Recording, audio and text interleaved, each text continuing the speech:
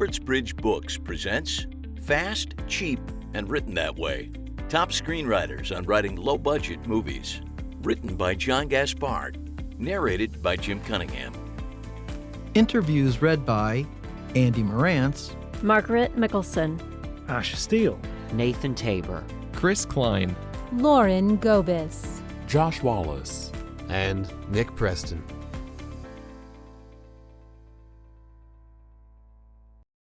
Introduction. Screenwriting is easy. At least, that's the impression you'd come away with after reading many books and articles on low-budget filmmaking. In most, you'll find numerous instances of filmmakers talking about the arduous process of making the movie, but precious little on how the script was actually written. I realized this sad fact when I was proofing the companion book to this one, Fast, Cheap, and Under Control, Lessons Learned from the Greatest Low-Budget Movies of All Time. Among all the wonderful gems gathered in that book, I realized that there was really very little on the actual screenwriting process. The closest we got to any meat were phrases like, "the script just poured out of me," or "so I sat down with my writing partner and we drafted a script." There was very little real information about the actual experience of writing. Now, I don't want to come off as some sort of writing bigot, but the problem with screenplays is they all look alike. Spread the pages of an Academy Award-winning script on a table next to a properly formatted first draft by an ambitious neophyte, and you'd be hard-pressed to tell the difference, at least at a glance. And therein lies the problem. To many people, if it looks like a screenplay and it's formatted like a screenplay, well, it must be ready to be shot. Such is the downfall of many an independent and Hollywood film. The screenplay is arguably the most important element in the filmmaking process, and yet it remains the most mysterious. Someone goes off into a small, dark room, and then a few days, weeks, months later, they emerge with a finished, polished script ready to be shot. Which begs this question: what the heck happened in that room? That, in a nutshell, is the goal of this book. To blow the doors off that room, peer over the writer's shoulders, and crawl into their brains as they conceive, develop, and refine the blueprint for their movies. To that end, I spoke with 23 different screenwriters and got, not so surprisingly, 23 very different responses on how to go about writing a successful, low-budget screenplay. A quick glance at the table of contents will demonstrate that I was able, with a lot of blood, sweat, and emailing, to assemble interviews that cover the last 40 years of filmmaking and touch on just about every style and genre of low-budget filmmaking. I hand-picked movies that I think made a difference at the time they came out and that still have a lot to teach us. Each writer very kindly detailed the steps they went through in the process of writing their low-budget script.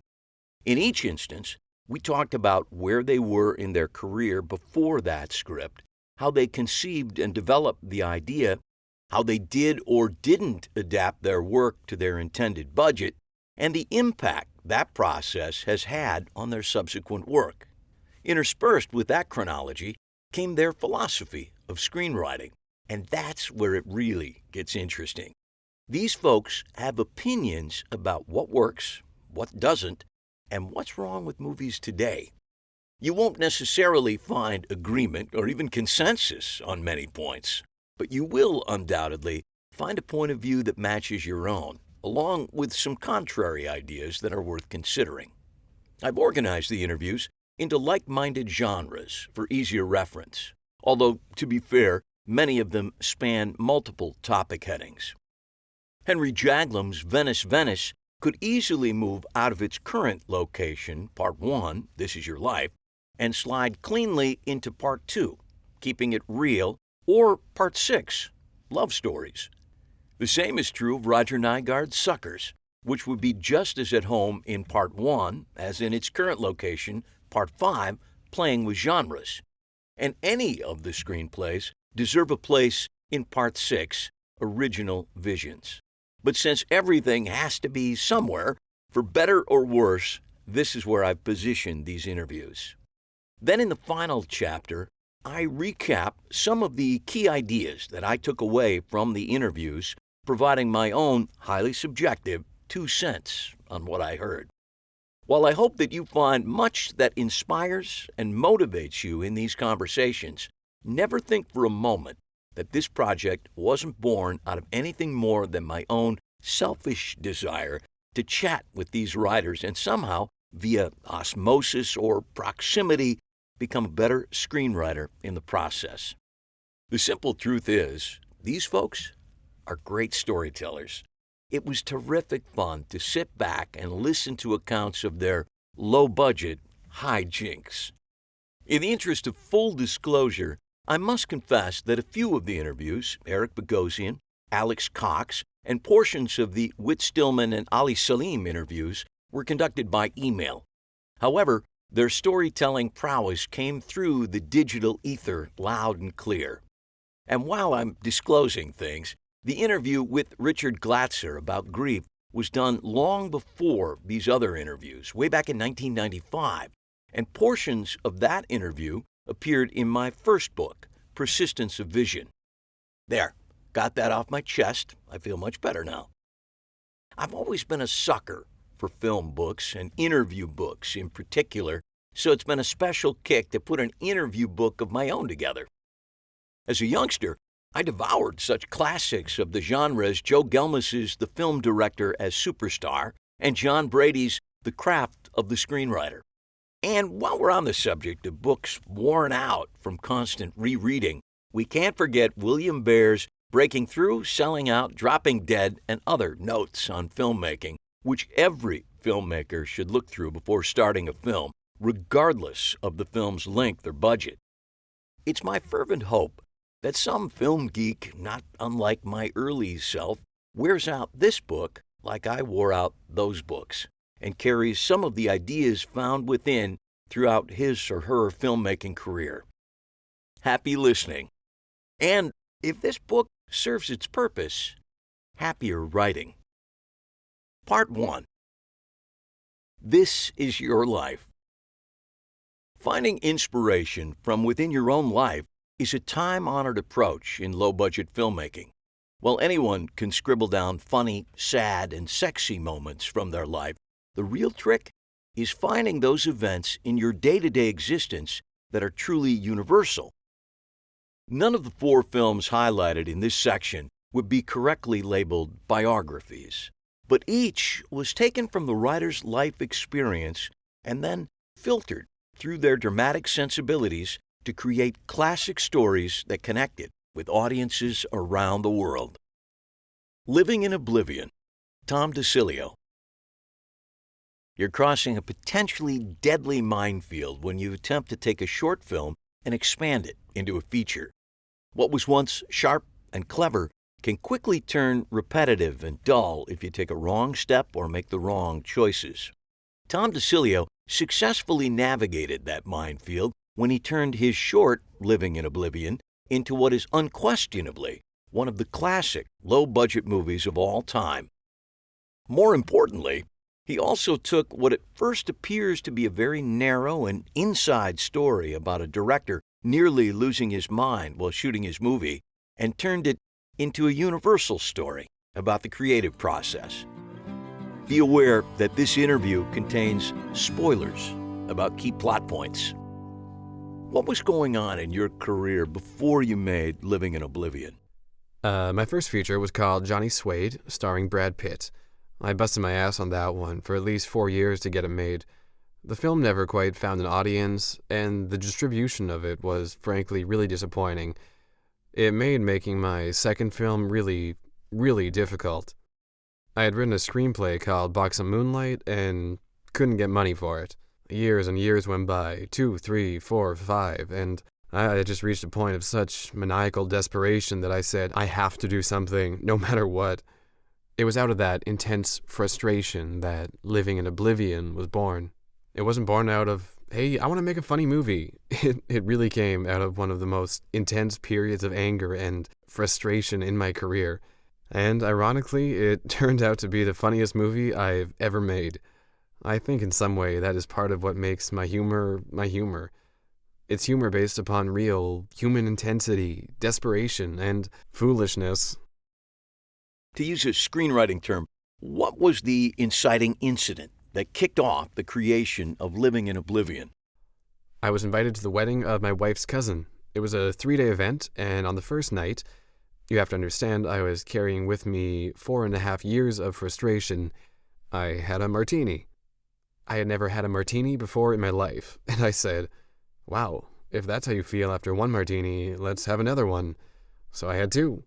And I said, this is just unbelievable, and I had 3. Later I realized that I should never, ever, ever do that again.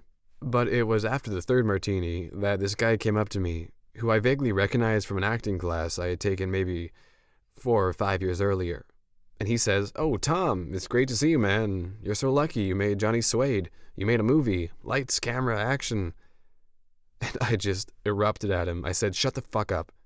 Making a movie is one of the most tedious, frustrating, intense experiences I've ever had in my life. And not even just getting the money. What about when you're getting ready to do a shot and suddenly something screws up and the actor's moment that they've been working on for hours just disappears and you never get it back again?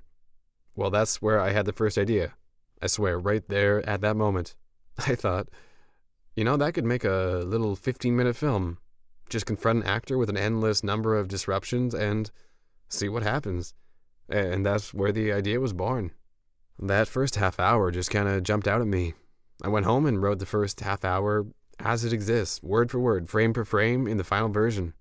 So, Living in Oblivion was essentially based on a single idea that then later, completely by accident, turned into a feature film. You never quite know how something is going to turn out, and that one, for some reason, just all came together. I'm very proud of that movie. What happened after you wrote the short script? Catherine Keener was visiting us at that time, and I gave her the script. It was about 25 pages, and I just heard her laughing in this back room that we have. She was just howling. She came out and said, we have to do this. And I said, okay, let's do it. Even if we have to shoot it on Super 8, let's make this movie.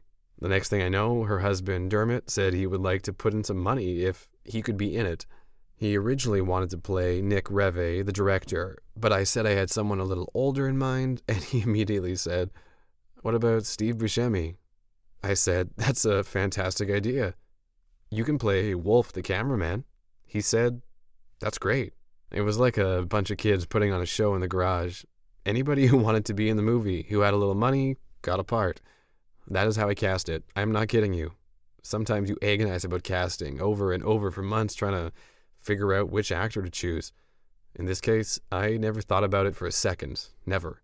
And look how amazing those actors were. So we started shooting. We had a 5-day shoot in New York City, and we had about $37,000 that my wife helped raise and that everybody put in. The cast and crew were amazed at how well it was turning out. On the 4th day, we realized that it was going to end, and there was a kind of depression that settled in on the set. People said, Tom, you should make a feature out of this. And I went, how? How would I ever do that? But it turned out so well that I thought, I have to somehow find a way to take this magical accident and develop it. What steps did you take to do that? After it was finished, I submitted it to the Cannes Short Film Festival. I tried a number of things, and I realized that as a short, it wasn't going to go anywhere. First of all, it was too long. It was just under half an hour. So I began to think about what was developed in the first section, the first third of the film. What ideas were kind of lurking in the background. And one of the ideas was that there was a relationship developing between the director and his leading actress. Another thing that seemed to be developing was a relationship between the cameraman and the first AD. And I began thinking about, what's the one fantasy that I've always thought about?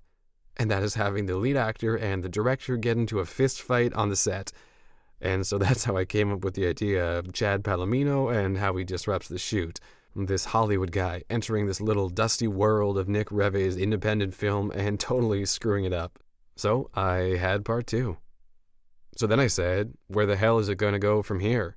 And my wife very astutely said, listen, part 1 is a dream. Part 2 is a dream. Why don't you have part 3 be them making a dream sequence? And I went, oh my God, that is so fantastic. Instantly, in an instant, I thought of Tito, the dwarf, erupting on set. You stupid morons! Is that the only way you can make a dream sequence, by putting a dwarf in it? The two new segments evolve perfectly out of part 1. The movie never feels like a short with stuff added to turn it into a feature. I put so much work into that screenplay. I wanted no one to think that it was just a short with 2 other segments tacked onto it. I wanted it to feel like it was seamless, and it took a lot of work to make that progression, to make that movement happen in the screenplay. It sounds like you really drew from personal experience to write the script. I've had a lot of experience of being on a number of sets. Even when I was going to film school, when you're on the set of a student film, it's just the most insane chaos that you can imagine. Even then, I noticed that the drama that was happening just off the side of the camera was a million times more interesting than the stale scene that everybody was so intensely focused on. I noticed that even then. And I swear to God, the very first time that I experienced room tone, everybody standing there like these living statues in this forced silence, I said, I'm going to put that in a movie one day. It's just so bizarre. I'm going to put that in a movie. I've always been fascinated with the stuff that happens on the set. Not that I'm trying to say that just because it's a film set, it's interesting. I don't feel that. But I do feel there's a real crazy drama that happens when you get a group of people trying to do a task together.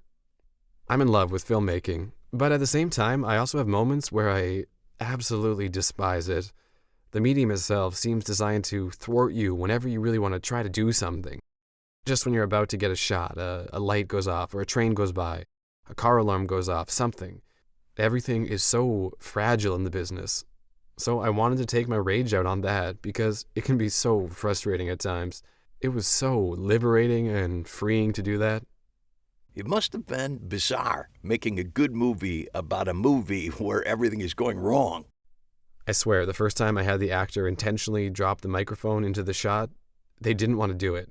They didn't want to do it because everything that we've been taught is to keep the microphone out of the frame. Don't put it in. I wanted to try to really peel back that curtain about what it's like to be on the set and the real struggle, because I think that struggle is what is interesting to me, the struggle to somehow capture something on film. I also wanted to show the director in a way that I had never seen portrayed. I was really concerned about that. Most of the time, the independent director and directors in general are shown wearing leather jackets and smoking cigarettes, brooding in a corner with sunglasses. Most directors that I've seen on a set of any movie look so desperate, so frustrated, so neurotic. So I wanted to address that and still let the director have some sort of dignity. I think Nick Reve is not a total fool, but the struggles that he faces are really, I think, rather archetypical. How do you get what you want in a business that is all about pretension and ego? The way he has to deal with Chad Palomino is a monumental struggle. Here's a guy where all you really want to do is beat the shit out of him, but you can't. You have to say, oh yeah, man, you did a great take. Great take. Part 1 ended up being the idea of the technical desperation and screw-ups. Then I wanted to see what would happen if you drop emotional complications in, and that served to be the core of the movement for Part 2. It's all about how emotional entanglements happening off the set can affect what's being captured on film. For Part 3, I really wanted to bring the director to the point where he gave up. After all this frustration, I realized he would really get to that point. To me, it was interesting to drive him to that point where he could not proceed. He really felt like he was failing and that he was not a director, and to see what would happen to him, to see how he would respond. One of the things that makes the script so strong is that all the obstacles that you put in Nick's way are real obstacles that you've experienced in that position. Whatever you write, you have to tap into something personal for yourself. I used to have an acting teacher who said to me, if it ain't personal, it ain't no good. There's something to be said for that. But at the same time, I don't ever want to make it seem like when I write that it's just about me. I'm not interested in that. Even with my first film, Johnny Suede, sure, I put a lot of myself into that character, but I also was very clearly trying to find a way to make it more objective, more universal. something that other people could relate to. I absolutely believe that if you can find a way to tap into something that's very personal and then make a creative leap from there, that's the best way to do it. Anger by itself is not enough. You have to have the creative imagination coming into play as well. How helpful was it to have Part 1 all shot when trying to get the money for Part 2 and Part 3? I took Part 1 all the way to the point of a finished print, with a mix, with titles, music, everything. I began screening that for people after I had written Part 2 and Part 3, thinking that people wouldn't get a sense of what I was trying to do if they only read the screenplay. So therefore, having Part 1 all finished, I thought it would be perfect because they could see exactly the characters, the actors, the humor, everything. Well, it didn't happen. I had several conversations with all of the independent companies, and they all passed on the movie at the script stage. Completely. I offered it to Miramax for nothing, and they said no. Did they give reasons why they were passing? They didn't get it. I'm not complaining because I'm probably guilty of the same thing. But until something literally comes up and kicks you in the head and tells you what it is, no one knows anything. They looked at this movie and said, why? Why should we put money into this movie? And it's just bizarre to me because most of the most impressive films, the ones that have really stuck in the minds and consciousness of audiences, are the ones that are absolutely original and have never been made before. Even Star Wars, for God's sake. He couldn't make that movie for years. So what happened was, I had put my wife's cousin and her husband, Hillary and Michael, in Part 1. Hillary played the script supervisor, and her husband Michael played Speedo, the sound man. And at the last minute, Hillary called me and said, we'd like to put up the rest of the money and make the film as a feature. And so they put up almost $500,000 of their own money, and we were able to go off on our own once again and make the film. This may be an apocryphal story, but I heard that at the same time they offered you the money, you were on the phone with someone who had the money, but with whom you didn't want to work. Yes, exactly. He was being a real prick. He was this completely ego-driven guy. He was going to own everybody. He was going to tell everybody who to cast, all that stuff. Completely antithetical to the way the film had been created. I was just about to make my travel arrangements to go out to LA to sign the deal with him when my call waiting clicked in, and it was Hillary and Michael. They were so apologetic. Would you mind if we suggested putting up the money? I said, you've got to be kidding. It was one of the most magical experiences from beginning to end, really. In Part 1, how did you work with Catherine on the different levels of her performance? How did you map out the range she had to go through from being just okay to being really good? I was concerned about that. I actually numbered the takes. I think there's 12 takes. Number 1, on the scale of 1 to 10, should be a 7. Number 2 should be a 5. We did something like that, but eventually it came down to the two of us deciding to what degree of distraction she was feeling at that time. That's basically how it came about. How much rehearsal did you have? None. Absolutely none. I don't like to rehearse anyway. My style of working is just to talk to people, get the costumes correct, talk a little bit about the character, and then just find it as the camera's rolling. What was so fascinating to me was that none of these actors auditioned, and they were almost instantaneously their parts. Many people think Living in Oblivion is completely improvised, but there's only one scene that was improvised. That's the scene where Steve erupts at the crew at the end of Part 1. Everything else was completely scripted. What's your favorite memory of working on Living in Oblivion? Oh man, there are millions. I think I would have to say that it was the look on people's faces the first time Peter Dinklage, who plays Tito, erupted into his tirade against the director. Most of the crew that we hired had not read the script because we weren't paying anybody. And so we were getting people working for free, and they might work 1 or 2 days a week. And so the crew was just standing by the lights, doing whatever they were doing. And all of a sudden, Peter Dinklage, during a take, says, "Why does it have to be a dwarf? What? Why does my character have to be a dwarf?" It doesn't have to be a dwarf.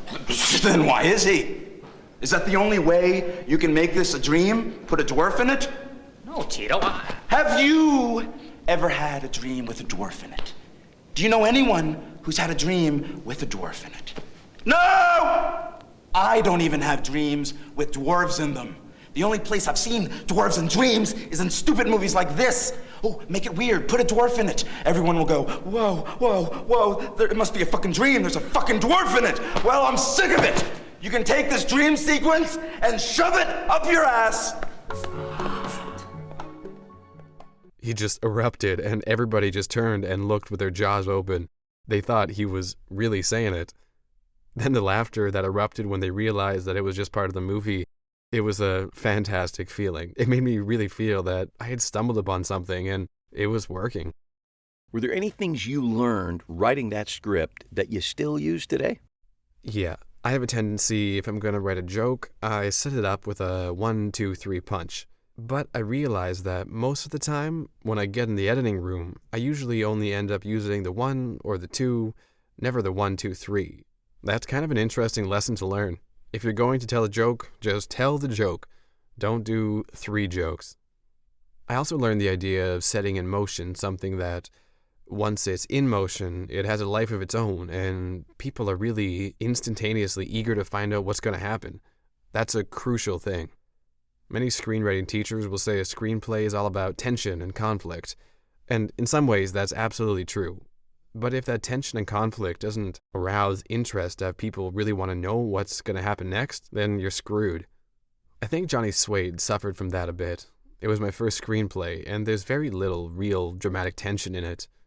I like the idea of setting something in motion, like a cart rolling down a hill, that once it's going, you can't stop it. How do you make that happen while you're writing the script? If it keeps me excited, if I kind of surprise myself and go, okay, what would be the conventional expected way to do something? I stop and think, what if you just took a detour and went here? How the hell would you get out of that situation? I find that really exciting. It prompts me to think of unexpected things. What's your writing process? Usually, when I sit down to write a script, the first 3 days is the hardest. Literally going into the room, turning on the computer, and starting. Usually what I do is I compile a notebook of notes for months, sometimes years in advance. I did notes for Living in Oblivion years in advance. Same thing with Box of Moonlight. Once I actually sit down and get through the first day, then I just can't wait to get into the room. What I do is I get up early in the morning, turn everything off, make sure nobody's here, and work solidly from about 9:30 until about 3 in the afternoon. I just love it. The concentration is fantastic. I love the discipline. Even sometimes, when it's not working, you just take a 10-minute break and come back. I love writing. To me, it's a magical part of this business. It's the one time when you can be free to go wherever you want to go. The actors do whatever you want them to do. You get whatever location you want. Do you have any self-imposed rules, like a certain number of pages per day? I try to give myself goals, definitely. Writing is a very tricky thing. You have to have discipline, but at the same time, you have to keep yourself excited. That's the thing that I find for myself. If I'm not excited, I can feel it, so what I do is I stop and I say, you have to get to a place, Tom, where you are re-excited about what you're doing. And when I am, the day goes by in about 20 seconds. Sometimes you struggle with things and you have to literally take a day or 2 off. And when you do that, then sometimes, wow, the idea hits you and you can't wait to get back in there and get to work. Do you ever put something in a drawer and come back to it months later? Not when I actually sit down and start the writing process.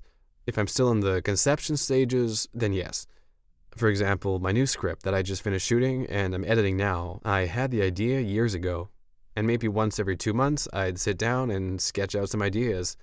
And I started the whole folder just of ideas, putting some pressure on myself saying, sooner or later, Tom, you're going to have to sit down and write this, man. But I just got to the point where the ideas were just building and building until finally this thing started to write itself. But sometimes 3 months would go by and I wouldn't put a single note in. What's the best piece of advice about writing that you've ever received? The very first thing that comes to my mind is less about writing than it is about the creative process itself. It was an experience I had when I went to Sundance to the director's lab with my first screenplay for Johnny Suede. I had worked very hard on it and had just come from a rather negative experience at NYU when I was there getting my master's degree in directing. It was a very destructive process at NYU in terms of how they would critique you. Even though I did very well there, I was still quite aware of just how destructive it was, and I was gun-shy of that stuff. So, when I went out to Sundance for the director's lab, Some of the more traditional guys out there were Hollywood conventional guys, and they started giving me notes about the script that really bothered me and which were, again, destructive. And then I had a meeting with Buck Henry, who was one of the advisors. He'd read my script, and he sat down and just looked at me. This was the first time I'd met him, and all he said was, "Hey man, you're onto something. Go for it." Now, that wasn't specific, but what it completely did was just open me up to the fact that whatever you're doing, if you're trying something, just try it. Just try it. Things don't have to be instantaneously perfect or whatever, but if you really are trying something, then trust it and just try it. And I would say that to any aspiring writer. It's a combination of confidence and innocence at the same time. You have to have both. You have to have absolute determination, but you have to be an innocent in the utmost sense of that word, where you are completely free and open to anything happening, and that everything around you supports you and loves you, like the world of an infant. Because if you don't have that, this world is so brutal to any sort of creative failure. Arthur Miller wrote a beautiful essay about how American culture deals with failure. And that's a struggle that we all face. Everybody faces it. Giving yourself the creative and imaginative playground just to go ahead and try your idea, for God's sake. Try it. How do you make yourself do that every day? It's a discipline. It's hard. There are some days you just go, fuck, I can't do this anymore. Or you start getting angry, you start getting bitter because you feel like you've done good work and nobody recognizes it or whatever. But it's not about that. You can buy into that crap so quickly. Our whole entertainment industry is really about celebrity for everybody, the directors included. It's the most destructive aspect of our entertainment culture. It's less about the work than it is about the celebrity. So what I constantly do is say, listen, am I proud of this movie? That's what it's about. 10 years from now, am I watching this movie and going, Jesus Christ, man, you put your soul into that, and that's all that matters.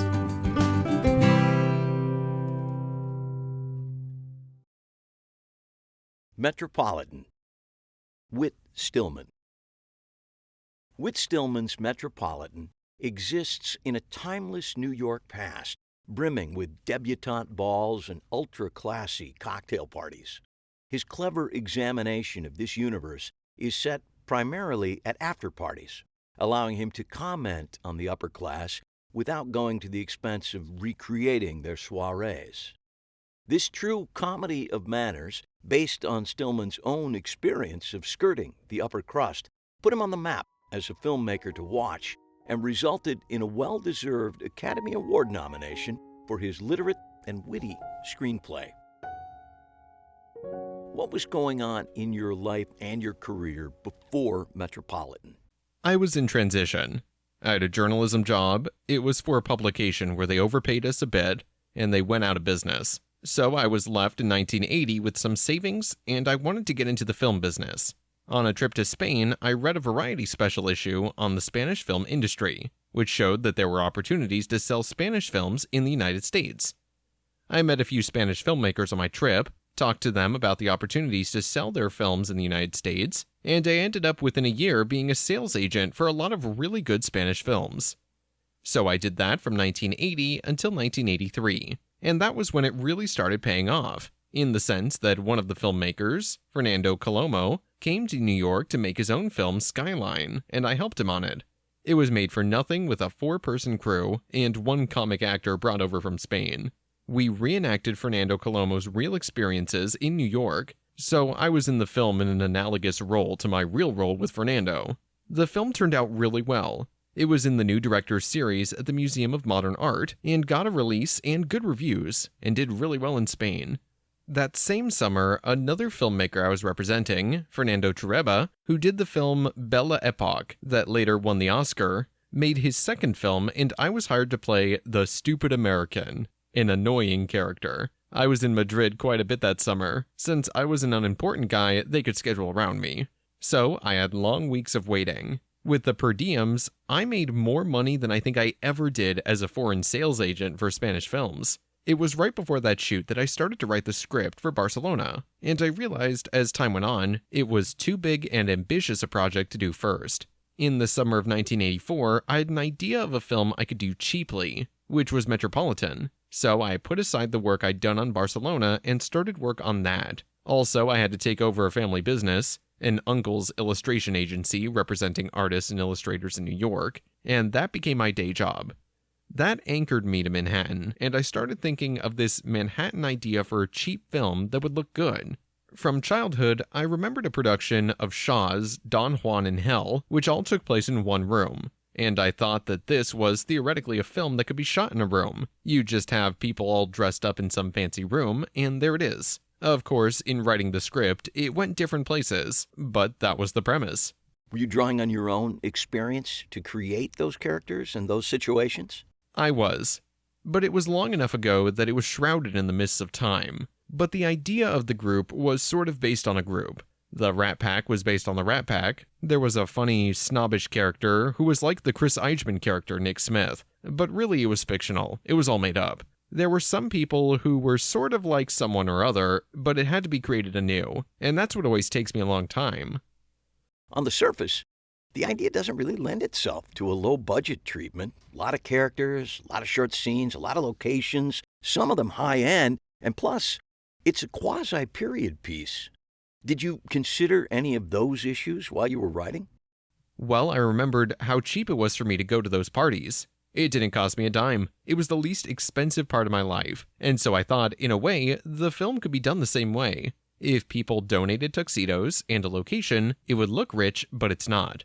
I knew that for a very minimal amount of money, you could get permits to shoot on the streets of New York, so you had a beautiful set for free, and moving around doesn't really cost that much. In a way, it's more expensive to stay in one place because you really need to lock down the location and not have a chance of losing it. One of our rules was that we wouldn't shoot in any apartment where we couldn't finish the scene in that day, because we assumed we'd be kicked out of the place. The lengthier apartment sequences were actually done in townhouses, faked to look like apartment buildings.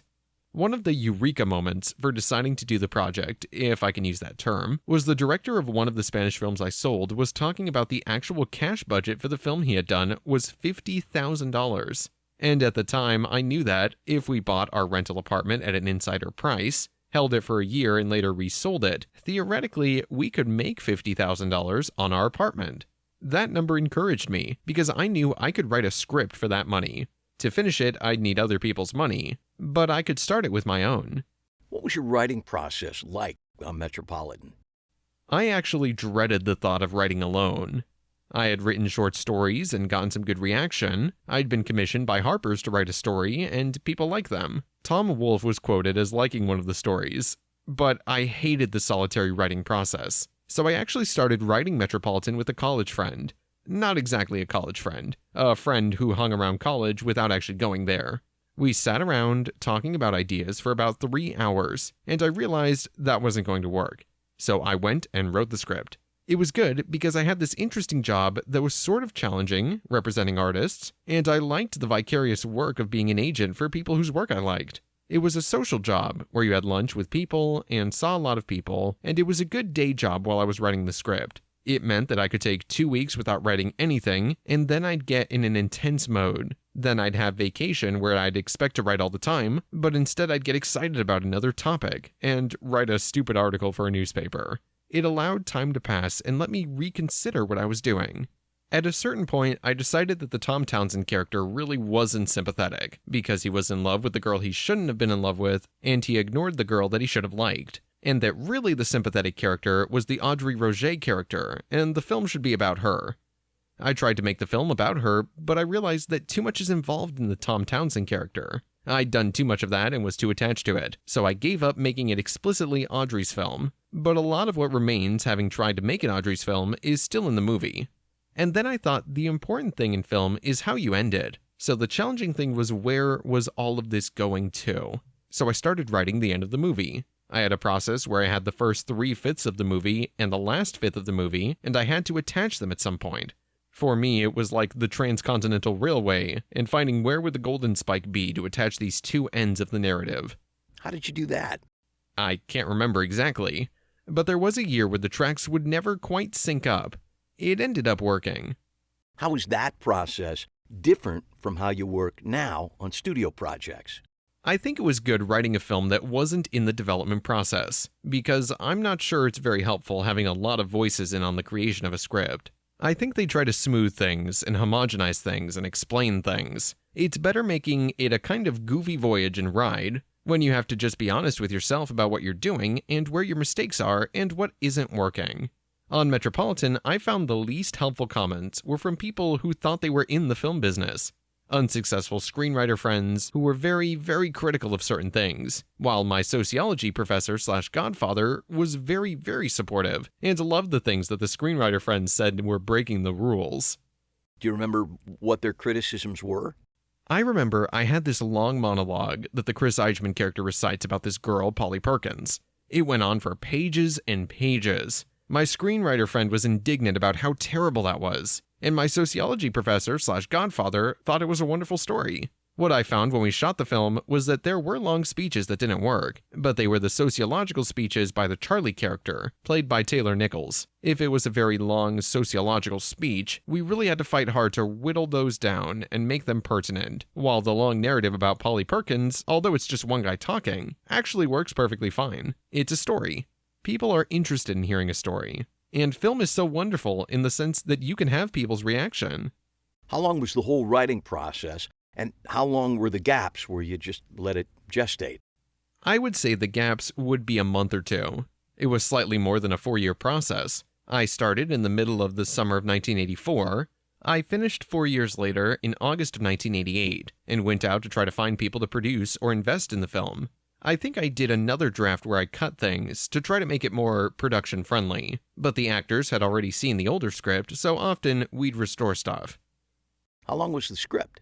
It was very, very long. Also, I didn't really get into film formatting too much. I didn't really see the point of centering the dialogue because my computer skills in those days weren't so good as to have to re-tab all that. I remember a woman at the Tisch School refusing to help us with casting because it wasn't in proper screenplay format, therefore we weren't serious. That's why I don't take people very seriously when they criticize a script for being too long.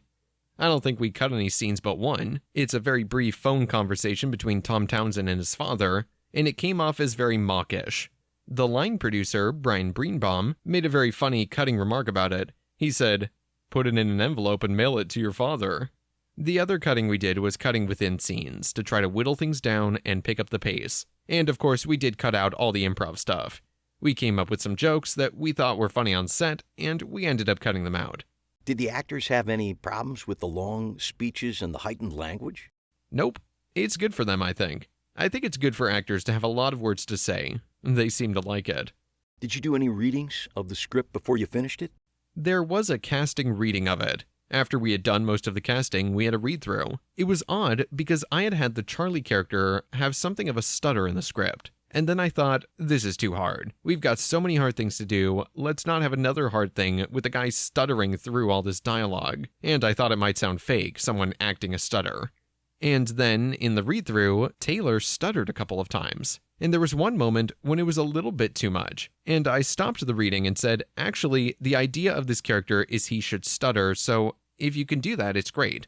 Taylor completely dominates his stammer. He can do a flawless performance, but he did have a stammer in childhood, and he brought it out for that part. I found it fantastic. Somehow, a stammer is like when an actor eats. Eating in food and business of that kind in a film is usually wonderful. People are relaxed. And the stammer was kind of the same. It made things really real and unrehearsed. One of the great things about the script was that these characters are very likable, even at those times when they may not be behaving in a likable manner. Was that planned? That was the intention. I think we give them their problems. They do have that reality in their sad sack qualities, and a lot of it is the success of the performance by the actor. It's a thing I've noticed. Some actors can do a technically perfect performance of scripted lines, but there can be a warmth that's lacking, a human quality that takes away from what's intended. In this case, our cast delivered the warmth. Did you write with any actors in mind? Yeah, I wrote with Audrey Hepburn in mind. The Audrey character is Audrey Hepburn. I did not write with known actors in mind. I knew that known actors wouldn't do it. It didn't occur to me which known actors would do it. Only actors from the past, like Audrey Hepburn, who is the aunt of the actual Sally Fowler. Although it's a talky film, you also make good use of just showing us things without commenting on them.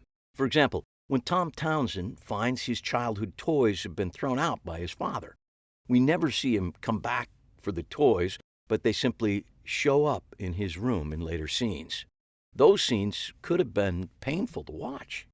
It was painful to watch. We actually cut some stuff out there. We had a mawkish scene going back to the box. We shot it and cut it out. Why did you choose to set the movie in a sort of timeless past?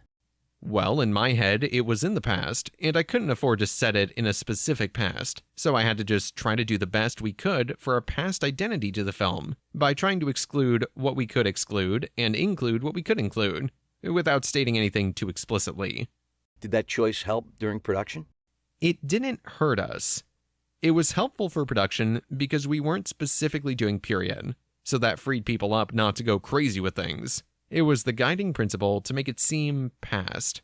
How would you define the theme of Metropolitan?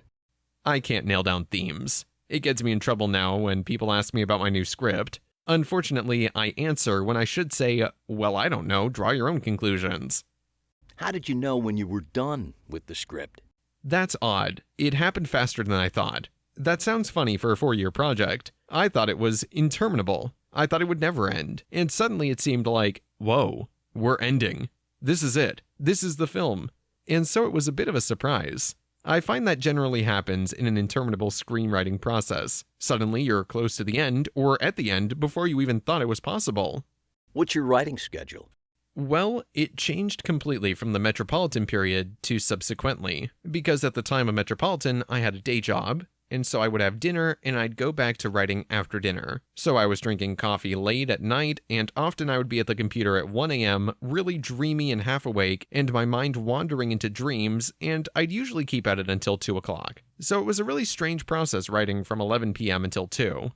Was there anything you learned writing Metropolitan that you still use today? Pretty much everything. I changed the time of day, but everything else is pretty much the same as that process. I still don't use the screenwriting programs and cheat a little bit on the formatting so it doesn't look as long. What was it like to get an Academy Award nomination for Metropolitan? I have to confess that I was always terribly, terribly anti-Academy Awards, until I got nominated for one.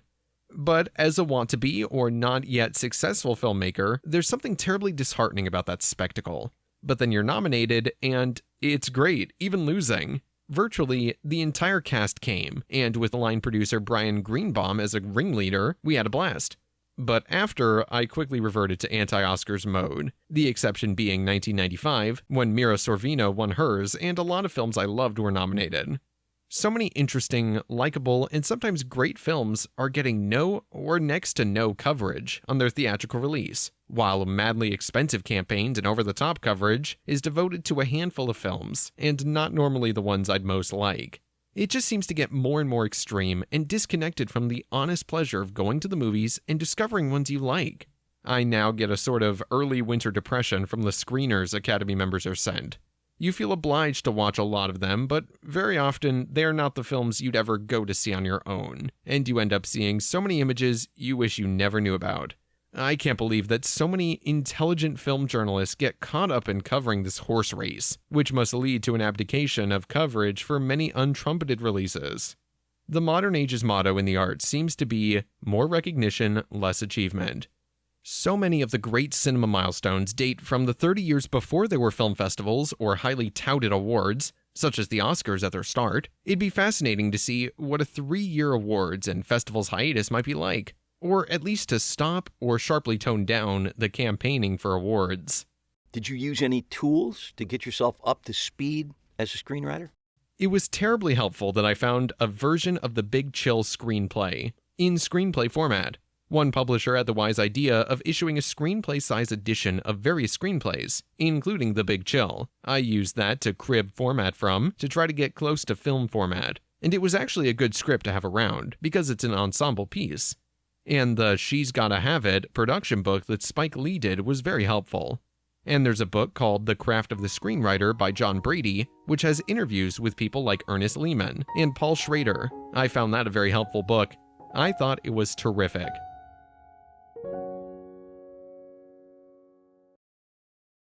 Grief. Richard Glatzer. There's a well-worn adage that says you should write what you know. That's what Richard Glatzer did when he decided to make his first feature film. He took his experiences as a writer-producer of the TV show Divorce Court and combined it with the loss he had recently suffered after the death of his partner. The subsequent film, filled with such indie stalwarts as Craig Chester, Ileana Douglas, Alexis Arquette, Paul Bartel, and Mary Warnove, is really a quintessential independent film. Funny, sad, personal, and in its own way, universal.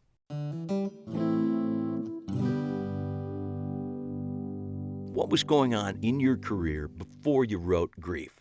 I had sold some scripts to Disney and had written afternoon specials for ABC, one of which actually got produced. But mostly I found that I was making some money as a writer and getting very frustrated at never seeing any of my words come to life. I basically had given up on the idea of doing anything in Hollywood. I was doing a nightclub one night a week and just goofing off after having produced Divorce Court for a couple of years. Producer Ruth Charney suggested we work on a movie together. I said I had no interest in doing anything unless it was a movie that we could make on as little money as anyone could make a movie. Otherwise, it wasn't going to get done.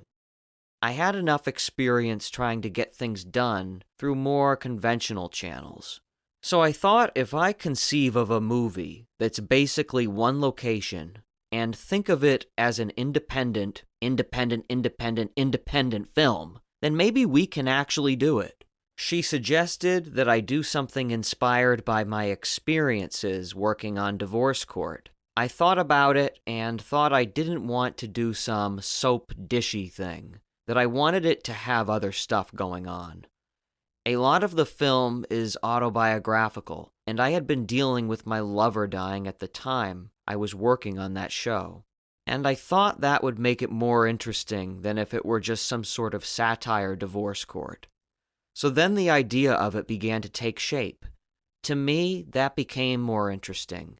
If you limited it to one location, to conceive of a film from the outset as ultra-low budget is the way to do it. You don't start with a bigger idea and then whittle it down. Let's back up. How did you get into producing Divorce Court? I sold these 2 scripts to Disney when there was a different group of people in charge there, and then one of them ended up as the producer story editor for Divorce Court. I was still living in New York at the time and thinking about going to LA. I spoke to the guy who had been the head of the studio, and he said I should talk to this woman who's over at Divorce Court and see if she can get me some work there. And I thought, oh my God, Divorce Court? But it ended up being more regular employment and more fun than anything else I ever worked on. I thought I'd be there for a week, and it ended up being for 5 years. I ended up producing the thing. Once you had the idea, how long did it take to write Grief? I wrote it quickly. It was the easiest script I've written. I usually don't keep journals, but I happened to write down in a little notebook the day that Ruth suggested thinking about this. It was the end of October in '91, and I had a draft of the script by early January '92, and I hadn't even started thinking about it at the end of October '91, so it was pretty fast. How did you go about funding the movie? I had about $20,000 saved, and we raised another $20,000 from people who were willing to put up $5,000 investments, none of which was easy. I think the gay content helped a little bit, that people felt that it was some sort of community function or something, but it also obviously limited the film in terms of people thinking they were ever going to see a lot of money coming back. Ruth put up $5,000. It was mostly little bits and pieces, mostly from friends. We raised $40,000, and at the same time we were doing that, I put together my cast just by going to Sundance and seeing Craig Chester in Swoon and meeting people at parties or whatever. That's where I met Ileana Douglas. Just as I was leaving, I hadn't even spoken to her really, and I got my coat and was on the way out the door, it suddenly clicked that she was perfect for Leslie. I just went up to her and said, "Hey, you wouldn't by any chance do some low-budget, independent fag film, would you?" and she said, "I bet you're the kind of guy who loves Edgar Ulmer movies."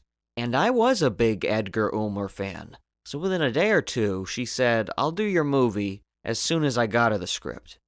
So I assembled the cast and felt like I had this really great group of people. We'd all been hoping to get more money than $40,000, but there was nothing coming. Did you write the script with particular actors in mind? No, I knew Alexis Arquette and Jackie Beat from this club I was doing. They both performed there. I was thinking of them as I was writing the script, not from the outset, but as I was writing it. I started to realize that I was hearing Jackie Beat saying these lines. So by the time I finished the script, I definitely had them in mind for those two roles. But it wasn't like from the beginning I was going to write a role for Jackie Beat or write a role for Alexis. How long did you shoot? We shot for 10 days. It was 10 days for the bulk of the shooting, and then we did an extra half day in the courtroom. And that was our big production value, which of course we made look like shit by deteriorating it. We shot it on film, and it looked really good, and then we went and shot it off a monitor.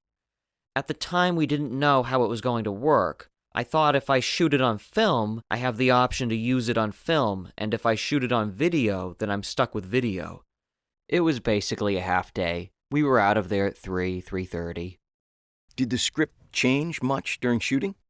It was an ongoing process. I was always scrutinizing it and always fiddling with it. Then working with the actors was really helpful. We did have a week of rehearsal, and that was really great and crucial, especially for doing a movie that fast, and one like this, which was so character and performance-oriented. I felt that was the highest value of the film, the quality group of people I put together, and I wanted to make sure that the parts really came alive. Did you change the script after the week of rehearsal? There was a lot of rewriting in rehearsal and throughout the whole process, in the editing room as well. The finished movie is maybe 75% of what was in the original script, but there are little things tweaked here and there. This was especially true of emotional stuff. You'd see it and think, wait a minute, there's not enough here, and it's not sounding right. So I would scribble things down on slips of paper and hand them to them. Later I had to get a continuity script together for TV stations, and I was like, oh my god, where did I put that scene? It's not really like I threw the script out. It's not that. It's basically about 3/4 of what was in the script. It's trying to make all of it right. It was just constantly fiddling with it. And I felt really good about that, because I think everyone's hesitation about a writer-director is that you're going to think that every word is a sacrosanct. I felt like I was very able to put the writing behind me and just listen to it and watch it and see if it was working or not. My actors were a really smart group of people, so I could trust them if they said, wait a minute, about their character. Most of the time they were right, and that was really good, because it was a great sounding board. Actors are always like that, but I think some actors are better able to see what's missing, or know when something's not sounding right than other actors are. I credit them with a lot of that.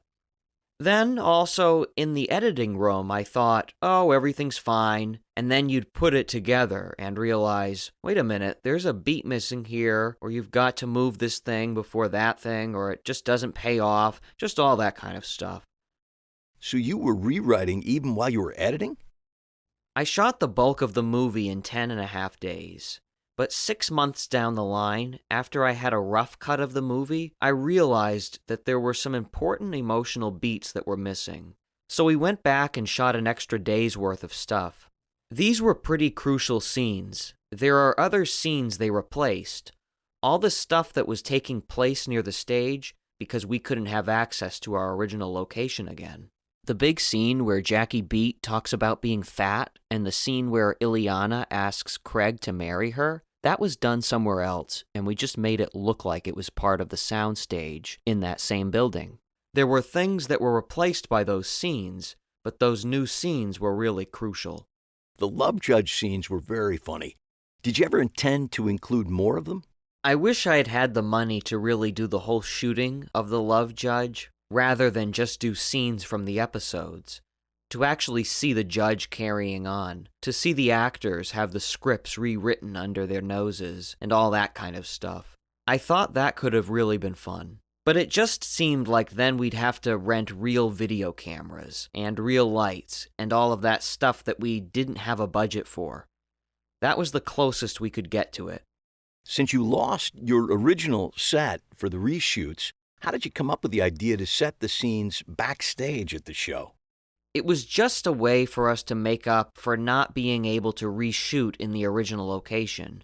I don't know if I would have even tried that if we'd had access to the original location, so it turned out to be a blessing that we didn't have access to it, because it let us fake it. And all that set was a stage at this place called Lace, which is a performance art theater/gallery downtown.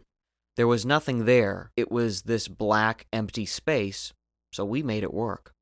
Do you think there were any advantages to not having a larger budget? I set out to make a movie in one location for financial reasons. I think the whole idea of grieving and the fact that Mark's dealing with the death of his boyfriend to me is much more interesting indirectly and seen only in The Office. I think if we'd had the money to go shoot Mark crying at home or something, just because we maybe had the money and you'd think, oh, we have to cover that, to me the movie gained its identity and meaning from giving him that sense of privacy and from being limited to the office. That was a budgetary limitation that ended up working in the movie's favor. Of course, it probably would have been distributed wider and seen as a more mainstream movie if we'd had more locations, a lot of running around and all that stuff. Did you write the scenes for the love judge for an existing set? No, my producer, Yoram Mandel, made phone calls to see what he could get cheap. The people liked him over the phone. He explained how there was no money in this film, and they said, we'll let you have the set for $500. Which by LA standards for a day is great. The only thing they said was that we had to go with their schedule, and I never knew from one day to the next when it would be available. So we only had 2 days' notice to get up there. I had Tim Roth and a couple other people who were going to do cameos in those scenes, and they couldn't because of the last-minute scheduling. But I was thrilled that Paul Bartel and Mary Woronov were willing to do it. How long did it take to finish the movie? It took forever to post it. We didn't have enough money. The $40,000 was to shoot it, but we didn't have anything left to do any of the post. We were trying to raise money and trying to find freebie stuff. There was this UCLA student who had this chem deck at home, and she was syncing dailies for us. She let us in there to cut some stuff. It was so frustrating when you've got this in the can, and you want to work on it and you can't. It took us about a year to edit the thing, getting a few bucks here, a few bucks there, and begging favors everywhere. There was a post house near me, an editing facility that would let us go in there for free. They were sympathetic and trying to help us out. And really the only reason it ever got finished was because Mark Finch, who was the head of the Gay and Lesbian Film Festival in San Francisco, saw a rough cut of the film and loved it, and said he would give us the closing night if we could finish. So then it was this panic to finish it. I put up more money, fool that I was, in order to finish it. No one was coming up with any money. I made him a personal guarantee that I was going to get the film done, and we had 2 or 3 months, and there was no money, and so I just finally put the money up. Did that festival help? It was a partial success story. It was a huge hit there, and it was like a dream come true to be there. It's a 1,500-seat theater, and that town's just insane. These people go there, and they have these wild opinions. They either love it or they hate it. And luckily with me, they loved it. They just decided very early on that they loved this movie, and they were screaming and carrying on throughout the whole movie. Then we got a great review in Variety, and all of a sudden, all these festivals wanted the film, and there was this big Hollywood producer who had to meet with me and who loved the film. It just felt like, oh, now everything's happening. Festival-wise, the film did really, really well. It played everywhere. St. Petersburg, New Zealand, Jerusalem, just every corner of the globe I could think of. Most of the time, I went with it. A lot of these people can't afford to fly you all around the world, but I went to Australia with it, and I went to Berlin with it, and I went to Italy and London a whole bunch of times. I could have gone to Hong Kong if I wanted to pay half my airfare, but I said no. I also could have gone to Jerusalem, and I stupidly didn't. It was right when it was with all these Italian festivals, and I would have had a day here and a day there, and it just seemed like, what's the point? I traveled with the film for about a year and a half, which was fun. What was your Sundance experience? Not very good. The film had been to Toronto and to Vancouver and to the Gay and Lesbian Festival in San Francisco and in Los Angeles. Most Sundance films are pretty new to the public, so by the time the film got there, it was sort of considered old news. I heard that in the first half, audiences were pretty good, but by the time the second half happened, it was all these Hollywoody people, and they'd literally walk out during the opening credits. I've talked to a lot of people who have had similar experiences, and then we didn't win any prizes, and however stupid that is, you still want it. And you have to keep reminding yourself that Sundance prizes don't really mean a hell of a lot. It's usually the audience award that seems to indicate something about any commercial success, but nothing else seems to indicate anything. I guess for my film, Sundance wasn't that important. I've seen my film with audiences, like in Germany where the film was not subtitled, where they loved the film, or in Toronto where the film went over really, really well. And then I was there at Sundance and it felt like a total bomb. The audience, those Hollywood people, were completely inattentive and didn't get it, and didn't give a shit, and it just felt really bad. That's not the festival's fault, but that's who's going there these days. And they go there wanting the new Tarantino or something. My film is very quiet, and you have to pay attention and stick with it. And I definitely don't think Sundance is the place for a film where you have to stick with it, because they just don't. They get up and they leave after 5 minutes. So that wasn't fun. What have been the positive effects of writing and shooting Grief? Creatively, it's the most gratifying thing I've ever done, no question. And financially, not. If I had to do it over again, I absolutely would. It's been an amazing thing to me, just really amazing to think of how many thousands of people have seen this thing around the world, and that it's really moved some people, and really gotten to some people, and that I've gotten to meet so many people, filmmakers, through this. I really feel that there's this great community of independent filmmakers, which is so unlike the Hollywood community, and which has a real integrity to it. I'm just amazed how open filmmakers are. I've met so many people, and I hope I'm this way too, who are really encouraging with other independent filmmakers. There's no sense of competition, there's only support. That's been fantastic.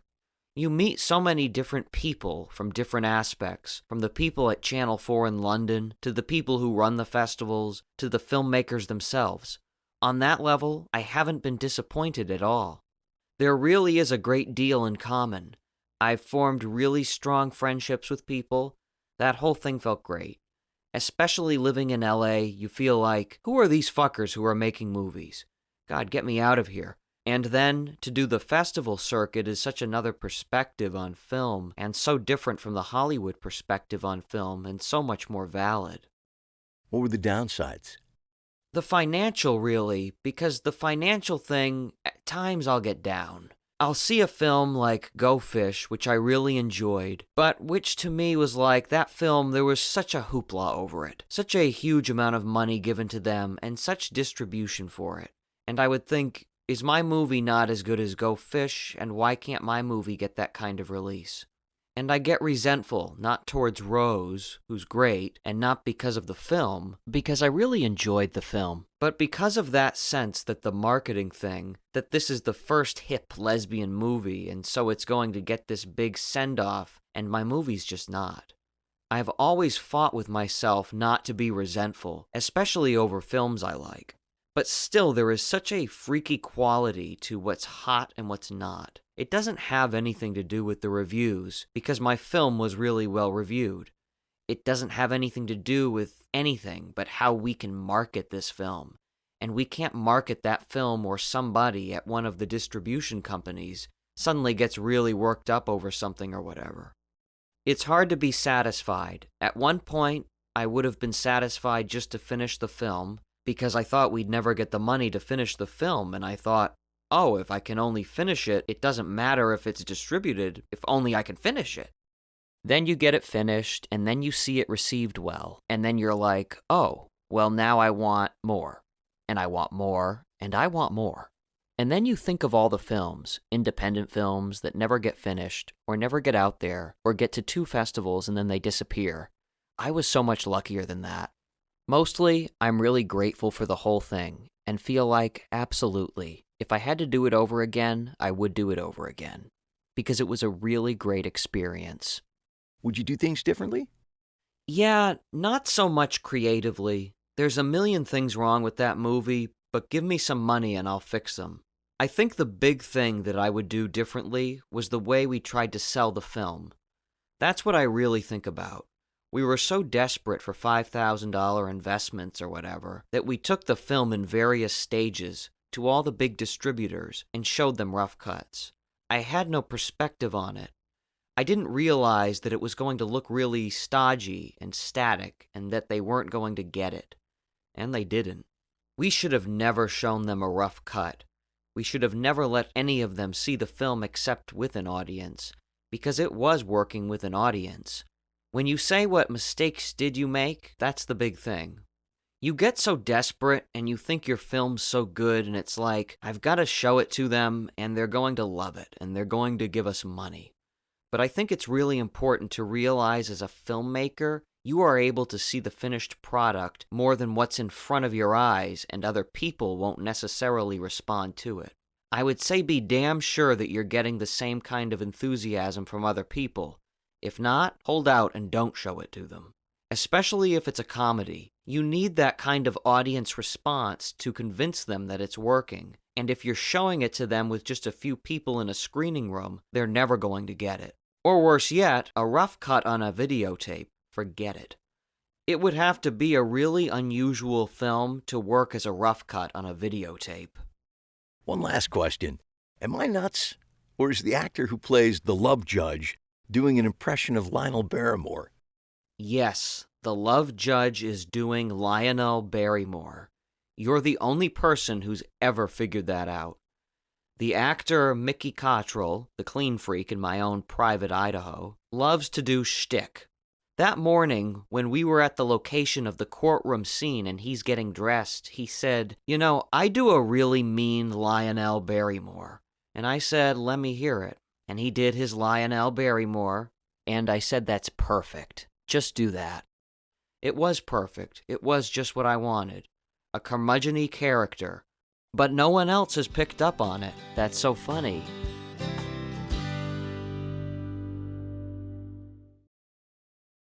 Venice, Venice. Henry Jaglom.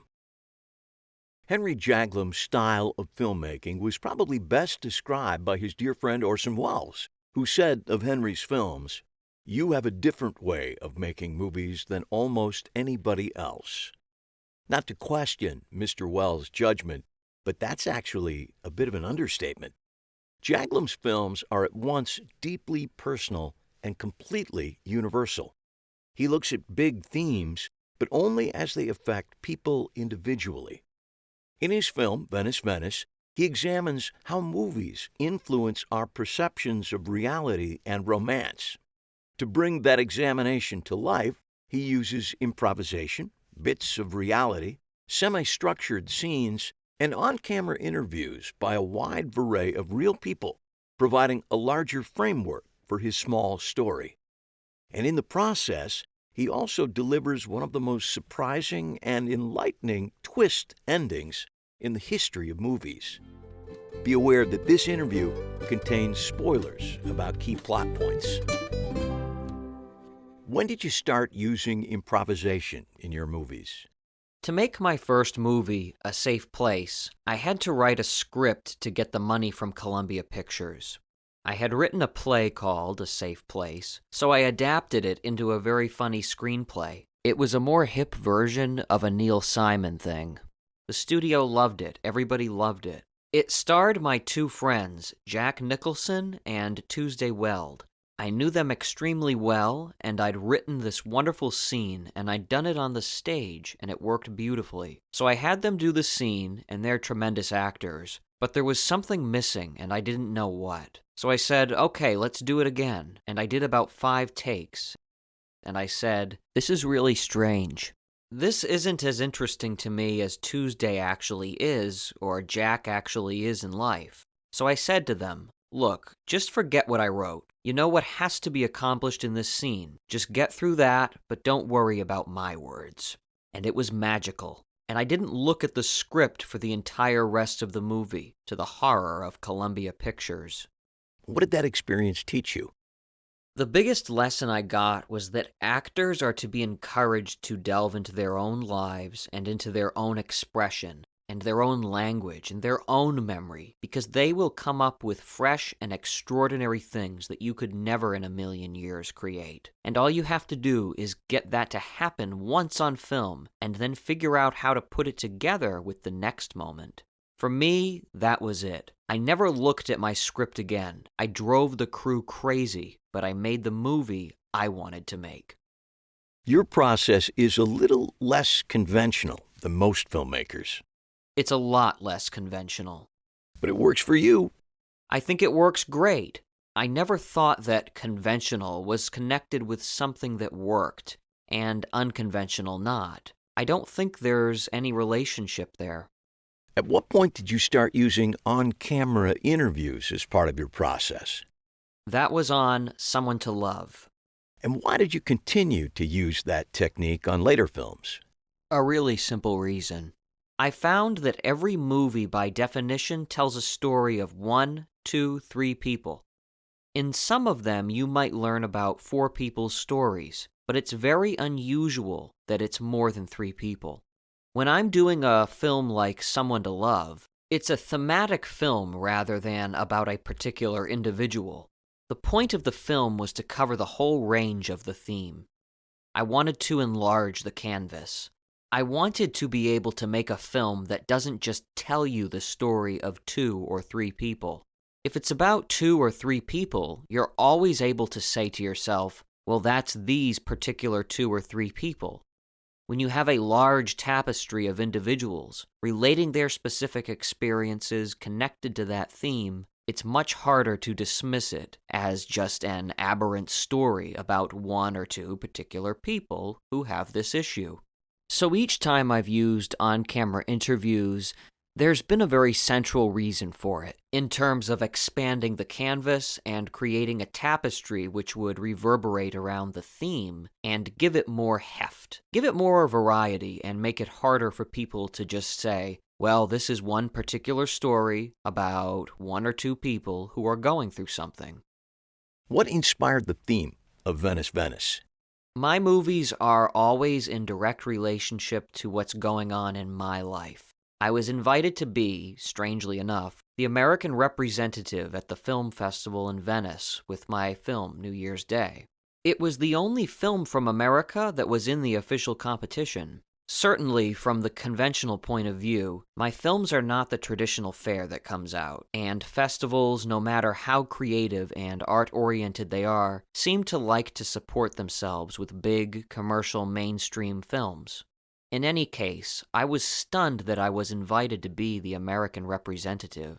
New Year's Day had gotten very good reviews in America and had a nice little run, but there was no reason to expect that anybody would take it on that kind of a level. But the Europeans really liked it, and they invited it to the festival with all the hoopla that goes along with being an official invitee, representing of all things the United States.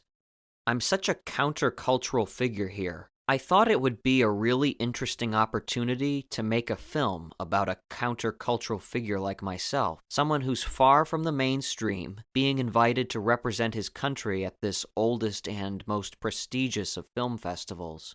So I made it a condition of accepting their nice honor that anyone who interviewed me, I could interview them at the same time. I would have a crew with me. The festival people were all too happy to do it.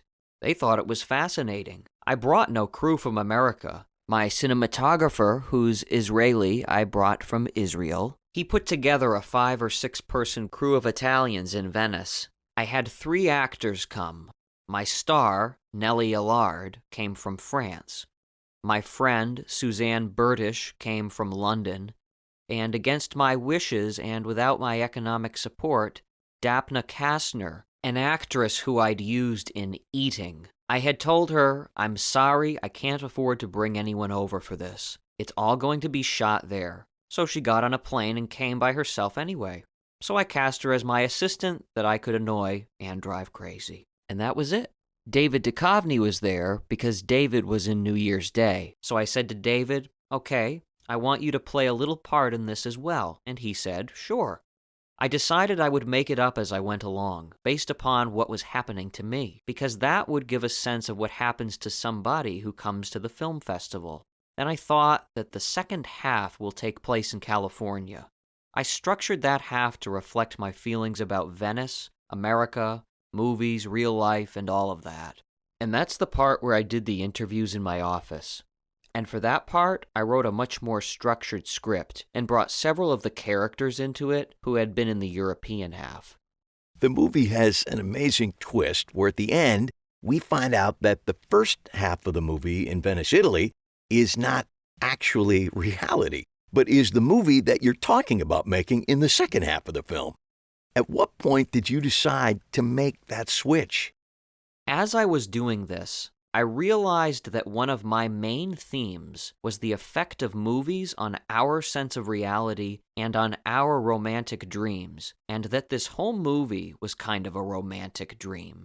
I'm meeting this extraordinary creature, this journalist who falls in love with me, and who I fail to attract because I'm being such an asshole, and she's expecting the person I am in the movies and all of that.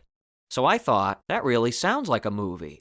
I didn't think about it while I was shooting the movie in Italy. I just shot it the way I would have shot it anyway. I shot it for its own reality. But when I came back, I realized that the Italy segment should be the film that I'm making.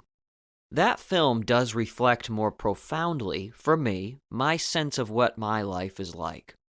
It really captures in some way, deeply for me, my own interior sense of life. So that's why I'm very attached to it. Did you go to Italy with any structure in mind? Absolutely none. Absolutely none. I didn't have a script. I decided that I would just see what happens to a person who goes to a festival. I'd been to several Cannes and Rotterdam and Berlin and other film festivals, but I'd never gone to Venice. So I just decided I would go and see what it was like with a film crew, and that's exactly how I did it. How much backstory did you provide to the actors? I gave Nellie her backstory. She's a journalist from Paris, but not much, because she had been in America and she had done a documentary on me for French television. So I said, okay, you're a journalist who's here because of an obsession with me, and what you think is this sensitive mail that you've gotten from my performances in the movies you've seen. That's all I told her. I said to Suzanne Burdish, my friend from England, a really wonderful actress, you play an ex-girlfriend of mine who I run into there. She said, fine. I said to the guy who was my escort from Germany, who was arranging for distribution of foreign sales, I said, you're going to play my foreign sales rep. I said to Dapna Kastner, who showed up without my permission, okay, you're my assistant, and I'm really going to treat you like shit. She said, that's nothing new. You made good use of Nellie's background in physics, particularly when she compares movie making and movie watching to the principles that Heisenberg developed. I always do this with my actors if they have a particularly interesting bio. So I said to her, listen, the most important scene in this movie is going to be a scene, and you're not going to know when it's going to take place, but it's going to be a scene where I'm pointing out that this feels like a movie I'm making. I said, what I would like to do then is for you to bring in Heisenberg, because it becomes this whole metaphor for films and how we see them, and seeing them affects our perception of reality and all of that. She said, great. It's like in Can She Bake a Cherry Pie and the guy with the pigeon. He throws the pigeon, and the pigeon keeps coming back to him. That guy happened to have a trick pigeon. It was his pet. So I turned it into a metaphor for a guy who mistreats women, and they keep coming back to him. To me, it's just a question of finding out what the actor's equipment is. What special aspects might they have handy that might further help explicate a point in the thematic intention? That's why we used the Heisenberg principle. It worked very nicely. How much time was there between shooting in Venice, Italy, and Venice, California? I think we had 6 or 7 months. How structured was the California segment? Very. The story was very structured. Within the story, I always encouraged the actors to come up with their own dialogue. We happened to shoot it at this guy's house in Venice. He happened to be a songwriter. I didn't plan that. So I had him play the part of somebody who's trying to convince me to use his song in the movie. The relationship with my local girlfriend, played by Melissa Leo, and her reaction to Nellie coming there, all of that was very planned. I show them the structure, scene by scene. In this scene, you're sitting with her, talking about this guy you're both involved with, my character. Nellie, you know me. You've come from Venice to see why I haven't followed up on the relationship. Melissa, you've learned enough from our relationship that you're ready to move on and hand me over. And you're also responding in whatever real way you respond to her. Do they know the full arc of the story, or just on a scene-by-scene basis? The main characters know the arc of the story, and they know where they are in that arc. They have to know that as good actors, I feel. But not the smaller characters. People standing around at the party. They don't know anything that they don't need to know. The last time we spoke, we talked about how you hate rehearsal. I don't hate rehearsal. I'm terrified of rehearsal. Why? Because the worst thing that can happen to me is a great moment that's not on film, because I know it's not going to happen again. It might be that wonderful actors, after a lot of work and takes, might be able to recreate it fairly well. But I'm a great believer in inspiration and moment-to-moment reality. I come out of the actor's studio, that's my background. I think that the more open and available a person is to the moment, and the less restricted he or she is, the more they're going to come up with completely fresh, surprising behavior, some of which is going to be wonderfully usable. I just like the surprise. I also know that the surprise means that the other actor in the scene will be surprised, and you will get really true behavior. And when I'm surprised by my actors, I know the audience is going to be surprised. That's why so many people say of my films, sometimes positively, sometimes negatively, that they don't feel like they're watching a movie. They feel like they're almost eavesdropping on something very personal and private. For me, that's the goal, to take down that fourth wall to such a degree that they're not completely sure what's real and what isn't. Life is not rehearsed, and I don't think movies should be rehearsed. Do you shoot the scenes more than once? Oh, of course. But I shoot them differently, and I don't say use the same words, unless I need a close-up or something. I just say, okay, that was good, let's do that again. If I'm not in the scene, I stand behind the cameraman and whisper to him, go to her, pull back, do a two-shot. Because I'm also thinking about how I can cut the scene while it's happening. Some scenes just happen once, but many scenes are created in the editing. I might do 10, 12 takes sometimes, but they're not the same dialogue. They're the same intentions, and they have to get to the same place, but they're completely different. Do you show rough cuts to people for feedback while you're editing? Oh my God, yes. I'm sort of famous for my rough cut screenings. They start when the movie's about 3/4 finished. I have 20 or 30 people come to the screening room on Sunset, and I do it at least 50 or 60 times as I'm finishing the movie. What I do is I ask people afterwards, what worked, what didn't work, what bothered you? I really listen to audiences. I like to do that. That's a big part of the process. What advice would you give to a filmmaker who wanted to make a movie like yours? It's really simple. Don't do my kind of movie. Do your kind of movie. Figure out what your kind of movie is, not my kind of movie. That would be my advice. And once you've figured out what your kind of movie is, don't let anybody tell you that anything about it is wrong. Don't let anybody diminish your enthusiasm or excitement about it. And insist that you know what you're doing, even if you don't know what you're doing, because you will find out what you're doing as you go along.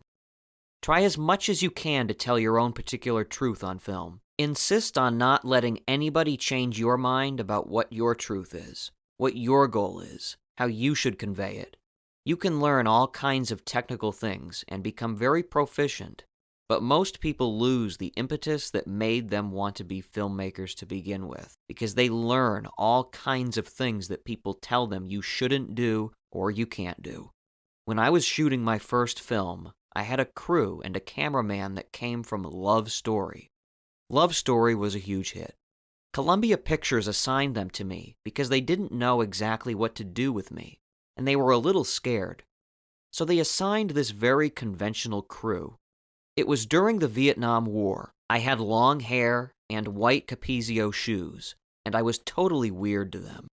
So they showed up wearing American flag pins in their lapels the next day. They were rather hostile toward me. I was trying to invent my own style, and seeing Tuesday and Jack be so good at being themselves made me throw away my script, and the crew kept getting more and more irritated. But mainly they said, "It won't cut. It won't cut. It won't cut. You can't shoot that. It won't cut." And it was driving me crazy. So at lunch I said to Orson Welles, "What am I going to do? They're driving me crazy. Everything I try that's different, they tell me it won't cut." And he said, "Tell them it's a dream sequence." I said, "What?" He said, "Just tell them it's a dream." I said, "Why?" He said, "Never mind. Just tell them that." So after lunch, sure enough, on the first shot, I said, "I'd like the camera to go from here down to here." The DP said, "The camera go from here to here? How are you going to cut that? That can't possibly cut." I said, "It's a dream sequence." "Oh, a dream sequence. How about this?" And he got down on his back on the floor and said, "Look, I could shoot it up against the sky." And I said, "Great, great."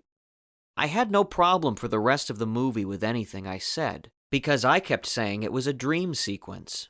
I went to Orson that night and said, "What the fuck is this? I don't understand. Why did this change everything?" He said, "Most people, a crew is very much like average people, not artists, but good technicians. They think life has rules, and life has order, and life has structure. The only place in their life where they know there is no rules, no order, no structure, are in their dreams. When they dream, they know things jump around, things aren't logical, and they accept that, because that's a dream. So if you tell them this is a dream sequence, they are freed from all the conventional requirements, or the logical, structured, technologically adept way of doing things, and the artist in them is suddenly freed. There's not a single movie since then that I haven't used that on somebody. Even on actors who say, "I don't understand why this person would do that." And I say, "It's a dream sequence." Oh, okay. You mentioned how people either love your films or hate them. There seems to be no middle ground, and the critics are the same way. Do you remember the headline for the review of Venice, Venice in the Rocky Mountain News? Yes. Jaglom on Jaglom. Again, who cares? And the first paragraph is something like, "Henry Jaglom has made the single worst movie in the history of cinema. Not just in the 1990s or in recent memory, but in the history of cinema. I collect those. I love them." People who don't like your film seem to be particularly vocal about it. People and critics seem to take your movies personally. That's because my films are so personal. People magazine said of Sitting Ducks, "If this film were a horse, you'd shoot it." On Can She Bake a Cherry Pie, People magazine said, "Some people look forward each year to their root canal." That's how I feel about my yearly Henry Jaglom film. To a lot of people, the airing of your emotional dirty laundry is so terrifying that they hate you. I run into men like that a lot. Women very rarely. Women are very responsive to the films, and men who are artists and creative men. But there are a lot of men who just think I'm just the devil, the absolute devil. you seem to have no problem with getting bad reviews. I love them. From the beginning, when I got a bad review, a fun one, like a real attack, I just copied them and sent them to all my friends. I thought it was just hysterical that people would get so upset about somebody else's playing with paintbrushes. I've always enjoyed it. I found on A Safe Place because I violated all those rules on my first movie. The anger started right there. I remember Time magazine saying, "This movie looks like he threw the pieces of the film up in the air and it landed totally at random in a mixmaster." People really expose themselves in my movies, and a lot of people don't want to see that. It's understandable. I'm never surprised by the negative reactions. I'm always surprised and delighted by the degree of openness with which so many people are willing to receive and accept the films. And those people who do like them, they really do become a part of their lives. I get these incredible letters with very touching things about terribly sad and painful moments in these people's lives when the films were really helpful. They feel less alone, they feel less isolated, which is really the goal for me of making films like this.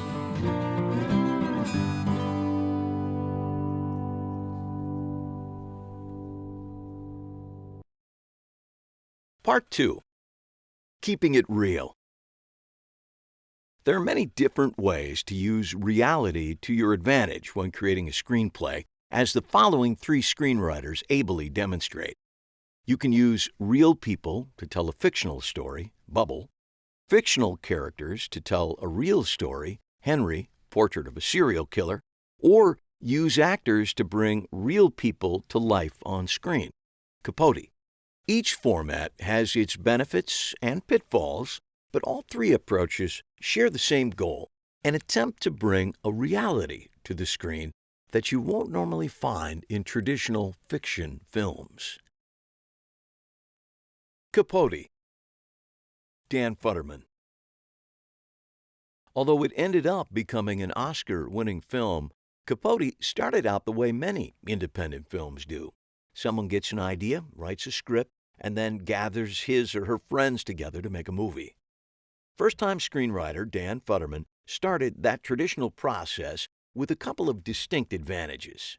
He chose a compelling subject matter, Truman Capote's relationship with murderer Perry Smith while writing his classic In Cold Blood, and the friends he gathered to make the movie included his talented longtime pals, director Bennett Miller and actor Philip Seymour Hoffman. Where did the idea to write Capote come from? I got interested in Truman Capote in sort of an oblique way, and it was almost incidental that it ended up being specifically about Truman Capote. There was a book that my mom, who's a shrink, gave me called The Journalist and the Murderer by Janet Malcolm. It's about a case in California where a doctor named Jeffrey McDonald was eventually convicted of killing his wife and children. Joe McGinnis, who was writing a book about him, and eventually when the book came out, it was called Fatal Vision, Jeffrey McDonald sued Joe McGinnis for fraud and breach of contract. Malcolm's book is sort of a meditation on how this could happen. How could a convicted triple murderer sue the writer who's writing about his life? How could he convince himself that the writer was going to write something good about him?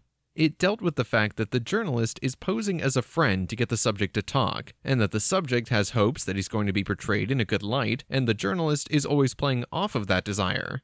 The relationship is premised on a basic lie that it's a natural relationship. It's not. It's a transactional relationship.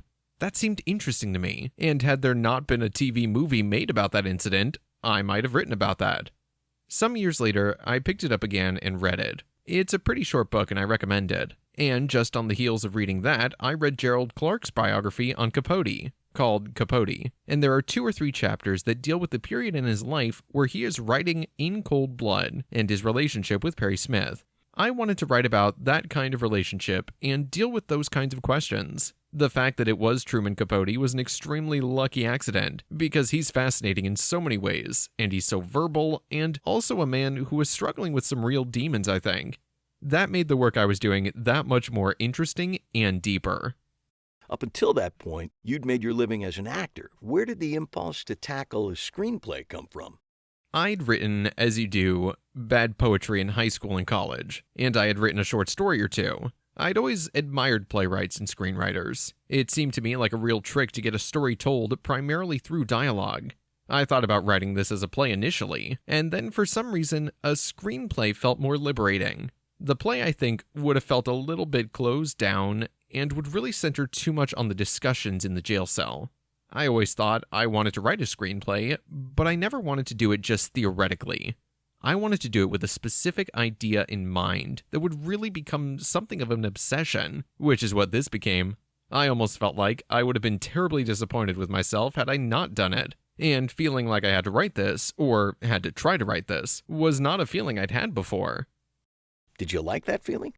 It was great, because there were no expectations that it would be any good, either on my part or anybody else's part. I knew that if it sucked, I would read it, my wife would read it, and she'd love me anyway. So it didn't feel like there was any pressure.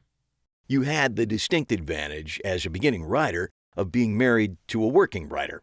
How did she help you in this process?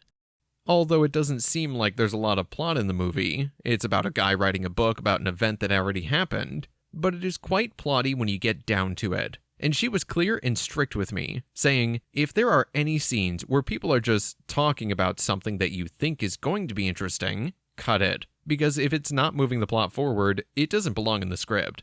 That was important to learn, and it was something that I had never considered. I did an outline, somewhere between 20 and 25 pages, with a paragraph for each scene, with dialogue suggestions. The script came out probably 80% tied to that outline. Did you change the script after showing it to people? Not right at the beginning. It kind of was what it was. It was long, almost 130 pages, a lot of dialogue, but you got a very strong sense of what the movie might be from it. We let it sit for a while. I know Bennett did a lot of thinking about it, as did Phil, and when we finally were getting to the point where it looked like we were actually going to get some financing for this, we got to work. The basic work that happened on the script was altering the first act. What sort of work did the first act need? I think I'd written a tonally different first act from the second and third acts of the movie.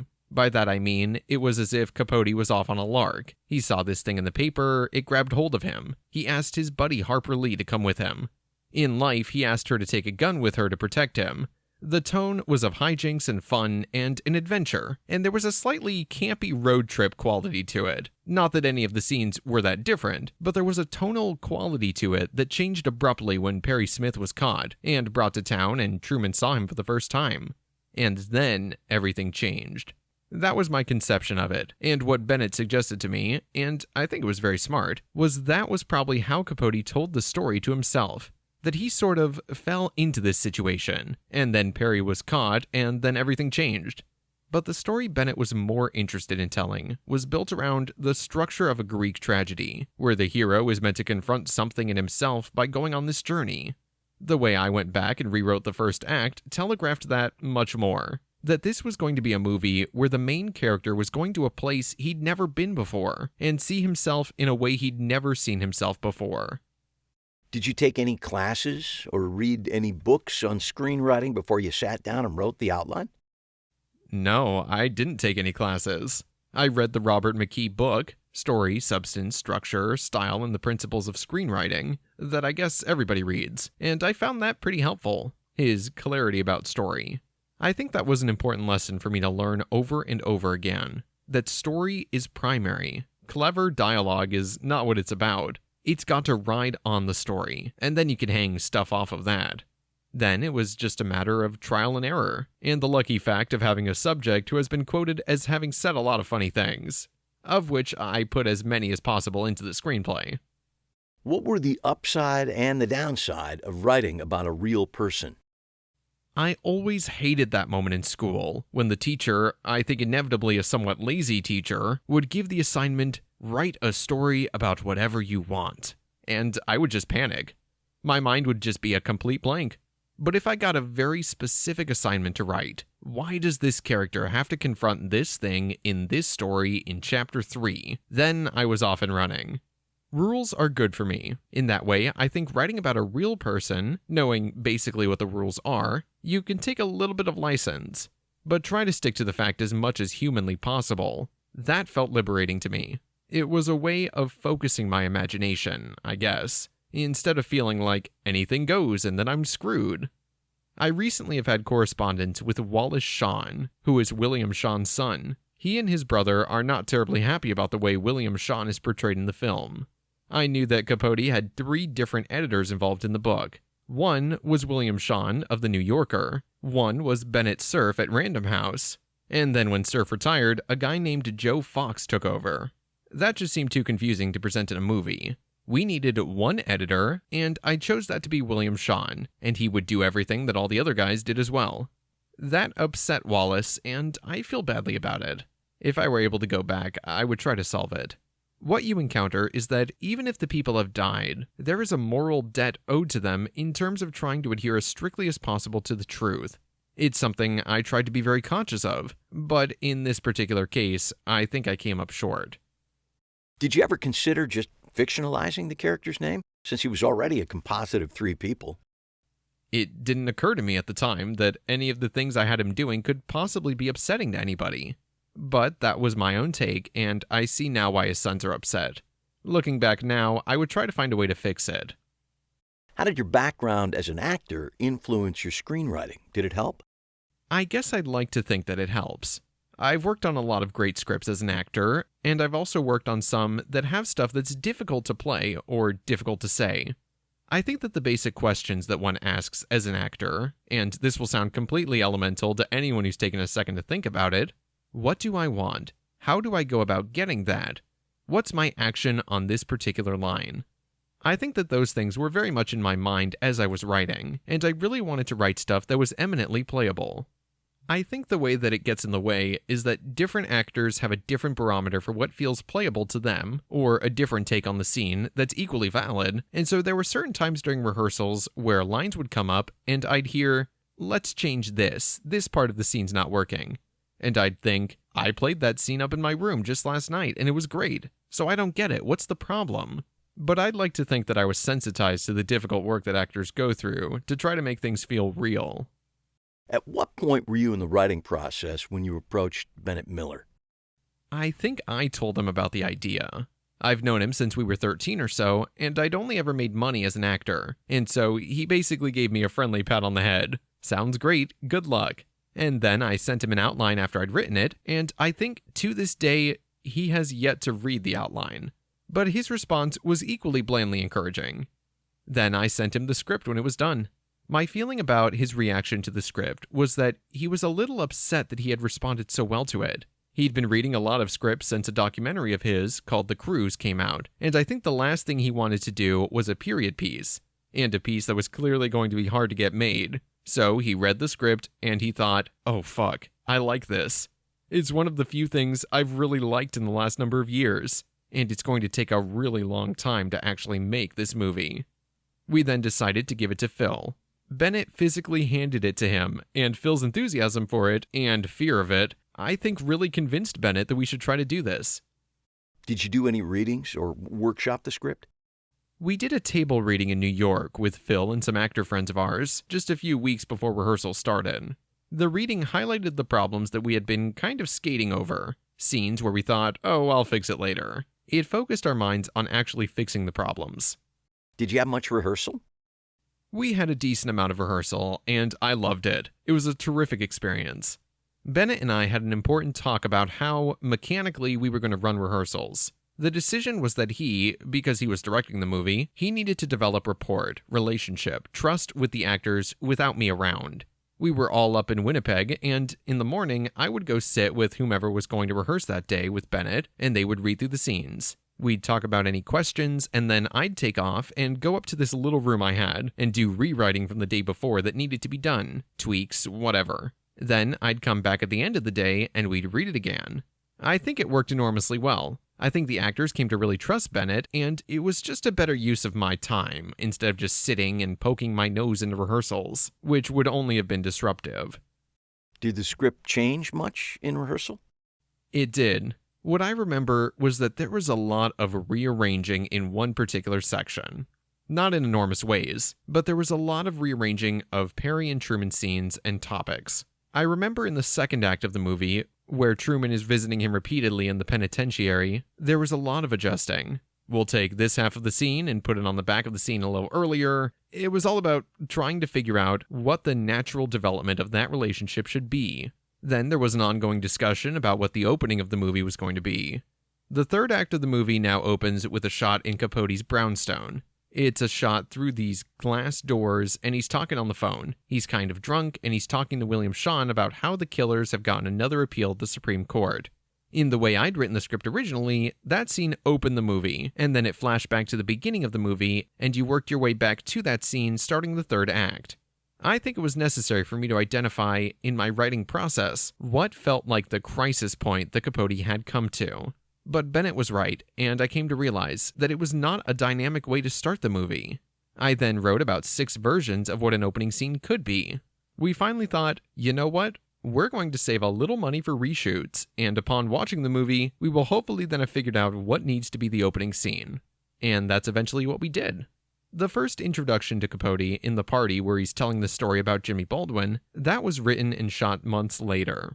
It feels perfect. Phil was perfect. What I wrote was largely taken from the Clark biography, but then Phil was off and running with it. Phil is a gifted improviser, even though I don't think he would say he is. The party scenes in particular are places where he made some great additions to my script. Did any other significant changes take place in editing? There was a lot of streamlining of the movie. The first version I saw was probably 20 minutes longer than the finished version. I'd never been through the process of seeing a movie that was so fat in that way. Bennett was feeling quite good about it, and I think he could see where the target was. At that point, I couldn't, and it felt fat. It felt not terribly funny, sluggish, and I got kind of terrified at that point. It was just through months of carving it and carving it and carving it that it got to the place where it didn't have anything extra in it. And it only got to that place after a laborious process. Bennett and Chris Tellefson, the editor, knew where they were headed, but it was a little bit difficult for me to see. So to my mind, that transformation was enormous, although I don't think it was a tremendous surprise to them. I saw, finally, a version that I felt really happy with. There was no sound work done on it, there were a couple of little things that needed to be fixed, and I thought, I'm going to stop watching it now, and I'm going to wait to see it all the way through with everything set, color corrected, and all the sound work done. I did that at the Telluride Film Festival, where it was properly projected, and there was an audience, and that was a pretty thrilling moment. What's the best advice you've ever received about writing? I think it's got to be what I learned from my wife, that it's all about plot. It has got to move. You have to move through the scenes from one to the other. It's got to feel inexorable that this scene follows upon that scene. There's no point to moving around capriciously. You're only going to get lost and you're going to lose the audience. As many screenplays as I may write, I don't think I'll change my point of view about that. Did you have to do any rewriting to fit the budget? Yes. There's a section of the film that takes place in Spain, and that was shot right at the end. There was a big question about if we were going to have the money to shoot it in California, in Malibu, or if we were going to have to do it in Winnipeg in an interior that was supposed to be a ski chalet.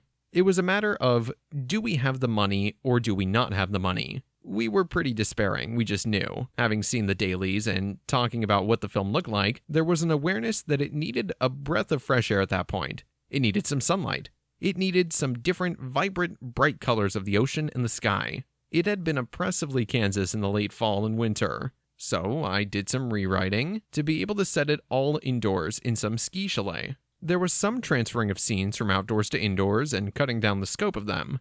Thankfully, we got to shoot those scenes on the California coast as they'd originally been written. By and large, I would say that for a relatively low-budget movie, a good 90 to 95% of what I wrote ended up getting shot as it was. It was kind of remarkable.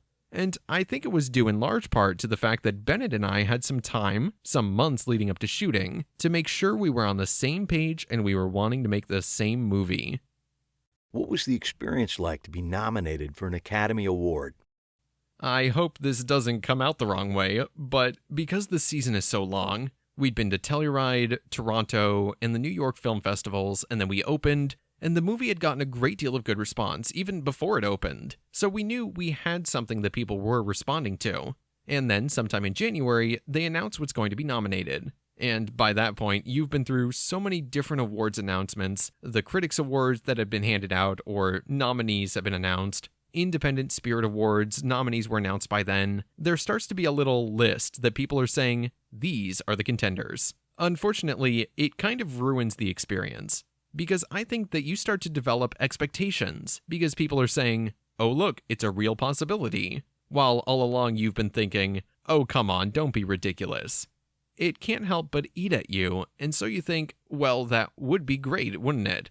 The fear of being disappointed almost replaces what should be simply shock and elation, and that's unfortunate.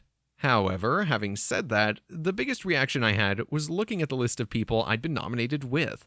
I'd never understood before when people said that something like that could be humbling, but at that point, I got it, and it was largely because Tony Kushner's name was on it, someone whose play I had been in, Angels in America, and someone whom I've admired for as long as I've been aware of his writing. To be included in a list with him was simply incredible. So I had all those emotions at the same time. It's a heady time. It's fun. There was no expectation on my part that I would win, because Brokeback Mountain was such a big event. Larry McMurtry and Diana Osana wrote a great script, and I think people felt that he was due and the script was great. So it was kind of a fun way to go into the Oscar season, which was that I had no expectations of winning, but I was just going to enjoy it. So, any advice to someone starting a low-budget script? I know that the premise of this book is about writing stuff that will fit into a certain budget, but I don't know that I would give that advice off the bat. I mean, look, obviously you're writing scenes where spaceships get blown up, you know where you are. If you're even slightly aware that big things cost money, then you're not going to write things like that. But to be thinking in that way, I feel, can also get you thinking like, well, how will critics respond to this? How will producers respond to this? And you cannot have that in your head while you're writing. You simply have to be thinking, do I like this? Do I believe it? Is it interesting to me? When I go back and read it, if I can be as objective as possible, is it exciting to me to read?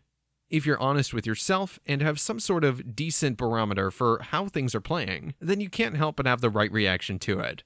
That's the most important thing, to write something that is successful on the page. That sort of second guessing, I think, is going to be defeatist. You already have enough voices in your head, and the superego perched on your shoulder saying, that's terrible, that's not good enough. So the fewer voices you can add to that chorus, the better.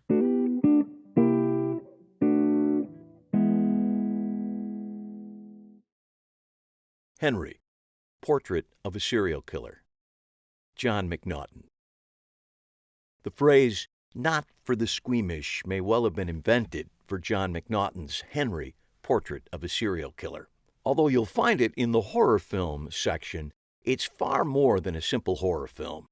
The film is a starkly realistic, almost documentary-style, fictionalized look at a few days in the life of confessed serial killer Henry Lee Lucas. McNaughton, who went on to direct in a number of different genres, including the comic drama Mad Dog and Glory starring Robert De Niro, Bill Murray, and Uma Thurman, drew on his roots producing documentaries to construct the film. But he admits it was his co-writer Richard Fire's keen understanding and use of the basics of dramatic construction that helped to make Henry, Portrait of a Serial Killer, the milestone that it has become. What was going on in your life and career before Henry, Portrait of a Serial Killer came along? I had a long-standing dream of wanting to make a feature film, but I'd had to put that on hold because, being that I lived in Chicago and was not connected in any way to the mainstream industry, I really didn't know how I was ever going to achieve that dream. I was working on these small documentary projects that were being distributed by a company in the south suburbs of Chicago called MPI. I had worked in the commercial field in Chicago, but the first time I was ever on a feature film set, I was the director. Where did the idea for the story come from? I had done this series of documentaries for MPI called Dealers in Death, which were about American gangsters, primarily from the Prohibition era. We had scoured the archives for a lot of public domain photographs and footage, got Broderick Crawford to narrate it for us, and made a little money on that project.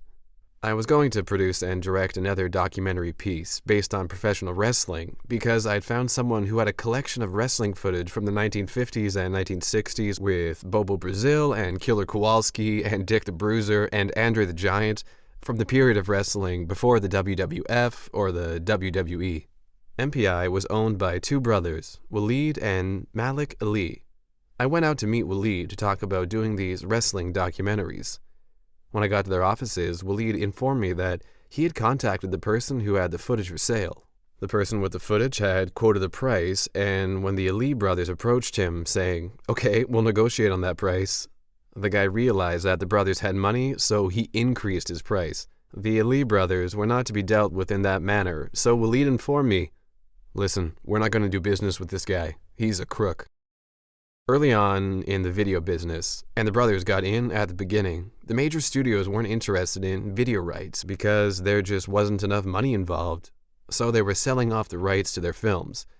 A couple of companies like Vestron and Pyramid became wealthy for a short period of time until the studios saw the potential in the video market and started creating their own video divisions. And then those companies went out of business. But in the early days of video, you could buy the video rights quite cheaply for low-budget horror films, and since a lot of B-horror titles hadn't been seen widely, they were very successful on video. A B-schlock horror film that people may not have been interested in going to the theater to see, they were more than happy to rent because they're a lot of fun. So what was happening at this time was those titles were becoming so popular that the rights acquisitions were becoming more and more expensive. And so Waleed had determined that it would make sense for them to fund a horror film and thereby own all rights in perpetuity, rather than just buying the video rights for a limited period of time. So he proposed to me that we should join forces and make a horror film. I went in thinking I was going to be doing these documentaries, and instead it was the day that my dream came true.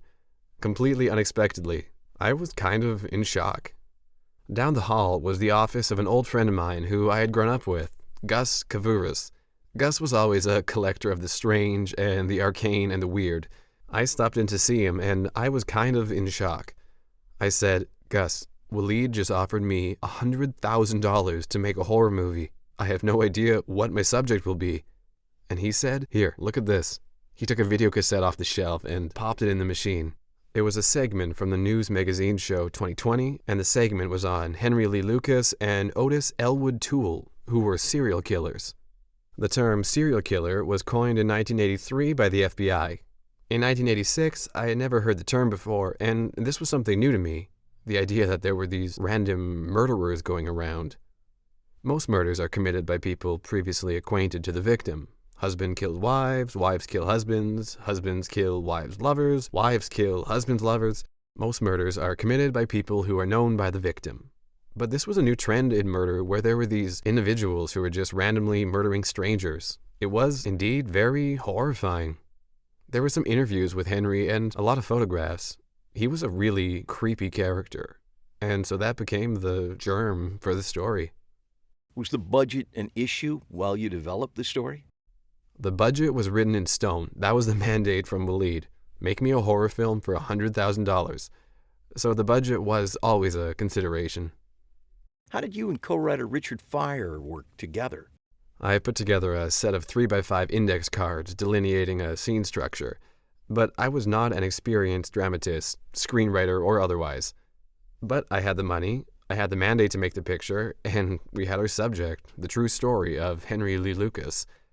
I had a friend, Steve Jones, and he was working as a director of animated commercials in Chicago, primarily doing Captain Crunch commercials. He was very well connected into the production community in Chicago, and I was not. So I arranged with Steve to be the producer, and I said to him, "I need a co-writer." There was a theater company in Chicago called the Organic Theater Company.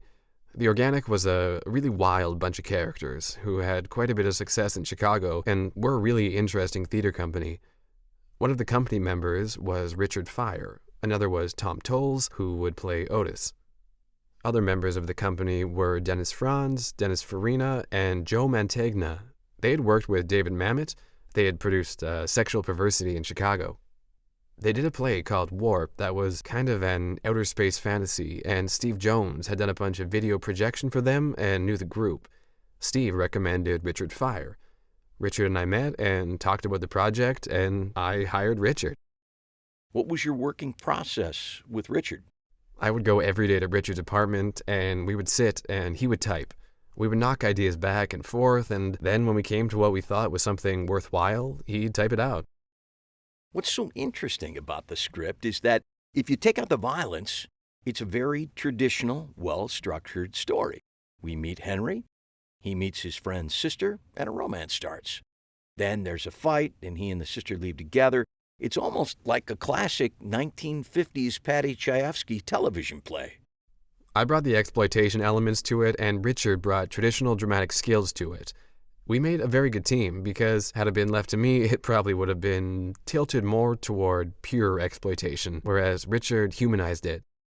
Paddy Chayefsky is a good example. On the DVD, Richard talks about the Aristotelian unity of time, place, and action from classic dramatic writing. I think his presence certainly elevated the script. Did you set out to make such a controversial movie? I intended to make something very shocking. I remember in my youth pictures that sort of crossed the line. Back in those days, there would be these incredibly lurid radio advertisements that if you listened to rock music on the radio a lot, like most kids in my generation did, they had these incredibly lurid campaigns for pictures like Last House on the Left and Night of the Living Dead and Texas Chainsaw Massacre. Those pictures were sort of watersheds, along pictures like The Wild Bunch. The Wild Bunch was incredibly shocking. Up until then, in a Western, if somebody got shot, they fell down. There was no squib work. There was no spouting blood. So our thought was, okay, we've got $100,000 and a chance to do a film, and it's going to have to be a horror film, so let's make a horror film that is going to horrify. Richard Fire and I set ourselves a goal, and it was, if we're charged with making a horror film, then A, let's redefine the genre, and B, let's totally horrify the audience. Like many things, the words horror film are like liberal and conservative. The original meanings of the words have gotten lost. One would think that conservatives would be interested in conserving the environment because the word comes from conservation. When you think of horror film now, it's a set of conventions, and we meant to defy those conventions. The genre often includes monsters, creatures from outer space, ghosts, the supernatural, or something beyond reality. But we didn't have a budget for any of that. So we set ourselves the goal of, how can we most completely horrify an audience without using the traditional conventions? Was there any downside to ignoring the traditional conventions of the genre? Well, when we did the home invasion scene, it was a pretty creepy feeling after finishing that scene. A lot of this stuff, fake blood and all that stuff, there's a certain fun factor to doing it on the set. It's kind of silly, it's fake blood and rubber heads and all that kind of thing. But when we did that scene of the slaughter of the family, it left a really strange atmosphere in the room. We did 2 takes. It was pretty horrific stuff, and we didn't know how an audience was going to react to this. Was the use of videotape in the home invasion scene an aesthetic choice or an economic choice? Absolutely an aesthetic choice. The video image has an immediacy that the film image didn't have, so when we had them tape that home invasion, we very specifically chose to use video because it does have that immediacy and that reality. It lacks that distancing and softening that film gives. Also, having grown up watching the Vietnam War on television, even though those were 16mm film cameras, there was a quality to that handheld footage that made it more real and more shocking. Also, I had read the book Red Dragon.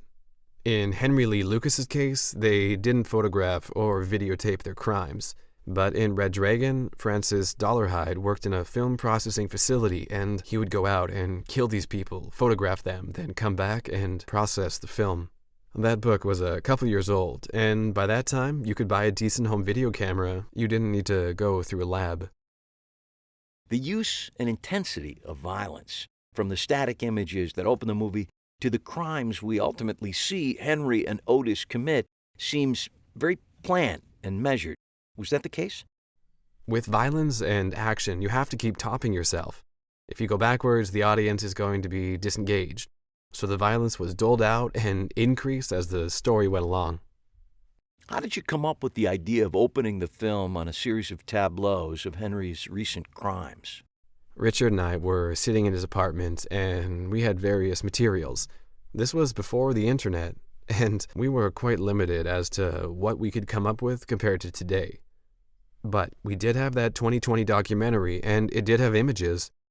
One of the famous images was of a young woman who was allegedly murdered by Henry.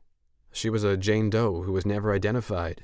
She was left in a culvert somewhere, and she was nude but for a pair of orange socks. And she was always referred to as Orange Socks because there was no other way to identify her. We were thinking, what's our opening? And we happened to be watching the 2020 show, and there was that photograph of orange socks. And Richard just went, that's our opening. That was indeed our opening, although we didn't have orange socks. We used pink socks.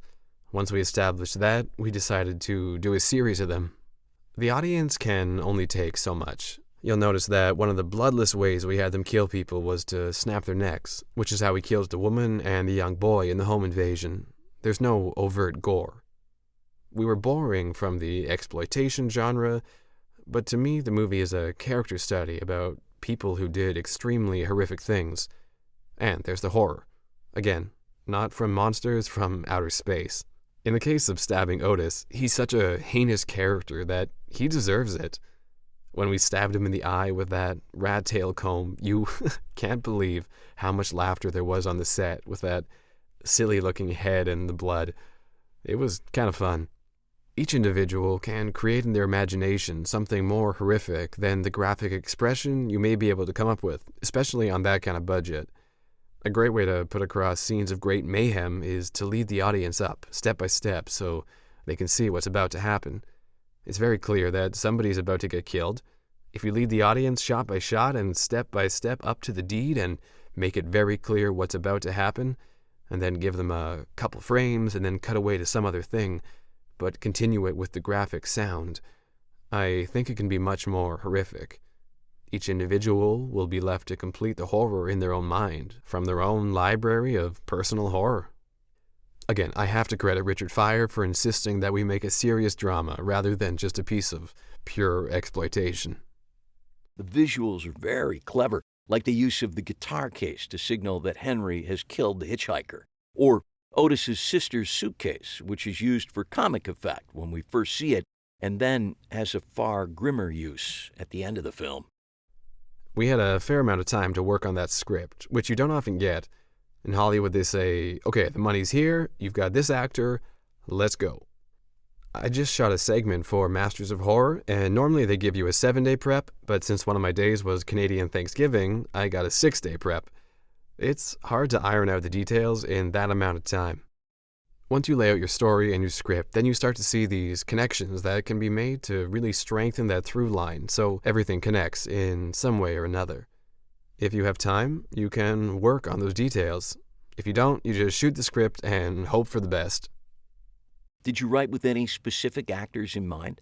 No, we had the Chicago theater community to draw from, which is pretty rich. A lot of young actors come to Chicago to learn their chops because there's a lot of equity theater where you can actually make a living working in theater, unlike Los Angeles where most of it is non-equity, so you don't really get paid.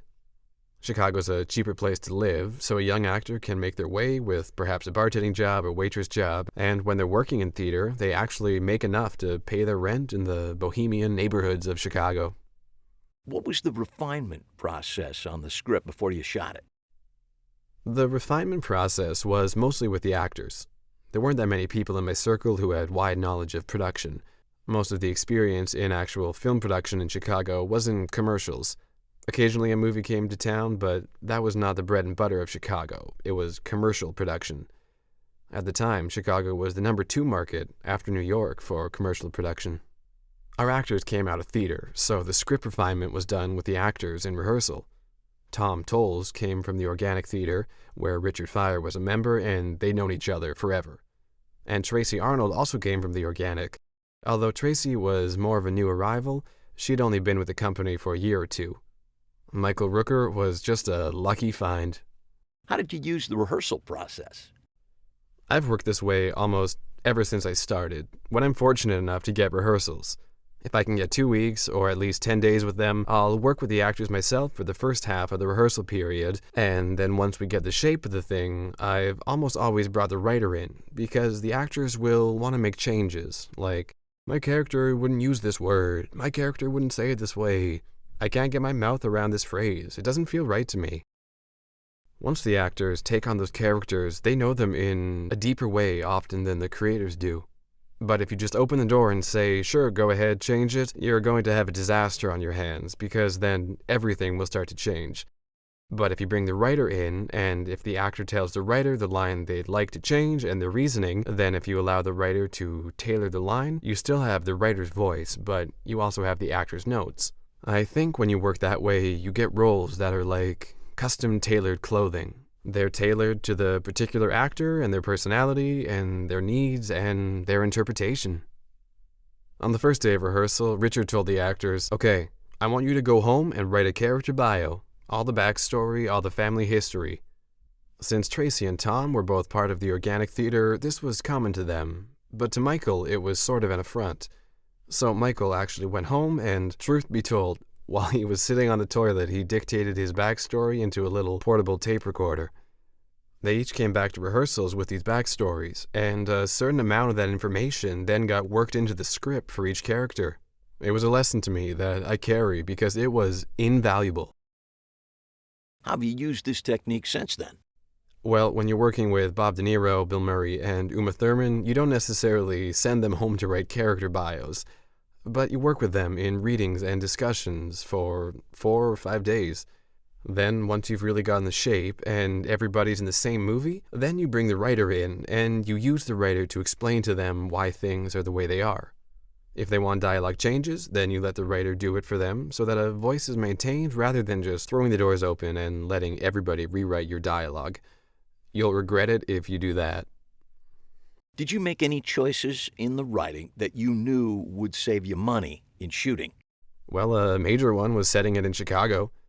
So far as anyone really knew, Henry Lee Lucas had never been near the city of Chicago. But there was no way we were going to go out on the road with a crew and house them and feed them. So, what's the best advice you've ever received about screenwriting? Probably, strangely enough, it was in Sid Field's book. I had read other books on screenwriting and filmmaking that tended to take a more academic, ivory tower approach to the artistic principles involved. Sid Field's book was just the nuts and bolts. Know Your Ending was one thing I got out of that book.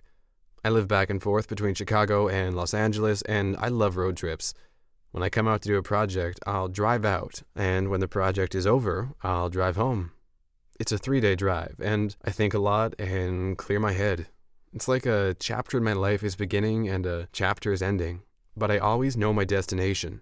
I know where I'm going, so I can plan my route. It's the same thing with a script. You need to know where the story's going. One of the principles that he laid out in his second book was the midpoint. The dramatic arc goes up and it comes down. It starts at the beginning, goes up to a peak, comes down to the ending, and the midpoint is the peak. But most movies get in trouble in the middle.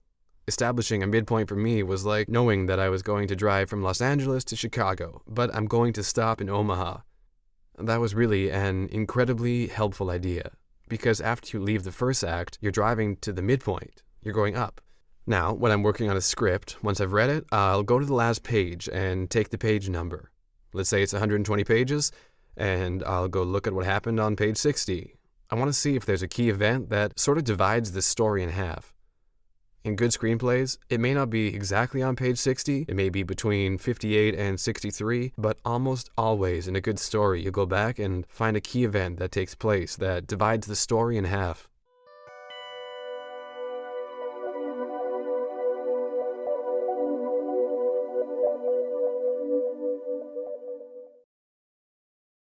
Bubble. Coleman, Hough. It will be interesting to see how film history treats Bubble. At the time of its release, it was heralded as the bellwether of a new paradigm for film distribution called day and date release, in which the film was released to theaters, pay TV, and home video, all on the same day. It was also an experiment in HD video production, as well as an experiment in improvisation and working with non-professional actors. That's a lot of baggage for this simple story to carry, but the film bears up well. Writer Coleman Hough had previously worked with director Steven Soderbergh on Full Frontal, a fully scripted feature that incorporated some improvisational interviews with its professional cast. For Bubble, she had to create a story without the aid of one of a screenwriter's strongest tools, dialogue, because it was Soderbergh's plan to let his non-actors make up their dialogue in the moment. Be aware that this interview contains spoilers about key plot points. What was going on in your career before Bubble came about? Before I started Bubble, I had written a movie for HBO about the life of Katharine Graham, and I was developing a TV series with some producers in Los Angeles. The thing for HBO, I was hired to do it, I did it, and it was completed, but it's never been produced. It's still in development. Apparently one of the rewriters is Joan Didion, which is kind of cool. If you're going to be rewritten by anyone, Joan Didion's the one. I went to Los Angeles and was developing this TV series. I ran into Steven, and he wanted to know what I was doing. I told him, and we started talking about working together again. He said that Mark Cuban and Todd Wagner had commissioned him to do 6 films in this new format, day and date release. And he said, "Why don't you write the first one?" I was thrilled. And then he said, "I don't want to use actors. I just want to use people in the town. And I want there to be no scripted dialogue. I want it to be all improvised." So then I thought, well, what am I going to write? He had an idea. He wanted to do a tale of jealousy that took place in a factory, a love triangle. So I said, well, what kind of factory? And he said, I'm thinking about an animal testing facility.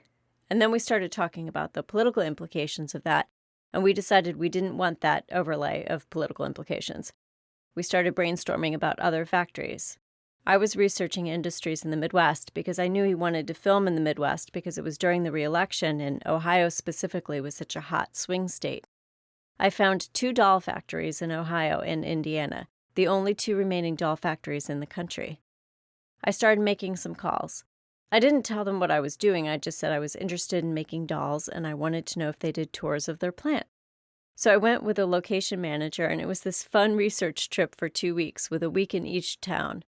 It was really great. It was like working as a site-specific playwright. I fell in love with the Ohio town because it was right on the Ohio River. From the people I met in town and the feeling I got from the town, just by observing the life that I had landed in the middle of, I fashioned this story. And then I presented it to Steven and he liked it. We made some adjustments and that gave us our shooting outline. The fun thing, the great discovery, was that he wanted me on the set every day, because he wanted to be constantly incorporating the stories of the actors into the story. So I found my job to be the best job of all, because I was there to put the non-professional actors at ease. Steven called me the human green room, because they would hang out with me. I would listen to their stories, and we'd share stories, and we'd talk about things we'd done, and I'd ask them a million questions. Their stories were so great and so rich. So whenever I would see Steven on a break or whatever, I'd say, okay, I've got a good one. You've got to get Debbie to talk about whatever story they had told me that day. So you really established give and take with them? You told them stories from your life as well? Exactly. For example, the scene where Rose is taking a bath in the house she's cleaning is a story from my life. I've always wanted to put that scene in a movie because I used to take baths at parties. When I was in my 30s, I went through this weird phase where I would just disappear and take a bath at a party because my idol Zelda Fitzgerald used to do that. I've always wanted to put that in a movie, and I thought, what if she takes a bath in the house where she cleans? And so that day, Misty, the actress, was very apprehensive about wearing the nude suit and being in the bathtub. So I told her that story from my life, and it put her at ease. She just thought it was so funny, and it just made it more delicious for her to do it. How did you create the characters once you had the story roughed in? And did it change once you cast the non-actors? I had a clear idea of the characters before we cast the actors. We cast the actors based on the characters I'd imagined. When Steven and I were reviewing the audition tapes, the criterion was, are these the people that I imagined? So we didn't have to make any adjustments to the story because they were the characters. So Debbie just jumped out, she was Martha, and Misty was Rose. They couldn't have been more perfect. We found them, they found us. How difficult was it for you to not write the dialogue and let the actors make it up on camera? It was very hard for me at first because that's what I write. I'm a playwright, and dialogue is what I love to write. I felt a shift. Stephen always talks about a writing head and a making head, which is developing a film and then actually making it. And it's true. So I got to experience that in terms of listening to their cadences and pointing out to Stephen the things that really spoke of their characters. Like Misty would say, "Oh yeah." That was one thing she said that was so much a part of that character. We filmed in the bait and tackle shop for a long time. I would listen on the monitor through all the shooting, and I was thrilled when that woman said, "The darker the water, the darker the bait." I said, "Stephen, you have to start there. It's such a great line." So it was kind of like writing it as I heard it. It was such an honor because it was like not making it up in my head, but listening to it and catching it, which is what you do when you immerse yourself in a world or a culture. You start to hear certain phrases or certain intonations. That was a challenging adjustment to make. I always thought dialogue was so important to me in writing scripts, and I couldn't imagine what that would be like to relinquish the control of that. But it was thrilling. On the first day of shooting, we did the lunchroom scene where there's an awkward silence, and then Rose says, "Do any of you all smoke?" I got chills when I was watching that because of the silence. That's what I love to write. In fact, in a lot of my plays, the stage direction says there's an uncomfortable silence between them. And the fact that they just trusted that silence, and the subtext in that line, "Do any of you all smoke?" I just couldn't have written anything better than that. Just by putting them in that situation, it was amazing to see the organic response. There was a deleted scene on the DVD where the police detective talks to a doctor about Martha, and we learn about her brain tumor. I never signed on to that. That scene was an explanation about why Martha had headaches and why she committed the murder. Was that scene in your outline? No, not originally. The scene was not organic to the feeling of Bubble. How aware were the actors of the story and the murder as you shot it? They knew something was going to happen. We filmed in sequence so that they would live the story, so they only knew as much of the story as they needed to know that day. One time Debbie, who played Martha, came in and said, "I know I need to set this up because this thing is going to happen later." And I said, "Debbie, don't worry about that. You know as much as you need to know today. It's fine. It will all take care of itself." And I think that was the beauty of working that way, because it allowed them to immerse themselves in the whole thing and be in the moment with it. Especially in the interrogation scene. We did that in one take. One take. We used 2 cameras, and it was just this incredible dynamic between Debbie and Decker. There's a lot going on in that scene for Debbie because, as her character, she's denying a murder that she, as an actress, really didn't think her character did. That's the thing about Debbie. As a person, she is so in the moment, so alive in her guilelessness. She's an incredibly guileless person, loving, good, and she wants to look for the good in everyone. So I think in that moment when she saw those photos of what she'd done to Rose's neck, she truly was shocked. It made her cry, which made all of us watching it on the monitor cry. Did the story change at all while shooting? Yes, it wasn't originally in the outline that Kyle's mom would be hired at the factory. That was an idea that came while we were shooting. And I love that the manager of the factory introduces her as Kyle's mom. I also wrote in the outline that the scene in Kyle's bedroom between Rose and Kyle was written as a makeout scene. Stephen and I discussed the possible awkwardness between them, and I said, "Misty is so comfortable when she talks about tattoo parlors. She loves to hang out in tattoo shops. Since Dustin has tattoos, why don't you get her to touch Kyle's tattoo, and maybe that will spark some sort of seduction?" And what happened was even better. That was one of the scenes that I could never have written that way. It was amazing, the tension between them, that tender awkwardness. It was lovely. And I understand that Kyle's mom was also not supposed to talk in the scene where the police tell Kyle that Rose is dead. That was another example of the power of filming in sequence, because at that point, she was so in the scene that she just said, What? Something happened to Rose? She just piped in. Lori Lee, who played Kyle's mom, definitely entered into that scene. But then there's another scene, the scene that followed it, where she says to Martha, she was killed, she was murdered, she was strangled last night, or whatever. And that's because I didn't hear anyone say that Rose was murdered. We kind of left that out. So I said to Stephen, I don't think anyone said murder, or that Rose was murdered yet. And that's why Lori Lee emphasizes it in that take. What was the benefit for you of having Soderbergh edit the movie while he was shooting it? It was great because he was open to suggestions from me. Every 2 or 3 days, he'd show me what he'd done, and we'd go over the story and discuss where it was going. It was really fun. It was such a collaboration. It filled me with total confidence about directing something of my own. I really learned about the whole process of trusting the story. Were there any other lessons you took away from the experience? Trust was the biggest one. It was also an experience about instinct. Finding the doll factory, finding the story, trusting that not writing dialogue was going to be a rich experience. But the thing I took away from Bubble was trust. Trusting the process of filmmaking. How did you feel about the film being part of the grand experiment of releasing a movie to theaters, pay TV, and DVD all on the same day? I think the whole day and date release idea is an amazing idea. Why should we be forced into the business construct of a 2-hour movie with movie stars? People aren't going to stop going out to movies just because they can see them at home. They'll see more movies.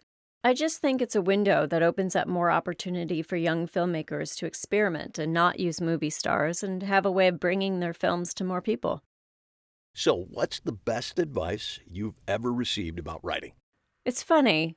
When I was 16, I took a course in my school called Global History, and my global history teacher said that the art of letter writing was dead. I challenged him on that. He said that the art of letter writing was dead because people reported, they didn't tell stories anymore. So I took that as a challenge, and that was the beginning of my writing. What advice would you give someone who wanted to create their own outline but improvised movie? I'd say listen and trust what you hear.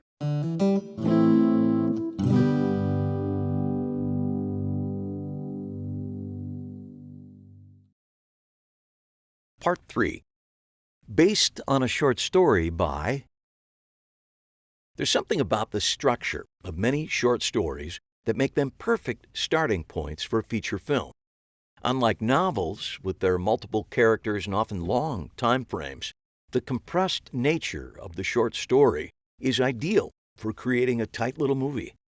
The 4 screenwriters highlighted here took wildly different short stories and created, not so surprisingly, wildly different finished films. What they share in common is that they used a short story, or in the cases of Personal Velocity and Re-Animator, multiple short stories as their starting point, and then successfully and artfully bridged the gap from literature to film. Personal Velocity. 3 portraits. Rebecca Miller. The movie Personal Velocity is actually 3 movies, 3 individual stories about 3 very different women. Writer-director Rebecca Miller adapted the stories from her short story collection, also titled Personal Velocity, bringing the stories to life via a low-budget DV production. The result is a movie as varied in its tone and emotions as the 3 primary characters whose stories it brings to life. Be aware that this interview contains spoilers about key plot points. What was going on in your life before Personal Velocity? I had basically given up the idea of making films, at least for the time being, because it was so hard for me to get my films made. I had made one film, Angela, which had won the Filmmakers Prize at Sundance. Angela did well with some critics, but it didn't make money. It was a very uncommercial film. And then I had written The Ballad of Jack and Rose, which was something I would make later, and I wrote another film that collapsed in pre-production. So I'd gotten to the point where I just felt like I didn't want to just wait and wait to make films. All I did all day was write these screenplays that nobody seemed to want. So I decided to write short stories. I had a child. I was living in Europe at that time, so it was a perfect moment for me to do that. So I started writing these short stories and had a book of them. My friend Gary Winnick called me. He was making this series of films for the Independent Film Channel. He had come to them with this idea that he would make 10 films a year for $1 million, but what they ended up giving everybody was a $250,000 budget. He asked, did I have anything? Did I want to make a film on mini DV for that much money? None of the films that I had already written were really right for that, because I figured, and I was right about this, that you'd have to tailor a script for that medium and for that budget. You shouldn't just take one of your scripts and try to turn it into that kind of shoot. I was sick of writing screenplays that no one was going to make, so I said, if you want to look at the stories that I'm writing, I could maybe do something out of one of them. I gave him a few stories from the collection, and he read them and he really liked them. He gave them to Caroline Kaplan, who was running Indigent with him, and they ended up greenlighting the film. It was also Gary's idea to use 3 stories and make a trilogy. When he said that, my mind took off.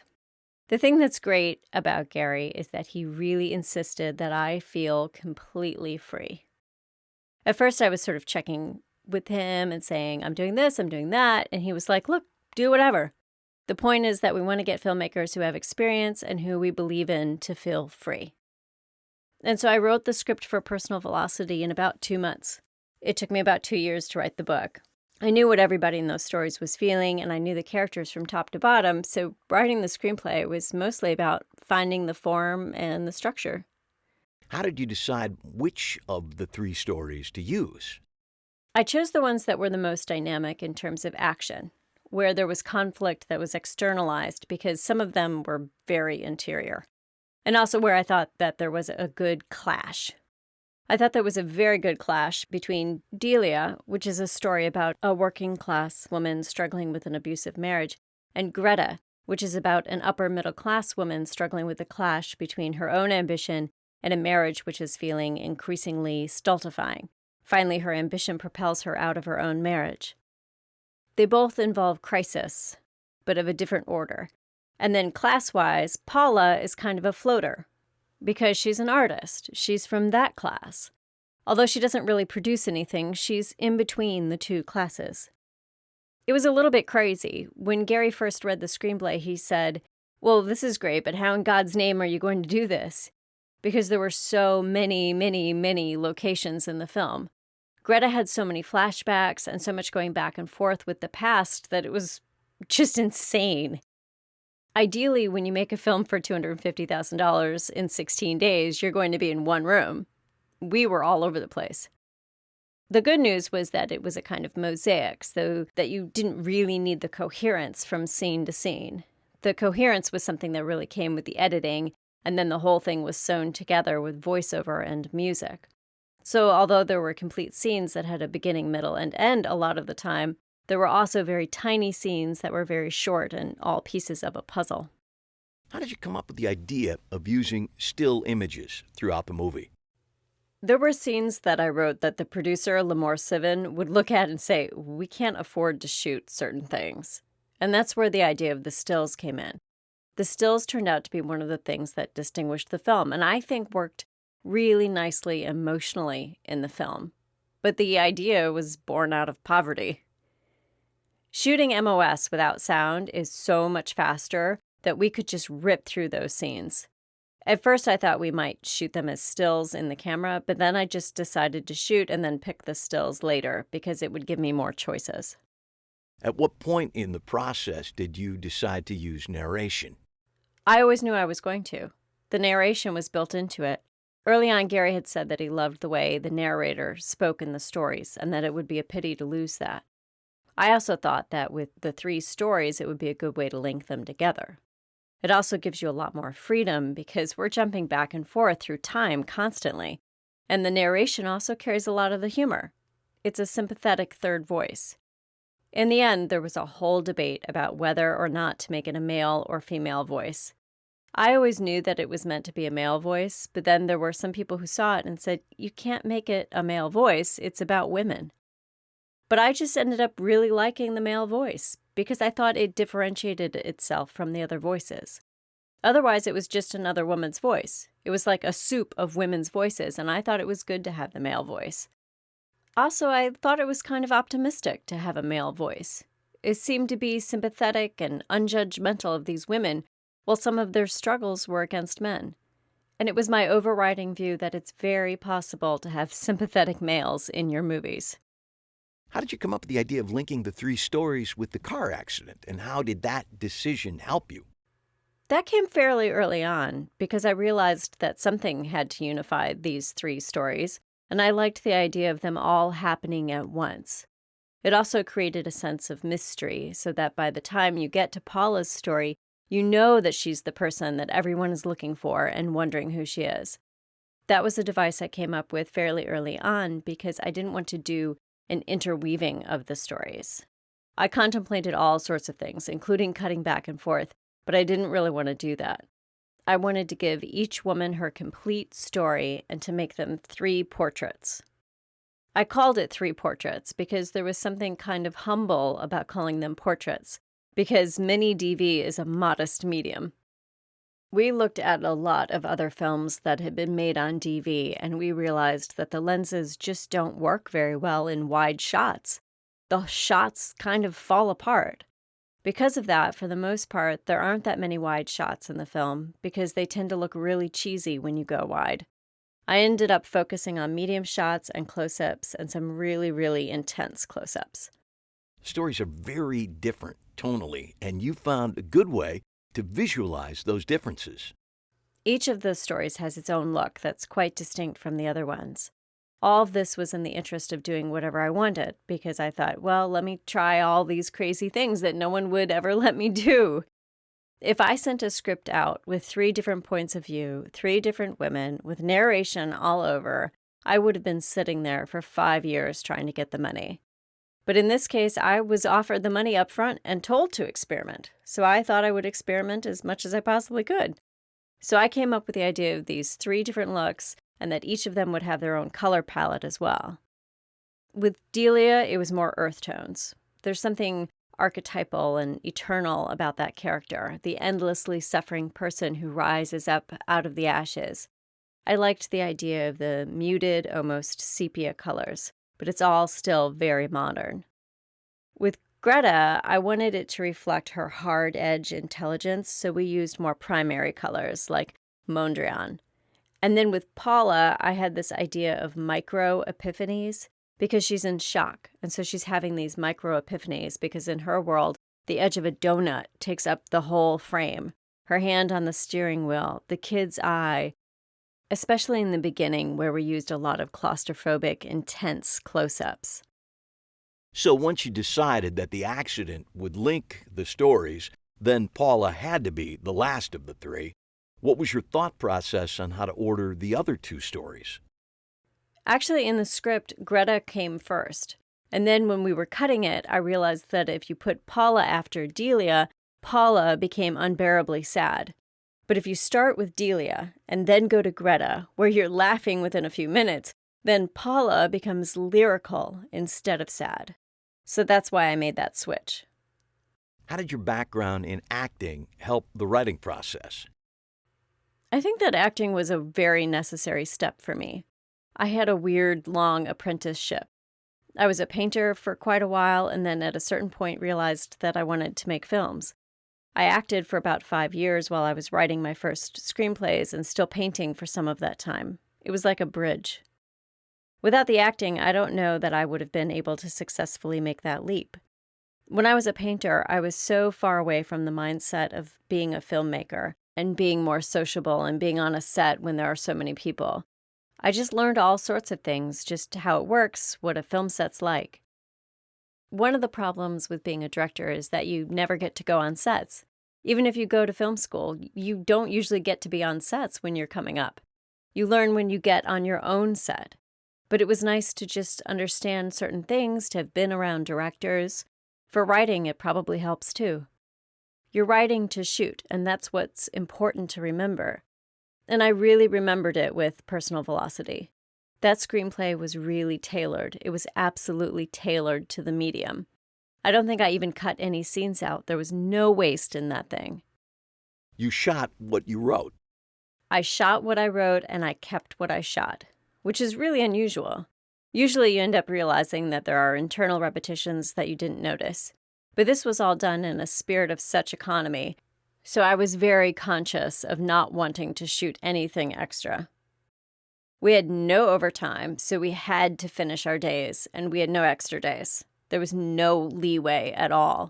If you weren't making your day, you had to start cutting scenes. There was one occasion where I did have to cut a scene, which was completely unnecessary. I think in the end I would have cut it anyway afterwards. Was there anything that you hated to lose while making the adaptation? Not really. There was a long dream that Greta had that I ended up not including.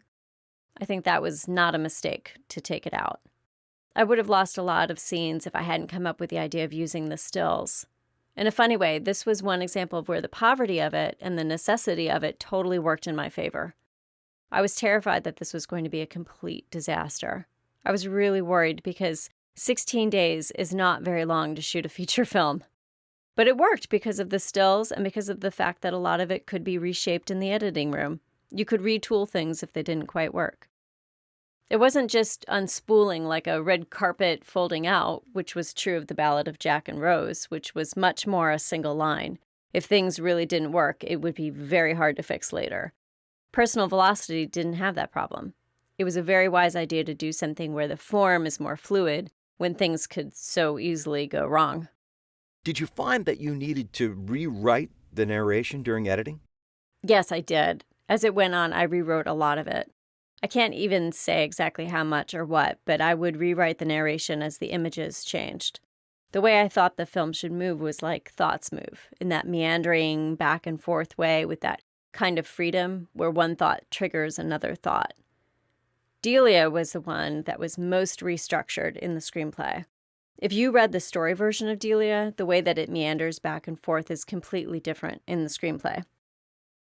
In the screenplay, where she's about to get whacked in the head, the narration says, "Wait, let me explain." And then you go back into her past. Then you come back and her husband slams her head into the table. That was an example of where you're cutting into the narrative, looking through the skin of it into the entrails, and then coming back up. That was completely just for the movie. It was much more fluid in the story. And likewise with Greta, the flashbacks in the story are all higgledy-piggledy. Some are earlier, some are later, some are here and there, and they were that way in the screenplay too. But when I came to cut it, I realized that it was too confusing. So I ended up putting the flashbacks in chronological order in the film. Otherwise, it just got to the point where it was too confusing. As much as there is a level of apparent chaos in the film, you need a certain level of order for people to follow what you're doing. How did you come up with the title? Well, it was really just a line that Greta's father says when everyone thought, "Oh wow, she was such a loser and now look at her." Everybody has their own personal velocity. He means that everybody succeeds at different rates or everybody comes into themselves at different rates. I thought it was a good title for everything because, in a sense, the whole movie is about these women and the question of being hurled through space by their own past and the accidents of fate. Like Paula and that stupid accident where she switches places with somebody and he gets killed. To what degree are we choosing our lives, and to what degree is it something else? I think it's probably a cocktail of all those things, but that's what personal velocity means to me.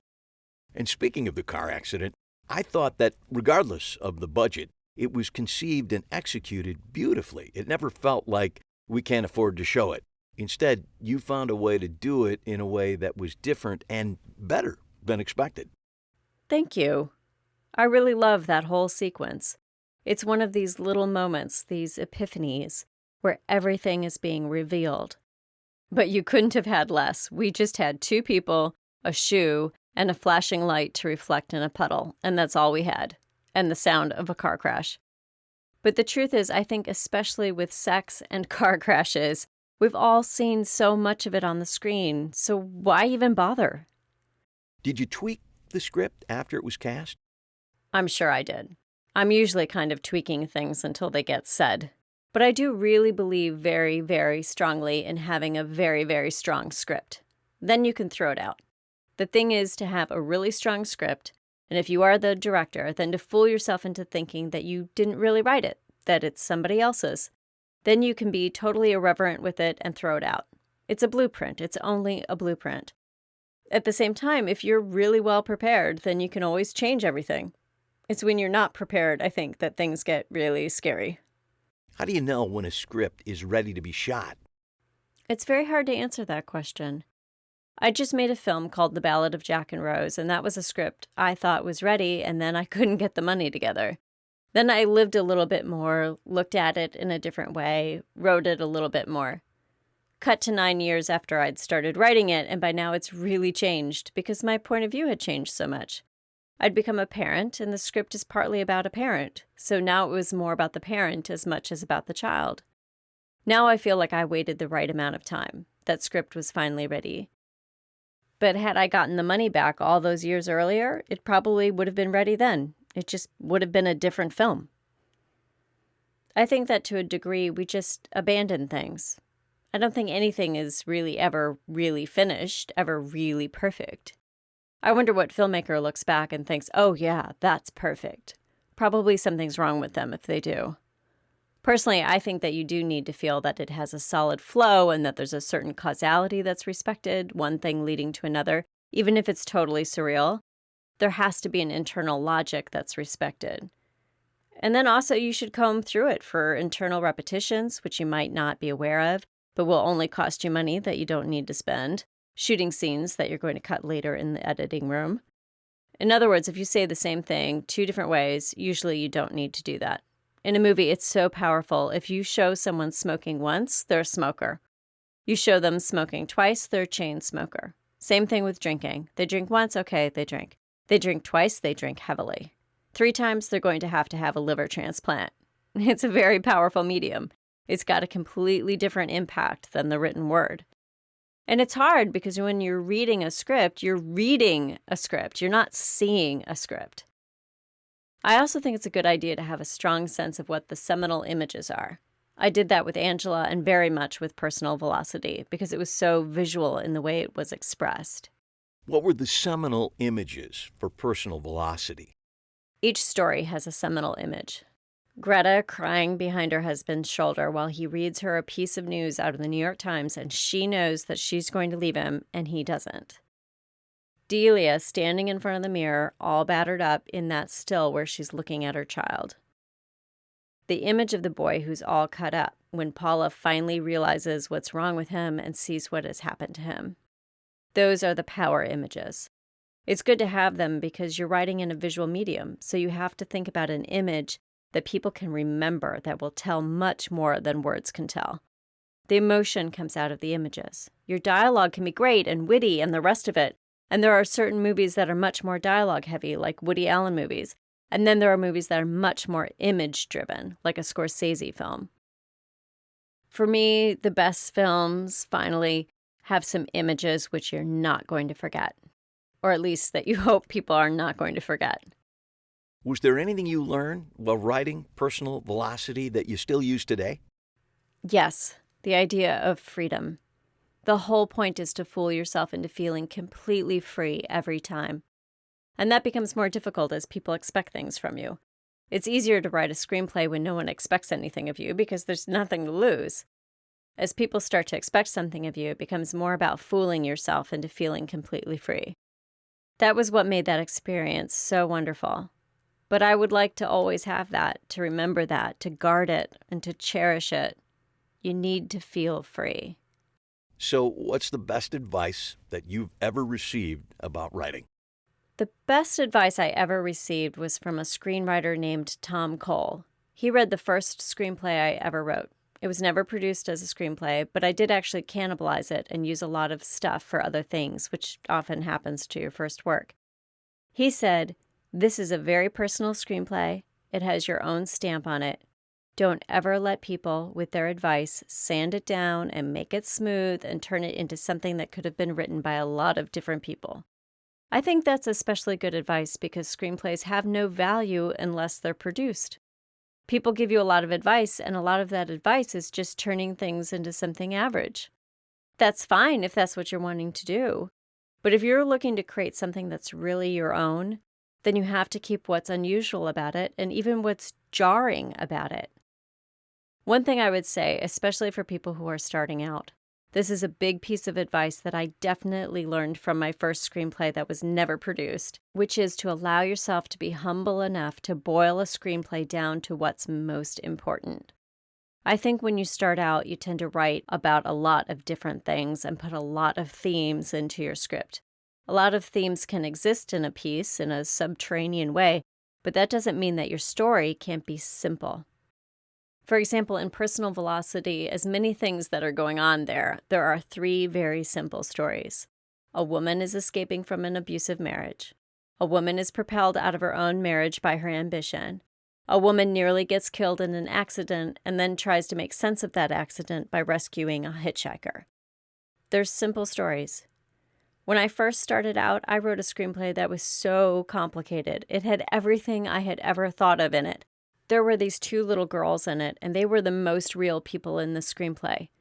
And my friend Michael Rowatin, who is the guy who composes all the music for my movies, said, "Why don't you just write a movie about those 2 little girls?"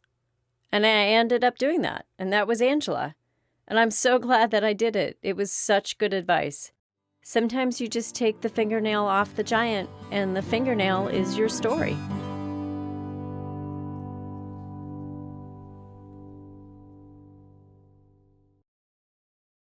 Re-Animator.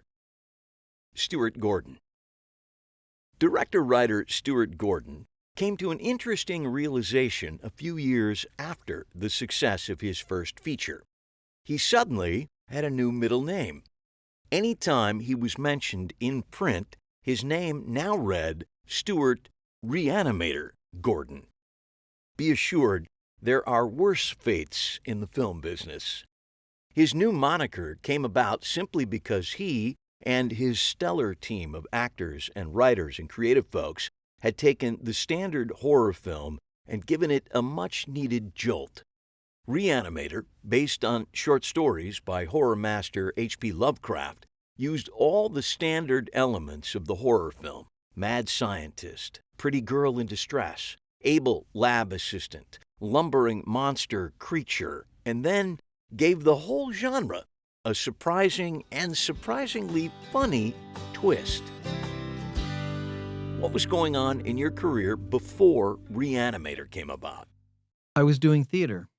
I was the artistic director at the Organic Theater Company in Chicago. When I started working on Re-Animator, the original guy that I collaborated with was William Norris, who was an actor in our company and had written several of the plays that we had done. Originally, we were going to do it as a limited series for television. That sounds kind of insane, but that was the plan. H.P. Lovecraft had serialized the Re-Animator stories, so there were 6 little stories. So our plan was to do 6 half-hour shows. Lovecraft's original stories are set in the past. The first one takes place around the turn of the century. Then the episodes go through about a 30-year period, so the first draft was set in period. We tried to sell that idea based on the first episode and had no luck. Then someone told us that half-hour shows were not really the way to go and that we should do an hour. So we went back and combined the first and the second story. Around this point, Bill Norris was kind of losing faith in the process, so he dropped out, and Dennis Powley came in. When we wrote the second script, the hour-long version, someone again told us that setting it in period was making it a harder sell. It really should be set in the present day. So we shifted it into the present day, but were still unable to sell it. At that point, a friend introduced me to Brian Usna, who wanted to finance a feature. We showed him the hour version that we had developed and talked a little bit about how it could be expanded into a feature. We thought we could use the third story. And he said, "Why don't you use all 6 of them?" And I said, "Well, what if we want to do a sequel?" And he said, "Let's just worry about doing as good a movie as we possibly can." And that was the script that ended up becoming the film Re-Animator. Why did you decide to work with the Lovecraft stories in the first place? It began with a conversation I had with a friend. This was in the early 1980s, and there were all these vampire and Dracula movies being made, and I said, I wish someone would make a Frankenstein movie because I always liked Frankenstein better. This friend said, "Have you ever read Herbert West, Re-Animator by Lovecraft?" I had read a considerable amount of Lovecraft, and I had never heard of this story. It piqued my curiosity, so I started looking for it and found that it was out of print. I eventually ended up going to the Chicago Public Library and found that they had a copy of it in their special collection. I had to fill out a postcard requesting it. A few months later, they sent me a note saying I could come to the library and read it there, but I would not be able to take it out of the library. When I got there, they handed me what was essentially a pulp magazine that contained the stories. The pages were literally crumbling as I was turning them, so I asked if I could photocopy it, and they allowed me to do that. The stories had been out of print for many years. Were the stories in public domain? They were. All of Lovecraft's work is now public domain. This was something we didn't know at the time. We believed that we had to get the rights through Arkham House, which was the publisher of the stories. What you usually do when you're working on something based on existing material, you do a copyright search, just to make sure that the people you're dealing with do indeed have the rights to it. We discovered that the material was public domain and that Arkham House did not have the rights. When we confronted them with this, they just sort of said, oh well. They didn't argue about it at all. They knew that they had been trying to pull something. Was one of the attractions of the piece that it was in the public domain? That made things a lot easier for us. We were prepared to pay something for the story. If they had asked for a lot of money, that would have been difficult, because our budget was small. Finding out that it was public domain was great. It was one less thing to worry about. Once you decided to do it as a feature, what was the process for determining what elements you'd use from the 6 stories? One of the things that emerged was that the whole story was being told by West's assistant in the first person, describing what it was like working with West and so forth. We realized that this character was really key to telling the story, because all of the other people that you meet in the stories are these insane characters. This guy really is, in a sense, the audience who's witnessing all of this stuff. We really got into the idea that we had to make this character very sympathetic and very normal. He would be like the audience, asking the questions that the audience wants to know, and be someone that they could relate to. It also added a lot of contrast between this guy and all the eccentric types that populate the story. In addition to reading through the stories, did you do any other research before you started writing? I did. I went and visited some morgues, which was very helpful. I talked to several pathologists and even got thrown out of some places. I went to the University of Illinois Pathology Department, and as soon as I told them I was working on a horror film, the professors started screaming at me to leave. They threw me out. After this happened, I talked to a friend of mine who's a doctor, because I was kind of nervous about going to talk to more pathologists. I said, will they talk to me? And he said, oh yeah, they're the loneliest people in the world. No one ever goes to the morgue. Well, not when they're conscious anyway. It turned out to be true. The pathologists that I talked to were great. It started with a meeting with a guy named Dr. Stein, who ran the Cook County morgue. He took me on a tour of the morgue that I'll never forget. At that point, I had never really seen a dead body, other than someone at a funeral who had already been embalmed and made up. The stench was just unbelievable. The bodies were just piled on top of each other on gurneys in these walk-in refrigerators. They didn't have those drawers like you see in movies. I've never seen that in any morgue. Stein had a dark sense of humor, and I found out that this was pretty common with these pathologists. If you're going to do that job, you really have to maintain some kind of distance and keep a sense of humor about it all. That worked its way into the screenplay as well. The attitude about the dead was really interesting. The idea is that a doctor, when you're alive, will do everything he can to keep you alive. But as soon as you're dead, you become toxic waste. You're garbage. You're not dealt with in a loving way at all. The corpses that we saw in the Cook County morgue were literally in garbage bags. Black, plastic garbage bags. The ones that had been in operations still had all the tubes and everything still in them. They didn't even bother to pull those things out. It was like, why bother? It was an eye-opener. And that also worked its way into the story. There's a sequence in Re-Animator where he's trying to reanimate this corpse and it's not working. The assistant says, we failed. And West says, I didn't fail, he did. And then he smacks the corpse. Why did you decide to do a horror film as your first film?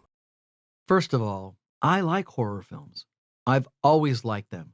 But it was also because I was told by a friend that they were the easiest kinds of movies to find financing for. The wisdom, and I think it's still true, is that no matter how badly a horror film turns out, you can always sell it to somebody, and the investors will get their money back. Did you bring any tricks from your theater background to help keep costs down? I would say that 99% of the effects in the movie were done as live stage effects, what they call practical effects. They were the sorts of things that we could have done on stage to a large degree. I think there are only a couple of opticals in the whole movie, and this was before CGI or any of that. I also rehearsed with the actors the same way I would when doing a play, and that was very, very useful.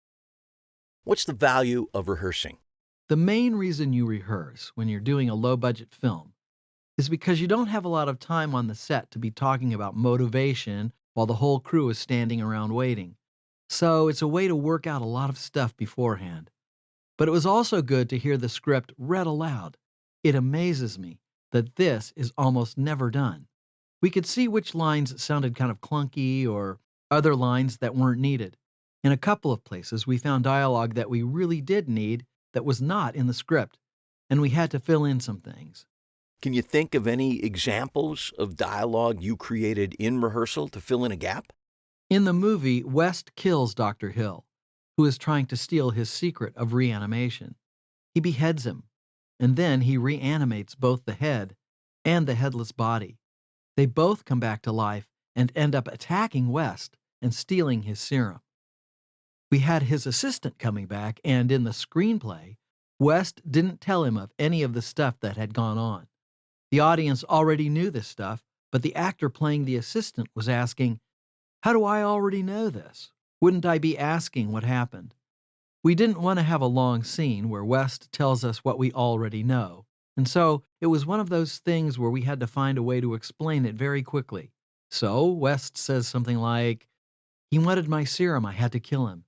And Kane, the assistant, said, "He's dead?" And West says, "Not anymore." And that was it. That basically filled it in. That's my favorite exchange in the film. It really encapsulates the tone of the movie. There's always some kind of piece of information you always leave out in a script too, I've noticed. Something you always take for granted and assume that it's there.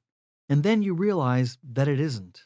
Did you screen other genre films before you started scripting? I looked at a lot of films. Brian Usna sat me down, and for weeks we screened every horror film that had been made in the 1980s, just to get an idea of what was out there and what had been done. One of the things that you have to do when you're making a horror film is that you have to somehow set it apart from the others. You have to go further or do something differently that really makes it unique.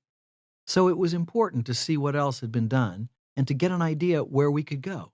Some uncharted territory that we could mine for the film. With Re-Animator, it really had to do with the sexual content. There were a lot of horror films out there, but most of them had the monster trying to devour the victim. That's a very typical thing. So the idea that the monster wants to have sex with the victim was something that was very seldom done.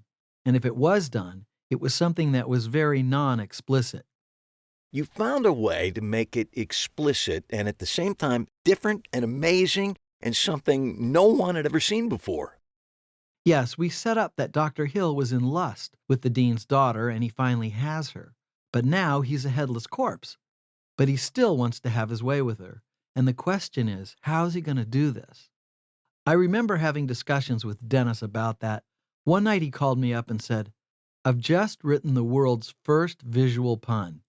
It was the scene that everybody talked about in the movie, which was referred to as the head gives head scene. How did you share the labor in the writing process? Bill had written the piece as a period piece. Some of that language survived even into the modern versions of the script. It was almost Victorian language. West says things like, "that infernal beast," and things like that. No one uses a word like infernal anymore, but West does, and it seemed right for him. Dennis modernized things a bit more, and the experiences that I had in the morgue worked their way into what became the final version of the script. How conscious were you of budget limitations as you were writing? With a low budget, it really has to be minimalist. You have to have as few sets and locations as possible, and as few characters as possible. You really have to determine what's really essential. And what do I really need to tell the story? If it isn't essential, it usually will get cut. There are no night exteriors in the film except for some establishing shots. Was that by design? Shooting outside at night is a very expensive thing to do. If you're outside, you need to light it, and that can become very pricey. The establishing shots were done later, because after looking at the movie, we realized that we needed to go outside sometimes, so we just added establishing shots of the buildings. At what point in the process did you add the film's prologue at the University of Zurich? That sequence was in the script, but we thought that it was something that could be left out. We felt you could tell the story without that scene, so when we shot the movie, we did not shoot that opening scene. After we cut the footage together, the producer, Brian Usna, felt that we really did need to have that scene. The way he put it was, and I've also heard this many times from people who teach writing, the movie has to declare itself early. You have to let the audience know what kind of film this is. Brian's feeling was that you had to have an opening scene that really knocked the audience on its ass. That opening sequence could accomplish that. So we got everybody back together.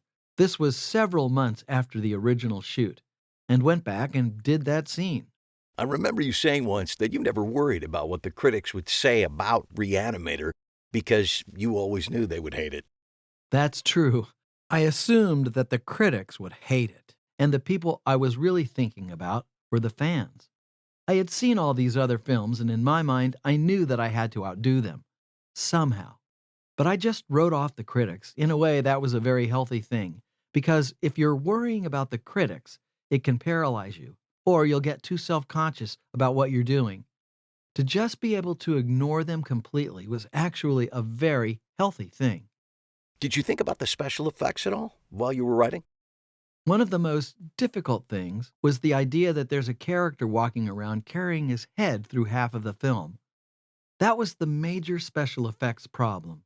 So I sat down pretty early on with the effects guy, and we talked about different ways of creating that effect. I also ended up storyboarding those sequences once I knew what the techniques would be and what approach we'd use for each shot. We used a variety of gags. We resisted the idea of just having a guy with his shoulders built up, because what that does is make his arms look like he's a gorilla. So that was one technique we did not use. The simplest technique we used was when we would shoot from the back, he would just have the guy who was playing the headless body lean his head forward, and we had a fake neck stump on the back of his neck. And that was what you saw when it was shot from the back. You just had to make sure you didn't see his head at all.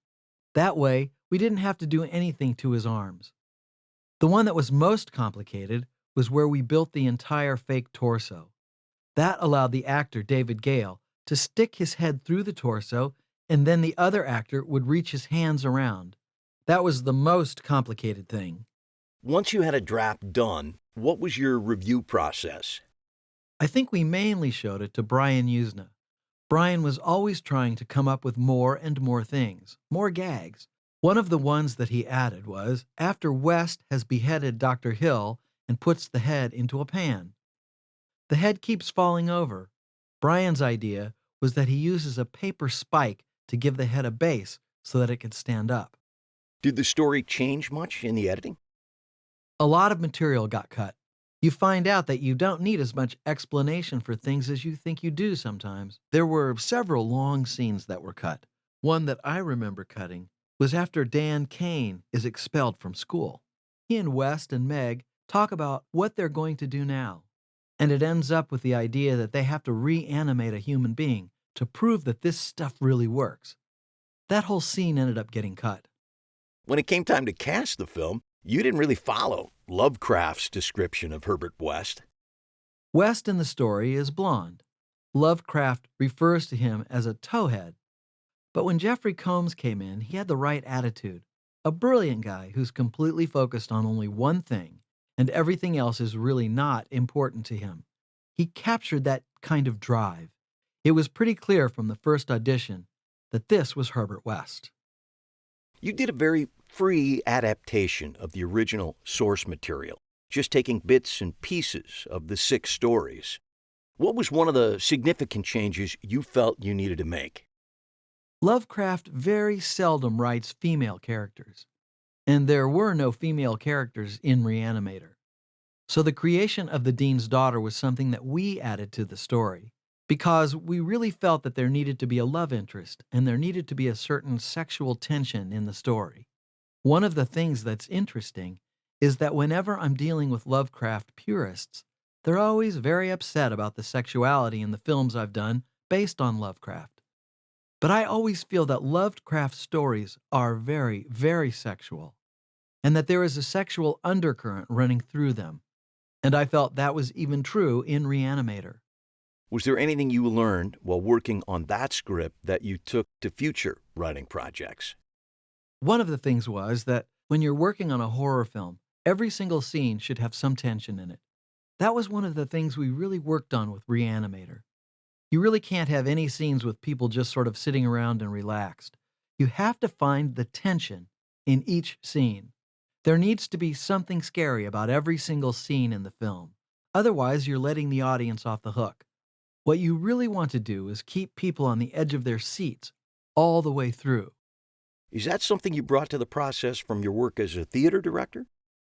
It's funny. One of the things that I always did when I was staging a play was I would very seldom have characters sit down. People sitting down and talking is, I think, one of the most boring things you can do. I would try to avoid that because I felt that if you have the characters sitting down, then the whole story sits down. When I was doing theater, one of our patrons was an older woman, and she would always bring her husband, who didn't really like theater very much, but she dragged him along to see our plays. He was notorious for falling asleep in the middle of the plays, and sometimes snoring. His name was Lester. So I was always in the back of my mind thinking, we've got to keep Lester awake. We have to have something going on every minute to keep Lester from falling asleep. And I think I'm still trying to keep Lester awake. So what's the best advice you've ever received about writing? The best advice I ever got was don't censor yourself. That applies to horror films, but I think it applies to anything. If the idea seems like a strong idea, don't worry about what the ramifications are. Just go for it. You should always use yourself as the test, the guinea pig, rather than thinking in terms of, well, marketing people say if I want to appeal to an audience of teenagers, I should do this. That's a really good way to destroy anything that's interesting. If it's something that you would like to see on screen, then that's enough of a reason to put it in. Also, although it's a cliche, they say that scripts are not written, they're rewritten, and scripts are not finished, they're abandoned. I think that's really true. You're going to end up doing many drafts of that script and really boiling it down to what's essential. Movies are really minimalist, I think. Every single line of dialogue, every single stage direction is going to be questioned at some point. Do we really need this? So it's really a question of getting a sense of what you absolutely have to have and getting rid of everything that you don't. One of the great things that Lovecraft said was, never explain anything. I always thought that was a really good note, especially in horror films. It's really interesting when you look at a movie like The Ring, and then you look at the Japanese version of it, Ringu. Ringu is really spare and simple, and they never explain anything. Whereas in the American version, there's this tendency to want to explain everything, to the point where you kind of take away all of the magic. Lovecraft's precept is a pretty good one to follow.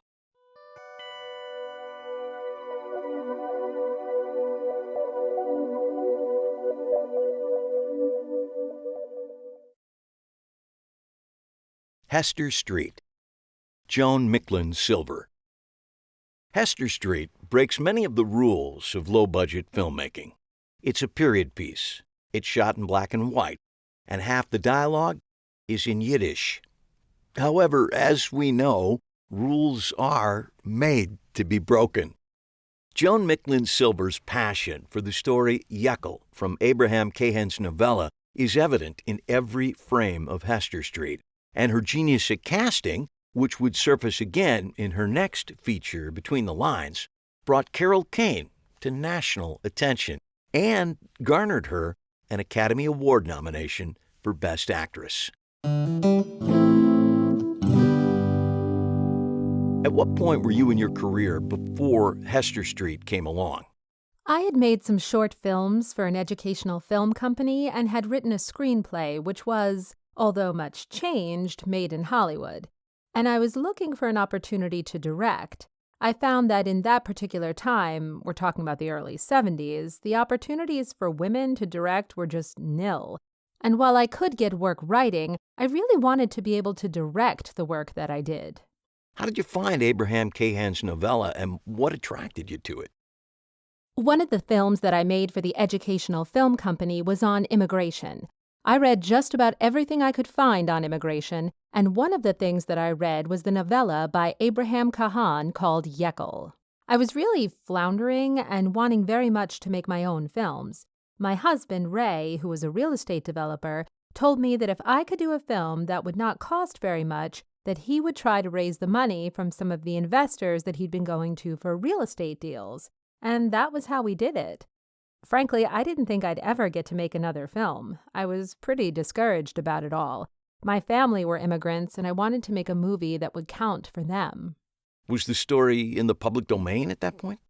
Yes, and that was one of its attractions. What challenges did you face in the adaptation? Well, the story itself is more the husband's story.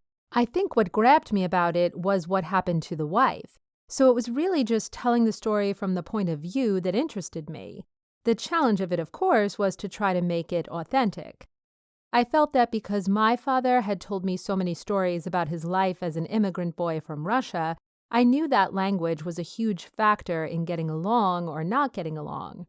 He told me stories of not quite knowing English and once leaving some money on a bus. He was a paper boy, and he had made some collections and left the money by accident on the bus. He thinks people were trying to tell him, and he didn't understand what they were saying. He got off the bus and then realized it. Things like that. Knowing the English language was extremely difficult. And also, both my parents were Yiddish speaking, and I can remember dinners at our house with all sorts of relatives and wonderful stories being told, and then punchlines coming out in Yiddish, and my mother turning to us and saying, "You know, it doesn't quite translate." She would try to translate it, but never could quite do it. And I associated that language with something very rich and interesting and enjoyable. Were you worried about breaking some of the cardinal rules of low-budget filmmaking? You don't do period pieces, you don't do something that's half in English and half in Yiddish? I didn't know enough to know that I was breaking cardinal rules, and that's the truth. I had to tell this story, and I had to do what I could to tell it. Was there anything in the adaptation that you really wished you could have included, but budget prevented it? There were many, many things. For example, just after we had made the movie, Godfather 2 came out. And in Godfather 2, there's a very long scene in Ellis Island in which there's an overhead traveling shot. The boy who will grow up to be Robert De Niro is sitting on the bench, and you see him in isolation, all by himself. It's just a stunning shot. And I remember that Ray and I saw it and were just pinching each other's arms in jealousy. When it came time to do Ellis Island, I had to do what I think just about all low-budget filmmakers do, and that is that you make a part work for the whole. You have to ask yourself, what's the most important thing about this? And I decided that it was the separation between the ones who were already there and the ones who had just arrived. Therefore, I thought if I could do some sort of a fence or something that would keep the two groups apart, that would help to say what I wanted to say. I remember that the fence cost about $800, which was a huge portion of our budget. I think it worked. It isn't recreating Ellis Island, which, if I'd had the chance, of course I would have done. Those were the sorts of things that we did all the time. What was your process for making the adaptation? I think I just read it more than a few times and then just thought about it. I like to do research, and I was also looking through lots and lots of material. For instance, I went to the public library, and there were a lot of files available about immigrant life in New York with pictures. I went to the YIVO Institute for Jewish Research, which had a lot of oral histories of immigrants. There also happened to be an exhibition of Roman Vishnaic photographs around that time, and although his photographs were not of the period, they were about Polish immigrants between the wars. Still, the shtetl life, I'm sure, was pretty similar. Did you use any of your family's immigrant experiences in writing the script? Immigrants fall into two groups, the kind that want to talk about it all the time and the kind that never talk about it because it was traumatic and they really want to make the adjustment and be Americans. My family was definitely the kind that talked about it all the time. I had heard so many stories about it all. I'd heard stories about people who came and people who left and people who went back and people who went crazy. I had a head full of these sorts of stories, so I'm sure they fit into writing this screenplay. Did the fact that you knew you wouldn't have much money to shoot this movie have any impact on you while you were writing the script? Constantly. I was constantly thinking, for example, about how I could do Ellis Island, things like that. It was one thing after another, just constantly trying to figure out how I could tell the story without having a budget that would have allowed me to tell the full story, where you could recreate the Lower East Side like they did in Godfather 2. We used one street, Morton Street, and we could only shoot in one direction because that direction faced Bleecker, where the streets formed a T, so that you only had to create the look on Morton up toward Bleecker. If we faced the other way, it was 7th Avenue, and obviously we couldn't close 7th Avenue, we didn't have that ability. In Godfather 2, they had street after street, traveling shots that were gorgeous. So we just did what we could, and everything was written and organized with that in mind. My own experience in writing low-budget films is that you often have to do a part of something. A part has to stand for something larger. Did you always plan to shoot in black and white? No, I don't think I thought about it at all. But when I started doing the research and saw these pictures, particularly the photos of Louis Hine and Jacob Riis and some of the anonymous pictures I found in the Jewish file at the public library, it just seemed to me that it might be a wonderful way to tell it. And I happen to like black and white. Were you worried about the balance of English and Yiddish in the script? I don't think I was thinking in those terms. I guess my own experience had been that actors have very good ears. I knew that even if the actors had to learn the Yiddish phonetically, they would do it. I was writing the screenplay for me to direct, and I didn't think that I would be hiring too many actors who already knew Yiddish. I thought I'd be lucky if I hired some, but I didn't think all of them would. In the end, I did have a few that did, but many didn't. But that wasn't something that worried me, because my own experience with actors had been that they really have very good ears. They're terrific mimics. Actors can hear someone and mimic them the next moment. What resources do you use to get feedback while you're writing? The feedback that I got was primarily from my husband.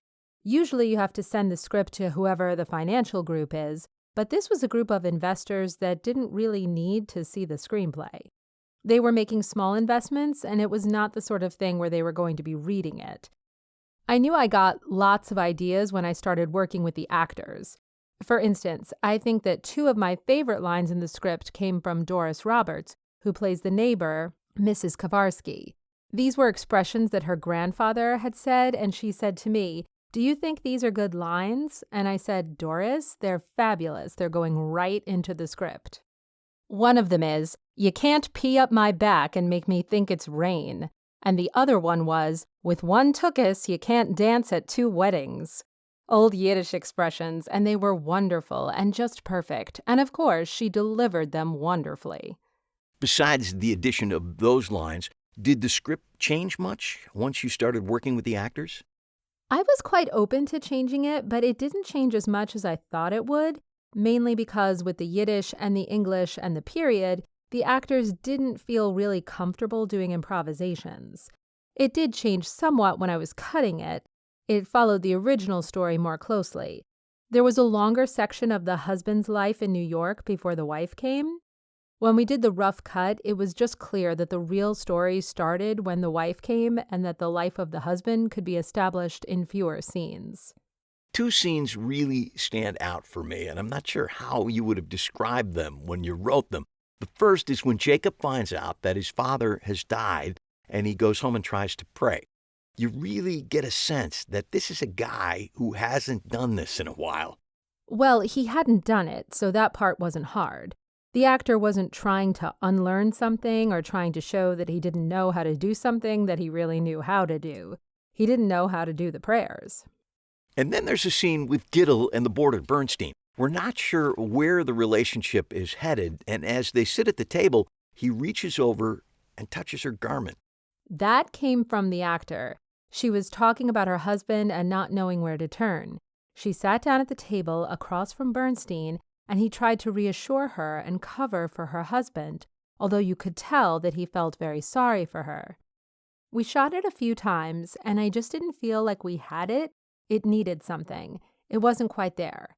And I was sitting there trying to think about what it was that would bring the scene more to life. At that moment, the actor playing Bernstein reached over and touched her shawl, and I said, "That's it." It needed something to show that he had feelings for her, and it came from him. It was not in the script, but came from the actor. It just proves that you don't always need dialogue to show the relationship between characters. That's very true. If you can get it that way, you've really got it. You get so many clues of people's behavior by watching them. We all do that all the time. We do it with our politicians. It isn't just what they say, it's how they are. Did you have actors in mind while you were writing the screenplay? No. As a matter of fact, I was expecting to find someone who was like the Giddle in the story. She was described as dark and a little plump, so I thought I would find someone like that, and that will be fine. After I finished the script, while Ray was raising the money for it, I saw a film with Carol Kane in it, a Canadian film called Wedding in White. I was just entranced by her. I just thought she had such a wonderful film presence. She had a certain old-world quality to her. We had a casting director, and I told him I'd seen this young woman, but she seemed to be Canadian, and obviously with our low budget, we couldn't afford to bring anybody in and put them up. And he said that as a matter of fact, she lived across Central Park and she was a New Yorker and there wouldn't be any problem. She was the first one that we hired.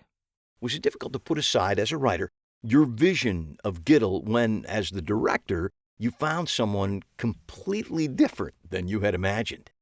I think every writer-director does the same thing. You write to give yourself a blueprint for the film that you're going to make. Then you see what comes up and you try to leave yourself open to what the actors bring to it and what the weather brings and what the location brings. You're happy because it isn't just you. Everybody's taking this thing and adding to it, bringing more to it. And that was just fantastic. In casting the Jacob character, I felt that I understood his problem and I understood what he was going through, and I really like this character. But a number of the people who came and tried out wanted him to be more heroic and a little less harsh with her, and a little less confused about his life. I had to reject those actors because they didn't want to do the character as written, they wanted to do something else. For Bernstein, the actor who was cast dropped out at the very last minute, and I was quite stuck. It was one of the most devastating moments in the making of the film. Ken Van Sickle, our cinematographer, said to me, "Well, what about Mel Howard?" And I said, "Mel Howard? Mel Howard came here for a crew job. He's not an actor." And Ken said, "Yes, but when he came, you told me you liked the way he looked and you liked his eyes for Mr. Bernstein." I didn't even remember that I'd even said that. So I said, "Bring him in." And he came in, and of course he'd grown up in a Jewish family and spoke perfect Yiddish. He took direction wonderfully and gave a wonderful performance. How'd you get the scenes that needed to be in Yiddish translated into Yiddish?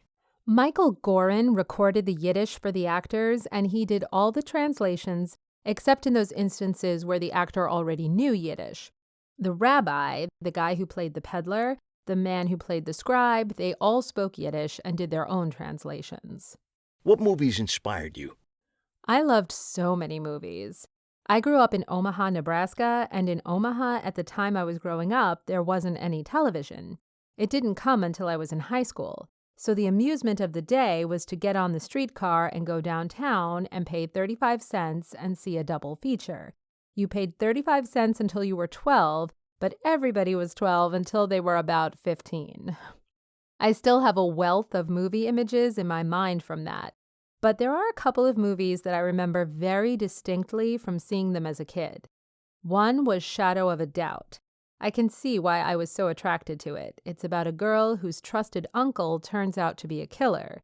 This was not a threat from outside. This is a threat from within the family circle. I was very profoundly affected by that. I can remember in the scene where Joseph Cotton tries to push Teresa Wright out of the moving train. I can honestly remember still to this day how I felt, which theater it was, where I was sitting, where my mother was sitting, where my father was sitting.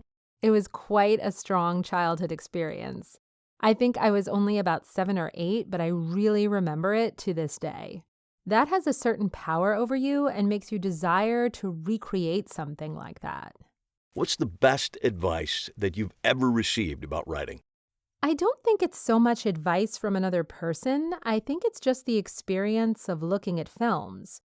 When I first started working in film, this was pre-video, we used to go to the Museum of Modern Art and sit in the basement and see films. I would say that was the thing that taught me the most, to see the great films and then to try to study the screenplays. Oftentimes, these screenplays were available and I could buy them and study them and try to figure out why they worked. I think that was the kind of advice that was best for me. Did you learn anything while writing Hester Street that you took to future projects? I think each one is so different. Certain things become a little bit easier, perhaps, but each one is so different and each one has such different requirements. I don't know how much one really teaches you for the next. Maybe it gives you confidence to think, I did it before, maybe I can do it again.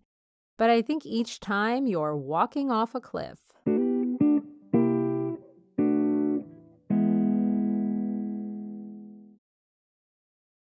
Sweetland. Ali Selim. Sweetland is a remarkable achievement on a small budget for a first-time feature director. It takes place in post-World War I Minnesota among the immigrant Scandinavian farmers and concerns the relationship between Olaf and his arranged bride, the German-born Inga. The film employs a flashback structure, starting in present day with Inga's death, flashing back to Olaf's death, and then further back to their meeting and courtship. When I told director-writer Ali Selim that the purpose of this book was to help demystify the screenwriting process, he laughed. "First, let me tell you, I can't help you demystify it," he said. "To this day, it's the most mysterious thing I've ever done." What was your background before you started Sweetland? I started in the film business in 1985, began directing TV commercials in 1989. I optioned the rights to this story in 1993, so I'd been directing commercials for about 5 years. I was 10 years out of any sort of screenwriting classes that I had taken and hadn't really done much with it, besides directing commercials and learning that end of the filmmaking process. Had you ever written a screenplay before this? No, I dabbled. I took a screenwriting class from Tom Pope in 1984, and I churned out something to get a grade. I can't even remember what it was. Then we had this idea when I was at Departure Films in 1989 that we were going to try and make a movie. And I think I cranked something out then as well. But again, I don't even remember what it was. I just didn't know any better. I thought you slapped some words on a page and got the camera out, and that was that. This was really my first effort at telling a story that was structured and constructed. But had I put words on a page before? Yeah. Had I ever done anything seriously or taken myself seriously? I think this was the first time. The story changed quite a bit from Will Weaver's short story, Gravestones Made of Wheat, to your screenplay. There's very little left. The central conflict about the legality of burying someone in the wheat field instead of the cemetery isn't even touched on in the film. However, the feeling of the story is still there. I guess that's all that really mattered to me. It wasn't the structure of it, but the feeling and the ideas behind it, and the love story. My initial reaction was that I loved it. It's one of the few times that I finished reading something and I cried. I told that to Will and he said, "That's really great because when I finished writing it, I cried." I think we hit it off because of that. There was the love story and the sense of heritage and the immigration story. My father's an immigrant. My mother comes from a Minnesota farming background, grew up on a farm in southern Minnesota, so there was a lot about the story that I connected with. But I think the overriding thing was this might be a pretty simple thing to do. There's something very simple about the story. Deceptively simple. I think it sucked me in terms of production. I felt like this might be a really simple feature film to go make. The joke is, it took 14 years. How did you go about securing the rights? I called the agent, and at the time when I first called, the rights were held by the local PBS affiliate.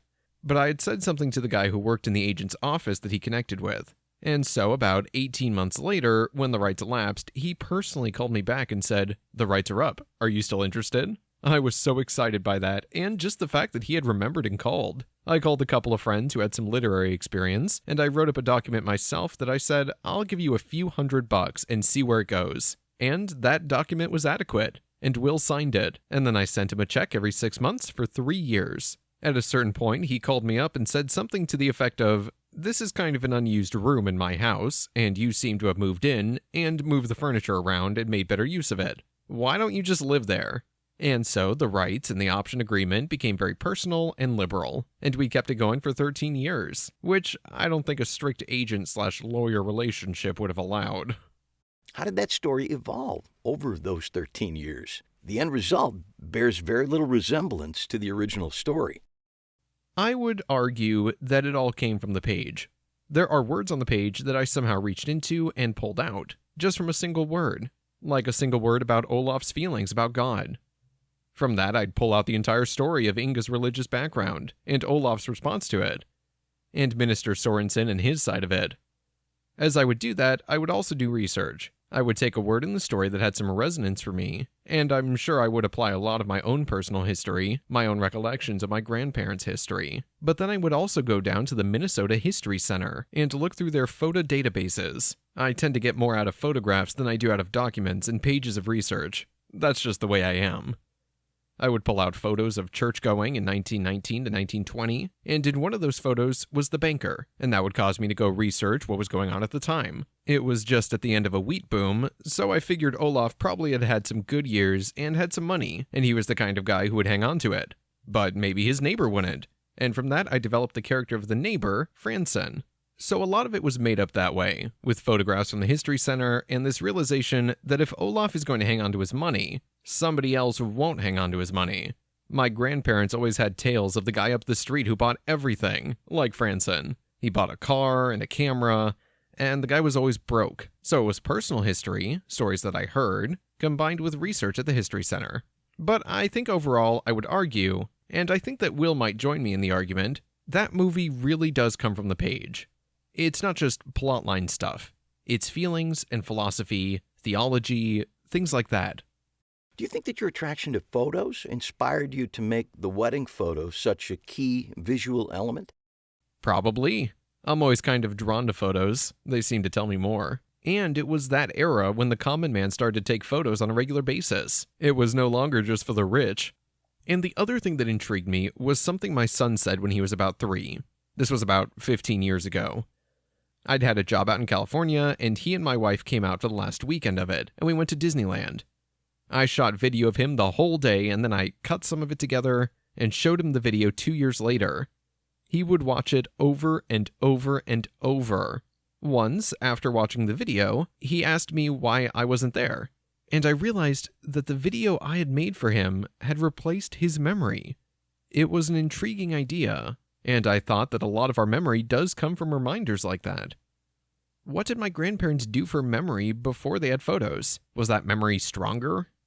So there had to be a photo at the center of the story, because it really is a story of memory. At what point did you establish the flashback structure? It's in the short story. The story starts in the 1960s and then flashes back to the 1920s. But I found that once I got into the 1920s, I thought it felt like a ride, and I didn't want to get back out of it. And then again, there's a line in the end of the short story, something like, "From that year on, every year the wheat grew a little taller in that area." And I realized that you have to have a third time period to relate to that. That line in the story always got me. The wheat grew a little taller every year. I'd get all misty-eyed and choked up. I had that idea in the script for a long time, up until 2 months before we shot. We were going to come up with some way to make the wheat a little taller. When I was location scouting, I would come across these places where the wheat was a little taller, and I would ask the farmer, misty-eyed, "Is that your grandfather?" And he'd say, "No, we shut the outhouse down a couple years ago." And I realized it just didn't have the romance that I wanted. The flashback structure was also a result of looking at a house, a potential location. It was owned by a woman who had been an immigrant from Sweden. When we looked at it, she had just moved out of her house 3 weeks before to go to the nursing home. She was 104. I realized that this character in my movie really could still be alive in 2004. This woman was born in 1900, the same year that my character was born.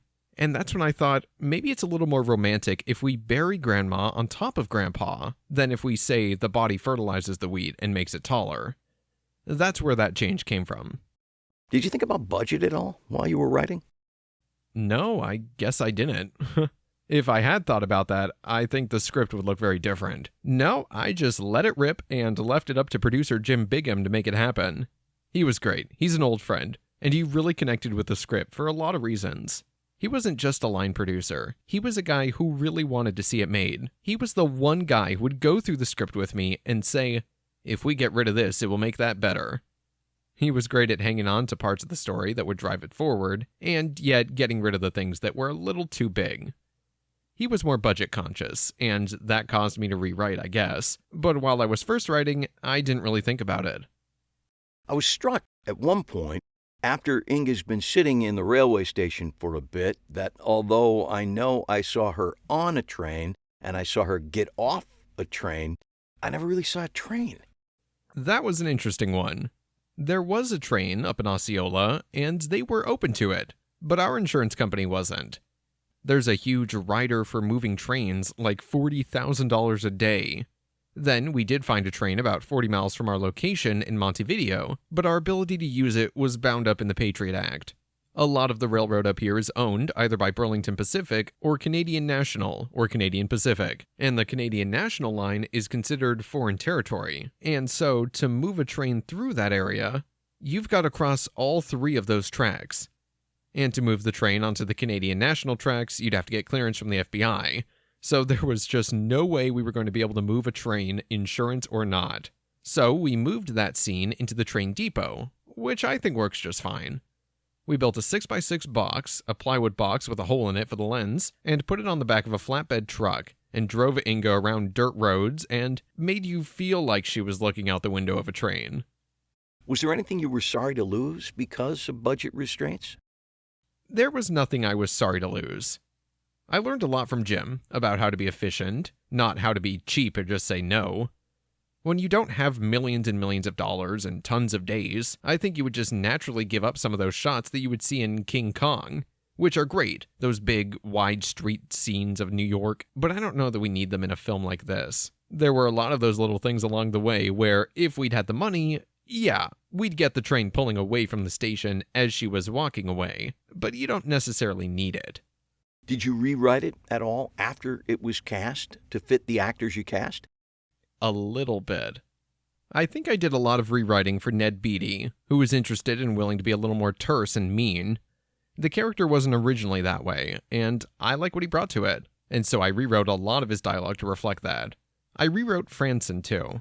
My grandparents had a friend like that character, an immigrant living hand-to-mouth on a farm in Minnesota, yet he was more influenced by what he heard of vaudeville and what he saw in the movies than what his real life was. It took Alan Cumming a little while, but when he got that, we rewrote Franson to make him more fun in that way. Were you always planning on directing this script as you wrote it? Yes. Do you think you wrote it any differently because you knew you would be directing it? I don't think so. I don't know what writing another kind of script is like, so I don't know if I adapted this to the fact that I was going to be directing. I do know that my writing is vastly more sparse or suggestive than most screenwriters. My assistant director was always pulling his hair out saying, "It's not in the script, it's not in the script." And I think actually that's what attracted the actors to it. It doesn't have that kind of screen direction that says, "She raises her hand and puts it on the cool granite counter." There's none of that in there, but it's more just a kind of rumbling suggestion. And I think the actors really seemed to appreciate that, because they all talked about the sparseness of the dialogue, which is as sparse as the script. I'm writing another script now, and I'm finding that it really isn't just the taciturn Scandinavian farmers that caused me to write that way. It's really more my writing style. Did you show script drafts to anyone along the way? I put them out there to people that I thought could help. But not everybody's helpful when you hand out a script. I'd taken the script out on the road and tried to raise money, then retreated and rewritten it, and then taken it out on the road and tried to raise money, and retreated and rewritten. And then I sent it to a guy who had become a friend of mine, Gil Bellows. We made a steak sauce commercial together back in 1993. He was an actor and I was a director, and I learned a lot about acting that day, because he's a real actor, not a commercial actor. We just kind of hit it off through all the misfires that we had on the set that day, and stayed in touch. He ended up having a successful career. He was in The Shawshank Redemption, and got one of the lead parts in Ally McBeal, and had quite a good string of films back in the middle 90s. So I sent it to him, and he really liked it. I think he said to me it was like the most expertly laid out campfire he'd ever seen. But it didn't have any flame. It needed a little heat. Gil had just come off spending a summer at the Sundance Institute, and he loved it. He loved what he could bring to it, and loved the interaction with all the writers and directors and fledgling filmmakers. But he didn't really want to leave his young family again for 6 weeks or whatever and go to the mountains. So he put together his own program in Los Angeles, and he got the support of a lot of people, like Jon Voight, Luke Perry, and that became the Cygnus Emerging Filmmakers Institute. They asked for script submissions, and I put mine in, and it was one of 2 selected. That's when I really started the writing process. When I really got into hashing it out with real writers. That's when I really started to break it down. What's the value of being part of a program like that? It's helpful to be with people like that who have done it. It's helpful to hear what they have to say about it. It's helpful to hear their suggestions, whether you agree with them or not. After that, it was maybe 2 more drafts, and I felt like I was where I needed to be. What was the reading at the Cygnus Emerging Filmmakers Institute like? It was really amazing. We had 350 people in the Egyptian Theater, and I had Peter McNichol, Jon Voight, and Louise Fletcher. The list goes on. Fabulous actors who all gave a day of rehearsal and then on Saturday morning, reading. It was great. I learned so much about stage readings. I learned a lot about what works in the dialogue and what doesn't. It's a tremendously helpful process for any writer. What did your day of rehearsal before the reading entail? We did a read-through, had a discussion, did another read-through, another discussion, and then an actual rehearsal where they made it happen and felt it. So when the people showed up for the Saturday morning reading, it was really like a play. The thing that I find when I go to readings now, that I learned at that reading, is that you need to rewrite the screen direction for a staged reading. It just needs to clip along. There was a reading I went to recently where the guys who put it on wouldn't listen to my suggestions about cutting the screen direction in their script. I think they read for 2 hours and 15 minutes, and they only got to page 45. It was deadly. People were walking out and had given up. So it was great to have the reading in Los Angeles, where the actors were brilliant, and the screen direction was the right length. Nobody walked out of the reading, and when they did walk out, they said, "This movie has to get made." There's a lot to be said for a really powerful, wonderful staged reading. Did you rewrite the script based on your reactions to the reading? Oh yeah. The first thing I did was the age-old rule of take the first 3 lines and the last 3 lines off of every scene. I felt it immediately in the reading, so I went and did that. I cut some of the dialogue. There were some good actors up on the stage, and you immediately got the sense that they didn't need some of this stuff. They didn't need it. And that's something that you don't get directing commercials. You don't get the feeling that the actor's really going to make this come to life. Over the 13 years you wrote the script, how long did you go between episodes of working on it? I worked on it every year. It would be 6 weeks, then I'd get back to commercials, then I'd coach Little League, and then I'd read it, and then I'd sit on it for a while, then back to commercials and more Little League. It was hardly a full-time job for 13 years. It was just a function of where I was in my life. If this next one takes more than a year, I'm going to go get my real estate license. Are there any lessons from Sweet Land that you'll take to future projects? I think I learned some lessons about dialogue, how much actors really bring to the show. We did a couple rehearsal readings in Montevideo once all the actors arrived, and immediately following those readings, I went through and cut about half of the dialogue. Just watching their faces, I thought, boy, they don't even need to memorize this stuff in Norwegian or German or whatever it is. They just need to act and look and work between the lines. And then when we started editing, I bet we lost another half of what was left. And I'm finding that it's really helpful in writing the next script. Write it for the actor. Don't write it for the producer who's reading it. What movies inspired you? I like them all. I just like the experience. I've always been really fond of Terrence Malick, even The Thin Red Line, which a lot of people don't have fond memories of. I've always been a fan of Bertolucci. I just took my teenage son to see The Conformist a couple weeks ago. I just love movies that are well written and seem full of life. I loved Wedding Crashers because it just looked like fun. On a similar vein, Ron Bass's work on My Best Friend's Wedding. In the hands of somebody else, it could have been like, why am I even here? But it was just right on for me, and I thought it was a well-written script. Speed is another one. I'm sure that it was well-directed too, but it was just like different from that kind of thing. And I don't really care for that kind of thing, but I just thought it was brilliant. So what's the best advice you've ever gotten about writing? Oddly, it's not that profound, but I carry it with me. It's about screen direction, and it's this. Always write in active voice, not passive voice. I had one draft that was entirely in passive voice, and I didn't even know what that meant, even though I was an English major. I was like, what are you talking about? It amounted to changing Olaf is sitting to Olaf sits, and Olaf is harvesting to Olaf harvests. I did that on every line of screen direction throughout the entire script. In doing so, the script went from this distant over there, who are they story, to an immediate and present emotion. The subconscious somehow took over, and suddenly actors were saying, I have to do this film. It was weird. Prior to that, they called it soft. When I made it active, they called it lean and athletic. No scene changes, no new behaviors, no sex scenes or car crashes, just dropping the ing and adding an S. Go figure. But while it was a lightning bolt for me, it is probably a duh for most writers. Screen direction should always be about behavior. I think a lot of poorly written scripts make it about movement. Moving left, moving right, moving towards the window, moving away from the window. And sometimes that's important for blocking, but it's not as important to an actor as behavior. I think maybe that's the thing that distinguishes My Best Friend's Wedding from The Wedding Planner. Really interesting, fresh, unique behavior that makes a character somebody we want to watch. Keep it in the active voice and concentrate on behavior. One last question. While you were shooting, the movie was called The Wedding Photo. Why and how did it change to Sweetland? The Wedding Photo was a name that one of the producers put on it the night before it went into breakdown services, because he didn't think actors would respond to the name Quiet Breathing, which it had been called for a while. Here's the thing about names. We have 3 kids, and we had these placeholder names for each of them before they were born that we never used. We named them the moment they came into the world. It was like, oh, that's who that is. And they were names that we had never even thought of, but we looked at them and said, that's who that is. And they stuck. I look at the placeholder names now, and I look at my kids, and I think, oh, they were never that.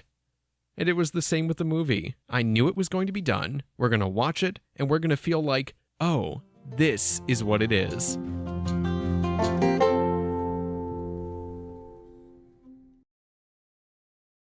Part 4. The Play's the Thing. Making the leap from stage to screen can be a perilous and, for some, a deadly jump, which is hard to comprehend because the confined nature of a stage play would seem ideal for a low-budget movie. Yet for every one that succeeds, 2 or 3 arrive DOA. The 2 screenplays highlighted here made the leap unscathed and virtually unchanged from their stage incarnations, which may be the secret of success for those looking to duplicate their results. Tape. Stephen Belber. 3 people in 1 room. That's always been considered the perfect construct for a low-budget movie. However, to keep that interesting for 90 minutes is a lot harder than it looks. Stephen Belber and Richard Linklater pull it off in Tape, primarily because they trusted the source material they were working with.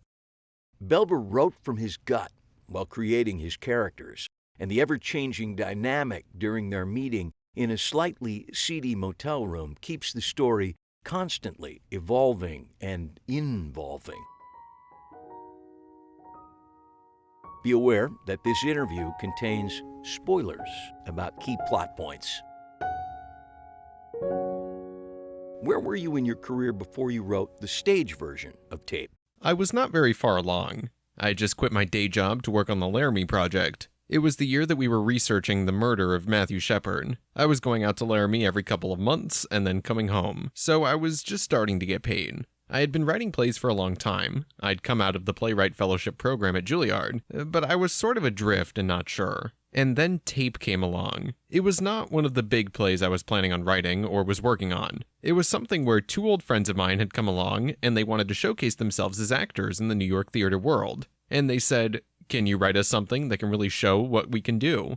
So I really wrote it for them. Then one of the actors was dating this girl, so I added her because it got boring with two guys after a while. So it wasn't like, I'm going to write this big play. I was just doing it because I liked these guys and I liked their work, and it was fun. We produced it ourselves away off Broadway for a very low budget. Eventually, a Broadway producer came down to see it because it got a nice buzz, and he wanted to option it because he was looking for something to do with Ethan Hawke. He was going to do Albie's Zoo Story, and he was looking to couple it because Zoo Story had first been coupled with the Beckett One Act back when Albie first wrote it. So he was looking for a young new writer to pair up with an older writer, which happened to Albie. So we did a reading of it with Ethan and some other actors, and then it fell through, because Edward Albee didn't want that to be the play to accompany his play.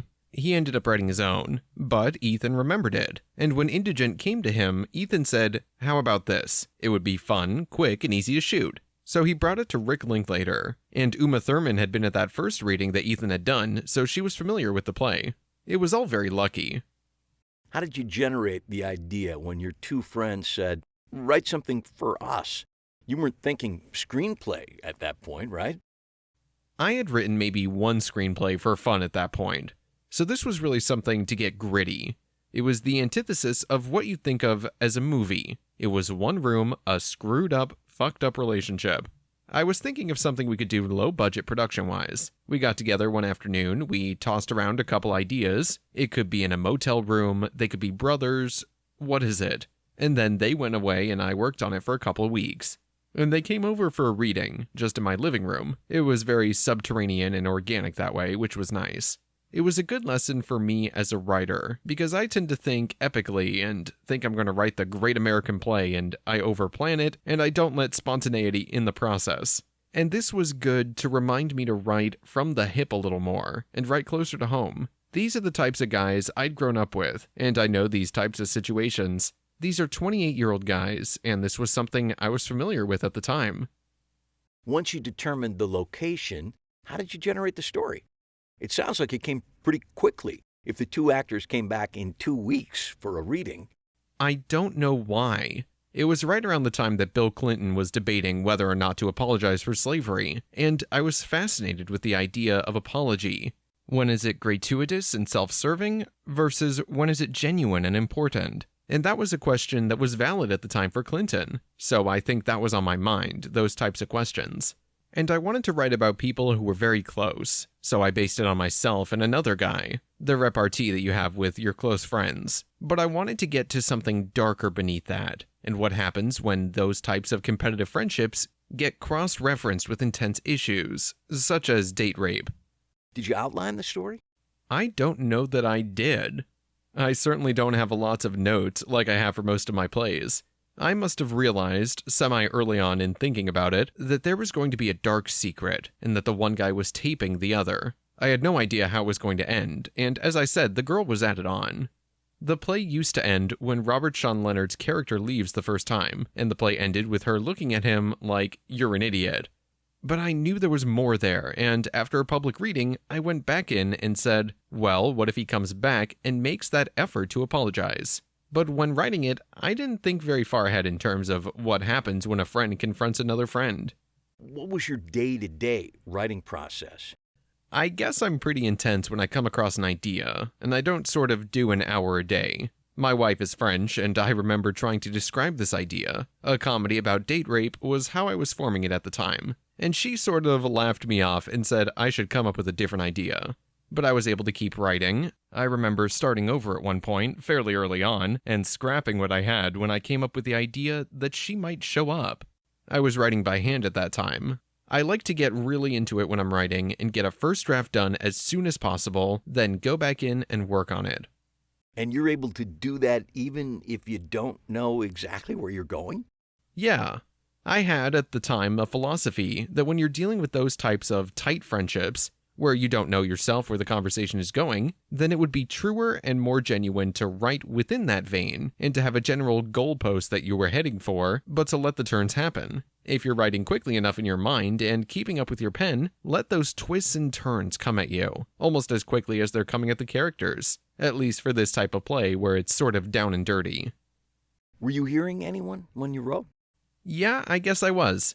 I always hesitate to say this because I'm not a date rapist, but it was myself and a very close friend of mine.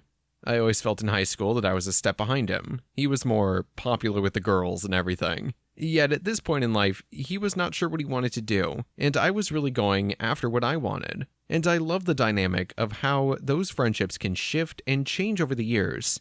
I actually wrote a whole second act to the play that takes place 10 years after the event in the motel room. Things have changed, and actually Vince is married. They live a sort of antiquated domestic life, and John has gone on to make really, quote-unquote, important documentaries. He comes back again, there's another pretense for a reunion of sorts, where things that were obviously left unsettled that night in the motel room pop back up. I never ended up doing it, because it felt excessive and a little redundant. But I do like the idea of 30 years of friendship and the turns it takes. The decisions that we make at 18 reverberate and cause different decisions at 28, and those reverberate and they make up our persona at age 38. I thought it was interesting character-wise that Vince is so likable, yet isn't really that nice of a guy. John is attempting to do the right thing, yet is really not all that likable. How do you strike that balance in creating characters? It's so easy to make them so unlikable that the whole thing's dismissed and people are bored. And making unlikable people likable in context is hard. I tried it in another piece and it doesn't always work. I think because I was basing it on a guy that I love, the Vince character, I felt that he was the most unconstrued character in a good way. He was very organic, and he came out of someone with whom I do have a complicated relationship, so it just felt easy that way, to depict him with all his flaws. But I also just got lucky in that I happened to set it up so that we were rooting for this guy. He can snort all the coke that he wants and be as much of a jerk as he wants, but we're invariably rooting for him because he is A, trying to do the right thing, and B, his second motive is that he's doing this because he's in love, and he's desperately in love, from the position of an underdog. And those are just traits that if you endow a character with them, you can get a lot of mileage out of them. But you weren't consciously considering that while you wrote it, were you? No, I don't think I was. I would like to say I was, but I just happened to hit upon that dynamic. I don't think I even knew how much his real motive was that he was in love with her. I sort of realized that while I was writing it. I had this notion that he was trying to compel his friend to do the right thing and apologize. But because those two motives, the desire to have Amy love him and the desire to make his friend do the right thing, were so imbued in the same character, it made him someone we could all relate to, because we all have mixed desires. I think so often when you go to playwriting school, they teach you about single intention, and certainly as an actor you can't play two intentions at once. And from moment to moment that's probably true. But I love trying to create characters who have these both genuine, deeply rooted intentions. It's great. Plus, he's a fun character to play. Ethan Hawke, when he did the reading of the play, he played John. He was more of the good guy, and that was more of his reputation up to then, playing that sort of higher-than-thou characters. I think he realized that he could stretch himself and show another side of him, so when the movie came around, he very much wanted to play Vince, which I totally understand. It's not just playwriting school that teaches people that. Screenwriting schools do the same thing, telling you to create characters who have one goal that they're going after. But in tape, their goals shift constantly. Yeah, exactly. And the responses of their opposite guy affect their next motives as well. And it's true, in screenwriting it's even more of a problem. They want heroes, and if not, they want anti-heroes. But less often do they want highly flawed characters who are not self-aware, and who are not clear in going after their intention. Were there other things you learned from having a reading of the play? I went in there thinking I had a much clearer idea of what was going on. I really did want to talk about this notion of apology and the worthiness of apology, and then I came across the idea of not just bringing Amy into the room, but keeping her around, and having John come back, and her not allowing him to have that apology on the grounds that he wanted to have it on. I think I started to realize that the play is actually potentially more interesting than my pseudo-politically correct take on it. It's also about power, and it's about gender wars in terms of power. But also the Rashomon element came in a way I'd not preconceived. I thought I was just into this relationship between these two guys, having them sock it out, have a battle, and suddenly it became about who owned the past, who owns memories, and who owns apologies. If we're basing our personas on events that have formed us in the past, and someone comes in and takes the rug out from underneath that memory, the way you've solidified that memory in your mind, you have to reevaluate not just the memory, but everything henceforth. It plays a real mind game. I don't think I was really thinking about those things until I brought John back into the room on the second go-round and realized that it's not just about right and wrong, it's about who gets to do what when on whose grounds. And also that memories are pliable. They're not set in stone. When you were adapting it into a film script, was there ever any talk of opening it up? There was brief talk about it. That would be the first instinct for any filmmaker. That's the great thing about Linklater. We talked a little bit about opening it up, but his inclination was definitely not to, that it was going to be more interesting to keep it enclosed. The problem was, how do you not repeat the theatricality that comes when you try to film a play? Because so often, it doesn't work. Because the DV cameras allowed you to go to a motel room or a soundstage that really felt like a motel room, he was going to be able to capture a cinematic way of telling the story. So only very briefly did we talk about doing some exterior stuff, which made me delighted, because I was worried that they were going to ask me to write stuff that didn't fit this play. You did lose some of the timing that you get in the theatrical version, because you have two cameras that you're trying to edit together. The theater piece runs an hour 10, and this ran an hour 25. They added 15 minutes because there wasn't the overlap that you get in live theater. The trade-off for me, which was exquisite, was the sense of intimacy and a whole other layer of my writing, which is the silence between the words. We get to look into these guys' eyes and chart their reactions. So the reactions were not as quick as in the theater, boom, boom, boom, but we got to see them process the other person's line and then come up with a response, all within the veil of, hey buddy, the quick cut down repartee that guys have. But we were able to even see within that, and it became, for me, more interesting that way. You can get that in theater, but film, and especially a DV camera, can get in there in a way that an audience member, who's free to choose where to look in a theater, could never get that close. So for me, it was a great lesson, and to watch it with a crowd in a movie theater was a great learning experience. We're taught as screenwriters that audiences don't care about dialogue, that it's all about the visuals. But I felt that it was a nice synthesis of both, of them yearning for dialogue that they don't usually get in films. They were ready to listen to these people talk, and with it, they were getting the unspoken subtext very intently and clearly. In terms of losing text, there wasn't much. There's one long speech that Uma Thurman has that is not as long in the film, where she finally goes after John. That was the only thing that Rick Linklater cut, and we talked about it. It wasn't just him saying, I'm cutting this. He explained what he thought, and it made sense. It just felt very overly written. It's about twice as long in the play, and it's much more intense. But it's probably not realistic that she could come up with that in the moment. In the film you can see, if you watch closely, it's cut off. They filmed the whole speech, so she didn't really land it in the way she might have, but she does a great job. I just think she did a great job in the movie, capturing the essence of that character. What I love about the movie is that it raises more questions than it answers. Most movies aren't willing to do that. Well, that's the golden rule, to tie it up and provide those answers. And even in playwriting, I think, it's a very fine line. Audiences will feel ripped off if you're intentionally ambiguous for the sake of it. If ambiguity serves a purpose, at the risk of sounding pretentious, is to turn it around and challenge them to ask themselves, what would I do in that situation? What have I done in past situations? And what have I done about those things? That does seem to serve a purpose, and if nothing else, the movie does poke it back at you. It's so pointed at a particular generation where the words date rape just became a phrase. My wife translated it into French, and there was no expression for date rape there in the country yet, and it's relatively new to America, so I think the people who respond to this movie are people who have grown up with those words. So, in terms of adaptation, it sounds like you basically handed Linklater the script to the play and said, have at it. Yeah, he was great that way. It was the opposite of what you expect the Hollywood machine to do to your work. Basically, they put it in screenplay form. Robert Sean Leonard's character was originally Jewish. He makes a crack about being Jewish, but we didn't think we could pass off him as that. We also changed his name. There were also one or two cultural references which we thought would potentially date the film, so we cut a couple lines. One about David Hasselhoff. Ethan improvised a dance bit that was from his high school days that he wanted to get in there. He put the word fag in at one point, which I was hesitant to do because I don't like it, but it was fine because guys like that say that word in that context. Were you involved in the rehearsal process?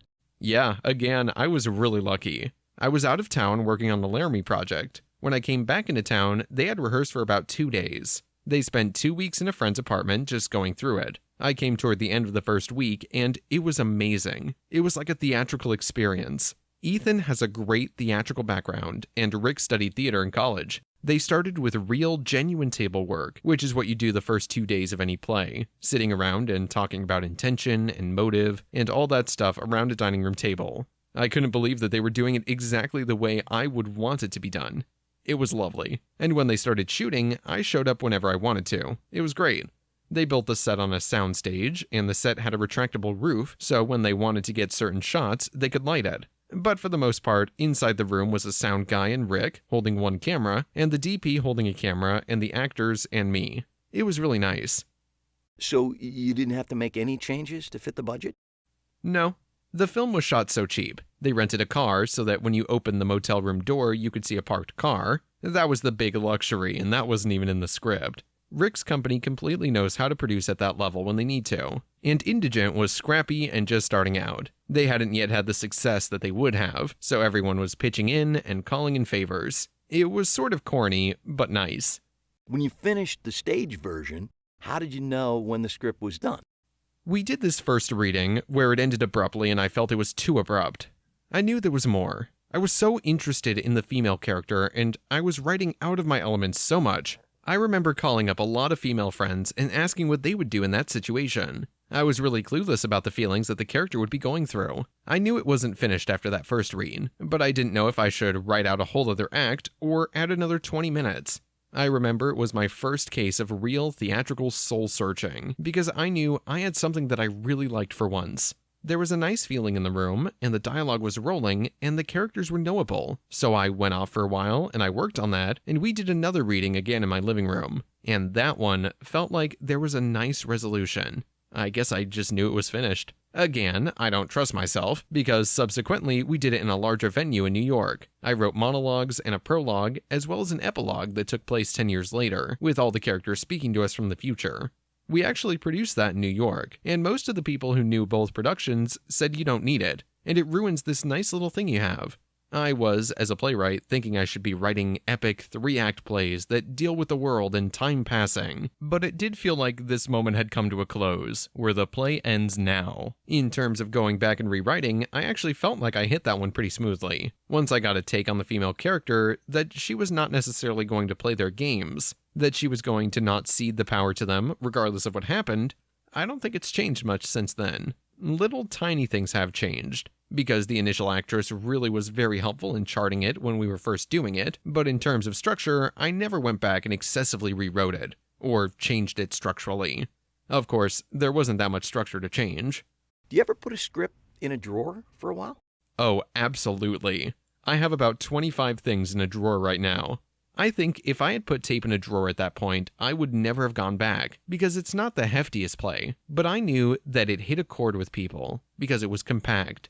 I always complain when I see plays that are successful, but they aren't as deep and profound as they should be. But that's not what audiences necessarily want or connect to. It has a tightness that is very satisfying, and a compactness. At an hour 20, it definitely had that. Did you learn anything from this process that you've taken to other projects? Yes, I think letting a degree of spontaneity into my writing, which was something that I'd excised at Juilliard, learning to let spontaneity back in and knowing that that makes for better writing.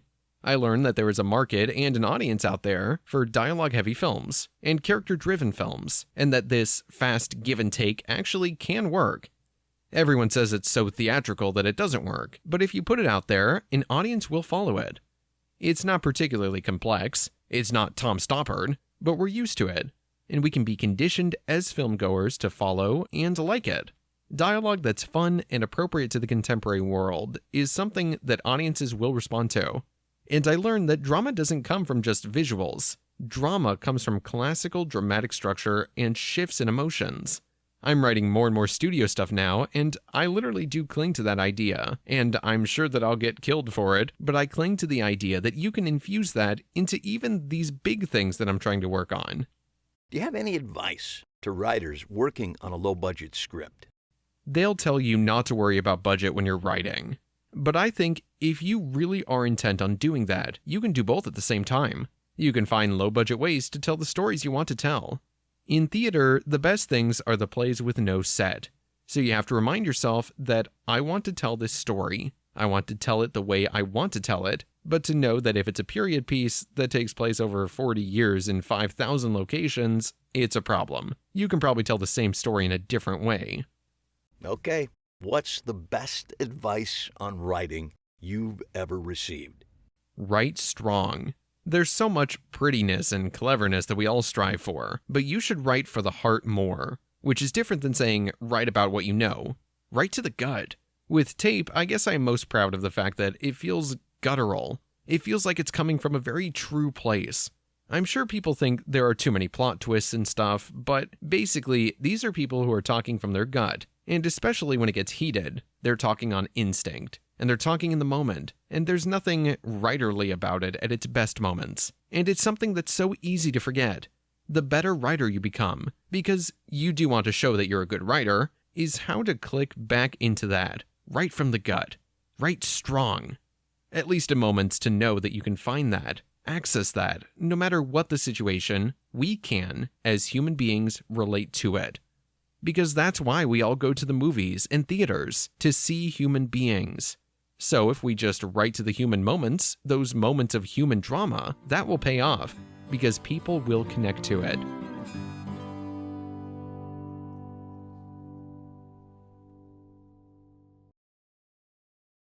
Suburbia. Eric Bogosian. Eric Bogosian's Suburbia started its life as a play, but it came to a wider audience via Richard Linklater's film version, which starred such up-and-comers as Steve Zahn, Parker Posey, and Giovanni Ribisi. It is, in many ways, the quintessential low-budget concept brought to life. It's essentially one location with a small cast and with the action taking place over one long night. However, its theatrical roots provided it with deeper characterizations and richer subtext than you'd usually find in this coming-of-age genre.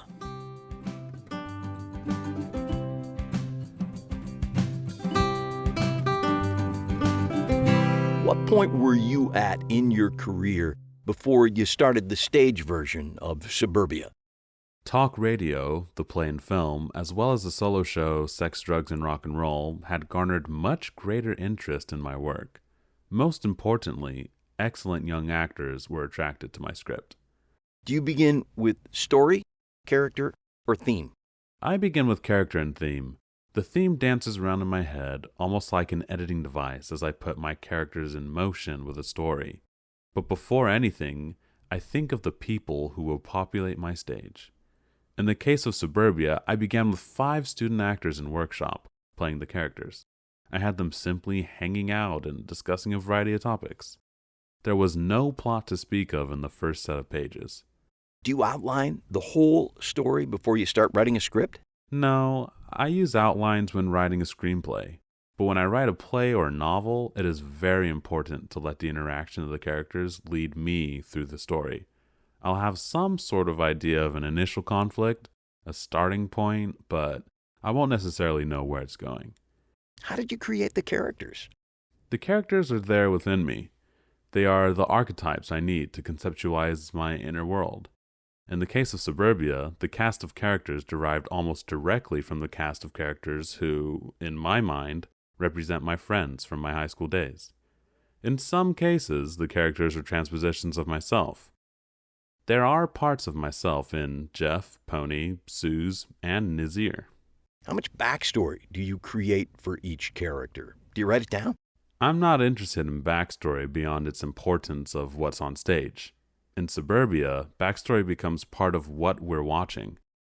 It was important to the play that we hear autobiographical stories from Suze, Tim, Nazir, and Bibi explaining who they are. Their own sense of history powers their story forward. How important is having a theme before you start to write? I always begin with a theme. It usually morphs as I'm writing, but in the long run, the theme must have importance for me in the present. As I'm writing, I need the theme to do my writing, but I don't mind if the audience doesn't see the theme or misunderstands what the theme is. In the case of Suburbia, I don't think many people got the theme as I originally conceived it. And what is that, you might ask? My answer is too complicated to explain. That's why I write plays. If I wrote themes, I would be a scholar and write theses. How did the play change, if at all, during the first rehearsal process or production? I depend on the cast to help me edit. I adjust overall structure, cut speeches, edit text. Not only did I edit for the first production, I continued to edit for the second production in Washington, D.C. When it came time to adapt it into a screenplay, were you writing to a specific predetermined budget? I'm sure there was a set budget, but I don't know what it was. Rick Linklater acted as producer with his company. All I knew is that we would hew closely to the play and that I could open up to other locales if I so wished. And I did. What did you do to the script that, in your mind at least, turned it from a live performance script into a movie script? The script hewed very closely to the play, but in the movie, we see characters when they are not with the group at the convenience store.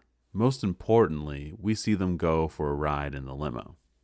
Do you know why you made certain choices when opening up the play into a film script? For example, you said showing the limo ride was important. Why did you choose to start the film with Jeff in his pup tent in his garage? Why did you choose to not shoot anything at the Four Seasons? It's all about rhythm and texture. It's not about making things more explicit. And in the one place where we did do that, when Bibi steals the prescription drugs, I think it's a bit of a dead spot. But the tent in the garage is kind of teaser, and certainly the limo ride serves to lighten up the center of the movie.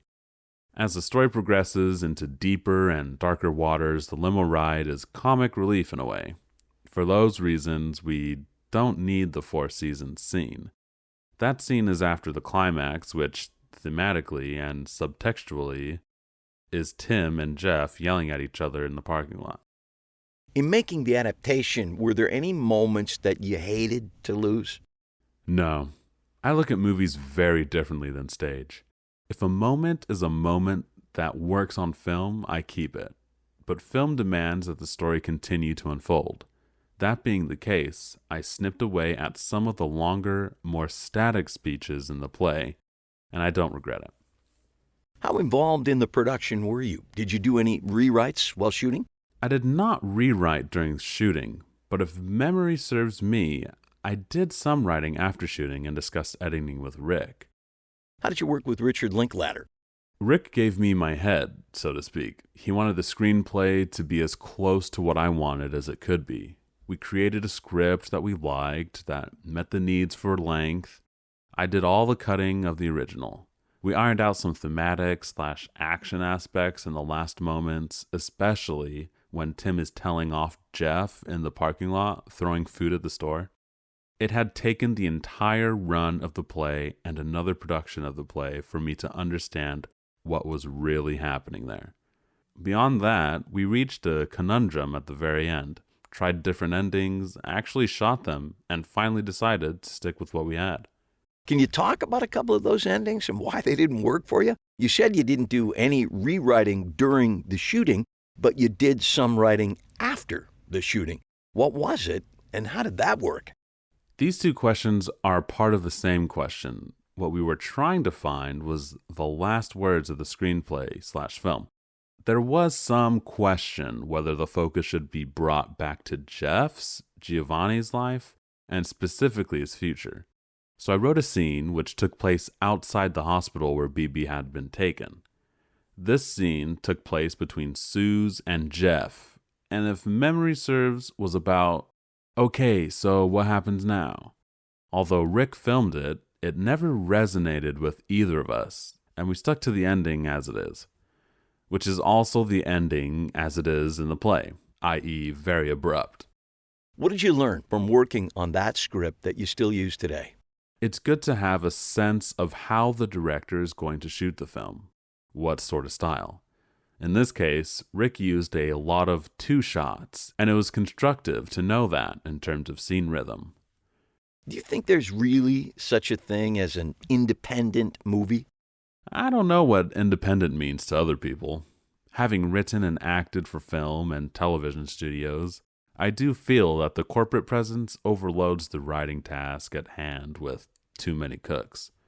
My two features, Suburbia and Talk Radio, directed by Oliver Stone, and one TV series, High Incident with Steven Spielberg, were all independent of the studio in that the directors acted as producers.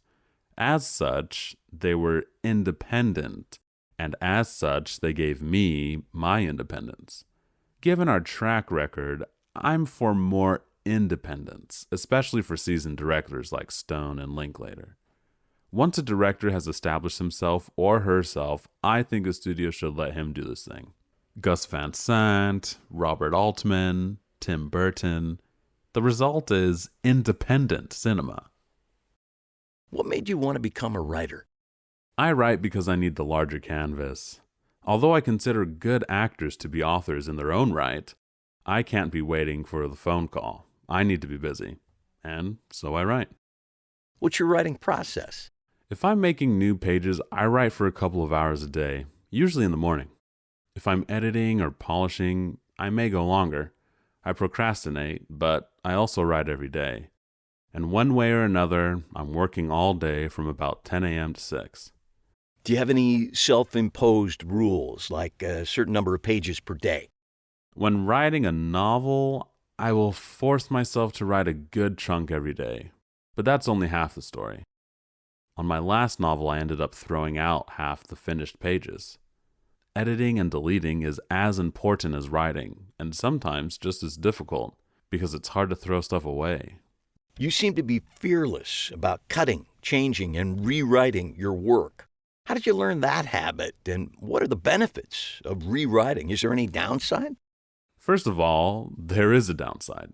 Sometimes something very good can be lost in the haste to make it better. Sometimes the long way around, i.e. the long speech, the boring passage, is the better way to go.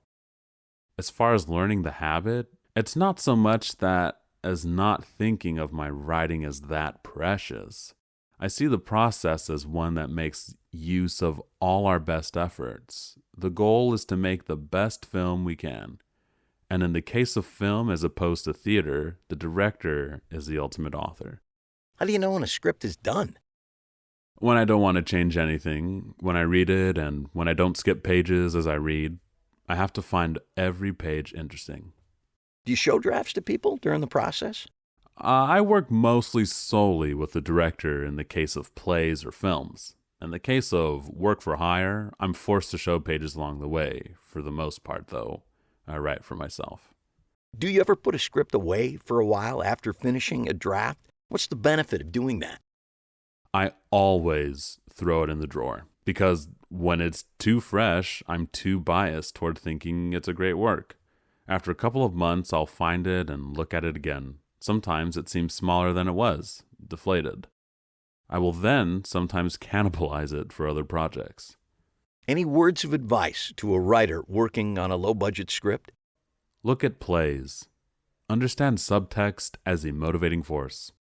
A low-budget drama, as opposed to a genre film like a horror movie, lives and dies on subtext. Subtext is the changing nature of the characters' relationships.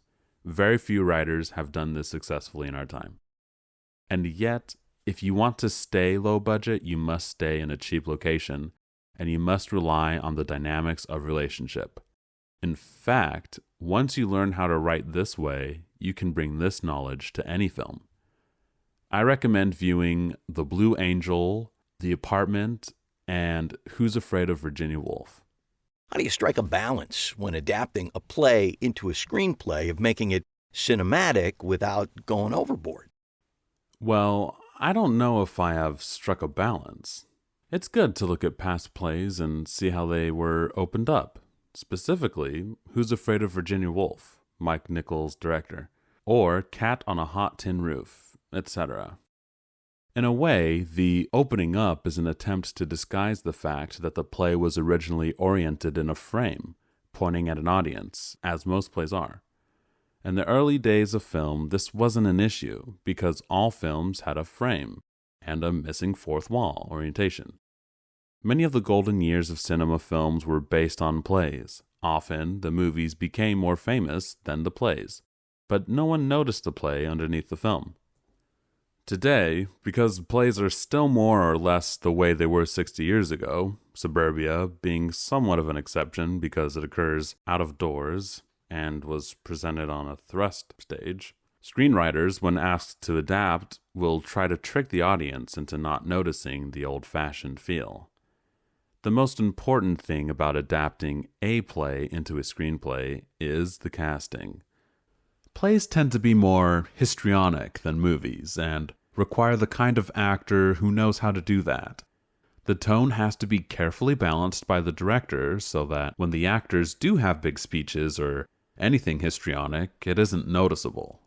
In talk radio, for instance, which is very histrionic, almost every actor in the film has a lot of stage experience and is comfortable with the non-naturalistic quality of the screenplay.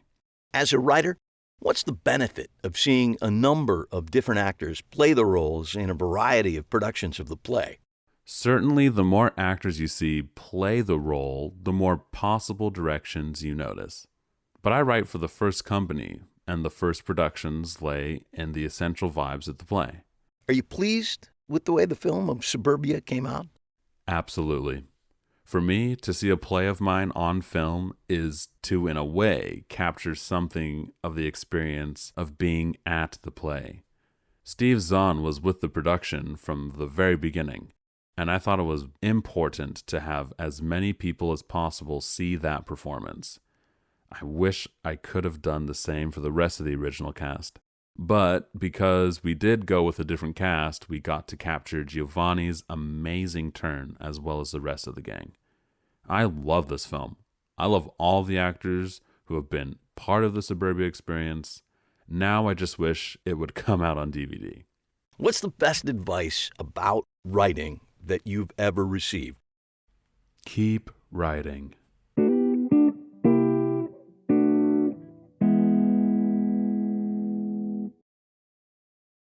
Part 5. Playing with genres. Genre. Noun.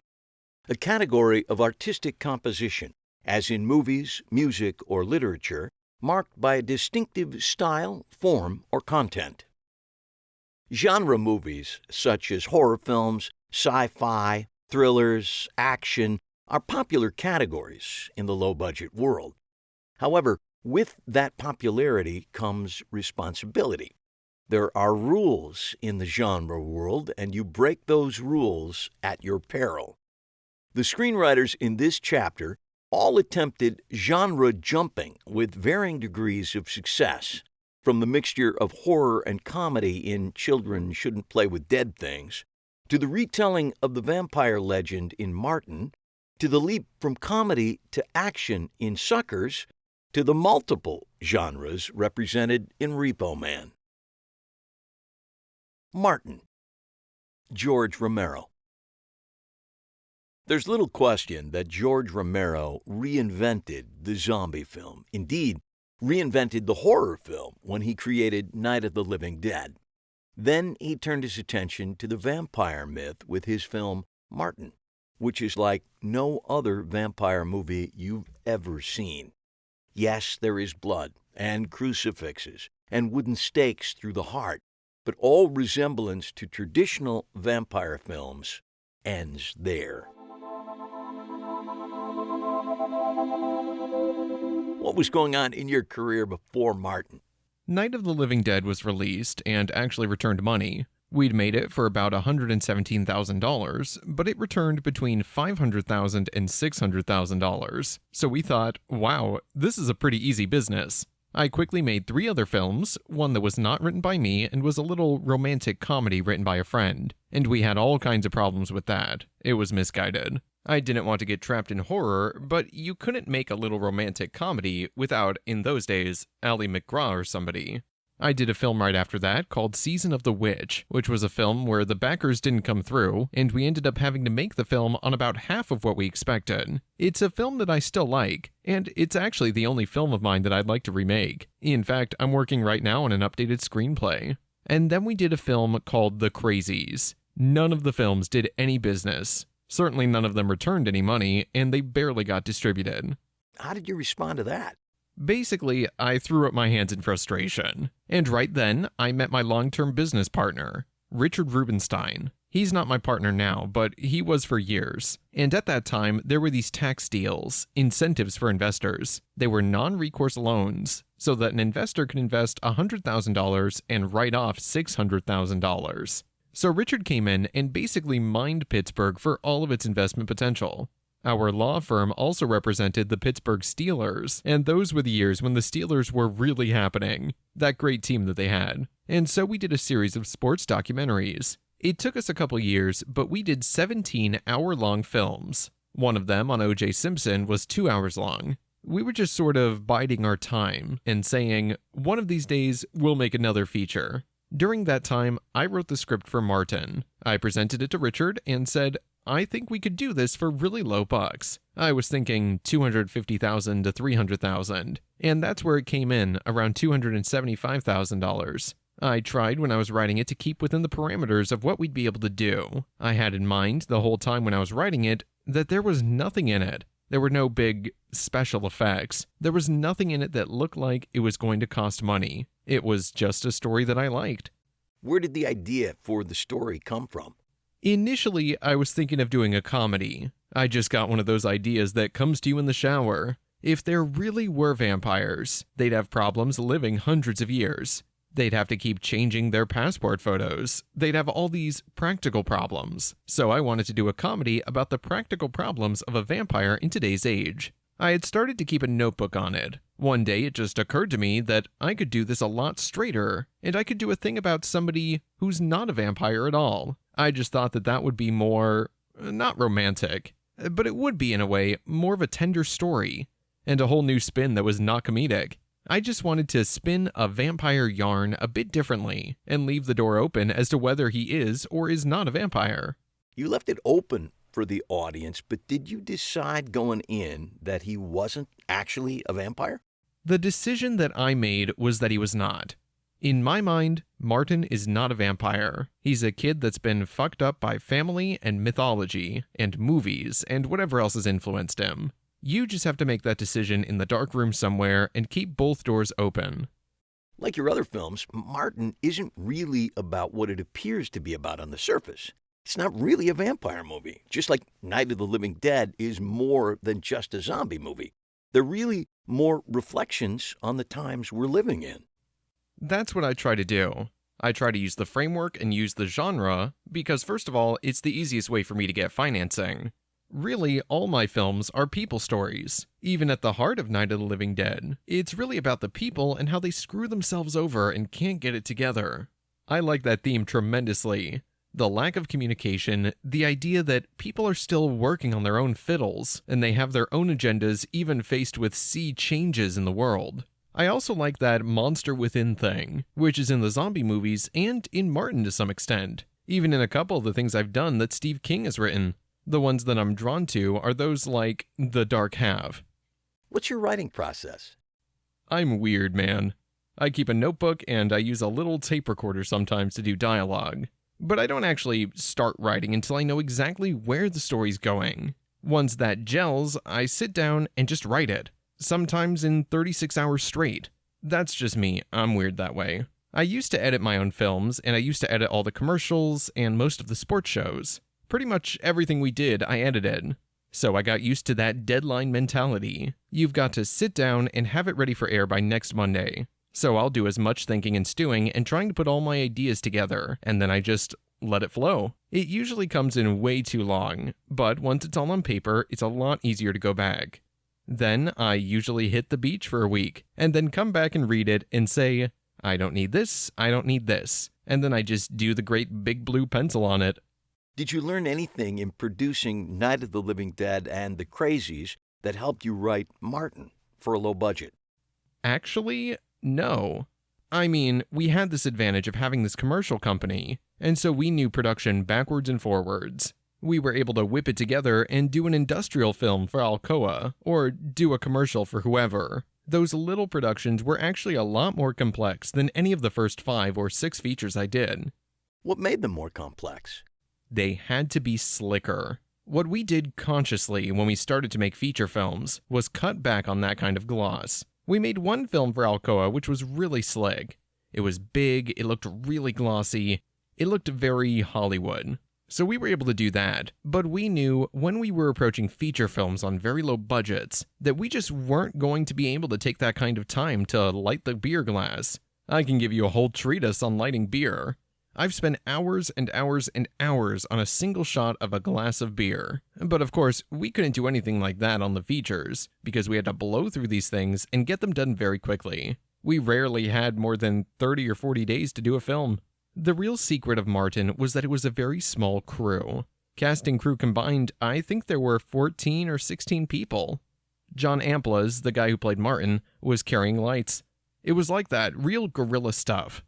Did you have him in mind when you wrote the script? Yeah, I had the idea first. Again, I had my little notebook, and I'd been thinking about it for a while, and then I saw a play that he was in, and I just thought, that's Martin. It was some old Greek thing, one of those classical things, and he just had this beauty and grace and innocence about him. I just said, that's the cat. I spoke to him that night right after the performance, and so when I sat down to write the script, I knew that he was going to play Martin. And Tom Savini had just re-entered my life. Before we made Night of the Living Dead, I'd written a script, a very sort of high-minded, Bergman-esque kind of thing, set in medieval times. It was a coming-of-age story about 2 teenagers during the days of the plague. Sort of like Virgin Spring. I went again to local high schools to look at plays, because I needed teenagers, and the guy that I liked from seeing him in a play was Tom Savini, so we met and hung out a little bit. He was a high school-age kid at the time. That movie never happened, and we lost track of each other. He went off to Vietnam and became a combat photographer. And then one day, he walked off the elevator at our offices and slit his wrists open right in front of us, fell down, and then said, "How did you like that? Do you know what I'm doing these days? I'm doing this shit." And I said, wow, I'm thinking of doing this vampire flick. But I also knew that he was a good actor, and so I said, there's a role here as well. And so we did a little trade-off. He did the effects for free, and we fed him burgers while he played the role.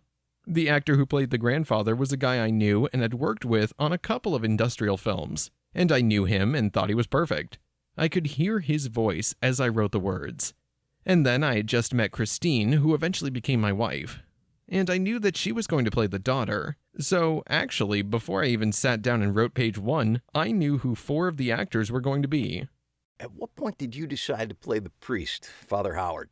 I think when I started to write the priest, I thought, oh, I've got to do this. I was raised Catholic, and so I'm disgruntled. My Catholic experiences were not very happy ones.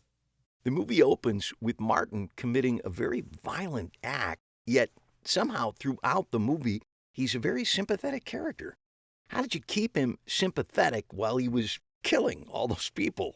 Well, I think a lot of it was John. But to me, it's the classical thing about monsters. Karloff, as Frankenstein's monster, is tremendously sympathetic. King Kong is sympathetic.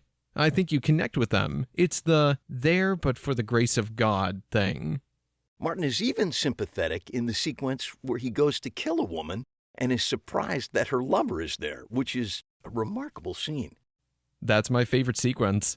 I think it's the most successful sequence I've ever done. I like its complexity. It's a very complex situation, and you have to be watching the movie closely to get everything that happens in it. But what I like the most about it is the execution of it. It's very close to what I had on the page, and I was able, again, because of the small, dedicated crew and all their cooperation, to do it, make all the shots. There are a hell of a lot of shots in that sequence, and the geography is clear. You don't get lost. You can't do that sequence without a lot of shots, and these guys moved fast, and we got it.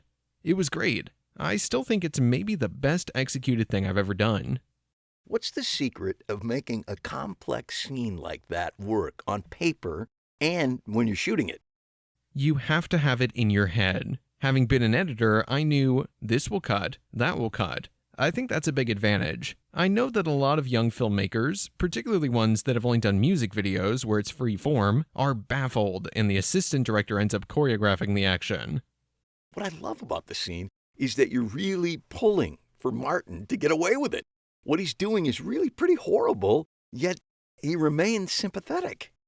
It's in the script, but a lot of it was John.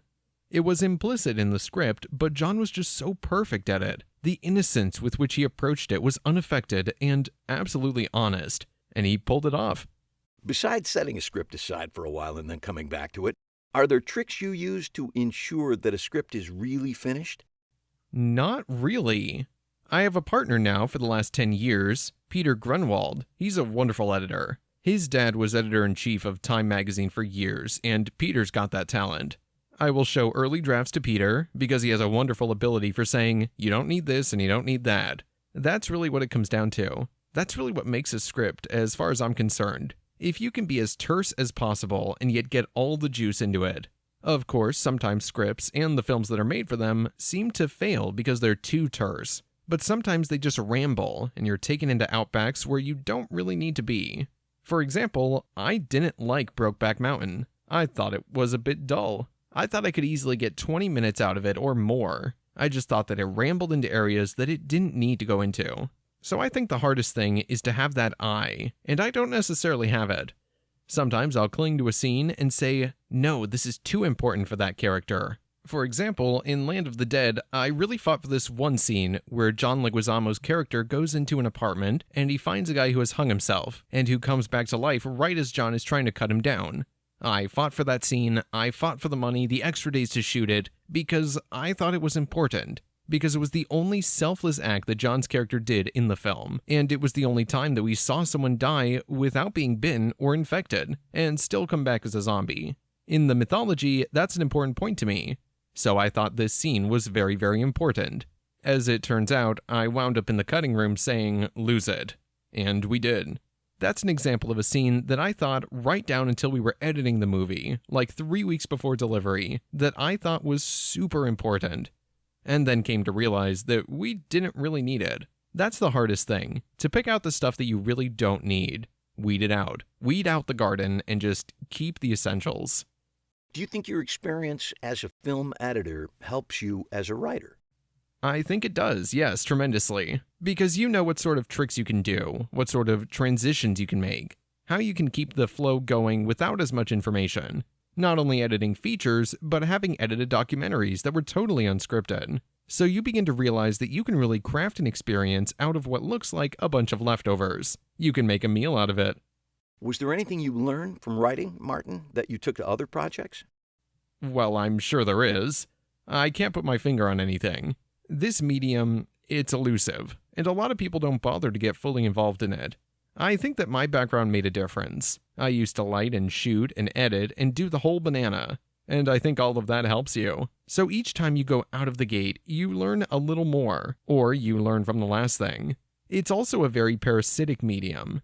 I think any aspiring filmmaker comes to the medium because of being influenced by other films and other filmmakers, and you don't get a chance to sketch. In a certain sense, I did, because I made more hours of film, industrial film, commercials, and all the other shit that we did, more hours of film that I've ever done over the 13 features that I've made, probably by 3 times. I did have that chance to sketch and try and experiment, but with narrative today, nobody has a chance to sketch. I mean, John Ford, what did he make, 250 movies? I'm trying to get my 14th going, and you don't have all those tricks in your pocket. First, you're a parasite. You say, I'm going to steal this shot from Wells, or from Ford, or from Hawks, and you wind up stealing ideas. And then you start getting confident enough to try to invent your own shots and sequences and visual storytelling techniques. It gradually gets better and better. I thought that in the film I made before Land of the Dead, a little film called Bruiser that nobody's seen, I was really able to choreograph some sequences in that film. It was the first time that I was really liberal with moving the camera around. When I was working really low budget, and when I was first starting, my ass-saving techniques was just to shoot a lot of coverage. If you have close-ups of everybody in the room during the scene, you can structure the scene, cut it down, do whatever you want to it. And that's what I used to rely on. That was my mandate. And that's what I did as a self-protection device. In Bruiser, I didn't do that. First of all, we didn't have the time. It was union, and we were really running with the wolf at the door. So I just had to figure out how to play things in a master somehow. And I wound up having to design shots where the camera moved, and you got different perspectives even though it was a single shot. You gradually got more and more confident and more able to do that. It's all learning, and it all comes from things you've done before and knowing how it's going to work. A lot of people tend to look down on genre films. No kidding. But aren't they actually harder than other films to do well? Well, they are. I think what happens is that people start apologizing, and I think what you have to do is not apologize. Here's the situation, guys. I mean, if you go see Shaun of the Dead, man, that's just sort of balls out. Here it is, this is the world. And no apologies, it's just straight ahead. Even though it's hilarious, it keeps a straight face in a certain sense. And that's what you have to do. I think that's the secret of The Exorcist and Jaws and Rosemary's Baby, the classics of the genre, is that there's no apology. Here's the situation. In some ways, you have to make it believable and try to make this scenario that the dead are coming back to life believable. You can't do it with science. You can't have lawgivers trying to explain why it's happening. You just have to take it at face value. At least, that's what I've always tried to do. Don't spend 10 minutes with scientists saying, well, here's exactly what's going on. Forget it. You don't need it. Just say, here's the situation, and if you stay true to it and don't fuck with that, and don't violate it, then it becomes believable.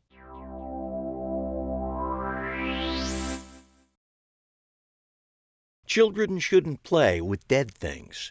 Bob Clark. Few directors have had a more successful or eclectic career than Bob Clark, and not many directors can claim as many classic motion pictures on their resumes. A classic holiday movie, A Christmas Story. A classic coming-of-age movie, Porky's. A classic horror film, Black Christmas. And a classic Sherlock Holmes film combined with a classic Jack the Ripper film, Murder by Decree. Children Shouldn't Play with Dead Things may not be a classic contender, but it's a clever little horror film that uses its resources wisely. A troupe of actors, led by their insane director, Alan Ormsby, arrive on a secluded island to reenact a ritual that brings the dead back to life. Before you can say boo, the dead begin to crawl out of their graves and carnage ensues. What point were you at in your career before you started Children Shouldn't Play with Dead Things? I went to college at the University of Miami, and I was in theater. I had also worked in the Miami film industry in the late 60s. I was doing a play in Miami, A View from the Bridge, and this man named Bobby McDonald came to me and said, "You're my director." I had actually worked on a couple of his schlock films that were done for 40 to 50 grand. I said, "Bob, what are you talking about? I don't know anything about films. I've been in some as an actor, but I don't know anything else." He said, "Don't worry about that. We have a great situation over at the Everglades near Fort Myers." So, I got involved in writing and directing a movie called She-Man, which was done by a guy named Charlie Brown. Charlie had a combination of a hydroponic tomato farm, a clothing factory, and a movie studio all in one. I was in the Everglades and wrote this thing called She-Man. I knew nothing about movies, but they said, "Don't worry, we've got everybody. We've got a great cameraman," who turned out to be a World War II Nazi cameraman who had never shot a movie and knew nothing about it. The editor was a guy named Hack from the Fort Myers local. But I did have a guy named Harry Anderson, who was a legitimate production manager who had done a few Hitchcock films. So I did She-Man, and it was dreadful beyond belief. At the same time, we decided we should shoot The Emperor's New Clothes back to back, so we shot that in Miami in a famous castle there, and actually got John Carradine to be in it, and he was terrific.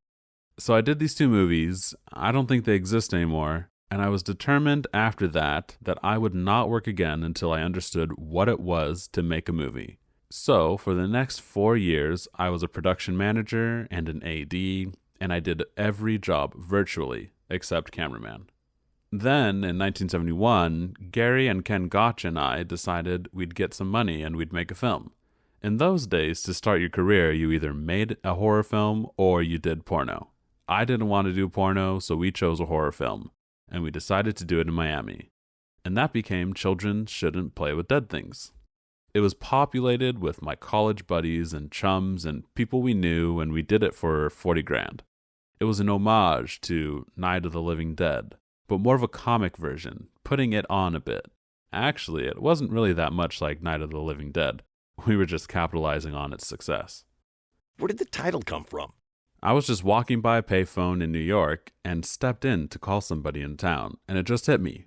Children shouldn't play with dead things. I have no idea why it came into my head. Instead of calling the friend in New York, I called Bob Kilgore immediately and said, "Bob, write this down. Children shouldn't play with dead things." And he said, "Oh my God, what a great title. That's hysterical. We couldn't do better." And that's how Children was born, by a little bolt out of the blue. How did you make up the story? It just came out of my consciousness somewhere. I took things that were familiar to me, like the theater group. I was well trained by that time to take advantage of every discipline that we could to maximize the kind of film we could make. I wrote it for the 2 main locations, the cemetery and the house, plus the location on the island that overlooks the city. We had 3 locations total. I was very careful about that because we only had 10 days, actually 10 nights. The remote cabin was actually in Coral Gables, a friend's house. It was in the middle of the city, in a neighborhood, but we pulled it off pretty well. What were some of the things you learned during those previous 4 years that helped on this production? Control your locations. Control the number of characters. We actually had quite a few characters, but that wasn't very costly for us. The movie is fairly ambitious in terms of its action. But the key was continuity, not having to make any moves to other locations. But there's nothing complex about that. Just make sure you have one major location. Did the fact that Alan Ormsby knew how to do makeup help in the decision to do a zombie movie?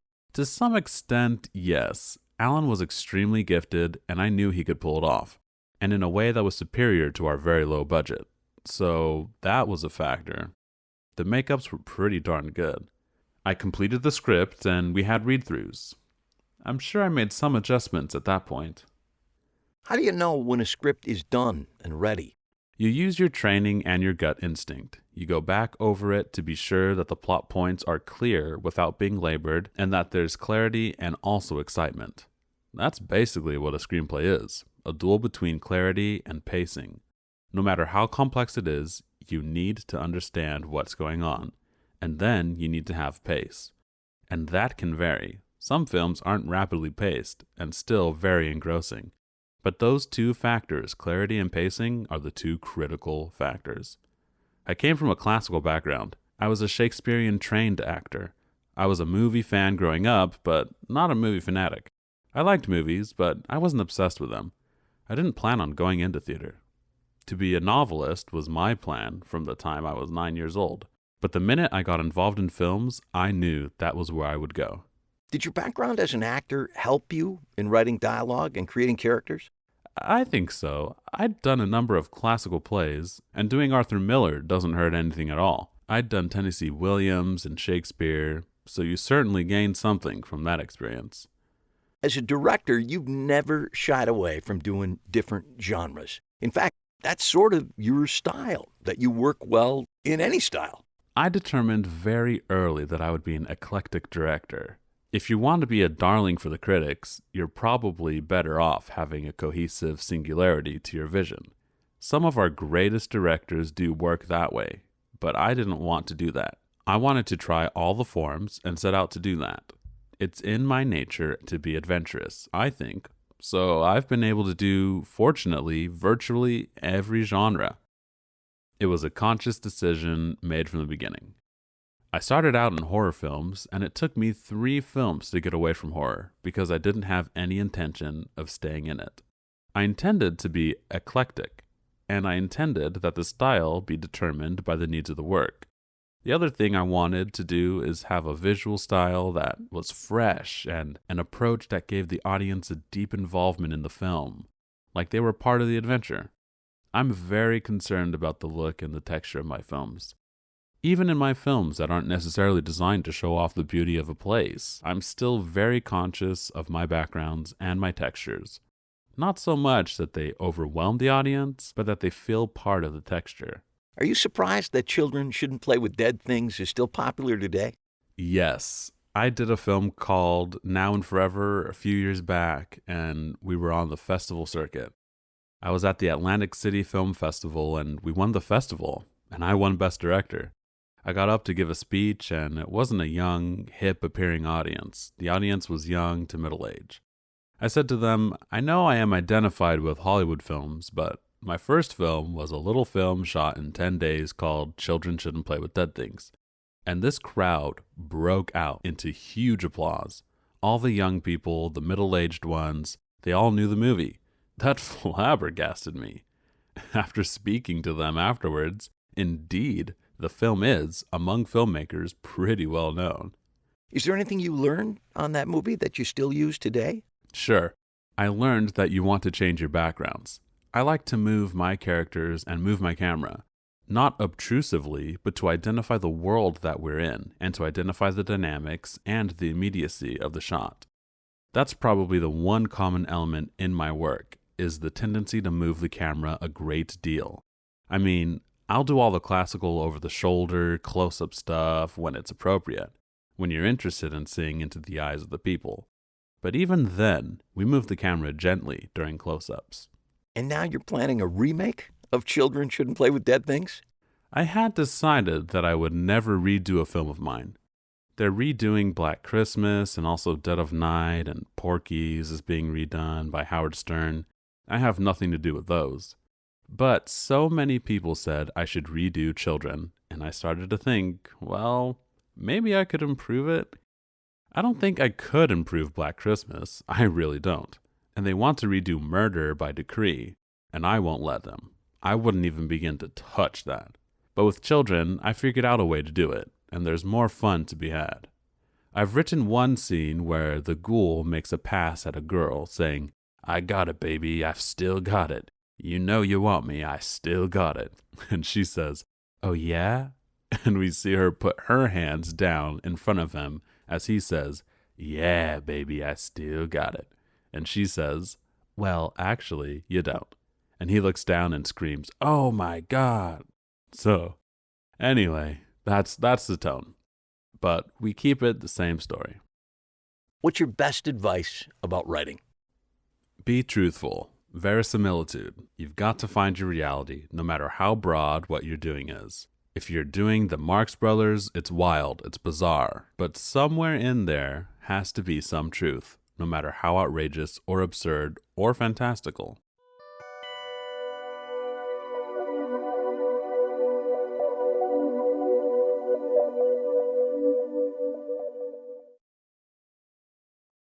Suckers. Roger Nygard. Suckers provides an inside look at just how much car salesmen take advantage of their customers. Written by director Roger Nygard and stand-up comic and former car salesman Joe Yannetti, the story takes us inside 4 consecutive Saturdays at a Los Angeles car dealership as Bobby DeLuca, Louis Mandalore, learns the ropes from sales manager Reggie, Daniel Benzali. Nygard and Yannetti based their screenplay on Yannetti's actual experiences as a car salesman, proving yet again that truth is, indeed, stranger and often funnier than fiction. Be aware that this interview contains spoilers about key plot points. What was going on with you before Suckers? I'd been jumping back and forth between narratives and documentaries. I had just finished my first documentary, Trekkies, and was looking for another narrative. I find that they both inform each other, and I've learned and brought techniques from one genre into the other. So Suckers has a very real feel, like you're right there, almost a pseudo-documentary style in the way it was shot. That's true, although it doesn't look like one of those shaky cam fake documentaries that have become so popular lately. I really can't stand that shaky camera on purpose style in shows like ER because a documentary cameraman tries to hold the camera steady and he doesn't shake it on purpose. A good handheld camera provides a little movement and a little energy to the shot without being obnoxious about it. At that time, I had made 3 movies. My first film was a one-man show, High Strung, a one-room comedy written by and starring Steve Odenkirk. We made that film for about $350,000. Then my second film was a $2 million action picture, back-to-back, for a company called Overseas Film Group. Their films are primarily foreign sales-driven. I remember seeing Back to Back. There was, to put it mildly, a lot of action. You've got to have 5 action set pieces. That's the rule for those sorts of movies. That's what's expected from the foreign buyers to make their foreign sales. We had at least 5. We might have had 6, but 5 is the minimum requirement. The third movie was Trekkies, my first documentary about Star Trek fans. In doing Suckers, I was coming off of those 3 films, which were all very different and driving my agents crazy because they didn't know what I was. Am I the documentary guy? Am I the action guy? Am I the comedy guy? So Suckers was a new thing, a sort of grisly, dramatic comedy, I guess, with some action. Where did the idea for Suckers come from? My friend Joe Yanity had written a one-man show about his experiences selling cars. I read portions of that, and he told me some of the stories, and I said, "You've got to make a movie about this. These stories are incredible." So that's where it started. Joe and I worked together writing the script based on his experiences, which is a process for me as a screenwriter that works best.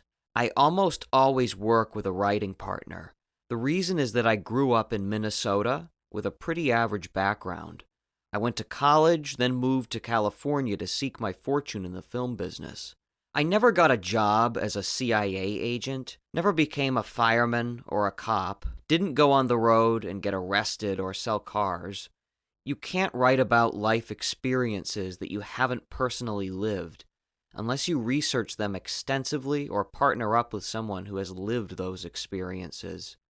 My writing style is that I tend to write with people who have had interesting life experiences, but don't necessarily have the desire or the fortitude or the persistence to bring it to the screen. Most screenwriters hate it when someone comes up to them and says, "My life would make a great movie." But it sounds like, depending on the person, you might sit down and talk to them. That's how I operate. I think everybody has one good screenplay in them, based on their own life. Your own life is often the first and best place to start for a screenwriter, because that's what you know, as long as you're willing to rip open your soul. You have to bare yourself to the world in order to write something that other people will be interested in reading and possibly make into a movie. It's not easy. It's hard. You've got to write things that you wouldn't even tell your shrink. Those are the screenplays that really stand out. So when I say that everybody has one good screenplay in them, it's if they're willing to bare their soul and write about those skeletons in the closet, those experiences. How did you and Joe work together? Joe and I sat in a room and would brainstorm. The brainstorming sessions would generally follow the format of me asking Joe questions and getting him to tell stories. I would write them down or tape them until we had all these anecdotes. I took all the anecdotes and boiled each one down to one sentence, and put them on note cards and laid them all out on the floor. We'd look at them on the floor and start moving them around until we had an order that we liked. You could do the same thing in a computer. Just type slug lines and create what's known as a beat sheet, which is a list of story beats, and you can move them around, up and down, until you have a sequence of plot points. How'd you come up with the idea of setting the story on 4 consecutive Saturdays? That was because that's how the car business runs. Every Saturday, there's a sales meeting. It's an inspirational meeting, a motivational meeting. It's a time for everybody to gauge where they are against everyone else, because there's always that competitive aspect. So we broke it down that way because the industry we were writing about breaks itself down monthly and weekly. Every month they start over and the cycle begins again. The framework suggested itself to us because the arena we were writing about was based on a monthly structure. How nervous were you about setting your whole first act at that first sales meeting? You know, we broke a lot of structural rules with Suckers, and in hindsight, there is a lot I would do differently, having learned what I've learned since then, and having seen how that experiment worked, where it worked, and where it failed. Part of the excitement of filmmaking is taking chances. Sometimes you're going to fail spectacularly, and we took a big chance structuring the first act that way, but I don't think it was the biggest chance we took. What was the biggest chance? The biggest chance in the script was doing a genre shift from the second to the third act, which many people found disconcerting. Audiences are not used to and don't like it when you shift from one genre to another in a movie. Quentin Tarantino and Robert Rodriguez did it in From Dusk Till Dawn. It starts out as a kind of a crime, caper road chase movie, and then shifts into a monster movie, which threw a lot of people. I think that film was less successful than it might have been because people just don't like genre shifts. They want to know what the genre is from the beginning of the movie. What's the level of reality of the story? And then you have to stick to it. If you don't stick to one genre, then you're either taking a chance or doing an art film. You did put some signposts along the way that there was an undercurrent in this story, that an outside world was pushing itself into the car dealership. That's true, and that helps. It definitely helps to give signs and signals as to what's going to come and ease the audience in that direction. But it was still, I think, too big of a shift for a lot of the audience. Personally, I like taking those chances. But in hindsight, I think if we had just stuck with the car salesman and not gone into the crime aspect, it would have been a more successful venture. Creatively, I think it was more rewarding to take a chance and see what you can get away with. In your defense, there have been stories of car dealerships acting as fronts for money laundering and drugs. Yes, everything in the movie is based on a nugget of truth. I would say that 80 to 90% of the movie is almost verbatim dialogue and incidents that Joe experienced personally. The rest are things that we researched. For instance, we knew that there was a dealership in New Jersey that had been busted for running $600,000 of coke through their dealership every month, and that's partly where we got the idea for the ending. Did you consider other possible climaxes and endings? I wish we had considered more, but as soon as we unearthed that story, it felt right to us. Again, looking back, yeah, I think we could have finished the movie just as engagingly and kept it in the car sales realm without having to go into the crime and drug trafficking realm. But then you would have lost the opportunity to have virtually all of the film's characters shoot each other simultaneously in a very small room. Yes, and we would have lost my favorite line of the movie. You're so beyond fucked, you couldn't catch a bus back to fucked. You kind of fall in love with some things. But in the editing room, you spend time killing your babies. That's the term for it. Sometimes you have to cut out the things you're in love with for the good of the whole. Were there any things you hated to lose? Suckers was so low budget that everything we shot is basically in the film. I don't think there's a single scene cut out, and we didn't do any reshoots either, which is typical for most movies. It was shot in 3 weeks on an empty car dealership that was then torn down about a month after we finished. So that limited your reshoots a bit. Right. What did you do at the writing stage to keep the shooting budget down? There are a lot of things you have to consider when writing a low-budget script, because these are key considerations when the film is made. First of all, fewer locations, and secondly, fewer characters. Every time you have a new location, it's a company move, which is very costly. And every new character is somebody who gets a residual check when the movie is released and airing in ancillary markets. We had a pretty large cast in Suckers. I think we had 30-odd characters, which is a lot. The majority of our budget went to pay their SAG minimum wages. That's why you see a lot of movies with 3 or 4 characters in contained locations. A first-time or novice screenwriter will write scripts that take place all over the world with hundreds of characters, and it's just not realistic unless it's a $100 million blockbuster.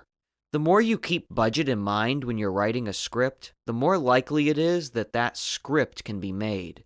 You don't want your creativity to be restrained, but then as you're refining and rewriting, you need to consider options like combining characters. Sometimes there's no reason to have this other character give all those lines to one of your leads, because the more lines your lead character has, the more castable it will be. Did you have any actors in mind while you wrote? We thought of the real people that it's based on at the car dealership where Joe worked. I went and spent some time with Joe and met all those people. Once the script was done, then we started making our wish list of people to cast. Everybody in the movie came in and read their part. Part of the downside of casting name actors, which you need for distribution, is that you don't know what you're getting until they show up. You hope they're going to fit the part well, but if they come in and read for the part, then you already know what you're getting. When you did your research at the car dealership, did they know what you were up to? Oh yeah, and they were excited to talk about what they do. I rarely find people unwilling to talk, whether I'm making documentaries or researching characters for a narrative screenplay. It's harder to get them to shut up, actually, than to get them started. I went to several dealerships with my tape recorder and talked to people and asked them to tell me stories. People love to talk about themselves. In hindsight, what other things would you have done differently? Besides being more wary of doing a genre shift, I think I would have stuck to a more traditional structure for the beginning. It's really tempting to try to invent a new genre and to write something that's never been written and break all the rules. But the problem is the audiences don't want that. They have either become accustomed to, or it's just innate in storytelling and human enjoyment of storytelling, to like a 3-act structure and what you might call the conventions of screenwriting. That's why Sid Field's book, Screenplay, The Foundations of Screenwriting, and Robert McKee's book, Story, Substance, Structure, Style, and the Principles of Screenwriting, are valuable because they explore and lay out for you the conventions of screenwriting. And I think they're right, because if you're going to build a house, you can't invent a whole new framework and foundation. You really have to follow the fundamentals of building the foundation and framework, and then you can get creative with the cosmetic look of the house. That's where you get creative. But you have to learn the fundamentals and follow them if you want to be a successful screenwriter. There are art films, and part of the job of an art film is to teach us about the rules by violating the rules. But don't expect to make a living being an artist. There are a lot of starving artists out there. Did you do any readings of the script while you were working on drafts? I have done readings with some of my scripts, but we did not do a script reading on Suckers until we had the cast together and did a reading with them, which was so much fun that it makes me want to do that every time. I think it's very valuable to do script readings. You see things that work and things that don't work. You see some of the surprises that will pop up later on the set, and the more you can deal with them before you get there, the more time and money you'll save. Did you have much rehearsal? Almost none. A half a day with the main actors where we went over the scenes. Danielle Benzali, who played Reggie, doesn't like to rehearse. I mean, he likes to rehearse on his own. He would be in his trailer pounding his lines over and over again, driving Louis Mandalore in the trailer next door crazy. Louis hates to rehearse. He feels he's more natural and fresh if he doesn't have the lines down, whereas Daniel is like a machine, which he kind of had to be, because he had so many lines in his sales meetings. Have you bought a car since you made Suckers? Yeah, and Joe came with me. It was fun. Everything was exactly as expected. They never stop negotiating until you get up to leave. You have to get up to leave and go out the door, and then they'll say, wait, or they'll let you leave and then call you on the phone. Until they are certain you're done, they will keep negotiating with you. Speaking of done, how did you know when the script was done and ready to be shot. Every time you feel that the script is done, put it down for a week or a month, and then come back to it, and you'll see that it's not done, because it's never done. I would rewrite everything I've done if it wasn't already shot. A screenplay is never done. Writing is rewriting. You're constantly rewriting. On the set, we were rewriting scenes and trying to come up with funnier lines and better ways to say and do something. What was the biggest lesson you took away from Suckers? The biggest one we already discussed, which is not to violate the rules so dramatically, which we did with the genre shift. That was my biggest lesson. The corollary was to keep writing, always be writing, like ABC from Glengarry Glen Ross. ABC, always be closing. ABW, always be writing. The script I'm working on right now is something where I hatched the idea for it about 3 or 4 years ago, but I didn't know what to do with it. And it took 3 or 4 years of gestating within my brain before it started to form into shape. It was an idea I told to one of my writing partners, and he really sparked to it, and so it moved itself to the top of the pile. That's why you need to have a lot of ideas and a lot of projects and a lot of things going, because I think your subconscious is working on these projects at different paces. The more you've got going, the more likely one of them is going to sprout. What are the advantages of working with a writing partner? One of the best advantages of working with a writing partner is that you force each other to write. Deadlines are important. That's why we function well with deadlines. There's an old saying, if you want to get something done, give the task to a busy person. When you're busy, you get more done, and a writing partner keeps you busy, because you write some pages and you bounce it over to him or her. And then she bounces it back, and it's in your court, and it forces you to address it. You brainstorm with each other, you feed off each other. We try to make each other laugh. I'll put stuff in a script that's never going to make it to the final draft, just to get a rise out of him. Were you still writing while editing? Editing is the final rewrite of the script. You're always rewriting and moving sentences around, sometimes words, and sometimes just syllables within words. You pluck and replace. You can get actors to pronounce things differently by moving their syllables around. It's all toward getting the most expedient way to say something. Good writing is saying something as concisely as possible. I worked for 2 years writing and editing promos for TNT, and that was a great exercise, because it taught me to be as concise as possible. When you have a 30-second or 15-second spot, and you've got to tell a whole story, you're forced to think economically. A writer should think economically while writing a screenplay. Even though you have 90 minutes, you should treat every second of those 90 minutes just as judiciously as if you were doing a 30-second commercial. Show it, don't say it, whenever you can. Start every scene as late as possible. Cut out the walks. Nobody wants to watch somebody walk from one door to the other in a movie. You cut that stuff out because there's no information there. If there's no information that informs the story in a shot or a line of dialogue, it has to go. Unless it's hilariously funny, that's my exception. If something's really engaging or funny, it can stay, even if it doesn't move the story forward. What movies have inspired you? There are so many. Terms of Endearment, I think, is one of the greatest movies of all time, because it is a gut-wrenching drama and a hilarious comedy all at once. It's so successful in both realms. It's a movie that amazes me. Real life is funny, real life involves drama and funny moments, and so I think those two coexist well when done well. Evil Dead Part 2, which I think is the Citizen Kane of its decade, because Sam Raimi invented a style of filmmaking that no one had done before. Now you see it all the time. Orson Welles invented a lot of shots and filmmaking styles that you didn't see before Citizen Kane, and so did Sam Raimi with Evil Dead Part 2. The Hunger similarly introduced a new form of editing to movies. It was Tony Scott's first film, and he was coming from commercials, so he was bringing that sensibility to movie making. He used flash forwards and flashbacks and fractured time structures, and that's where my introduction to fractured time structure in editing came in. Dawn of the Dead was a very influential movie. George Romero is my hero. He influenced me greatly with that movie. It's so funny and such great social commentary, as well as being brilliantly gory. Any advice to screenwriters who are starting a low-budget project? The most important thing in any movie is that you make the audience feel something.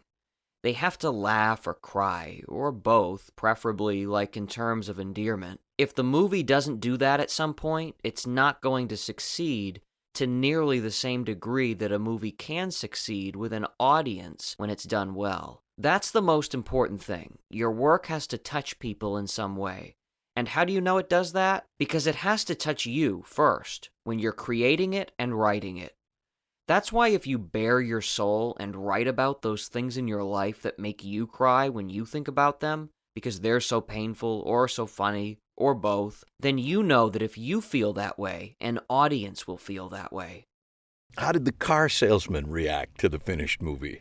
Once Suckers was complete, we screened it for 2 of the car salesmen that Joe worked with. It was fascinating to watch them watching this movie. They were just cringing in their seats in pain. Afterward, they said, "Yep, you got him," referring to their boss, who we named Reggie in the movie.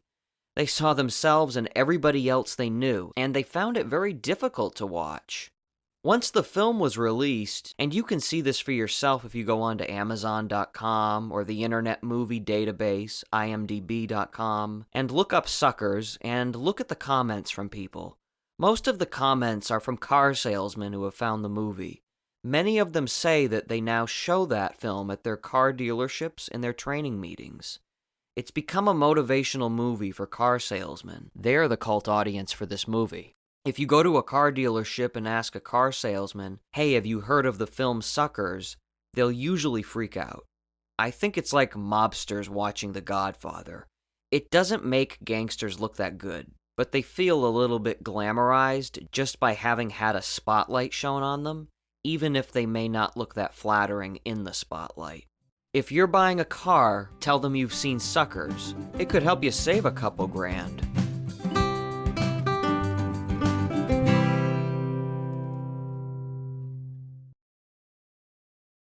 Repo Man. Alex Cox. Repo Man defies description by design. It's a punk rock comedy, a retro sci-fi flick, a buddy film, a social satire, and one of the best films to come out of the 1980s, or any other decade, actually. Writer-director Alex Cox skillfully transcends genres as his aimless hero, Otto, Emilio Estevez, morphs from feckless punker to career repo man to intergalactic traveler, continually demonstrating the mantra of the trade. The life of a repo man is always intense. What point were you at in your career before this project? I'd written 2 scripts for money, one for United Artists and one for the director Adrian Lyne, and made a short film, 40 minutes, at UCLA. Where did the idea for Repo Man come from? Various sources. People I'd met in LA, a repo man with whom I rode around, punks from that scene. Do you begin with story, character, or theme? It depends on the project. If it's a biopic, it's the character. In the case of Repo Man, probably theme. The imminence of nuclear war, the superficiality and stupidity of almost everything else. The theme for the film seems to hinge on the lattice of coincidence. How important is having a theme before you start to write? It depends on the project. Repo Man's theme probably changed when the ending was rewritten near the end of the shoot, and the destruction of LA replaced with the transcendental flying car. How much research did you do, and how did that help you write the script? Just riding around with a Repo Man, going to punk gigs, and a monthly subscription to the Bulletin of the Atomic Scientists. Did you outline the whole story before you started writing the script? No, I just started writing scenes and dialogue. What's your writing process?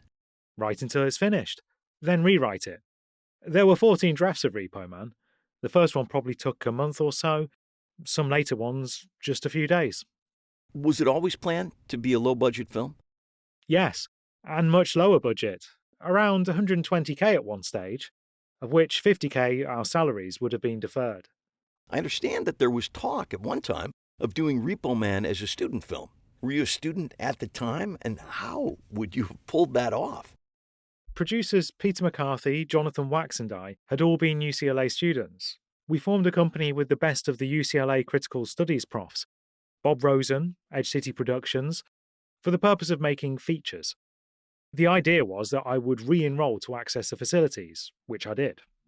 How did you connect with executive producer Michael Nesmith, and what attracted him to the film?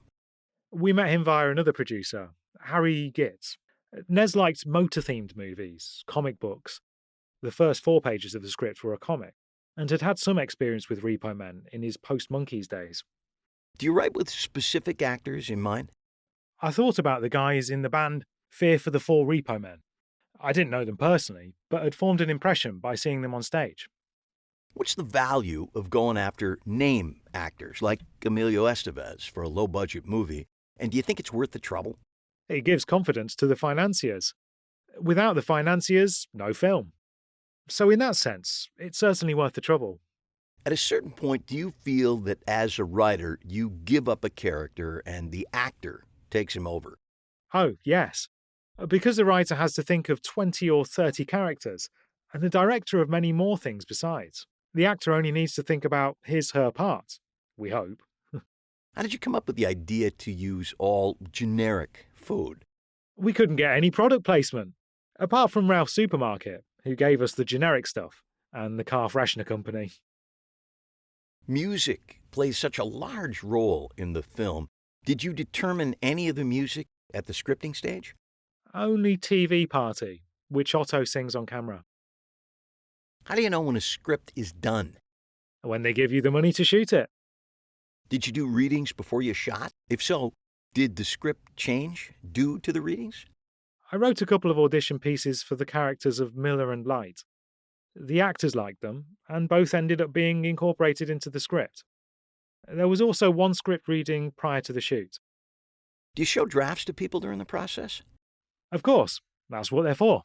How do you process and use feedback? Keep changing the script until it attracts the actors and the money. If it doesn't, after a certain amount of time, give up. Do you ever put the script away for a while after finishing a draft? Put it away if you don't like it or can't figure out a way to raise money for it. Once put away, rarely is it retrieved. Did the story change during shooting or editing at all? Yes, especially with the ending, and with Dennis Dolan, our wise editor, and his input. What's the value of being open to change during production? It depends on the project. If the script is perfect, it might be a big mistake. What did you learn from working on that script that you still use today? Nothing that I learned from writing or directing Repo Man was of any particular value. It is always the same struggle, always the same problems, always the same tedious and irritating search for money. What's the best advice about writing that you've ever received? Set yourself a deadline and keep to it. Get to the end before you go back and start tweaking the beginning.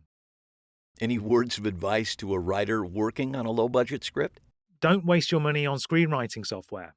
If you can't set 2 tabs and remember to capitalize character names, find an easier job, actor or producer. With Otto, you created an essentially passive main character, which screenwriting books and seminars tell us not to do. How did you make it work? Pay no attention to screenwriting books or seminars. They are as useless as screenwriting software, and almost as damaging as professional script doctors. Write what's on your mind. Otto had to be a blank page, or he couldn't have made the transition from rebel to reactionary so effortlessly. What's your darkest memory from Repo Man? It was a pretty happy experience. Miserable relations with my girlfriend, probably. Like everyone from UCLA, she too had aspirations to be a director. What's your favorite memory of working on Repo Man? Cy Richardson, the best actor I have ever worked with, and one of the finest people too. What movies have inspired you? Citizen Kane, Wages of Fear, The Mattei Affair, Yojimbo, Juicy M. Souffle, Killer of Sheep, Madadeo, The Wild Bunch, For a Few Dollars More, King Kong, the original version. Repo Man mixes a lot of genres and broke a lot of ground for filmmakers who came later. What's the value of mixing genres the way you did? It's more fun. But it tends to annoy critics, who pretend to enjoy it sometimes, but are deeply conservative in their wizened little hearts.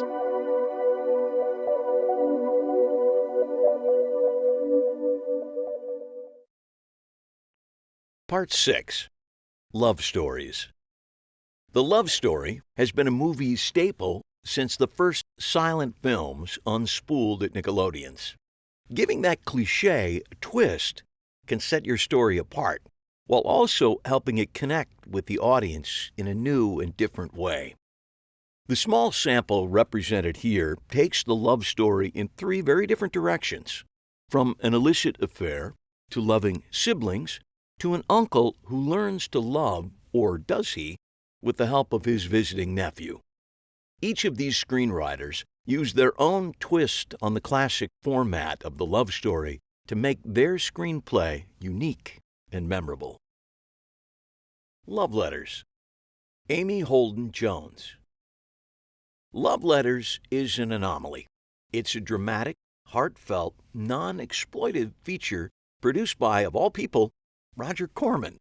Written and directed by Amy Holden Jones, who will go on to write Mystic Pizza and Indecent Proposal, the film stars Jamie Lee Curtis as a young radio DJ who enters into an affair with an older and married man. Give me a snapshot of your background before you wrote and directed Love Letters. I was young, for one thing. I had rewritten and directed one feature for Roger Corman, Slumber Party Massacre. I had edited several features and had been a documentary filmmaker. Roger wanted me to do another exploitation film. He also distributed the Fellini pictures and the Truffaut pictures, and so he had an art house distribution network. And it was just the beginning of home video and all that money, so I convinced him that if he made a film for the art house outlet and for home video, that it would make back its money. I wrote the film on spec. I pitched the idea to him, and he agreed to the idea. His basic theory on low-budget filmmaking is one that I think is still true to this day. He felt you could make a film about just about anything, but there had to be some sort of commercial hook. I could write what he would term an art house movie, what would now be termed a festival movie, but it had to have a saleable quality to it. And by that, he meant a degree of humor, sex, or violence. Many of the major successful independent films have one of those qualities. Tarantino pictures, for example, have them all. Love Letters is not a very typical Corman film. It's the only art house film he ever made, actually. How did Slumber Party Massacre come about? Well, that was kind of interesting. I had come out of documentary films and couldn't make a living in them. In those days, it was not the big scene it is now. I had won the American Film Institute Student Film Festival with a documentary.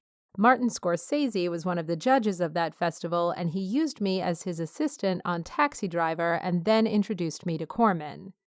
I had no money and I had to make a living, so I became a film editor. I worked for a while as a film editor and was beginning to get successful at it. I realized that if I keep this up, I'm going to be typed as a film editor. I did several smaller movies, one for MGM and a small Hal Ashby movie, and I was going to do E.T. for Spielberg.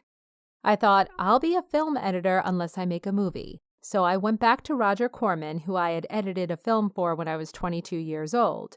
I went back and said, what would I have to do to be a director? And Roger looked at the documentary, and it didn't show him enough about what he wanted because it was an art documentary in a way. He said, you have to show me that you can do what I do. I had never written anything, so I was looking for an existing script. I went into his library of scripts that he hadn't made, and I took several of them. I read one called Don't Open the Door by Rita Mae Brown, and it had a prologue that was about 8 pages long. It had a dialogue scene, a suspense scene, and an action scene. I rewrote the scenes somewhat to make it better, and then I got short ends from shooting projects. My husband was a cinematographer. My neighbor was a sound man. We borrowed some lights, used our own house. I did the special effects, and I got UCLA theater students to act in it. We spent 3 days and shot those first 8 pages. Then I put them together at night on Joe Dante's system. He was doing the howling. I would work at night after hours on his moviola, and he gave me some temp music cues. Then I dropped off this 9-minute reel for Roger that had a dialogue scene, a suspense scene, and an action horror scene to show him that I could do those 3 different kinds of things which make up an exploitation movie. He called me up and had me come in and asked me how much it had cost me to do it. And I said it cost about $2,000, which is what it had cost. He said, "You have a future in the business," and asked me how much I would need to direct the rest of the script. The truth was, I had never read the rest of the script. All I had read was the first 8 pages. So I just, out of the air, said $200,000. And he said, "Let's do it. You're directing this movie." I then finished reading the script, and it was a complete mess. I just took a leap. I called Spielberg and told him the situation, and he was kind enough to release me from editing E.T. I rewrote Slumber Party Massacre in about 4 weeks as I cast it. And indeed, we made it for $200,000. What steps did you take to rewrite it? I rewrote it to be producible. Once you know how little money you have and what the situation is before rewriting it, that focuses your mind a lot. You don't go writing scenes at a football game with thousands of extras. You start to think very logically about what you can do and what amount of time you can do it in. And my background as a film editor and a documentary filmmaker certainly helped. Did you end up using any of the prologue that you shot on your own? No, we never did because none of the actors were Screen Actors Guild, SAG, and in the end, we had to have SAG actors, so we had to toss it, which was too bad. But we didn't really need it, as it turned out. Where did the story for Love Letters come from? My husband and I had written each other love letters. We had been apart after we first met. We met on Taxi Driver. He was the cinematographer and I was Scorsese's assistant. And then we were apart for quite a while. I moved to the West Coast and he was on the East Coast, so we wrote letters. That was 4 or 5 years before. I had our daughter when I was 26, and I did Slumber Party Massacre when I was 27. I was casting around for an idea for an art film, and I came upon those letters. And I thought, well, this is really interesting. What would happen if our daughter someday read all of our love letters? How would that affect her?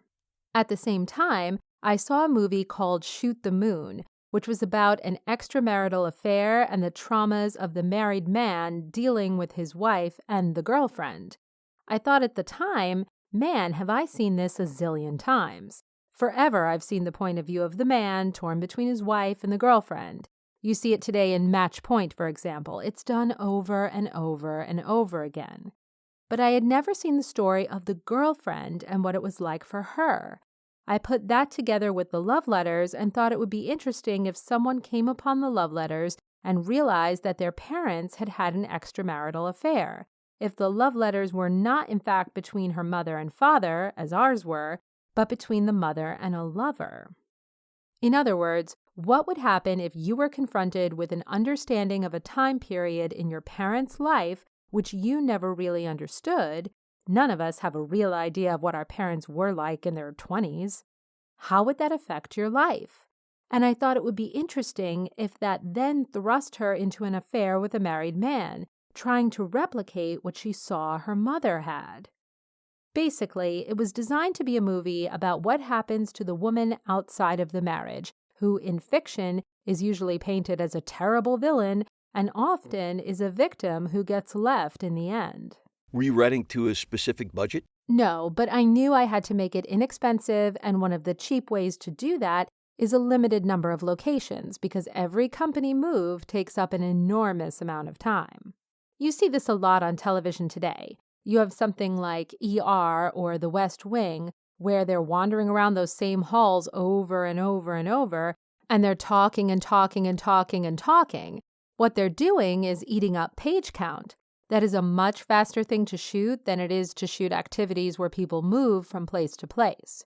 If there's 4 different scenes in 2 pages, you have 4 company moves, where you have to move the entire company reset up, relight, redo everything, and the company move itself takes half the day. Slumber Party Massacre was all shot between a school and 2 houses, which were side by side. That was it for the locations. So once we had shot the 10 pages that took place in the school, we were into those 2 houses for the rest of the 28-day shoot. Love Letters had many more locations than that, but basically they were all in Venice. My own house is the main location, so I didn't have to pay for it. We were living in it at the time, so that kept the cost down an awful lot. Why did you structure the film as a flashback? I was doing an art film, and unlike most people who seem today to only set out to do art films, I had been working in big commercial movies like Taxi Driver and the 2 pictures that I had cut. I wasn't fancying myself to be Fellini or anything like that, but I went and read all the screenplays of Harold Pinter, believe it or not, because I felt that this would be high art, and there are some great screenplays in book form by Harold Pinter. Probably there was something in there that inspired the flashbacks, would be my guess. It's certainly an overused device now. It was originally called My Love Letters. One of the big decisions you make in writing a script is point of view. Multiple points of view are more complicated for a novice writer than one person's point of view, so a lot of debut films tend to follow one point of view. For example, Rushmore. They're often coming-of-age stories or single-person stories that have some sort of personal quality. The Squid and the Whale is another good example. You have scenes with the parents without the son there, but it's basically that son's story. The way he views his parents is the sensibility of that movie. Although you term Love Letters an art film, it's not a leisurely film. It gets up and running very quickly. Well, I was a ruthless editor. I think of all the things I've done, the thing I was best at was as a film editor. That sounds like braggadocio, but what I mean is that I was better at it than I am as a writer or a director. It really suited my sensibility. I like things to move. To this day, I'm always thinking, why didn't I lift that out? Why didn't I move it along? I like to take an audience on a journey and go. I think Love Letters is an interesting early film compared to stuff I did later. It changed the way I work to a degree because I came to see that it lacked humor. I don't enjoy many serious, dramatic movies that don't have occasionally some humor in them. I find that it can be too lugubrious. Crash is a good example of a really wonderful, complicated, arty, sophisticated movie, but it's also quite funny. Life is funny, and I think it's a common mistake that people make doing their first features to just be so terribly serious about themselves or their subject matter. Well, the main character is clearly depressed, and that affects the tone. Well, there is that. Her situation was pretty bad. But when you screen it with an audience, you saw that they really enjoyed the scenes with Bud Cort and Amy Madigan a lot, and you realize that an audience really appreciates some relief from it. I mean, Hitchcock knew that. Instead of unrelentingly going in one direction, provide some emotional relief. How much backstory did you create for the characters? In particular, I'm thinking about the relationship between Anna, Jamie Lee, and her father, where there appears to be a lot going on, but it's not really talked about. I did create a lot of backstory for that. Roger Corman made everyone who directed for him take acting lessons, which I had never had even the faintest interest in. He made all the directors who worked for him take acting lessons with a wonderful old teacher, Jeff Corey, who was a blacklisted actor who taught. I would say those acting lessons are what enabled me to write. I didn't really ever study writing or think about writing or have any interest in writing. I was interested in nonfiction stuff like documentaries, not fiction. I wasn't interested in theater, wasn't a film buff, but when I took those acting lessons, I discovered that the process that the actor goes through was different from what I thought it was, and that it's essentially the same one that a writer goes through. It's not like you pretend to be the person. You find inside yourself some part of you that could be that person. It could be an axe murderer, but we've all wanted to kill somebody at some point. And once you do that with every single character, you try to inhabit their skin, and then you sort of freeform write from that person's point of view.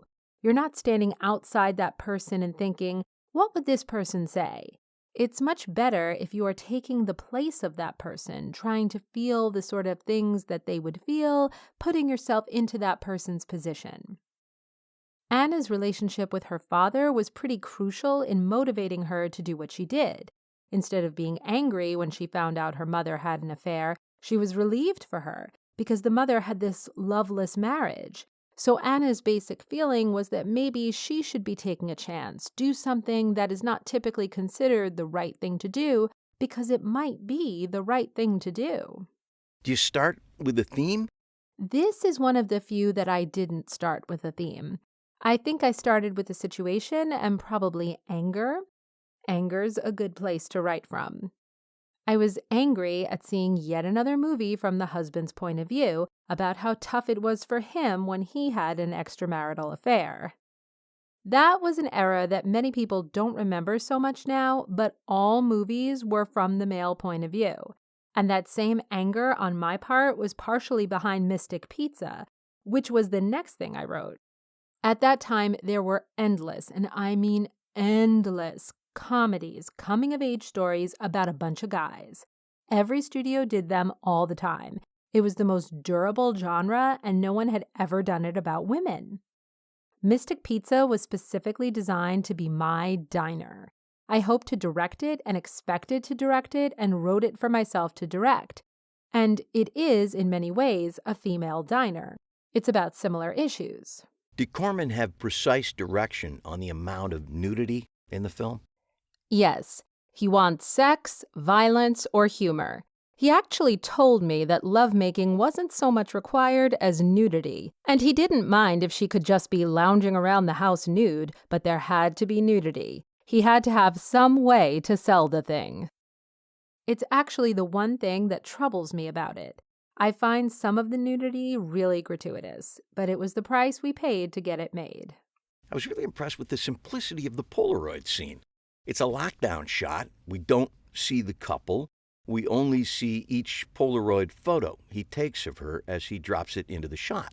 It said a lot about the relationship, but it was also very cheap to shoot. That's one of my favorite scenes. That's a really good example of how you come up with stuff. Writing for a lower budget really focuses your mind. It doesn't necessarily mean that you're sacrificing quality. I see so many really big budget movies where they've had everything to spend and have covered everything 60 ways from sideways, but they never did the hard thinking about what was important in the scene. Because they had the time, they just threw spaghetti at the wall and covered everything. As a result, they never thought about what was actually going on.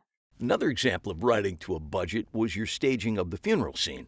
Instead of showing the whole funeral with extras and lighting and all, you put the scene outside the church after the funeral, which was cheaper to shoot. Yes, you don't have to light the interior, it's a simple exterior.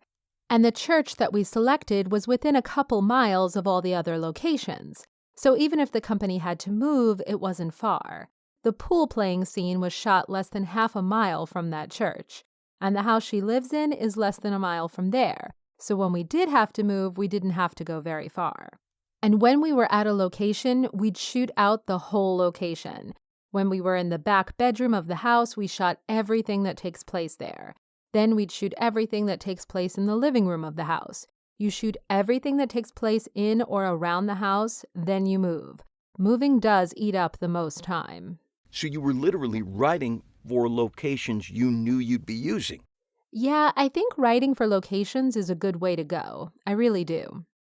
I remember being conscious when I wrote Mystic Pizza that it would cost more money because there were more locations, that it was a certain type of town. It had one scene that I knew would be very expensive, where there's a drawbridge and a boat. Did you write the love letters that are read in the script while you wrote the script? Yes, they were sort of finessed and rewritten. I discovered how audiences pick up narration. They don't understand it unless it's extremely clear and simple. If it's convoluted, it's hard to understand when you don't see a person talking at the same time. Do you show drafts to friends while you're writing? It depends on the script. I don't show them partial drafts. I usually do a full draft, and it's a very select group of people that I might show it to. It's a dangerous thing, because not everybody gives good notes, and everybody has a different take. There was nobody giving notes on love letters except for Roger saying we needed more nudity. That was one of the purest of them all. Usually, if I show a script to 5 people, I will pay a lot of attention to repeating comments. So if 3 or 4 of the 5 people say, the end doesn't work for me, then I know the end doesn't work. If one of the 5 says it doesn't work for me, and 4 of the 5 say it's fine, then it's less of an issue. You do have to listen to other people's opinions. An awful lot of people fall in love with their own material when they really shouldn't. More people should get actors together to read their scripts. That's a luxury you get when you're making a movie. You get your table read and you can rewrite after that. And you learn so much when you have your first read-through. I've done a read-through on all the films, except Slumber Party Massacre. It's really useful. And there are actors all over the place who will do it for nothing, who just love to come and perform. Did you get the cast you had in mind when writing love letters? No, I didn't get anybody that I had in mind, except for Amy Madigan. I wasn't necessarily thinking of Jamie. She fell in love with the script, and she was at the time a star off the Halloween movies. I think my first choice was Meg Tilly. I was very lucky she fell out because she was way too soft, really, for the part. Casting is something you kind of learn as you go along with directing, and Jamie was wonderful for it. She's just marvelous in the movie. James Keach was not at all the first choice. We went to various people and had another actor, who shall remain nameless, who backed out. He was worried about doing a low-budget movie. He was a bigger-name guy who also really responded to the script. He backed out, inexplicably, 7 days before we started shooting. He was quite handsome, and he and Jamie had really wonderful sexual chemistry. So it was kind of a shame when he backed out, but what can you do? Keach was a late replacement. It was quite difficult to find a guy at that time period, and I think it's still difficult today, to find someone who will work as the second banana in a movie where the leads are women. They don't like that. They like to be the lead. Did you do any previews of the movie before it was finished? No, we did not preview it at all. Roger trusted his own judgment, and he was wonderful about it, actually, both for Slumber Party Massacre and Love Letters. He decided I knew what I was doing, and he left me alone. I don't think he made any changes at all. Maybe a couple little trims here and there. He would take over whole movies from people who didn't know what they were doing. But he liked the movie, and he was proud of it. He opened it in Los Angeles and New York first, and got mixed reviews. He was kind of heartbroken at that. Then somehow, and I don't remember how, Siskel and Ebert got it and reviewed it and gave it a rave. That encouraged him in his own opinion, and he gave it a limited release. But truly, its life has pretty much been on cassette or on television. What did you learn on this script that you took to other projects? First was not to take myself too seriously and put in more humor. The other thing was painful at the time, and this probably still happens to people. The movie is kind of sincere, and you take a big risk when you do dramas, because if it's not really good or if they're female-driven, reviewers make fun of them. The chick film, the weepy, and so on. They look down on them, whereas I think the equivalent of a chick film for guys is a Bruce Willis action film. It's equally stupid, it just has testosterone instead of estrogen. Your heart is on your sleeve a lot with a film like Love Letters. You're pouring yourself into it in a way that's very personal, and when it's attacked, it can be very painful in a way that doesn't really happen with a genre movie. That's a negative lesson, because it can make you afraid to take a chance, and that's bad. You have to really learn to take those risks with your heart, I think. There are several big directors working today who are in the later days of their careers who don't take risks of any kind anymore. They have big budget movies and they are constantly covering themselves in the commerciality of those movies, more than they did in their early work, and not putting inner passion into it. Either the passion is gone or they are too afraid of failure. You can't really be that afraid of failure. In writing the script and in going forward with it, I think I had a wonderful, youthful exuberance that would be hard to duplicate today, probably.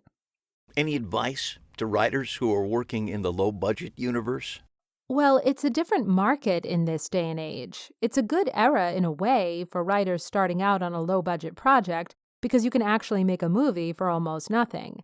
I wish that I'd had the technology that young writers have now, because you can take all kinds of risks without risking all that money, if you are bold enough to write and start shooting.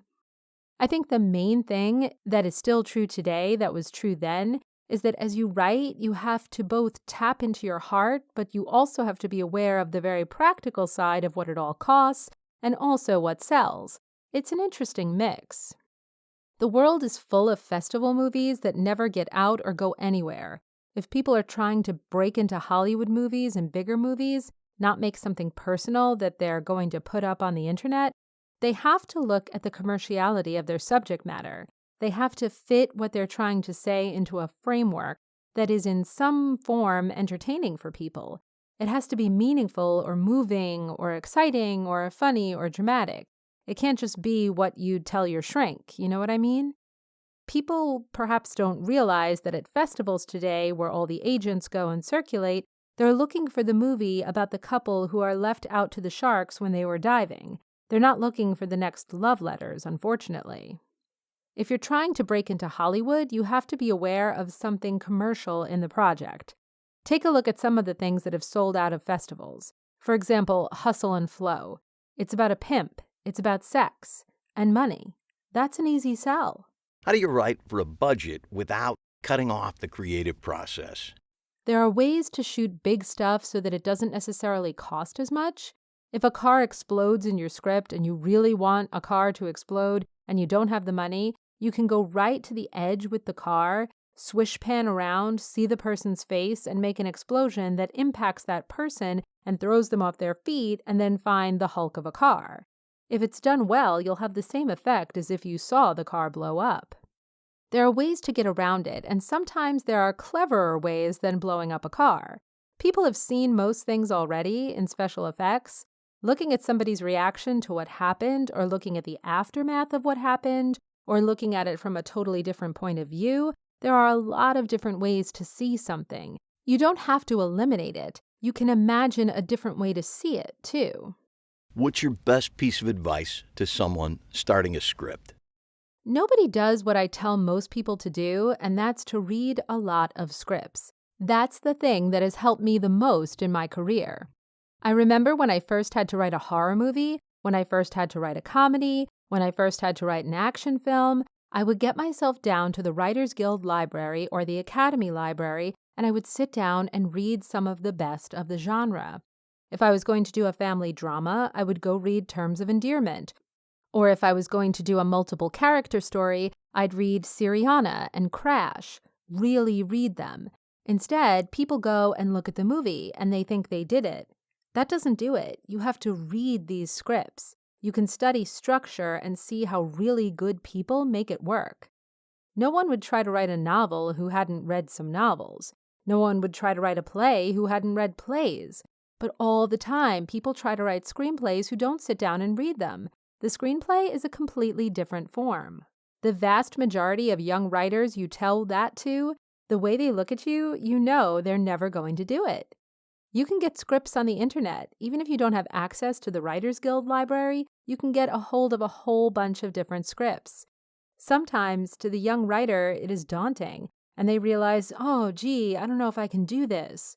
But better to feel a little bit daunted than to have too much hubris, I think, because you're going to have to work so hard and rewrite so much that you might as well face the standard you're writing to. If you write a really good script, something will happen with it. I believe that, because the vast majority aren't that good, and many of them aren't even commercial. The other piece of advice to get a good title: don't call it Ashes and Dirt. A good title is very, very important. Mystic Pizza came from the title. I had been trying to think of what could be a female diner when I saw this place called Mystic Pizza, and I thought, what a fantastic title. Most people get stacks and stacks of scripts. They open the first page and they look at the title page. If the title is terrible, sometimes they don't go any further. Then they look at the first page and they read the first page. The first page has to be grammatical, it has to be in good screenplay format, and it has to be about something right away. Every film I ever cut and every film I directed, it was the same. The flaws that were in the script are the flaws that are in the movie. The script is the movie. You have to get it right. And then you have to cast it right. After that, it's easy sledding. You Can Count on Me. Kenneth Lonergan. Kenneth Lonergan found success writing screenplays for Hollywood. Analyze This, The Adventures of Rocky and Bullwinkle, and Martin Scorsese's Gangs of New York. But he finds satisfaction writing for the theater, where he is able to control what happens to his script.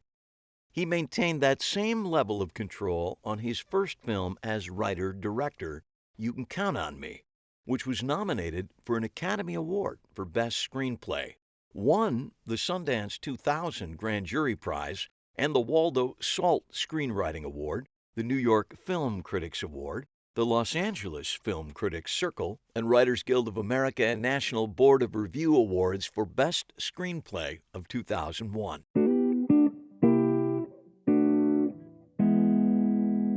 What was going on in your career before You Can Count on Me? I was making a living writing screenplays, doing pretty well. But my main interest was playwriting, which I was doing mostly with the Naked Angels Theater Company.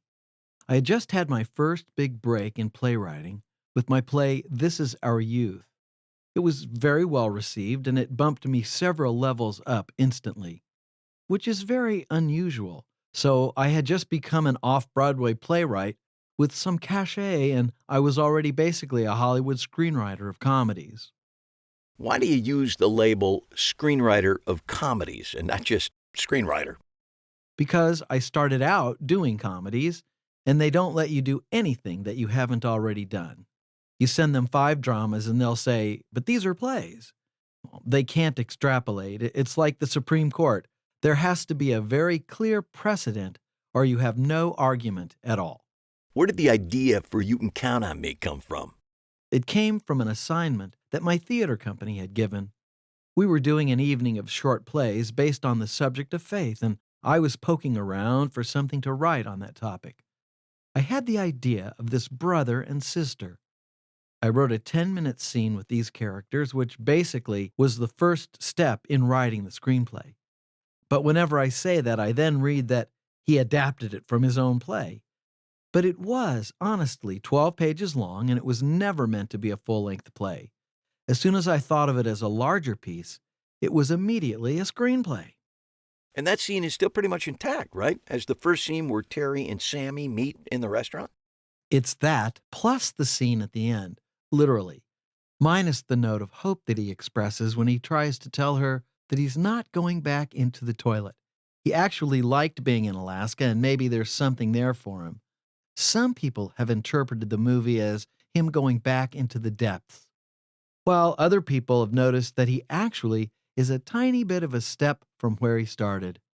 What was it about those 12 pages that made you think you had the beginnings of a feature script? I loved the characters, a lot, and I thought the scene was really very good.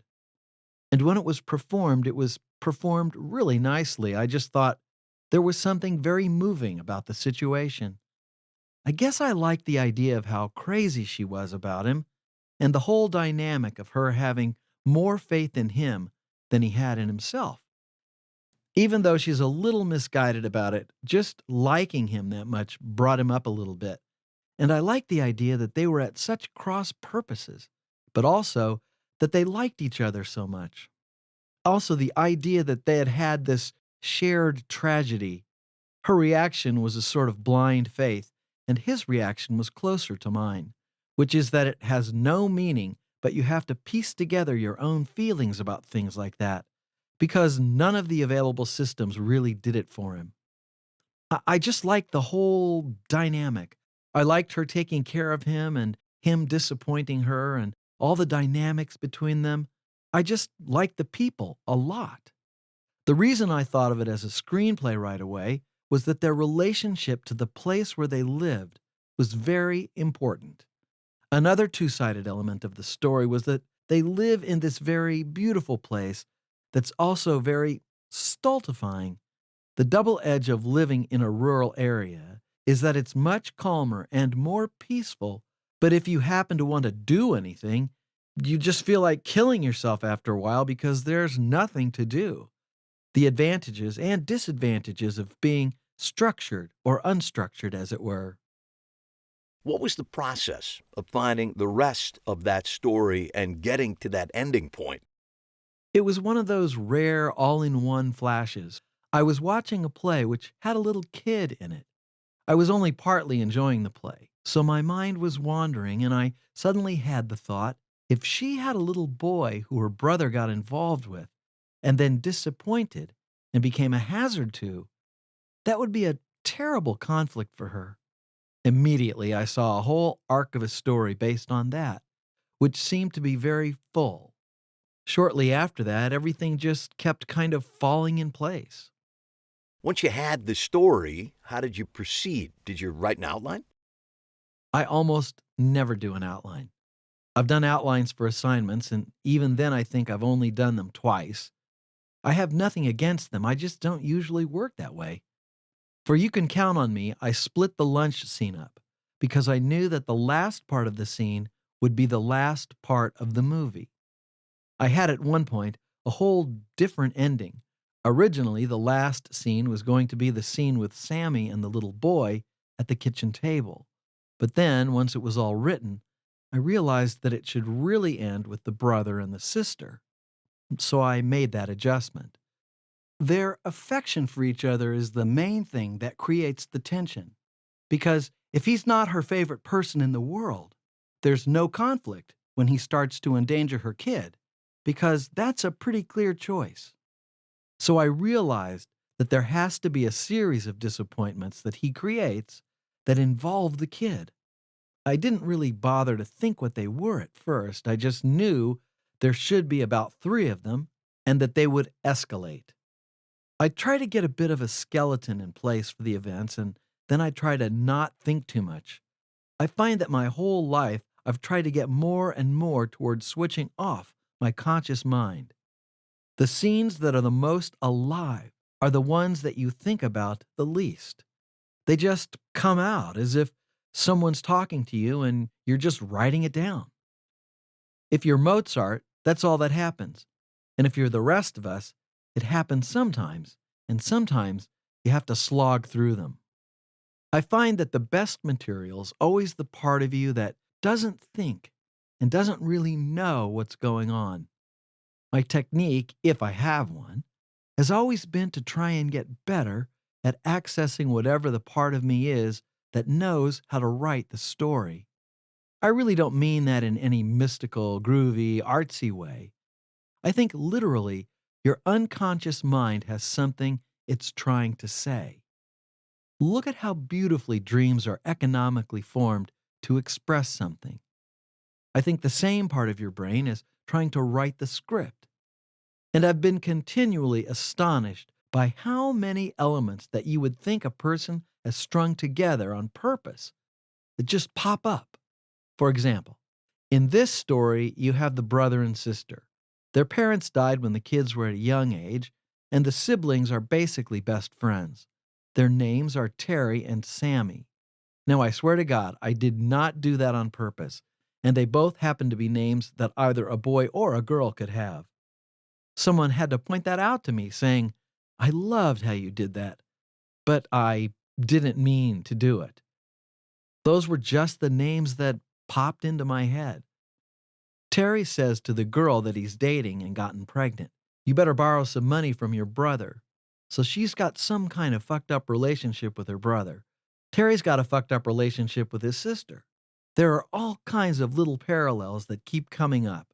And you would think that I had very cleverly laid them in because I was thematically threading them in. But they honestly just appear.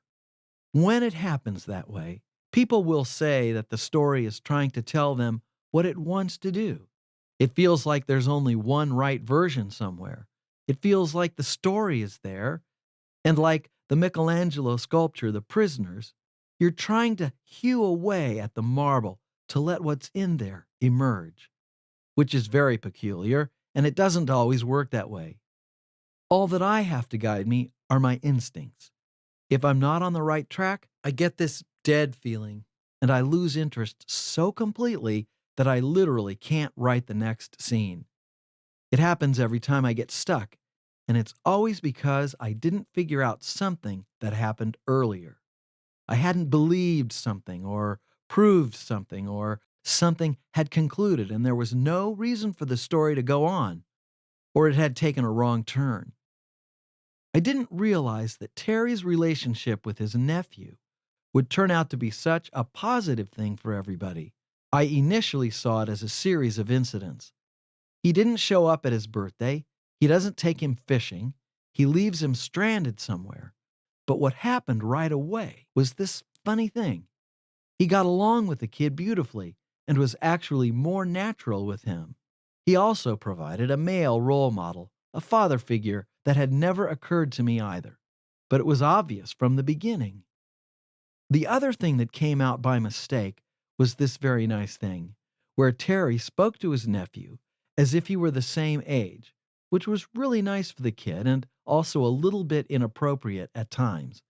And then much later, an actress who was auditioning for the movie said to me, "It's just because Terry's father died when he was 8. So he's 8 too." Which also never occurred to me, but I think has some validity.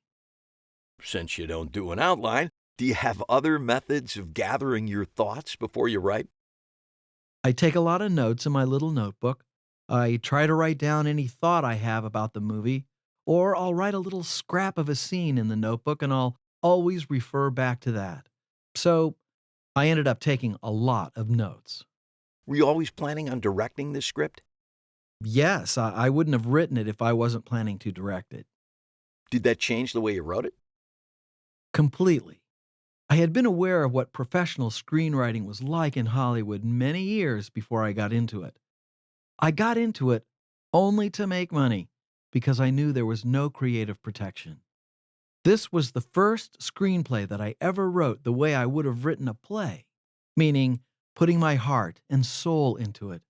Every other job I'd done, including the spec script for Analyze This, I definitely did as good a job as I could, but I wrote knowing that the script would be destroyed. I wouldn't have written You Can Count on Me if I'd known it would be destroyed. I wouldn't have written it if I wasn't planning to direct it, and I knew the only way to protect it was to direct it. I knew that if it was an independent film, that I would have a fairly good chance of controlling the material. I also knew that I wouldn't do it if I couldn't control the material. Did you think about budget concerns at all while you were writing? No, I didn't. I mean, there's no call for anything expensive in the story anyway. I might have thought about it a little bit in the periphery of my mind, but not really. I knew it would be cheap. Did you tweak the script after it was cast? The only thing I changed in production was I did a little bit of cutting and rewrote the last scene a little bit because I felt I wasn't clear what Terry's feeling was about going away. When you finished the script, how did you go about getting it produced? I had an embarrassingly easy time because I had just had this successful play, This Is Our Youth.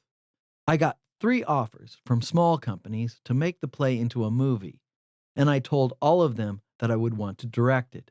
They balked a little bit, but the truth is, it's much easier getting something made if you're going to direct it than selling something that you're not going to direct. A first-time director sounds sort of sexy and interesting, and screenwriters are a dime a dozen. So I think it makes it a little more appealing to them if you do want to direct it and you've never directed before. I ended up going with Hart Sharp, who made the most firm commitment to giving me complete artistic control over the material. We agreed that we would do the play as a movie, and I would direct. I was almost finished with You Can Count on Me, and I said to them, by the way, I have the script finished. If you're interested in this, we could do this first. And then the deal for This Is Our Youth never really materialized because they liked You Can Count on Me a lot and said, okay. Then they got a little nervous and brought in a partner, which, unfortunately for me, was Shooting Gallery, who went bankrupt owing me $200,000. But I was so happy with the response to the movie that I almost didn't care. How do you know when a script is done? It feels right. I always feel that the ending must be at least as good as the rest of the film. If the ending isn't great, I feel like it's not a successful endeavor. And then if there's nothing else that I can work on and improve, then I basically leave it alone. You can always futz around with it. But unfortunately, there's a certain point when I start rewriting it where I start making it worse. Thankfully, I think I've learned to identify that point, and then I leave it alone. How do you know when you've reached that point of diminishing returns? When you get out of the groove of it, I really think it's dangerous to mess around with it too much. I tend to rewrite myself a lot as I'm going, but not endlessly. I find that a lot of writers are too ready to rewrite stuff, which is dangerous because they just get lost instantly. I know I do. New writers are way too eager to take other people's comments and show it to everyone and get all the feedback they can get. The feeding frenzy in the movie culture now, which is to let everyone dive in and anyone can give notes, I just find it repellent and very bad for the scripts and ultimately for the audience. The other thing that writers can do is not be self-critical enough. I think you have to be very much on your own side, but be very unflinching about noticing when something's no good. You have to be able to step away and step back, basically trusting your own opinion and hoping that if you like it, somebody else will. I gather you're not a big fan of the Hollywood method of note-giving and using multiple writers on a script. I think the rewrite frenzy is just appalling. It's shocking. I'm still shocked at 43 at how cavalierly people think it's okay to just chatter away about something someone's worked on for 2 years and the assumptions behind it. Personally, if I'm writing a screenplay for somebody else, I would get it to where I think it's good. But I wouldn't go one step beyond that because I know it's going to be ripped to pieces no matter what. Basically, you get hired and they first try to get you to destroy it. Then you don't destroy it enough, and then they fire you and get someone else to do it. That's never not happened to me, except when I was the last destroyer on Gangs of New York. But that was a little different because even though there were script changes that I would not have done if I was making the decisions, in the end, I felt that there was an artist making the movie and making the decisions and getting other people to help him shape what he wanted. It's a little different when it's a rotating committee of people who don't know how to do anything, which is what it usually is. You Can Count on Me is a textbook example of writing scenes where we learn things about the characters through their actions and not just their words. How did you achieve that? I always have the actors in mind, and when I'm writing, I act out the scene, which includes the behavior. And if the behavior is covering it, then you don't need a line of dialogue. The reason that movies stink now is the fixation on everything being clear. Once the studio development people get the idea that they're going to be involved in the emotional lives of the characters, that's when things really turn to shit, because they have a terror that things won't be clear, and they have a list of what every movie has to be about. I've never been involved in a movie, except Gangs of New York, in which the comment did not come up at some point that the character has to learn to believe in himself. Every movie has to be about somebody believing in himself. And if it's not that, they have to learn that it's the heart that you want to pay attention to, not the head. That's another one, which is basically the same thing. These people who insist that film is a visual medium, while pounding you to death to write this terrible dialogue, which basically, in words, says every single thing that the actor should be doing, people just don't say what they mean all the time. Or they don't say anything at all. I'm thinking of the scene in You Can Count on Me when Sammy is riding in the car with her on-again, off-again boyfriend. She has a moment where she looks at him, and you can tell she's completely reassessing the relationship, but not a word is spoken about it. It was very clear that he showed up. He's a good guy. She's been back and forth about him. He's very stoically driving her to get her fucked up brother out of jail, and she sits there and turns and looks at him very thoughtfully. So what are you going to think, except that she's reevaluating him? Do you need her to say, "You know, Bob, thanks"? That stinks. Plus, she's not sure she wants to do anything about it. She's just reevaluating. It's a private moment. Do I need to have her call her best friend and say, "You know, I sat there looking at Bob and thinking, you know what? Who needs it? Anybody would look at him and think that, but nobody would say that to him or make that call. And if they did, everyone would cringe with embarrassment. I wish writers would hold back a little more. You want to make sure that the audience knows what you need them to know at a certain point for the scene to have the effect that you want. But writers often write what they think should happen. If people would write more of what would happen and just see if it takes care of itself, I think it would. You don't really need to know anything about the two characters in the lunch scene to have the scene be interesting, because there's so much evident tension. If this went on for a long time, and I never give you any information, that would seem like a bullshit trick eventually. But it's a medium that's meant to be acted and not described. When you start saying the subtext, then there's nothing left to act. Did you learn anything writing You Can Count on Me that you still use today? Yes, but I didn't learn it enough. In editing the first cut, I thought every scene was very good, but the whole thing dragged. The problem was that every scene had a beginning, a middle, and an end. So I chopped the beginnings, and more particularly, the endings off every scene, and suddenly the story propelled itself from one scene to the next much better. That's because it didn't have 200 little soft resolves. So I've been thinking about writing in sequences instead of scenes. But the truth is, I haven't really applied that, because it's very hard for me to judge that on the page.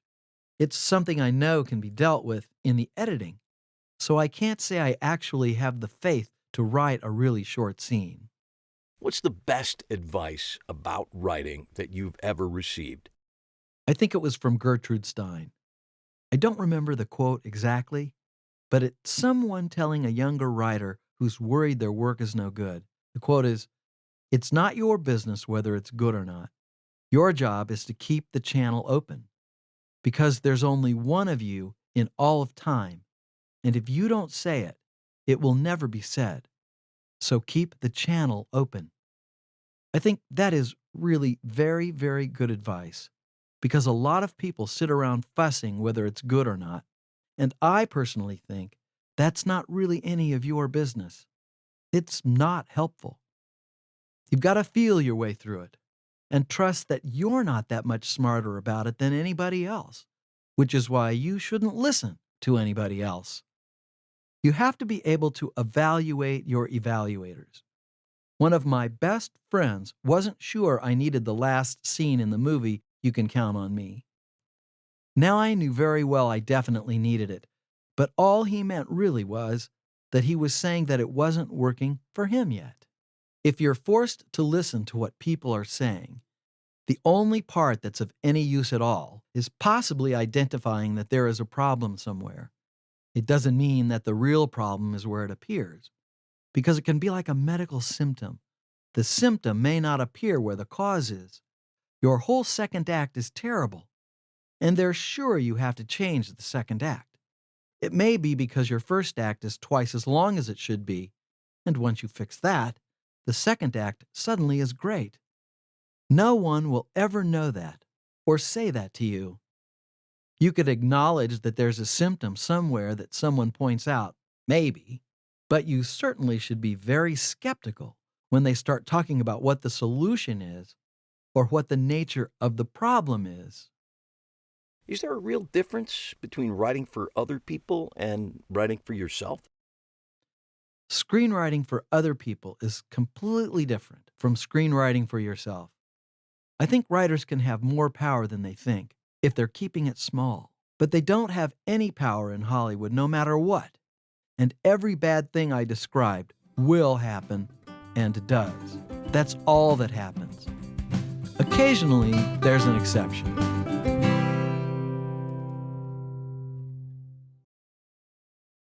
Roger Dodger. Dylan Kidd. Roger Dodger is an example of how sometimes all the pieces just fall into place. Writer-director Dylan Kidd recognized that he'd created a great character when he came up with Roger Swanson. Actor Campbell Scott obviously agreed and stepped up to the challenge, bringing an amazing cast: Isabella Rossellini, Jennifer Beals, Ben Shankman, and Elizabeth Berkley along with him. Roger Dodger proves that it's always a good idea to carry your best script with you wherever you go, because you just never know who you're going to run into. Where were you in your career before Roger Dodger happened? Nowhere, really. I had gone to NYU Film School and graduated in 1991, and then most of the 90s was spent struggling to get any kind of entry into the industry. I loaded cameras for a couple of years. I worked in real estate for a couple of years. I made a short film in 1996, which was the first directing I had done since school, and that was a nice little thing to get my confidence up a little bit. I spent a couple years doing training videos for hair salons, industrial films, you name it. So really, Roger Dodger was a very dramatic beginning to my career. What's the value of all those jobs when it came time to do your first feature? At the time, I was absolutely thrilled to have the work, and I still feel that any time you are, and this is more from a directing standpoint than from a screenwriting standpoint, any time I was on a set calling action and cut, it was an opportunity to learn. And it's always good to shoot and go into the editing room and slap your forehead and think, I should have gotten that. It's all part of the training. And in terms of screenwriting, it's all just fuel for the fire. In the case of helping the script for Roger Dodger, I was just getting more angry and frustrated at not being able to break in. So I ended up putting all that anger into the mouth of the main character. In my case, it was a long struggle, but absolutely worth it. I don't know how to do anything else, so for me, there was no option. How many scripts had you written before Roger Dodger? I had written 2 other feature scripts, and then one that had been sort of abandoned, so I guess 2.5. One screenplay was based on my experiences in real estate. Although it was nice to get it out of my system, I think I was aware when it was done that the script really wasn't good enough to show anybody. The other one was a horror movie, an attempt to do something in a genre. It was fine, but wasn't anything that I was that excited about. Roger Dodger was the first time that when I finished a script, I was like, okay, I want to make this movie. What was it about the script that made you feel that this was the one? Probably the quality of the writing, but also the fact that this was the first time that I felt like I had a character that an actor would want to play. For me, a big thing about writing something that could be done for no money was trying to write a role that was so good that we could attract a name actor to work for what turned out to be peanuts. That was a big part of my strategy. Write something that somebody would walk through broken glass to play. Most of your expense in a movie is the above-the-line costs. It's difficult but possible to make a movie for a low budget. What's really hard is getting someone that anyone's ever heard of into that movie. Every time an actor wins an award for stepping outside of their comfort zone, like Halle Berry for Monsters Ball, or Charlize Theron for Monster, I think it sends a message to other actors that sometimes you need to take a chance. If you're making $12 million a picture, you don't need the money. So why not take 2 weeks, go shoot a little indie, and maybe you'll get a statue. That was my theory anyway. Where did the idea for the story come from? The real estate script I had written was big in scope, and so apart from the fact that I didn't think it was that strong, even if someone did fall in love with it, it was still a big movie. So the idea of Roger Dodger was to give myself the assignment of writing something that could be done for no money. That lent itself to a series of conversations and monologues. It started with the idea of a guy who feels like he can tell everyone else what they're thinking. It was based on a friend of mine who in college had this strange ability to go up to strangers and take their psychology apart in minute detail. It struck me as disturbing, but also very compelling. I started with Roger. It ended up being a buddy movie, but his nephew didn't come in until later drafts. You go through a certain amount of time thinking, well, maybe this guy is compelling enough, maybe people will sit and watch a train wreck for an hour and a half. And then there was the point where I realized there has to be some foil. A character who we want to protect has to enter the movie. There has to be a reason for people to hang on and keep watching. Did you have a theme in mind when you started? I was interested in how somebody's work could bleed into their personal life. I feel that New York is very much a place where you can be so ambitious in your career that you end up translating those techniques into your personal life.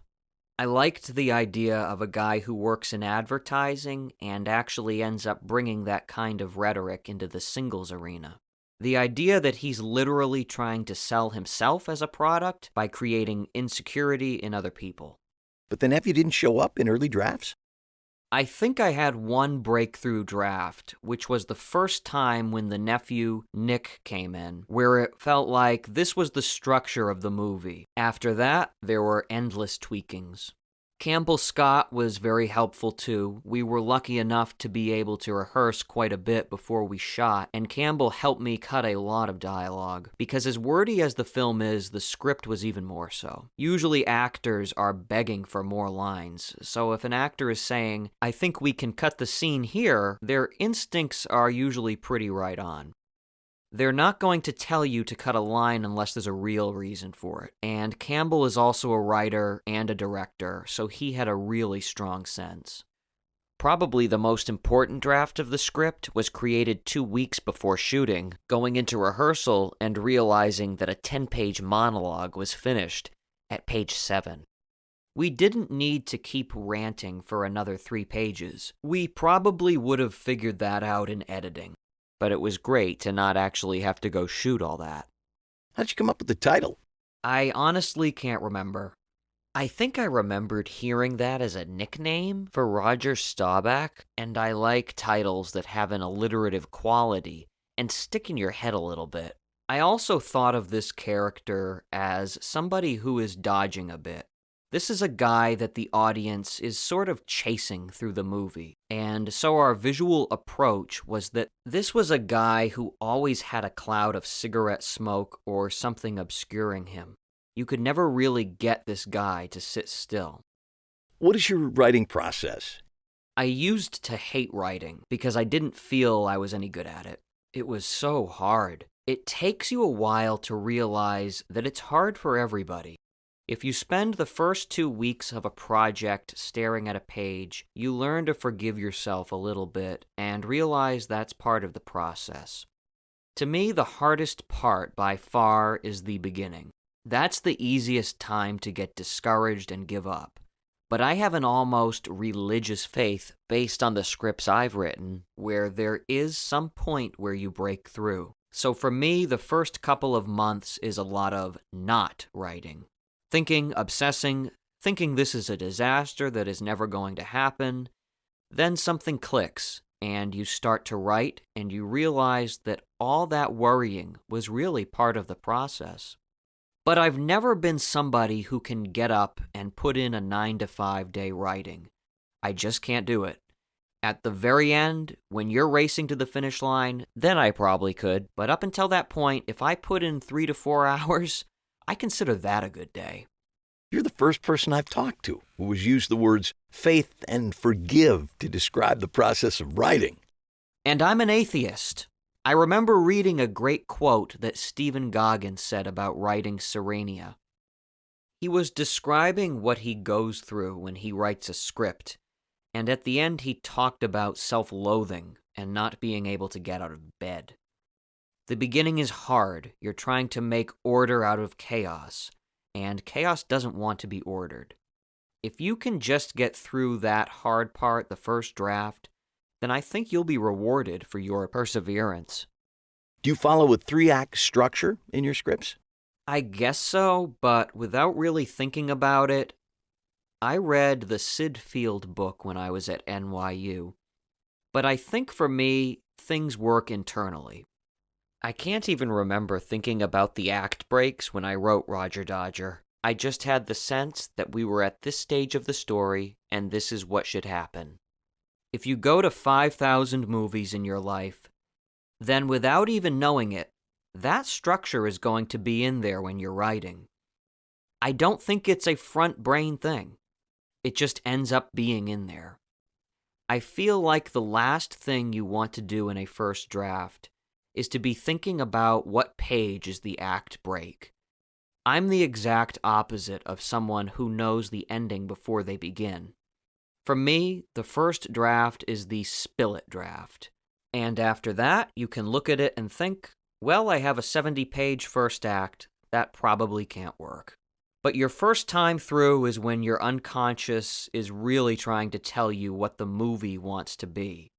For me, it's important to follow your bliss in that first draft. Even if it ends up at 180 pages, or you hate everything but 10% of it, at least you've got that 10%, which is 10 more than a lot of people have. So you don't subscribe to the first act needs to end on page 30 philosophy? The first draft, because there was no Nick character, I think there was a point where I read a draft and literally got fatigued around page 25. Once I realized that we needed Nick, the original plan was to introduce him very early in the movie, so you had some sense that it wasn't just going to be about Roger. Campbell's performance was so great that we decided to roll the dice, and I said, I think we can hang with this guy for about 20 minutes. Then we have the kid show up in the office, and a few minutes to get to know the kid and see how they relate, and then the movie can kick in. There's something to be said for trying to fit it into a structure that people who read scripts for a living recognize. But for me, it's always been a little more organic than having file cards and saying, by page 40, I need to be here. But everyone's different. Although it's a buddy movie, it's all from Roger's point of view.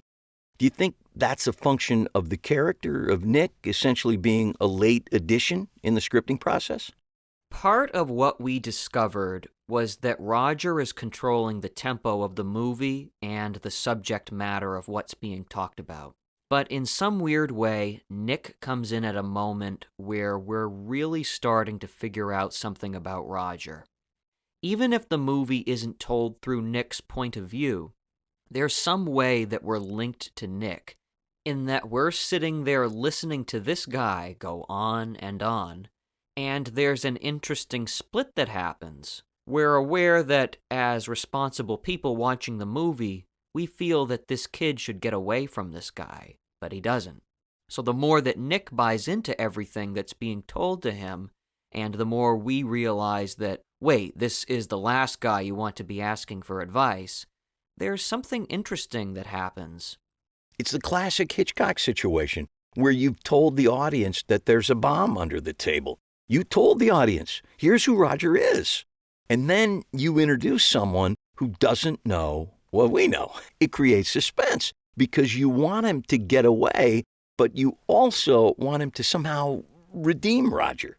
That's absolutely right. And somehow we thought that would work better if you were introduced to Nick early. Because we thought if you set up that collision course, people are really going to be on the edge of their seats. And then we discovered that it was actually better to have the first 20 minutes be all about Roger, and then you have the kids show up. Under the guise of a talky chamber piece, we're actually using every trick in the book to keep people in their seats. It's a buddy movie, it's a Hitchcock movie, it's a sex movie.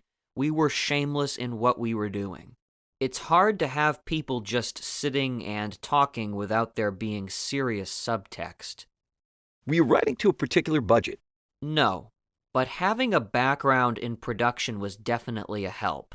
I had the understanding that if you could tell the movie in one night, there would be only one wardrobe change. There are basic rules that are pretty commonsensical, like don't have a car chase, don't make it a period piece, keep your locations to a minimum. Also, a big thing for us was that we knew we were going to shoot with 2 cameras, and that allows you to really burn through scenes more quickly. Basically, the whole second act of the movie is 4 people sitting at a banquet having this extended conversation. We were able to shoot that entire thing in a day and a half because we were rolling 2 cameras. There's a scene where Roger takes the kid out into the street. It's the first time where he's instructing the kid, It's a long, extended scene, and even when it was written, it was intended to be shot in one take. That was a 12-page scene that we shot in half a day. If you have 2 sequences like that, that's 20% of your movie that's shot in 3 days. Did knowing that you were writing for a small budget cramp your creativity in any way? Not really. This was one of those movies that felt like it wanted to be tighter. There were earlier drafts that took place over a longer span of time, and it just felt like it wanted to be as tight as possible. So there's nothing in the movie that I feel we would have done differently if we had more money, except for the luxury of being able to shoot more. But if somebody had said, "We love it, here's $2 million, I wouldn't have written in some dream sequence of Roger when he was young. It just felt like it is what it is. That we were dropped into the middle of this guy's meltdown, and we hang on just to make sure that the kid's going to get out of there okay." Did you write with specific actors in mind? I didn't, and I still don't. I have a hard time doing that because I don't want to get too attached.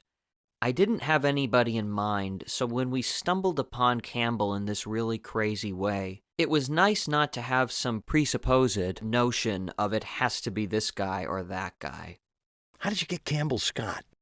My producer partner and I got to stage where we realized we're not going to get this movie made in the standard fashion. It's like that New York thing, where nobody ever finds an apartment by actually going through the real estate listings. It's always somebody you know. There's always some back door. So really, in a fit of insanity, thinking if I don't make this movie, I'm going to go crazy, I started carrying the script with me every day. I thought, well, I live in New York, maybe I'll run into somebody. And that's how it happened. 2 weeks after starting that routine of not leaving the house without the script, I walked into a cafe, and there was Campbell. I didn't realize that most people will not accept an unsolicited screenplay, because it opens you up to all kinds of potential litigation. But I was so clueless at that point. Any advice to someone who wants to try the same thing when they spot the perfect actor or actress for their script? The only advice that I have is to be really polite and make sure that you really do have a killer part to offer. I'm not necessarily somebody who stalks people or is really aggressive or goes up to people, but I was so sure that this was a great role for somebody. I really believed. I might not have believed that the movie was going to work, but I knew this was a lot of meaty dialogue for someone to perform. So I really believed that I wasn't wasting his time. If I wasn't sure, I would not have gone up to him. If you get to the stage where you feel like you have this great gift that you can give somebody, then it allows you to feel like you're not just disturbing this guy's lunch. Did you do any rewriting to fit the cast? Nothing to fit the cast. We were lucky. Basically, every actor in the movie was our first choice. So there wasn't a whole lot of, oh, this person can't handle this type of thing, or this person is really good at this, we should add more. Fairly late in the game, we added the epilogue where Roger goes back and sees Nick in Ohio. That was something that came from doing a reading. We did a reading where we found Jesse Eisenberg, who played Nick, and he was so good at the reading that we got really excited because we thought, okay, we actually have someone who can play this role. That reading was a huge epiphany because we realized there was an actor who exists on planet Earth who could play this role. It really lit a fire under us because we thought Jesse would grow a beard in a year and his voice is going to drop or whatever, so we've got to move. It was sort of our "that's our Hitler" moment from the producers. The other thing we learned from the reading was this huge sense of when the movie ended. The original ending had Roger putting Nick into a cab to the airport, and you could just feel the air go out of the room because the audience cared so much about Nick, because Jesse was so good. They wanted to know if he was going to be okay. So it was combining that sense of wanting the narrative pleasure of following through, and also, just for me, I really wanted to stick Roger in a cafeteria full of kids. I don't know why, it's such a guilty pleasure for me. The movie starts with Roger having lunch in this restaurant with all these adults, and then by the end of the movie, he's actually found his peer group. So I think it was a combination of sensing that the audience would feel ripped off if the movie cut to black at that point, and also having this visual of Campbell Scott bopping above all these other heads in the cafeteria. Do you show drafts to friends or use readings to gauge how you're progressing? I like readings. I'm not a fan of too much feedback. I'm stubborn that way. I like feedback. But for me, the whole point of a reading is to sit in the room and you just know. You just know if something's dead or if something's not working. I do have people that I turn to and that I care about what they think, but my feeling is that unless the comments match something I already felt in my gut anyway, or if every person has the same comment, then I know I have an issue. I generally have found that putting too much stock in feedback can get confusing because people are going to have 100 different opinions. Is there anything in the movie that people tried to talk you out of that you're glad you stuck to your guns on? I tend to be the opposite. I tend to be the guy that cuts too quickly. I loved when the Coen brothers released their director's cut of Blood Simple, and it was like 8 minutes shorter or whatever. That would be me. My experience has been that if I have a gut feeling, if I know something isn't working, I don't need to be told to take it out. And if someone says it isn't working for them, but some gut thing says I want to keep it in, I guess the reward I get for writing the script and putting myself through this. I get to say, no, I don't want to lose that. There has to be something in the script that gets you juiced. Otherwise, it's dead on arrival. I think you have to fight for that, even if you're not going to be the one directing it. Did knowing that you were going to direct it change the way you wrote the script? I don't think so, but I think that's probably why I say I don't enjoy writing. It's mainly because I love directing, and I think of myself as a director. So the writing is this very necessary part, but it's not the fun part. For me, it's less about hating writing and more about getting impatient, because I want to get to the point where I can go and start collaborating with others. What's the most fun part? I really like editing, which is very much like writing. It's just more fun because you get very tangible results very quickly. For me, I enjoy the entire process, but I probably add the most value in the editing room. I think I'm fine as a director on the set, but I'm not some Ridley Scott genius who always knows where to put the camera. And I'm not John Cassavetes, where I would say the right thing to the actors. But the editing room is a place where my tenacity pays off, because I just keep working the footage and refuse to stop tweaking. I just find it really enjoyable, not walking away until a scene is as absolutely good as it can be. There's a shot right near the end of the movie where Roger is sitting alone on his couch, smoking and thinking, and the smoke disappears in front of him like a cloud of fog lifting. Was that in the script or a happy accident? That's the one effect that was completely scripted. There was a deliberate structure where the first image of Roger was of him expelling a plume of smoke. Then we really labored over that last shot of him smoking. It's the only dolly shot in the film. Our poor cinematographer had to light it in a certain way so that the smoke would read. I don't know if anybody even gets it, but I still get a kick out of it when I see it. Oh, look, he's coming out of the fog. It was even written in the script that way. Something like Roger exhales and then the smoke lifts. Although you created Roger, I'm sure there was a point where Campbell took him over and knew him better than you did. Do you remember when that point was? Probably by lunch on the first day. I had a really interesting thing happen with Campbell. I think good film actors work really small. There's a great interview with John Travolta where he says he always has to remind directors that they might not see what he's doing on the set, but they'll see it on the screen. These guys are working at a level where the camera can almost read their minds.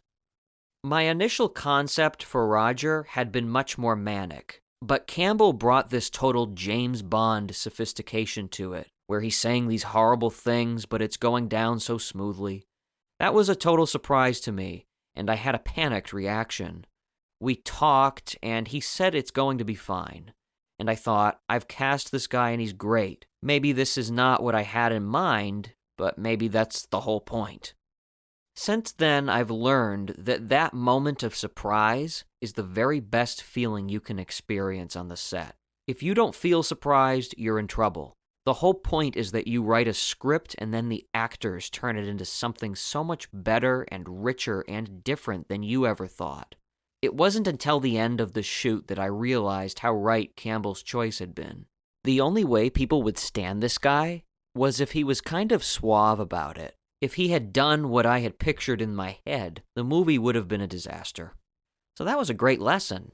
I think I imagined the character as constantly pushing people away, and what Campbell was doing was more of a push-pull thing, where he reels you in and then pushes you away.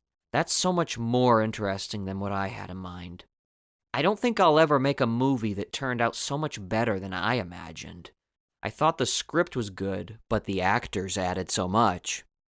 You were quoted once as saying you wanted every character in this movie, even if they only had one line, to be so well drawn that they were worthy of their own movie. How do you go about doing that? I think that's something that's easy to say, but in the end it comes down to the actors.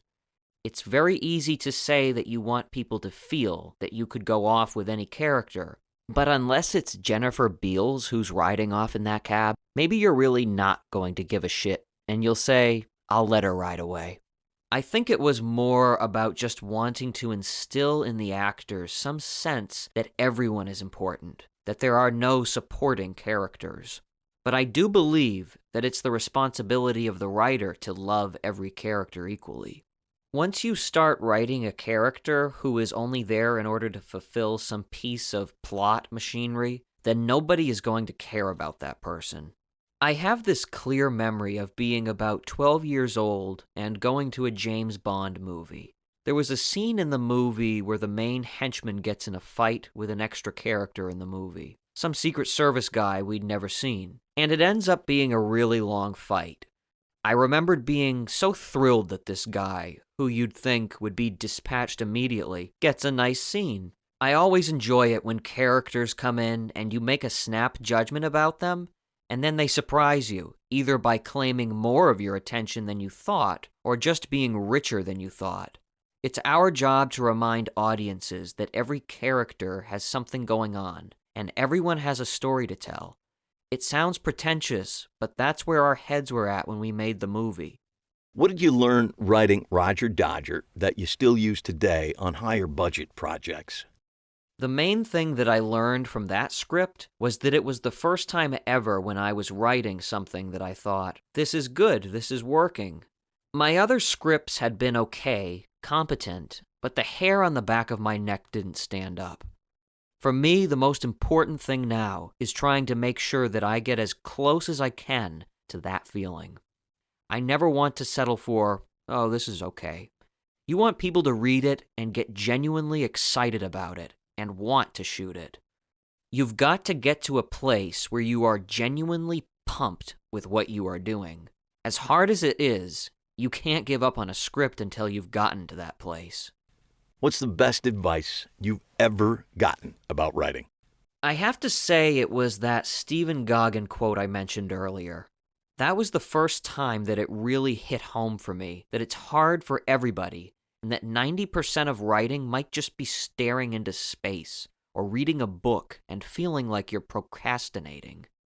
Writing is so hard that I only want to do it if I'm absolutely dying to tell that story. My advice would be, particularly in the beginning, the only thing that is going to make your script jump off the page for a reader who's read 100 scripts that day, the only thing that's going to make a difference is that there's something about it that's getting you up each morning. Even if it's the least commercial idea in the world, I have to believe that somehow that passion translates to the page. My experience with Roger Dodger was that I had written 2 other scripts that I thought were good. And then it wasn't until I wrote Roger Dodger that I realized there's a difference between just good and holy shit, this is good. The industry is tough enough and competitive enough that if you're going to go out to somebody, whether it's an agent or an actor, or you're going to submit it to a studio, it has to have that holy shit feeling.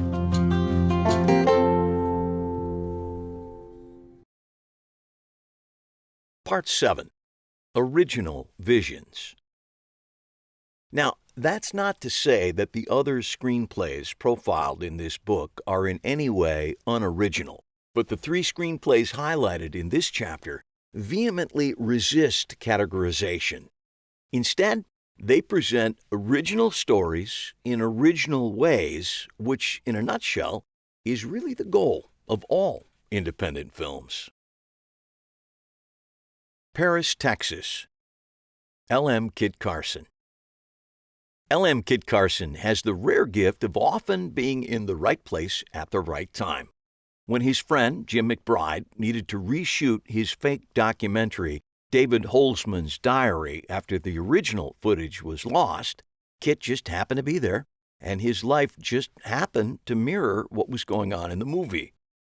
Years later, when his young son Hunter was cast in Wim Wenders' Paris, Texas, Kit was there when the production of the movie about Harry Dean Stanton's search for his son, Hunter, and his lost wife, Natasha Kinski, came to a halt. Again, Kit's life mirrored the story on screen, and he was put in the unique situation of coming onto a movie that was already in progress. The screenplay that Wenders had shot up to that point had been written by Sam Shepard, and working with the director as they attempted to collaboratively create an emotionally satisfying conclusion to the story. What was going on in your life before Paris, Texas happened? I did Breathless with Jim McBride, so I'd done my first Hollywood film. After Breathless, I was not exactly hot, but I was lunch. So I went to lunch a lot and was offered projects, and none of them was anything that I really wanted to do. At the same time, my son Hunter had been cast in Paris, Texas, so I got to know Wim Wenders very informally because of that. So while I was doing lunch with all of the studios and executives from all the different agencies and all that, I was watching the progress of Paris, Texas. I knew that they had gotten started and that there was a stop date on Harry Dean, and there was a stop date on Nastasia, so they had to start shooting. They went off and started the beginning of the movie down in Texas in an area called the Devil's Playground in the desert. Wim was out there for 2 weeks and then came back. I wandered into the office one evening to see how it was going, and he was at his desk with his head in his hands. I said, "What's the matter?" And he said, "We have shot the beginning of the movie. It sets up this great mystery, and then the script explains it all away. And I don't want to do that." He went on to say, "I want this movie to be about love. A movie in which love triumphs at the end, but it's not sentimental." That was the thrust of the movie. He'd shot the opening mystery, the first 20 minutes of the film, and then he didn't like the rest of the script. I asked him what the script was like, and he said there are 2 versions. One version was that Nastasia's father was a big Texas oil man, and his goons had gone up and beat up Harry Dean and grabbed Nastasia and stuck her in a penthouse. The other version was Nastasia's mother was under the thrall of a televangelist, and of course, he ran heroin dens and whorehouses, just like all televangelists do. His goons came up and beat up Harry Dean and grabbed Nastasia and stuck her in a heroin den / whorehouse. And I said to Wim, "Those are kind of corny," and he said, "Yeah." And I said, "What if they did it to themselves?" And he looked up and he said, "Exactly." Wim explained to me that Sam Shepard had gone on to In Country, the film where he met Jessica Lange, because he and Wim couldn't get satisfied with the scripts. And so Sam just sort of said, "You figure it out. I'm out of here. I gotta go do this movie." So Wim said to me, "Give me the weekend. I'll call Sam and tell him that I want you to do this." And I said, "Okay, but I'm going back to New York this weekend. I'm stopping in Texas first to see my folks. You call me by Sunday and tell me in which direction I'm going, either back to LA or on to New York." So I didn't hear from him, and I didn't hear from him, and on Sunday night, at the last possible minute, when I was about to go get my ticket and get on the plane, Wim called me and said, "Come back." So I came back, and they resumed the shoot, and I stayed 2 weeks ahead of the shoot with new pages. When we were finished shooting in LA, the production designer was getting ready to head for Texas to set up the place in Houston where Harry Dean finds Nastasia. We had decided that it was a talk house. Wim had talked about when he was doing Hammett. He would go to a bar right near the studio at the end of every day. It was a topless bar with all the girls on poles and stuff like that. He said that the sexiest thing and the real action of the bar was the girls coming to the bar and talking to customers. So he decided that was a business, to build a bar around talking, and we had to figure out what that was. On the last night, right before the production designer was heading for Texas the next morning, we knew it was a bar, and we knew it was people talking, and we knew that there were certain rules. Harry Dean could not touch her, and so we decided it was a booth, some kind of talk booth.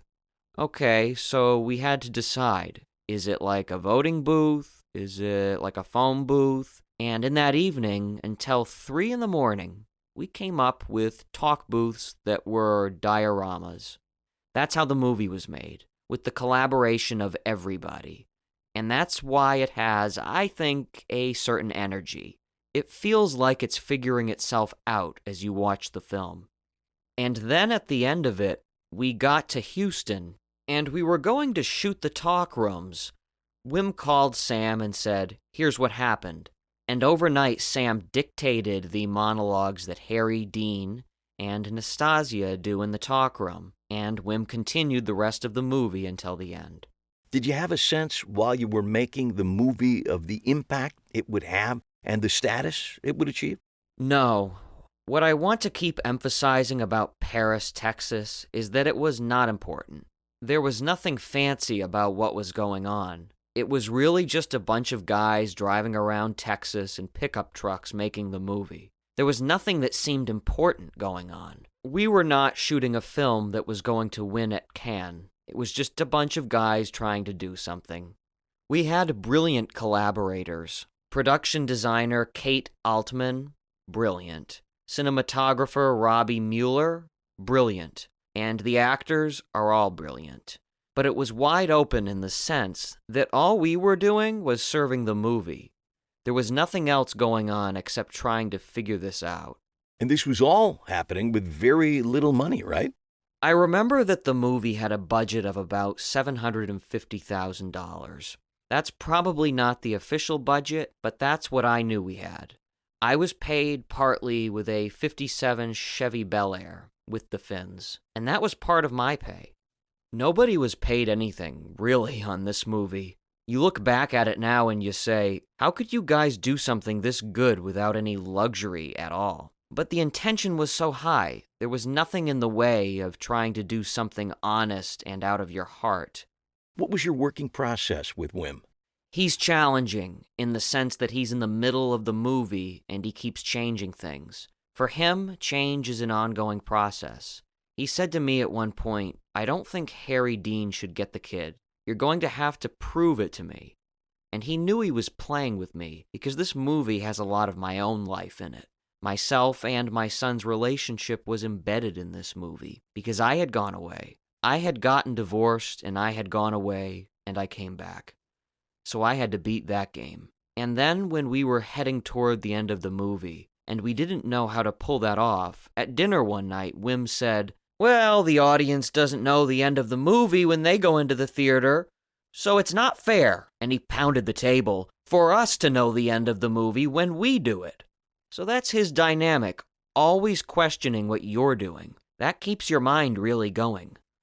Another example of how Wim keeps everything open was when we were in the hotel room at the very end of the movie, and Nastasia and Hunter are seeing each other for the first time in years.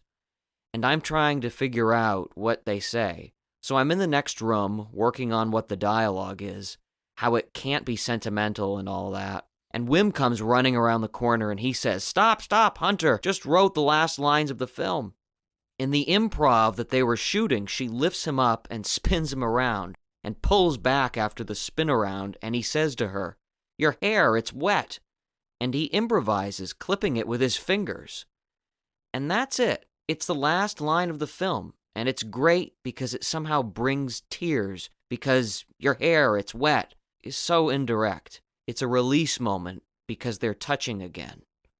It's like when we shot the Talkhouse sequence. I'd written it so that Harry comes in the front door and finds a bar and all these people. The day before we shot it was Alfred Hitchcock's birthday, and Wim said, "Okay, you were born the day before Alfred Hitchcock, and I was born the day after Alfred Hitchcock, so we're going to honor Alfred Hitchcock." We were going to do a Hitchcock version in which Harry Dean comes in the back of the building, doesn't know what's going on, and has to piece it together, just like a Hitchcock hero does. They always come into things and don't know what's going on. Then as we were shooting, Harry Dean spots Nastasia's back. She's leaning against the bar, and John Lurie's standing beside her, looking toward Harry Dean, and Harry starts toward them. Wim waved at me and said, "Come up with a Hitchcock line," in the middle of shooting the scene.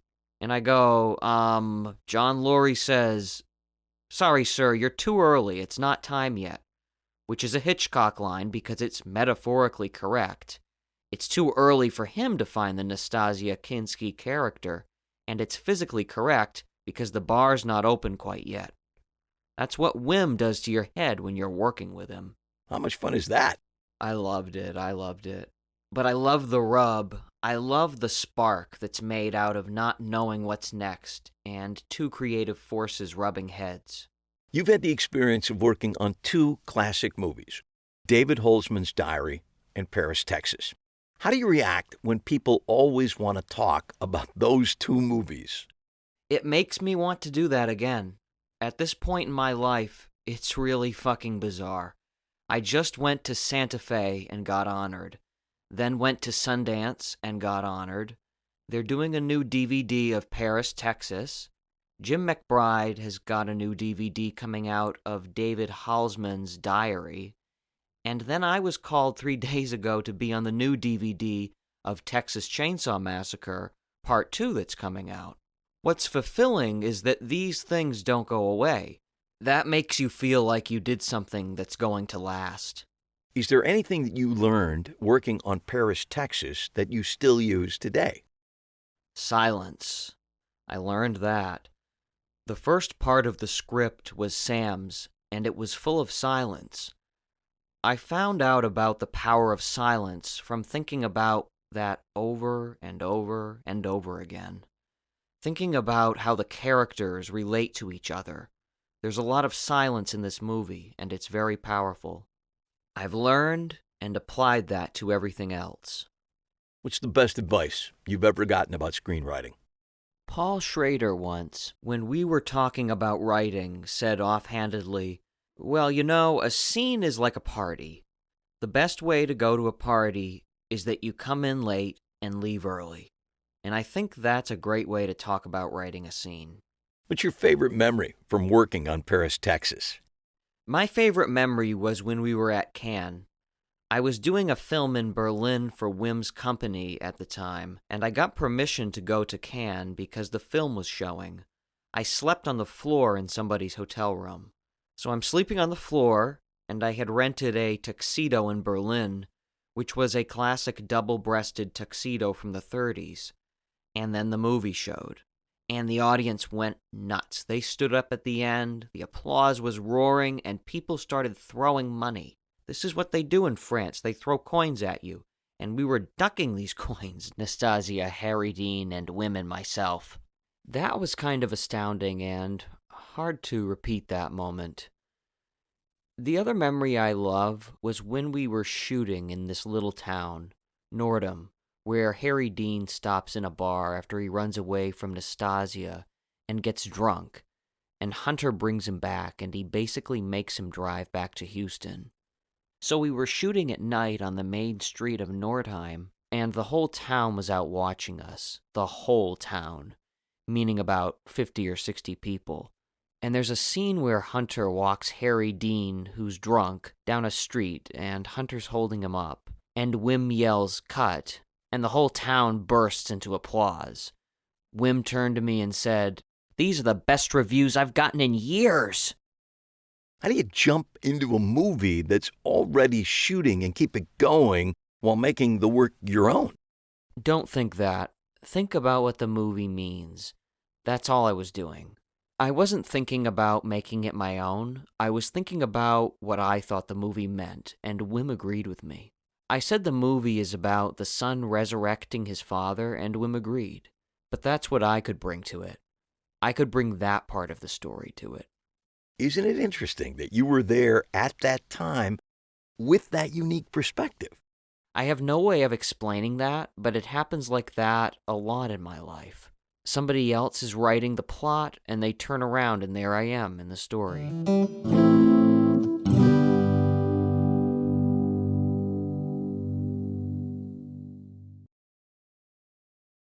Eve's Bayou, Cassie Lemmons.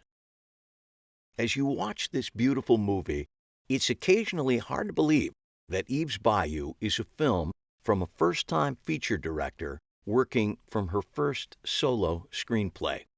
It's an assured and ambitious and emotionally satisfying story of life in the South in the early 60s, following young Eve, Journey Smollett, during a life-defining summer.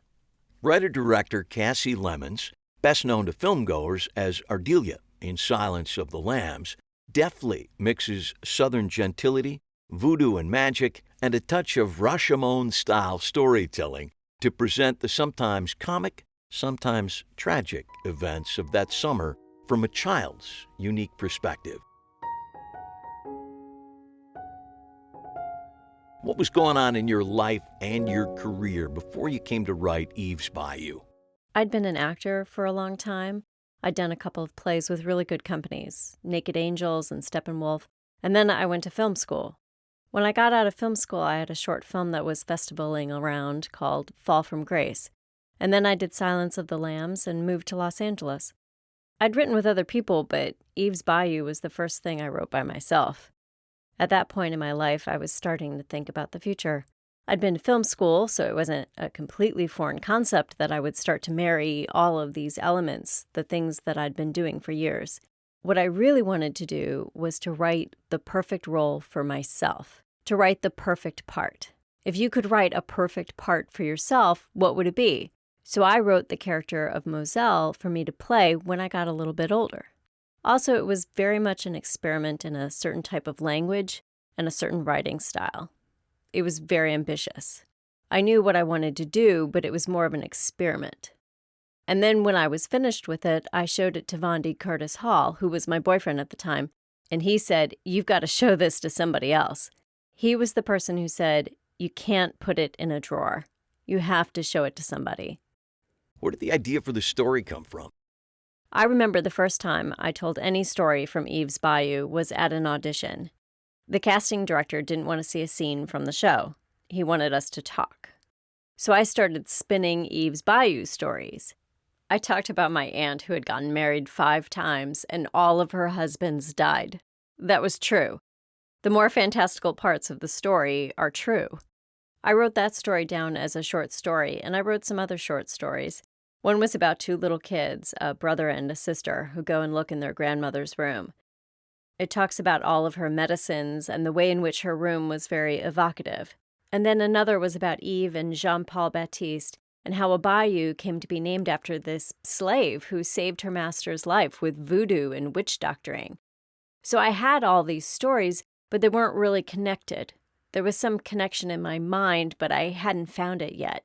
Then I invented the character of Louis Baptiste for the stories to revolve around. Way before I wrote anything down, I could tell you the entire story of Eve's Bayou, the entire thing complete with flashes of lightning.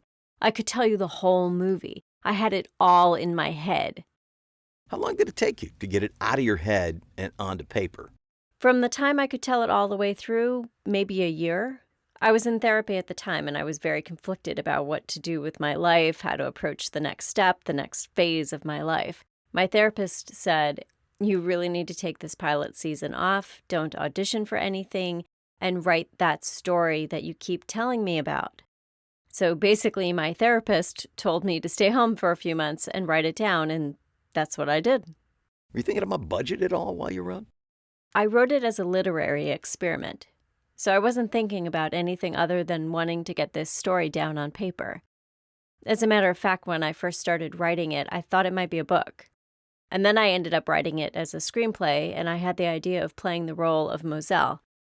But I wasn't really sure if it was going to turn into a book or a screenplay or what was going to happen with it. I just let it come out. I wasn't thinking about budget, and I wasn't thinking about directing it at all.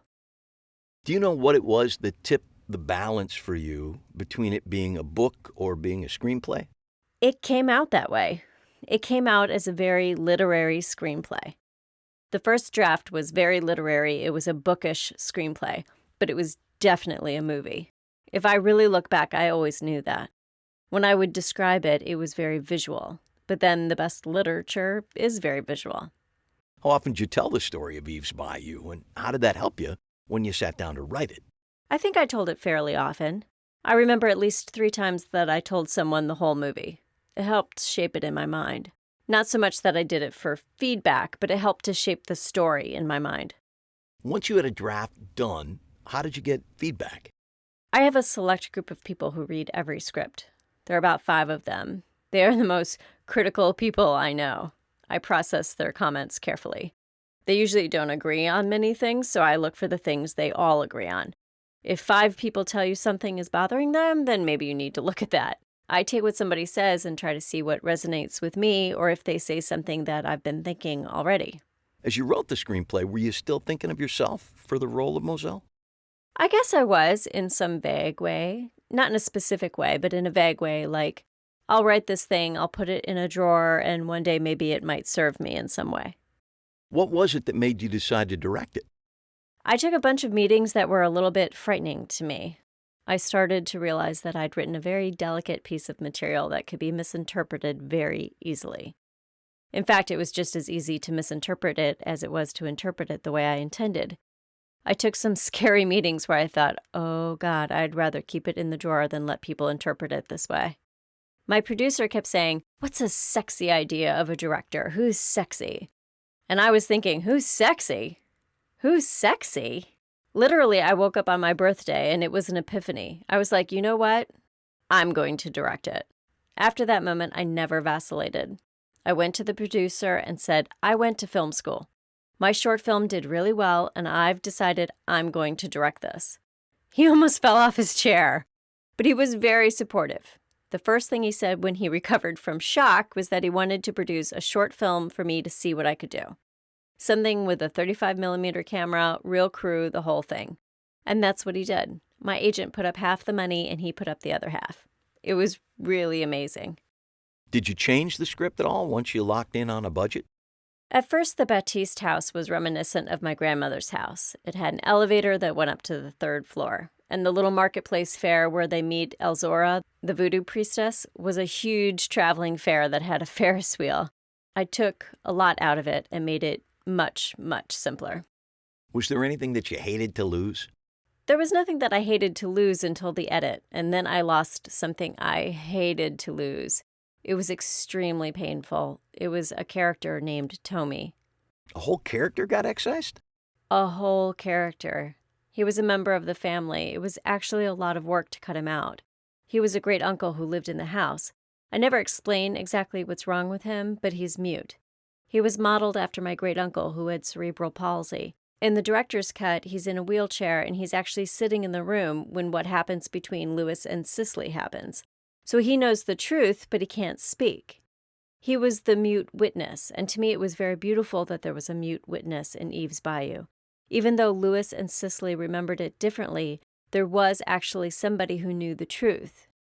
At the end of the movie, when you see the little girls and they do their scene and they're standing on the bayou, I cut to him on the porch in his wheelchair, and he knows what happened, but he can't say.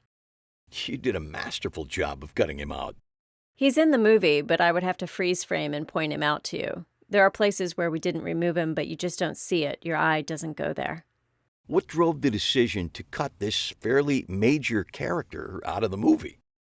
What drove it was notes from the producer, Mark Ammon, who was running Trimark. He hated that character. He hated it from the beginning. It was one of those elephants in the room that doesn't go away. In Eve's Bayou, the people are very conspicuously pretty, and then there was this older, disfigured person.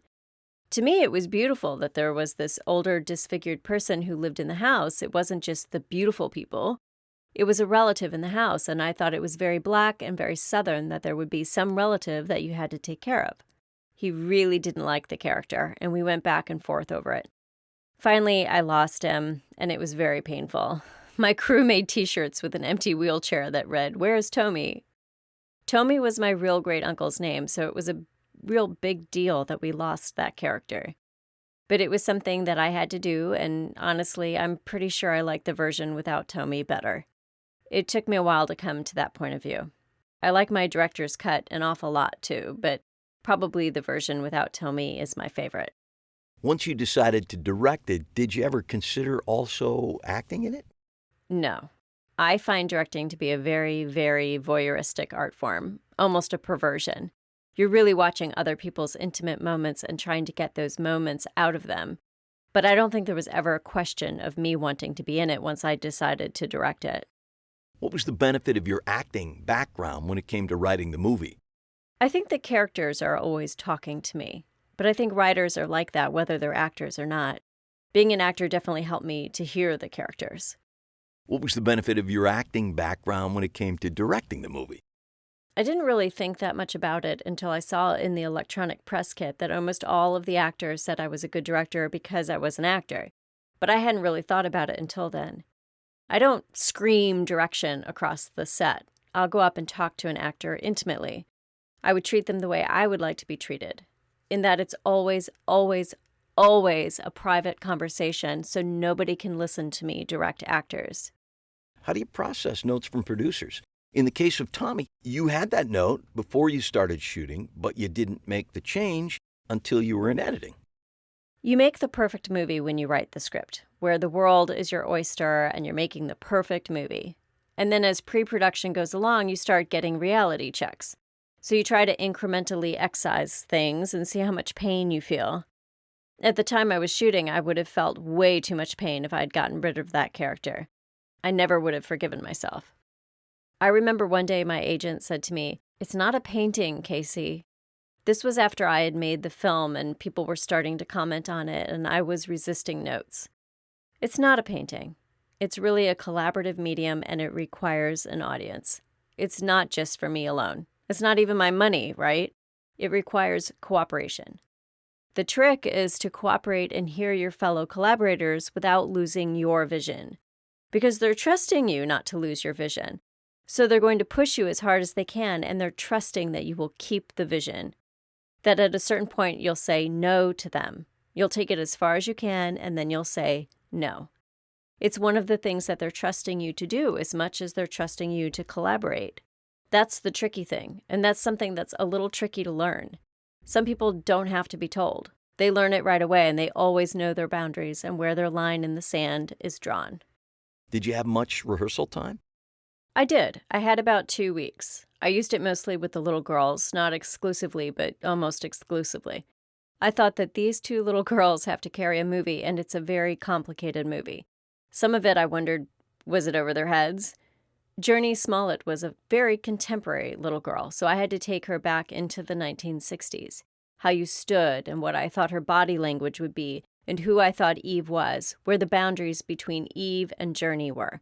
She's so facile, within 3 days, she was Eve. Did you do any tweaking of the script in rehearsal?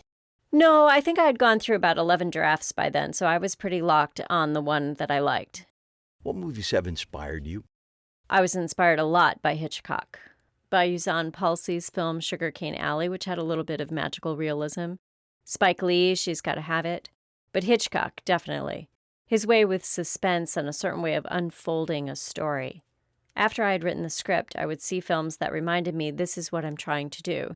One was The Piano. One was Like Water for Chocolate. Julie Dash's film, Daughters of the Dust. Was it much of a struggle for you to get that tone you felt in the script up onto the screen? Not really, once the actors nailed the language. The language to me, and I really haven't felt this way with other things that I've written, but the language in Eve's Bayou was like Shakespeare. That's because it started out as a language experiment, So I made them say it word for word. And the words were really important to me, so they had to say it as it was written. Once they nailed the language, that really helped them fall into the tone. When you were writing, how did you create that language? It was definitely as if you were trying to make poetry out of the language you heard as a child. How tough was it for the actors to get that and make those speeches work? I'm thinking in particular of Moselle's "Life is Filled with Goodbyes, Eve" speech. That's my favorite speech. Debbie Morgan's such a wonderful actress. She came in and her audition was wonderful. Wonderful. She really got it. And once she got the words exactly like, "Well, you must have been thinking something right before you was thinking that. What led you to that particular thought?" "Oh, you must have been thinking something right before you were thinking that. What led you to that particular thought?"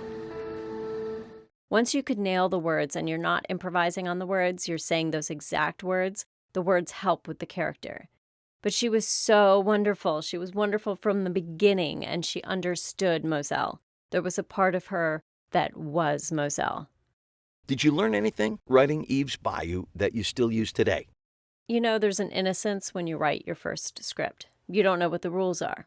It's almost something that's really hard to reclaim. So that's what I'm always trying to get back to, that innocence, to try and be that pure. I don't know if I can ever do it again, but to try and remember to be that unleashed in a way. Have you found any tricks to get back to that state? Yes, when I'm writing the first couple of drafts, I really try to write in a box. I might tell people the story, but I don't listen. I don't shape the story with other people. I tell the story to myself the way I want to tell the story, in a pure storytelling way. I don't think about budget. I don't think about anything. I think about purely the story. It's very easy for me. It happens pretty much automatically in the time between sleeping and being fully awake. It happens in a dream space. I have a million stories. Some of them are short. They're not always long and complicated and full-blown. They usually develop in a dream space, and all of a sudden I'll have this story, and I won't know where it came from. I might recognize certain events that were around the conception of it, but I don't recall the conception. It's as if it tells itself to me. So that's my trick. I try to listen to the story telling itself to me. Where does this story want to go? What wants to happen? What's trying to come out? It's hard. You get used to yourself and you get used to the world, and it's a hard thing. There's something about everybody's first script that I love. All my friends' first scripts, young filmmakers that I meet. When it's their first script, there's something magical about it. What's the best advice you've ever received about writing? I'm not sure who gave me this advice, but it's understanding that people usually don't say exactly what's on their mind. There's nothing more tiresome than a script where people say exactly what's on their mind all the time. It's just not the way people talk. As an actor, you need subtext and intention.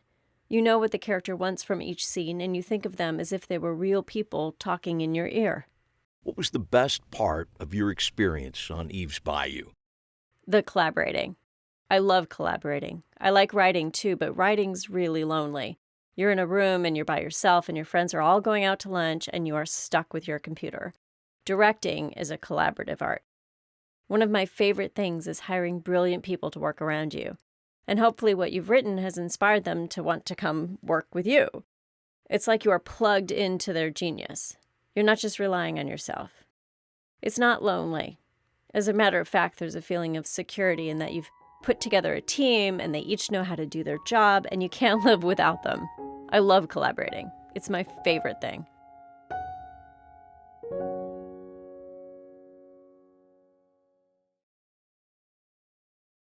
Me and You and Everyone We Know.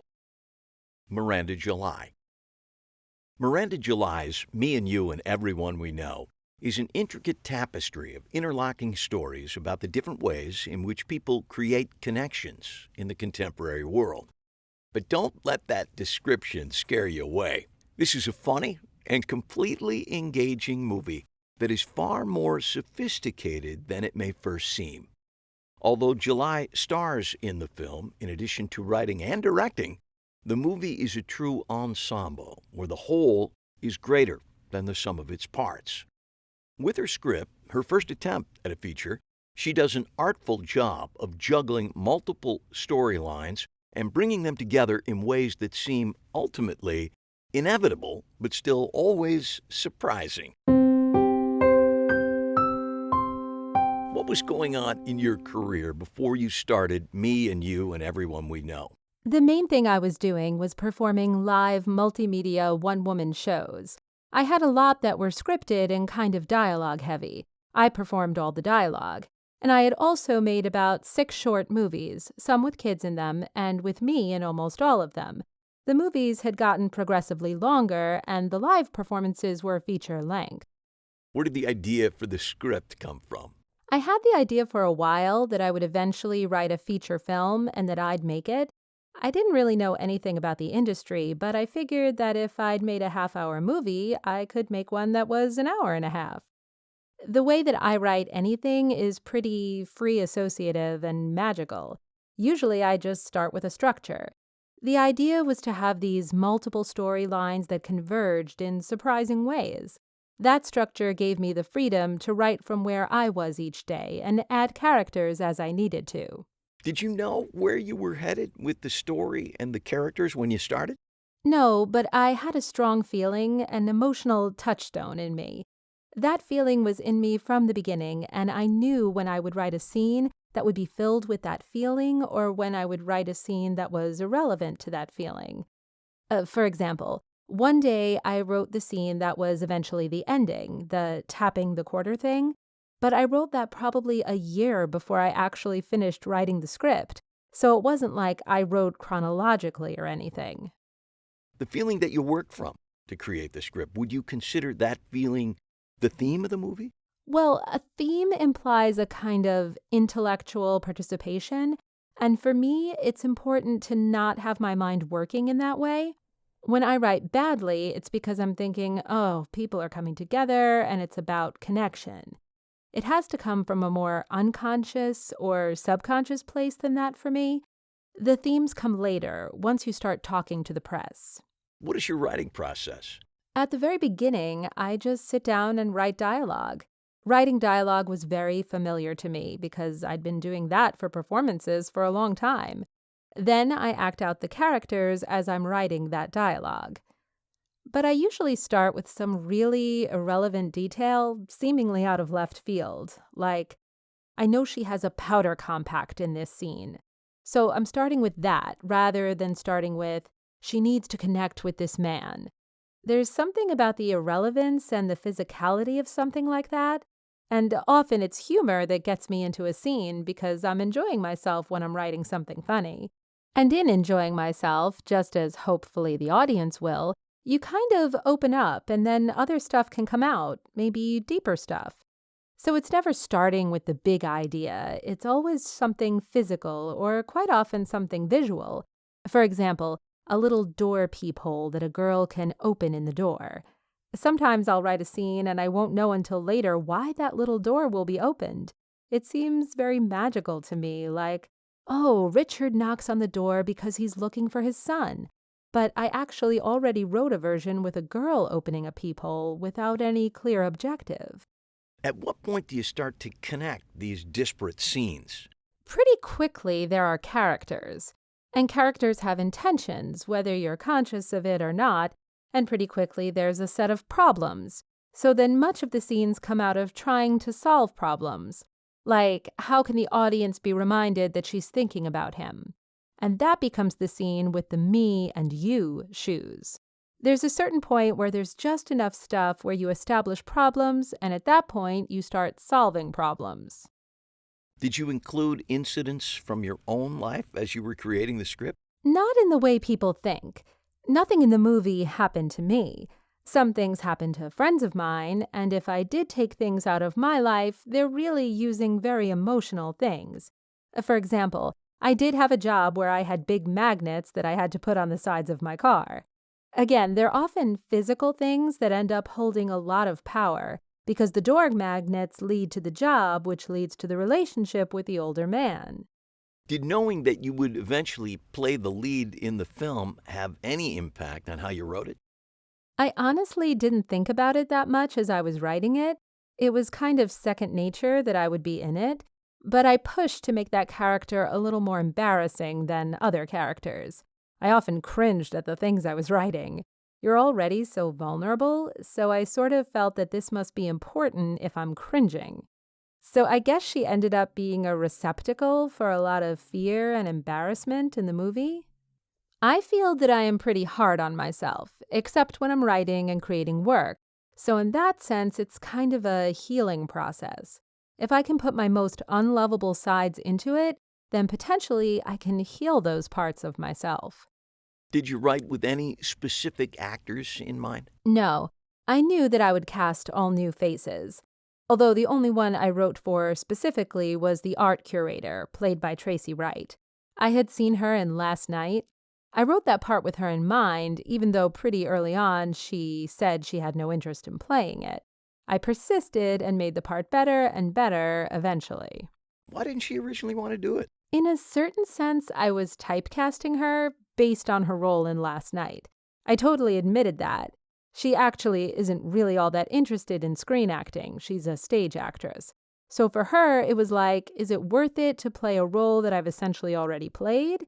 And that pushed me to make it more complex, and she saw that. Did you do any other rewriting once you'd cast the film? I had a reading early on before I was really casting it, but I did find one actress, Natasha Slayton, who played Heather, the more dominant teenage girl. I knew when I saw her audition for the reading that I would cast her in the movie.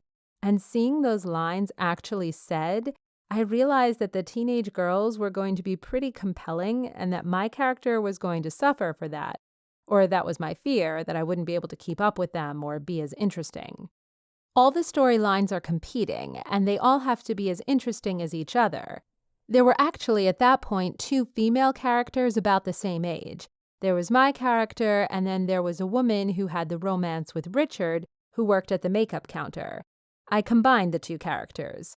I suddenly realized, oh, wait, if my character has the romance, then it's going to be a lot more interesting.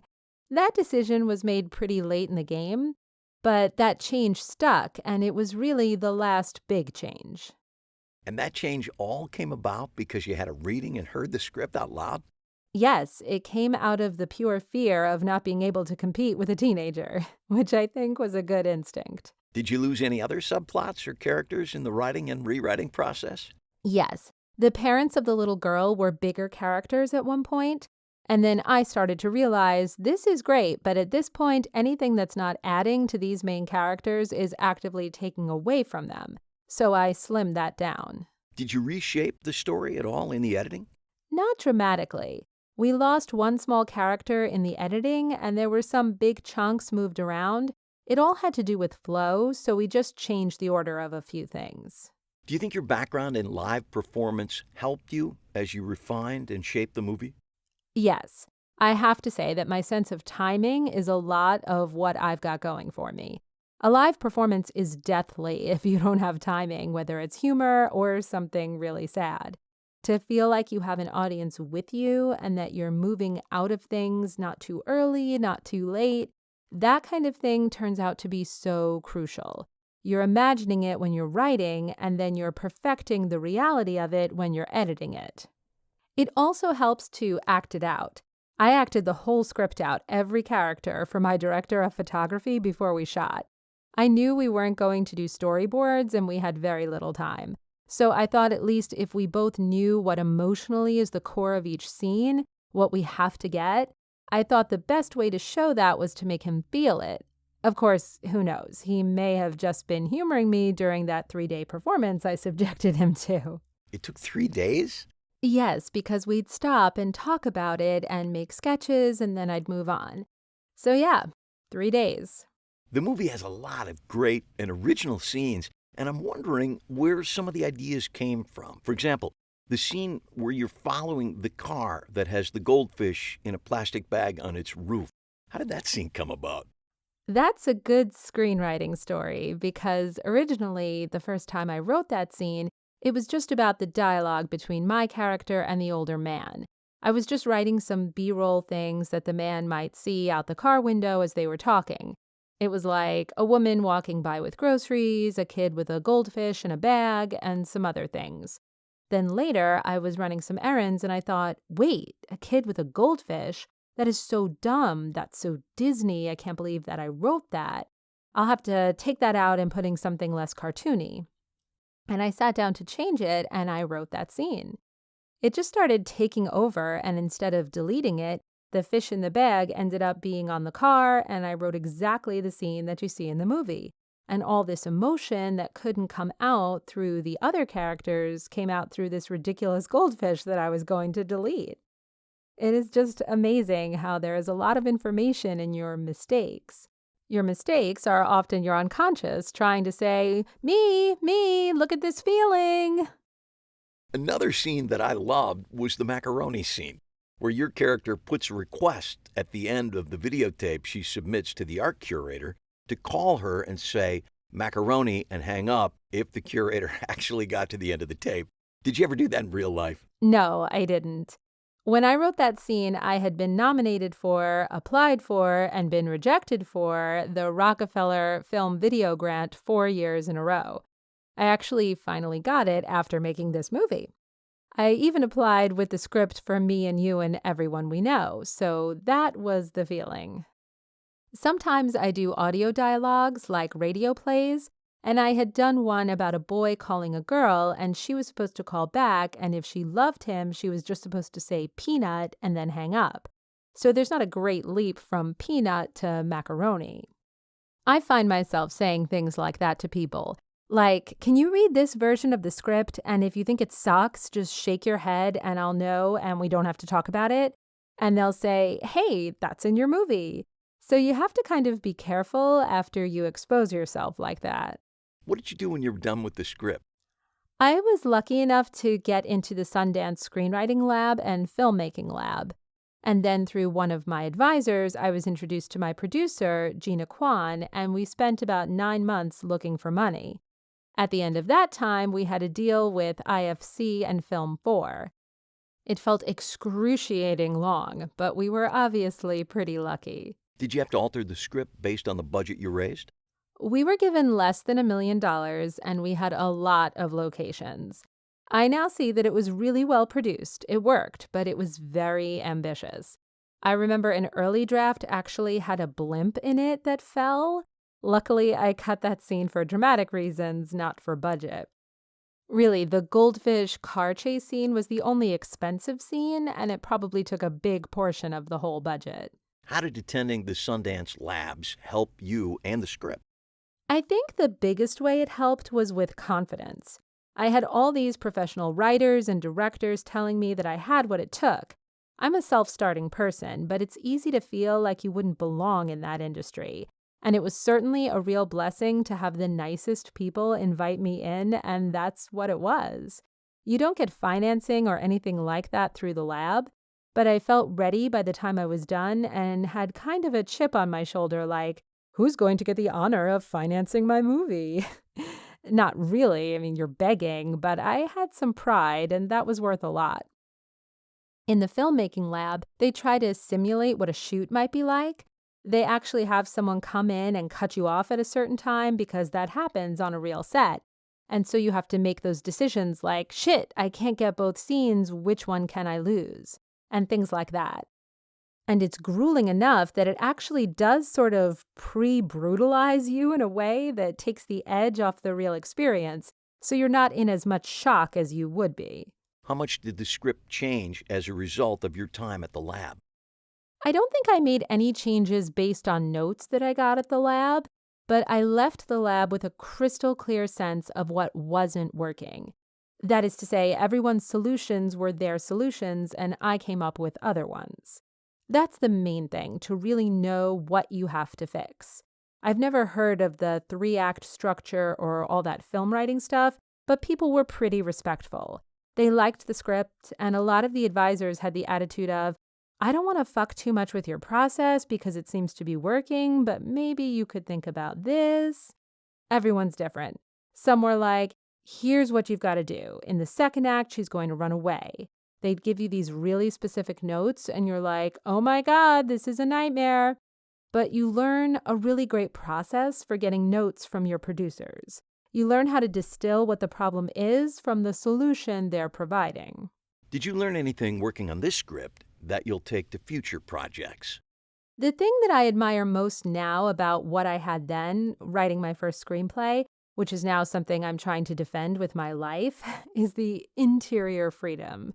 Not thinking about logistics or other movies or critics, all that stuff you think about once you've been through the mill. There are a lot of monsters you have to keep at bay. And so my job every day when I write is basically to find my way back to feeling totally free, like I could write anything at any moment. And realizing that it doesn't have to make sense, it doesn't have to be perfect, no one's looking at it, no one's judging it, no one can see into my computer right now. To me, that's the beginning, and that's what you need. Once something takes root, you have other issues. If you feel like you're forcing yourself to write, then maybe it's a good time to take a walk around the neighborhood. And then the second you give up, really give up, that's when your insides allow you to change and have some new thoughts.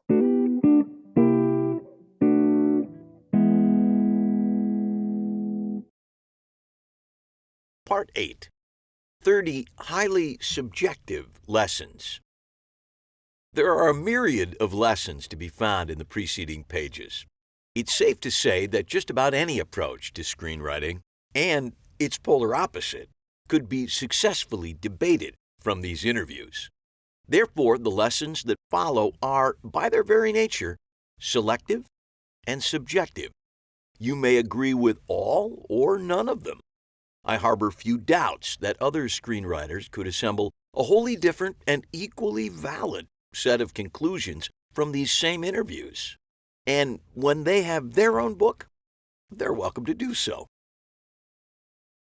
Number 1. Beginning is hard. Is it just me, or does knowing more about screenwriting make it harder to sit down and actually write a script?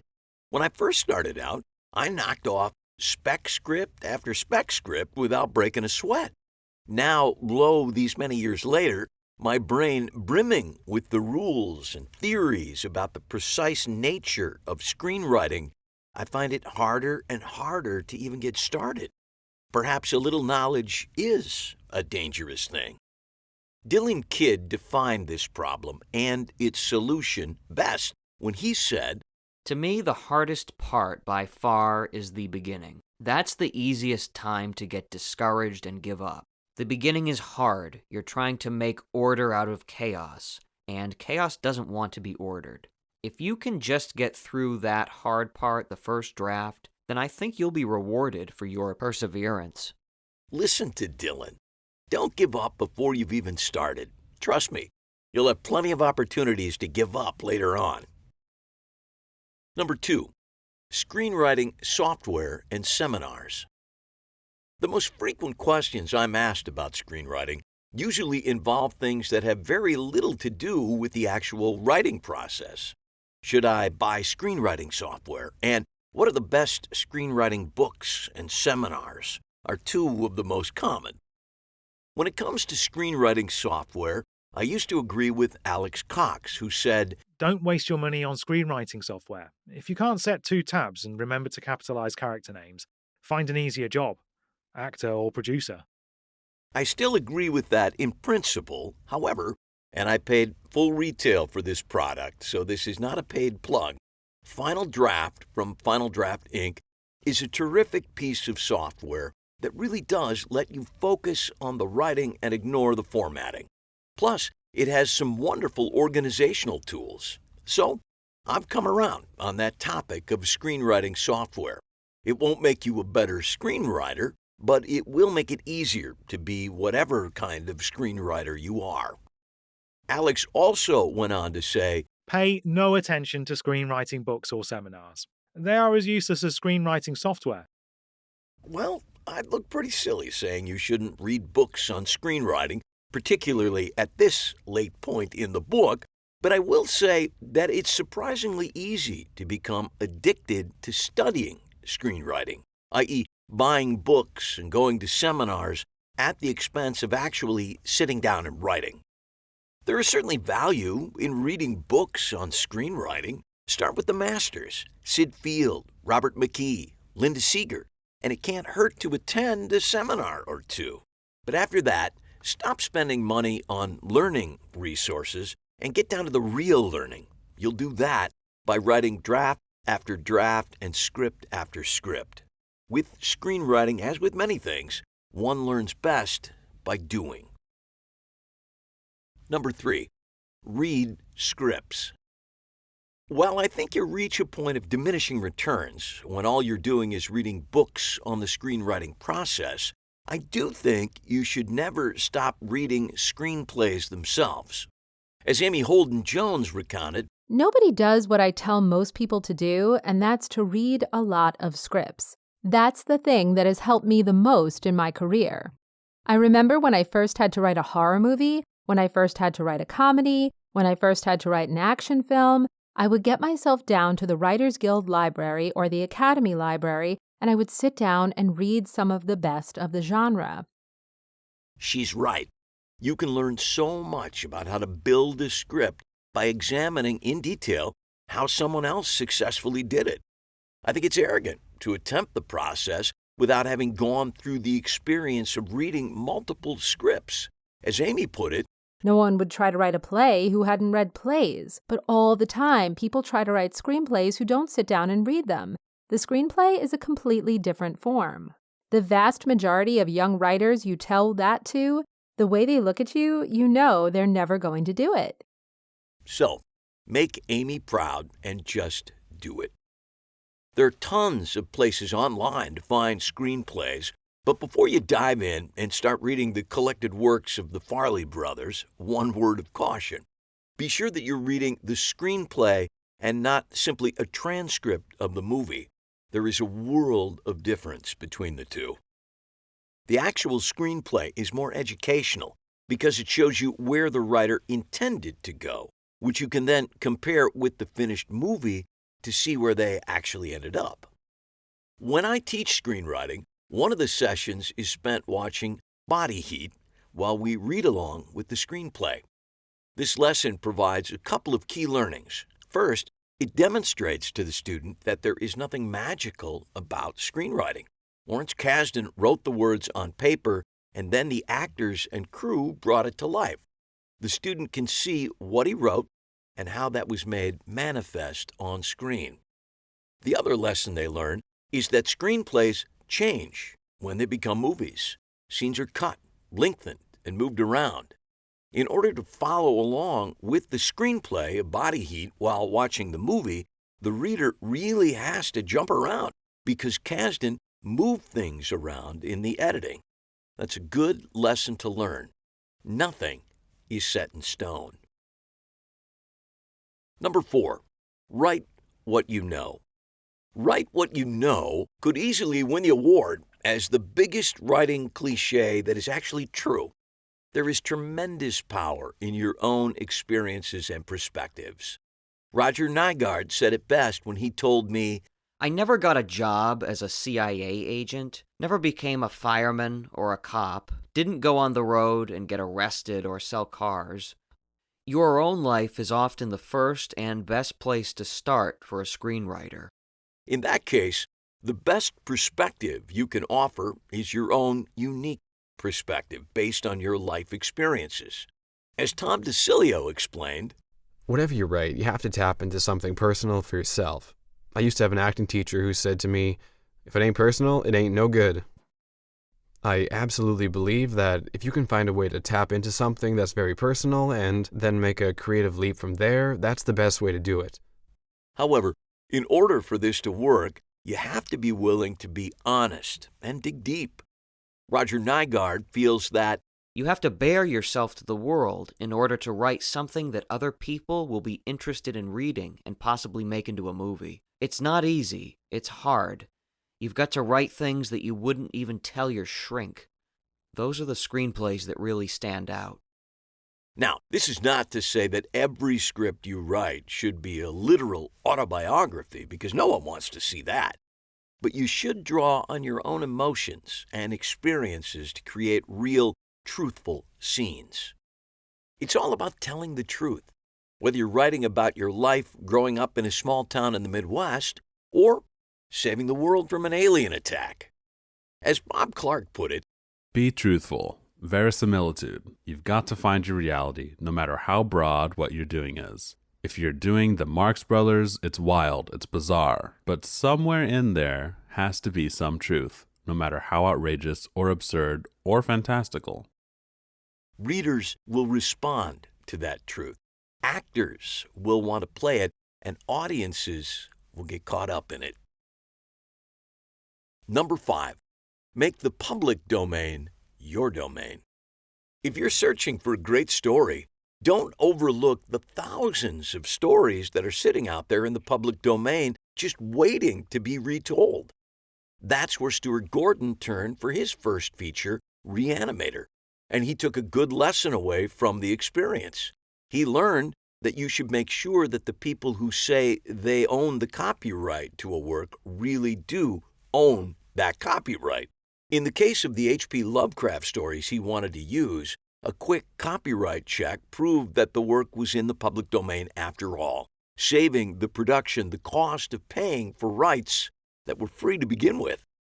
As Stuart recalled, that made things a lot easier for us. We were prepared to pay something for the story. If they had asked for a lot of money, that would have been difficult because our budget was small. Finding out that it was public domain was great. It was one less thing to worry about. So, hire a good lawyer and make sure that the work you're using is really available for your use. A good rule of thumb is that if the author is alive or was alive less than 75 years ago, then the story is off limits. But don't take that as a blanket rule. Heirs have been known to keep some authors' work out of the public domain long past those limits. Get a lawyer and get it right. Number 6, tell the story.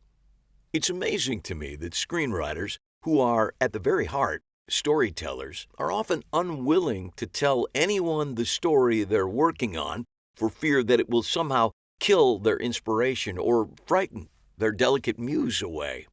On the contrary, I think the more you tell your story out loud, the better the story will become. You'll begin to notice gaps and repetitions, find slow spots and areas of confusion. In the case of Eve's Bayou, Cassie Lemmons was not shy about telling her story. Way before I wrote anything down, I could tell you the entire story of Eve's Bayou. The entire thing complete with flashes of lightning. I could tell you the whole movie. I had it all in my head. It helped shape it in my mind. Not so much that I did it for feedback, but it helped to shape the story in my mind. I think that's a good practice to get into. It forces you to admit to holes in logic and weaknesses in your storytelling long before they appear in print. And it could also inspire you to head in new, fun directions based on the verbal laughing and nonverbal napping cues you receive from your listener. So don't be afraid of telling your story aloud. You are, after all, a storyteller. Number 7, find your genre and stay there. Audiences are a fussy lot. While they may suspend their disbelief while watching a movie, that disbelief runs down a surprisingly narrow highway. Stray too far from that road and you'll lose the audience, perhaps for good. If you've given them a romantic comedy, keep it romantic and keep it funny. Turning it into a slasher film halfway through will only annoy the audience. If it's a drama, don't turn it into a farce in Act 3. If it's a thriller at the beginning, it better still be a thriller at the end. That's a lesson that Roger Nygard learned the hard way. Audiences are not used to and don't like it when you shift from one genre to another in a movie. People just don't like genre shifts. They want to know what the genre is from the beginning of the movie. What's the level of reality of the story? And then you have to stick to it. If you don't stick to one genre, then you're either taking a chance or doing an art film. That's not to say there's anything wrong with art films, if that's what you're setting out to write. But a movie is like a contract with the audience, with certain built-in promises. One of those promises is to play fair, i.e., if you set up rules that govern your cinematic universe, then you better stick to those rules. The other is to take the audience where you promised and then, with any luck, beyond that. That doesn't mean you can't surprise them along the way. In fact, if you're not surprising them, you may want to start that rewrite right now. But if you change horses in mid-movie, don't get pissed if the audience doesn't follow you. Number 8, don't apologize, don't explain. And speaking of genres, the best way to succeed with a genre film, such as a horror film, is to treat the subject matter directly, without unnecessary explanations or excuses. George Romero knew how to do that in spades. Night of the Living Dead and Martin are still iconic examples of genre films that don't apologize for being genre films. As he explained, I think that's the secret of The Exorcist and Jaws and Rosemary's Baby, the classics of the genre, is that there's no apology. Here's the situation. You just have to take it at face value. Don't spend 10 minutes with scientists saying, well, here's exactly what's going on. Forget it. You don't need it. Just say, here's the situation, and if you stay true to it and don't fuck with that, and don't violate it, then it becomes believable. Stuart Gordon agrees with that sentiment. One of the great things that Lovecraft said was, never explain anything. I always thought that was a really good note. There's this tendency to want to explain everything, to the point where you kind of take away all of the magic. For me, the classic example of that is the final explanation scene in Psycho, where Simon Oakland takes us through a laborious and completely unnecessary dissertation on what Norman's problem is and why Norman did what he did. Not only is that a waste of time, it also sucks the energy out of the end of the movie. A bit of that energy comes back in the final shot, thanks to the brilliance of Anthony Perkins. Granted, in a mystery, you want the audience to finally understand what happened, but you don't have to hit them over the head with it. The Usual Suspects does a brilliant job of putting all the pieces together in the last 2 minutes without making the audience feel stupid. The Last of Sheila is another wonderful example of how to tie things up while keeping the screws tightened. When it comes to explaining things in movies, less is always more. Number 9, listen to the voices in your head. Screenwriting is not a science, it's an art. As such, you can really only apply so much theory to the process. After that, it's often better to let your gut take over and see where it leads you.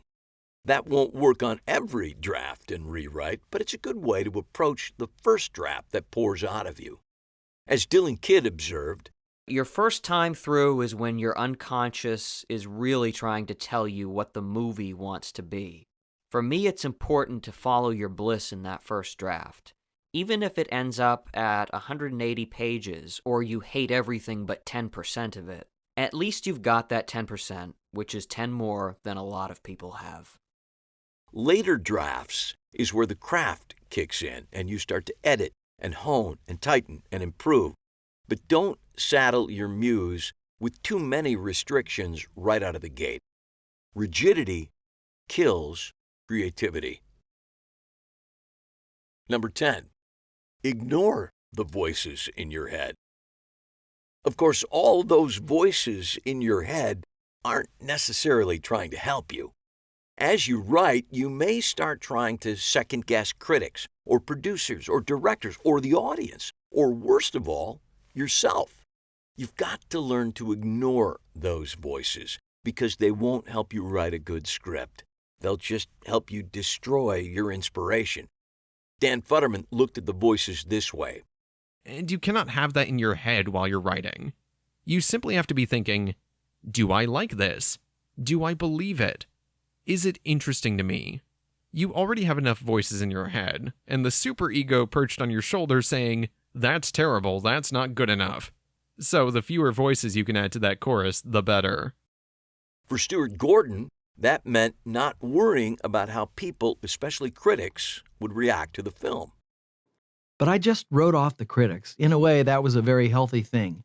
Because if you're worrying about the critics, it can paralyze you. or you'll get too self-conscious about what you're doing. To just be able to ignore them completely was actually a very healthy thing. Number 11. Screen direction, active voice. Ali Selim provided me with one of the most interesting bits of screenwriting advice. Always write in active voice, not passive voice. To be honest, I didn't really understand what he meant, and so I had him explain further. It amounted to changing Olaf is sitting to Olaf sits, and Olaf is harvesting to Olaf harvests. I did that on every line of screen direction throughout the entire script. In doing so, the script went from this distant over there, who are they story, to an immediate and present emotion. The subconscious somehow took over, and suddenly actors were saying, I have to do this film. It was weird. Prior to that, they called it soft. When I made it active, they called it lean and athletic. No scene changes, no new behaviors, no sex scenes or car crashes. Just dropping the ing and adding an S. Go figure. Number 12. Write characters actors will want to play. This seems like it should be obvious, but how often do we really set out to do this? Most of the time, we create characters that will move the plot forward, or spout our funny lines, or die at the right time. Instead, we should be writing characters that leap off the page and scream to actors, "Play me!" This wasn't news to Dylan Kidd. That was a big part of my strategy. Write something that somebody would walk through broken glass to play. Most of your expense in a movie is the above-the-line costs. It's difficult but possible to make a movie for a low budget. What's really hard is getting someone that anyone's ever heard of into that movie. Creating a strong, interesting, unique, challenging, fill-in-the-blank character will attract talented people to your script, and that's always a good thing. So how do you do that? Go back to write what you know. If you're writing honest characters in the throes of truthful scenes, you're on your way. Number 13. Few characters, fewer locations. When you're first starting out, it's easy to forget that each new location and each new character will make your movie more expensive to shoot. When I did my low-budget digital feature Grown Men, which consisted of 5 interlocking stories, I repeatedly ran into this issue with the writers on the project. One of the short segments, which had to be shot in 4 days, had over 14 distinct locations. That's 3.5 separate locations each day. On a low budget, heck, on any budget, that's tough to pull off. So keep in mind the mantra intoned by Stuart Gordon. With a low budget, it really has to be minimalist. You have to have as few sets and locations as possible, and as few characters as possible. So why do you want to control the locations? Amy Holden Jones explained it this way. I knew I had to make it inexpensive, and one of the cheap ways to do that is a limited number of locations, because every company move takes up an enormous amount of time. Why worry about cast size? Simple. More characters means more people to shoot, more people to move, more people to feed, and more people to pay, both during production and later as well. As Roger Nygard explained, every new character is somebody who gets a residual check when the movie is released and airing in ancillary markets. The economy of limiting locations and actors can actually work to your advantage, both financially and artistically. Richard Glatzer learned that on Grief, which essentially takes place in one suite of offices. To conceive of a film from the outset as ultra-low budget is the way to do it. You don't start with a bigger idea and then whittle it down. To me, the movie gained its identity and meaning from being limited to the office. That was a budgetary limitation that ended up working in the movie's favor. There's also a unity that limited characters and few locations bring to a movie. It focuses your energies among a few characters in just a few places, which can create its own tension. Tape is an extreme example of that philosophy in action. For another take on how to make that setup work, rent the movie Cube. 6 people in one room, and it never gets boring. Number 14. Know your midpoint. Writing a script is a long, lonely journey, and it's easy to get lost along the way. One way to stay on track is to cut the journey in half and establish a midpoint. John McNaughton compared it to the long road trips he often takes from Los Angeles to his home in Chicago. Most movies get in trouble in the middle. Establishing a midpoint for me was like knowing that I was going to drive from Los Angeles to Chicago, but I'm going to stop in Omaha. That was really an incredibly helpful idea. Most people, if they break the script up at all, break it into 3 sections, Act 1, Act 2, and Act 3. But Act 2, which is usually the longest, is the one where most of us have trouble. By dividing the script in half, you're essentially dividing Act 2 in half, which makes it easier to figure out if you're going astray long before you reach the end of that act. Breaking up the journey into smaller, more manageable steps is a good way to ensure that you and your story will make it successfully to the end. Number 15. Keep Lester awake. Stuart Gordon learned this lesson while directing theater, but it applies to film as well. While he's directing, he's always thinking of Lester, his audience member who was prone to nodding off during shows. He was notorious for falling asleep in the middle of the plays, and sometimes snoring, so I was always in the back of my mind thinking, we've got to keep Lester awake. We have to have something going on every minute to keep Lester from falling asleep. And I think I'm still trying to keep Lester awake. So, while you're making your journey to the midpoint and beyond, stay focused on keeping Lester awake. And how do you do that? By making sure that every scene in the script is necessary to getting to your destination. You don't get distracted and meander around the countryside. You've got to get to where you're going in the most direct fashion possible. Dan Futterman learned this from his wife, who's also a writer. And she was clear and strict with me, saying, if there are any scenes where people are just talking about something that you think is going to be interesting, cut it. Because if it's not moving the plot forward, it doesn't belong in the script. It has got to move. Not only should every scene move the story forward, each scene should also contain its own intrinsic tension. As Stuart Gordon explained, every single scene should have some tension in it. You really can't have any scenes with people just sort of sitting around and relaxed. You have to find the tension in each scene. What you really want to do is keep people on the edge of their seats all the way through.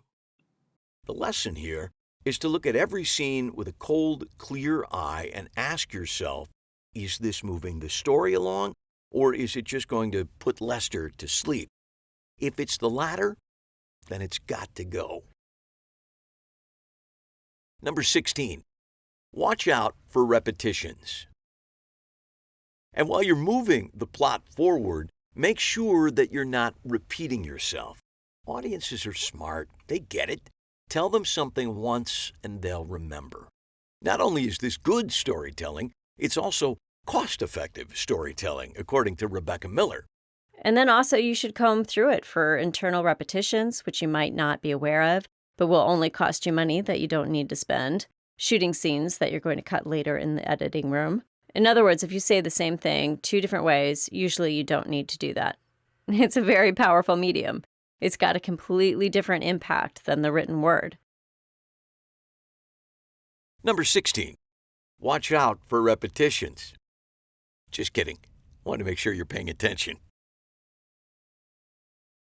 Number 17, look for connections. While you're looking for repetitions, also be on the lookout for connections. Those little moments that make a character richer, focus the story, or add to the depth of the narrative. A prop in the beginning of your story may turn up in a surprising way later on, like the comically large suitcase in Act 1 of Henry, Portrait of a Serial Killer, which turns up for a much darker purpose in Act 3.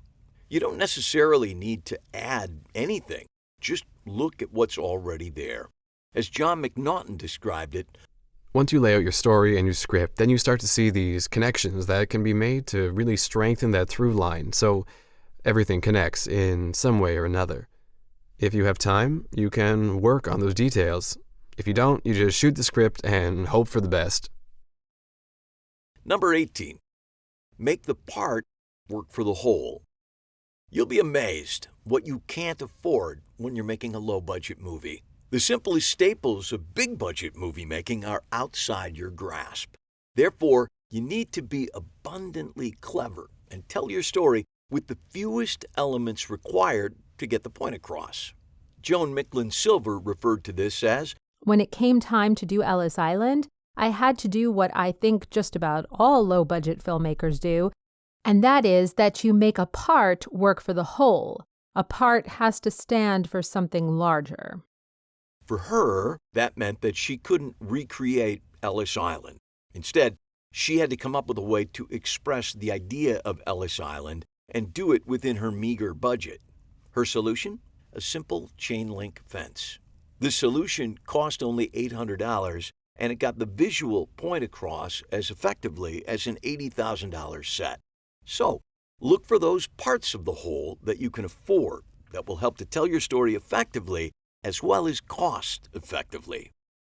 When we were shooting a short sequence for my digital feature Grown Men, we needed a jail cell for a very short shot of the door closing on our hero. Oddly enough, jail cells are hard to come by, and the only one we could find was 60 miles away. Plus, they wanted a few $100 to let us come in for this one shot. Poverty forced us to realize that we didn't really need a jail cell. We needed the feeling of a jail cell. So we put the actor in front of a cinder block wall in a parking garage and pulled some evenly spaced black PVC pipes in front of the camera. In post, we added the sound of a cell door slamming shut, and we had our shot. As they say, necessity and no cash are the mothers of invention. Number 19. Not talking is just as powerful as talking, sometimes more so. Film is a visual medium. I'm probably not the first person to point that out, but who knows? Many writers, including myself, have a tendency to fall back on dialogue to drive their story forward. I learned from L.M. Kit Carson, who learned it from Sam Shepard, that not talking can be just as powerful or more so than talking. As Carson explained, it's all about silence. The first part of the script was Sam's, and it was full of silence. There's a lot of silence in this movie, and it's very powerful. I've learned and applied that to everything else. So much can be said with a look, a gesture, or no action at all. Look at the scene in The Remains of the Day, where Emma Thompson takes Anthony Hopkins' book out of his hand to see what he's reading. His silent reaction says volumes. Or the look on Dustin Hoffman's and Catherine Ross's face in the last shot of The Graduate. Or the truly classic moment in Harold and Maude when Harold's mother gives him the once-over after he's frightened off yet another computer date. So the next time you have a character open his or her mouth, think about whether it might not be stronger to skip the clever retort and instead have them say nothing at all. Number 20, act it out. And speaking of not speaking, one of the best ways to minimize the amount of dialogue you're writing is to act out each scene, playing all the parts in order to determine what actually needs to be said out loud and what can be expressed via action and behavior. As Kenneth Lonergan said, I always have the actors in mind, and when I'm writing, I act out the scene, which includes the behavior. And if the behavior is covering it, then you don't need a line of dialogue.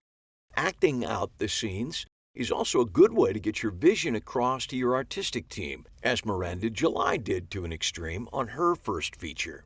I acted the whole script out, every character, for my director of photography before we shot. I knew we weren't going to do storyboards and we had very little time. So I thought at least if we both knew what emotionally is the core of each scene, what we have to get, I thought the best way to show that was to make him feel it. Of course, who knows? He may have just been humoring me during that 3-day performance I subjected him to. Number 21. Write the text. Act the subtext. And while we're on the subject of dialogue, remember that in real life, people don't always say exactly what they mean. Instead, they talk around their real meaning or intention. Cassie Lemmons feels, There's nothing more tiresome than a script where people say exactly what's on their mind all the time. It's just not the way people talk. As an actor, you need subtext and intention. Kenneth Lonergan agrees. People just don't say what they mean all the time. I wish writers would hold back a little more. You want to make sure that the audience knows what you need them to know at a certain point for the scene to have the effect that you want. But writers often write what they think should happen. If people would write more of what would happen and just see if it takes care of itself, I think it would. One of the best examples of subtext writing can be found in the 1946 Howard Hawks version of The Big Sleep. Watch the scene where Humphrey Bogart and Lauren Bacall discuss horse racing. Trust me, they're not talking about horse racing. Number 22, readings. One of the things I heard over and over while conducting the interviews for this book has been the value of doing readings of your script as you rewrite and refine it. Surprisingly, no one expressed the view of my late screenwriting teacher, Frantisque Frank Daniel, who disliked readings because he felt they placed too much emphasis on the script's dialogue to drive the story.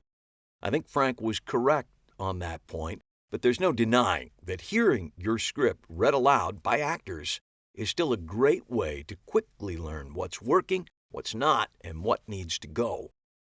Stuart Gordon's experience was similar to most. But it was also good to hear the script read aloud.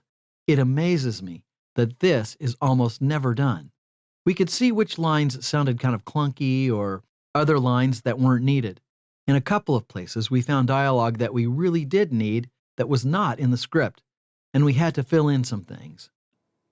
A good piece of advice on how to stage a successful reading came from Ali Selim, who said, You need to rewrite the screen direction for a staged reading. It just needs to clip along. So do some serious surgery on stage directions before subjecting an audience to your script. You may find that most of it was superfluous anyway. Number 23. Getting notes. Number 1. Too many voices. Just as there's an art to screenwriting, so too is there an art to receiving and reacting to notes. Most screenwriters agree that having a handful of close associates look over your script is a good thing. They also agreed that you don't need to react to every single note you get. As Amy Holden Jones put it, Usually, if I show a script to 5 people, I will pay a lot of attention to repeating comments. So if 3 or 4 of the 5 people say, the end doesn't work for me, then I know the end doesn't work. If 1 of the 5 says it doesn't work for me, and 4 of the 5 say it's fine, then it's less of an issue.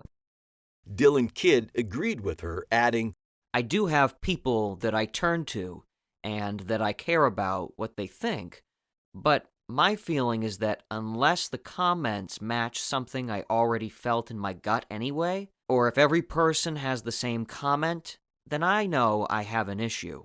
I generally have found that putting too much stock in feedback can get confusing because people are going to have 100 different opinions. Whit Stillman takes a different tact, suggesting that the screenwriter is better off ultimately by going it alone. I'm not sure it's very helpful having a lot of voices in on the creation of a script. I think they try to smooth things and homogenize things and explain things. It's better making it a kind of goofy voyage and ride when you have to just be honest with yourself about what you're doing and where your mistakes are and what isn't working. Number 24. Getting notes. Number 2. Listen to the problem, ignore the solution. Identifying the problem is not to be confused with finding the solution. And of course, everyone has an opinion. Miranda July realized that after her screenplay went through the Sundance Labs, where some advisors provided extremely specific thoughts on what needed to be changed in her script. Miranda recalled, Somewhere like, here's what you've got to do. In the second act, she's going to run away. They'd give you these really specific notes, and you're like, oh my God, this is a nightmare. But you learn a really great process for getting notes from your producers. You learn how to distill what the problem is from the solution they're providing. Also, people will often find fault with one area of the script and not realize that the blame for that problem lies elsewhere in the script. As Kenneth Lonergan explained, it doesn't mean that the real problem is where it appears, because it can be like a medical symptom. The symptom may not appear where the cause is. You could acknowledge that there's a symptom somewhere that someone points out, maybe, but you certainly should be very skeptical when they start talking about what the solution is or what the nature of the problem is. So, if possible, try to balance 2 points of view while getting notes and rewriting. First, from Miranda July. That is to say, everyone's solutions were their solutions, and I came up with other ones.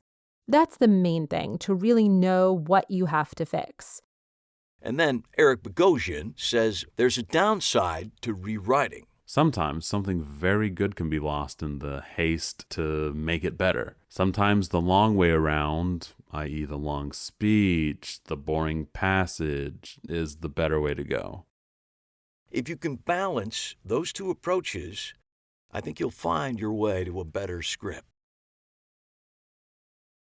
Number 25, listen to the actors. One group of artists that you'll encounter on your journey who can often provide terrific notes and insights are your actors. My experience has been that when an actor wants to change a line or, God forbid, cut a line, it's well worth your time to sit down and listen to their reasoning. They often know the characters better than you do, and their insights can be compelling. Richard Glatzer had a similar experience. My actors were a really smart group of people, so I could trust them if they said, wait a minute, about their character. Most of the time they were right, and that was really good, because it was a great sounding board. Actors are always like that, but I think some actors are better able to see what's missing, or know when something's not sounding right than other actors are. I credit them with a lot of that. Number 26, a moral debt. When you're writing about real people, especially people who have passed on and can't defend themselves, you have an obligation to tell their story truthfully. Legally, if they're public figures, you may have plenty of leeway, but just because it's legal doesn't mean that it's necessarily right. Dan Futterman learned that on Capote when he combined several actual people into the real-life character of William Shawn. It was a hard-learned lesson. As he explained, even if the people have died, there is a moral debt owed to them in terms of trying to adhere as strictly as possible to the truth. It's something I tried to be very conscious of, but in this particular case, I think I came up short. It didn't occur to me at the time that any of the things I had him doing could possibly be upsetting to anybody. But that was my own take, and I see now why his sons are upset. Looking back now, I would try to find a way to fix it. Number 27, write, wait, rewrite, repeat. As I pointed out in the introduction, a continuing theme throughout this book has been the idea that scripts need to be rewritten and refined over a number of drafts. You don't just write it and shoot it, not if you want it to be good anyway. As Eric Bogosian said, editing and deleting is as important as writing, and sometimes just as difficult, because it's hard to throw stuff away. While there's very little disagreement on the need to rewrite, Kenneth Lonergan did warn, I really think it's dangerous to mess around with it too much. There is some disagreement on how long to let it sit before you tackle it again. Roger Nygard advises, every time you feel that the script is done, put it down for a week or a month, and then come back to it, and you'll see that it's not done, because it's never done. Writing is rewriting. You're constantly rewriting. Of course, if you keep doing that, your drawer may get pretty full. Stephen Belber admitted, I have about 25 things in a drawer right now. The contrary view is espoused by Alex Cox, who said, "Put it away if you don't like it or can't figure out a way to raise money for it. Once put away, rarely is it retrieved." You need to decide for yourself how long you want a script to sit before tackling the next draft. However, I think a short vacation always does the writer and the script a world of good. Number 28. Just try it. Screenwriting has a lot of rules or implied rules. Now, I'm not promoting ignorance of those rules, but I also don't believe in slavish devotion to a rule just because it's a rule. If you've got a different idea, a new approach, or a radical vision, give it a shot. Or as Tom DiCillio learned, don't be afraid, just try it. Whatever you're doing, if you're trying something, just try it. Just try it. Things don't have to be instantaneously perfect or whatever, but if you really are trying something, then trust it and just try it. Number 29. Make your own kind of movie. Henry Jaglom scolded me slightly when I asked him how someone would go about making a movie like his, and he made a good point. It's really simple. Don't do my kind of movie. Do your kind of movie. Figure out what your kind of movie is. And once you've figured out what your kind of movie is, don't let anybody diminish your enthusiasm or excitement about it. Try as much as you can to tell your own particular truth on film. Insist on not letting anybody change your mind about what your truth is, what your goal is, how you should convey it. You can learn all kinds of technical things and become very proficient, but most people lose the impetus that made them want to be filmmakers to begin with, because they learn all kinds of things that people tell them you shouldn't do or you can't do. Number 30. The best advice. And finally, the best advice of all.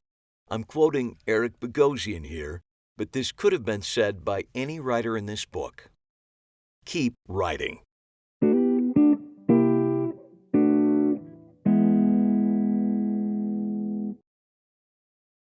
Afterword. We've reached the end of the road, at least for now.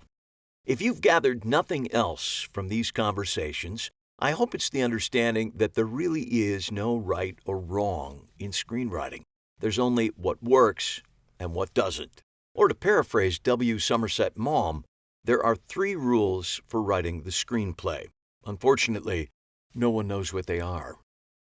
For every rule that someone throws at you, never use narration, never use a flashback or a flash forward, never set your story in only one room, never use non-actors, never write a period piece, never get involved in a land war in Asia. You'll find a successful movie that shatters that rule into a million little pieces. So worry less about rules and more about the passion that you need to bring to your script. If you're passionate about your story and have the talent and drive to tell it well, then I say Godspeed to you. Keep reading, keep writing, keep watching movies, and keep in touch.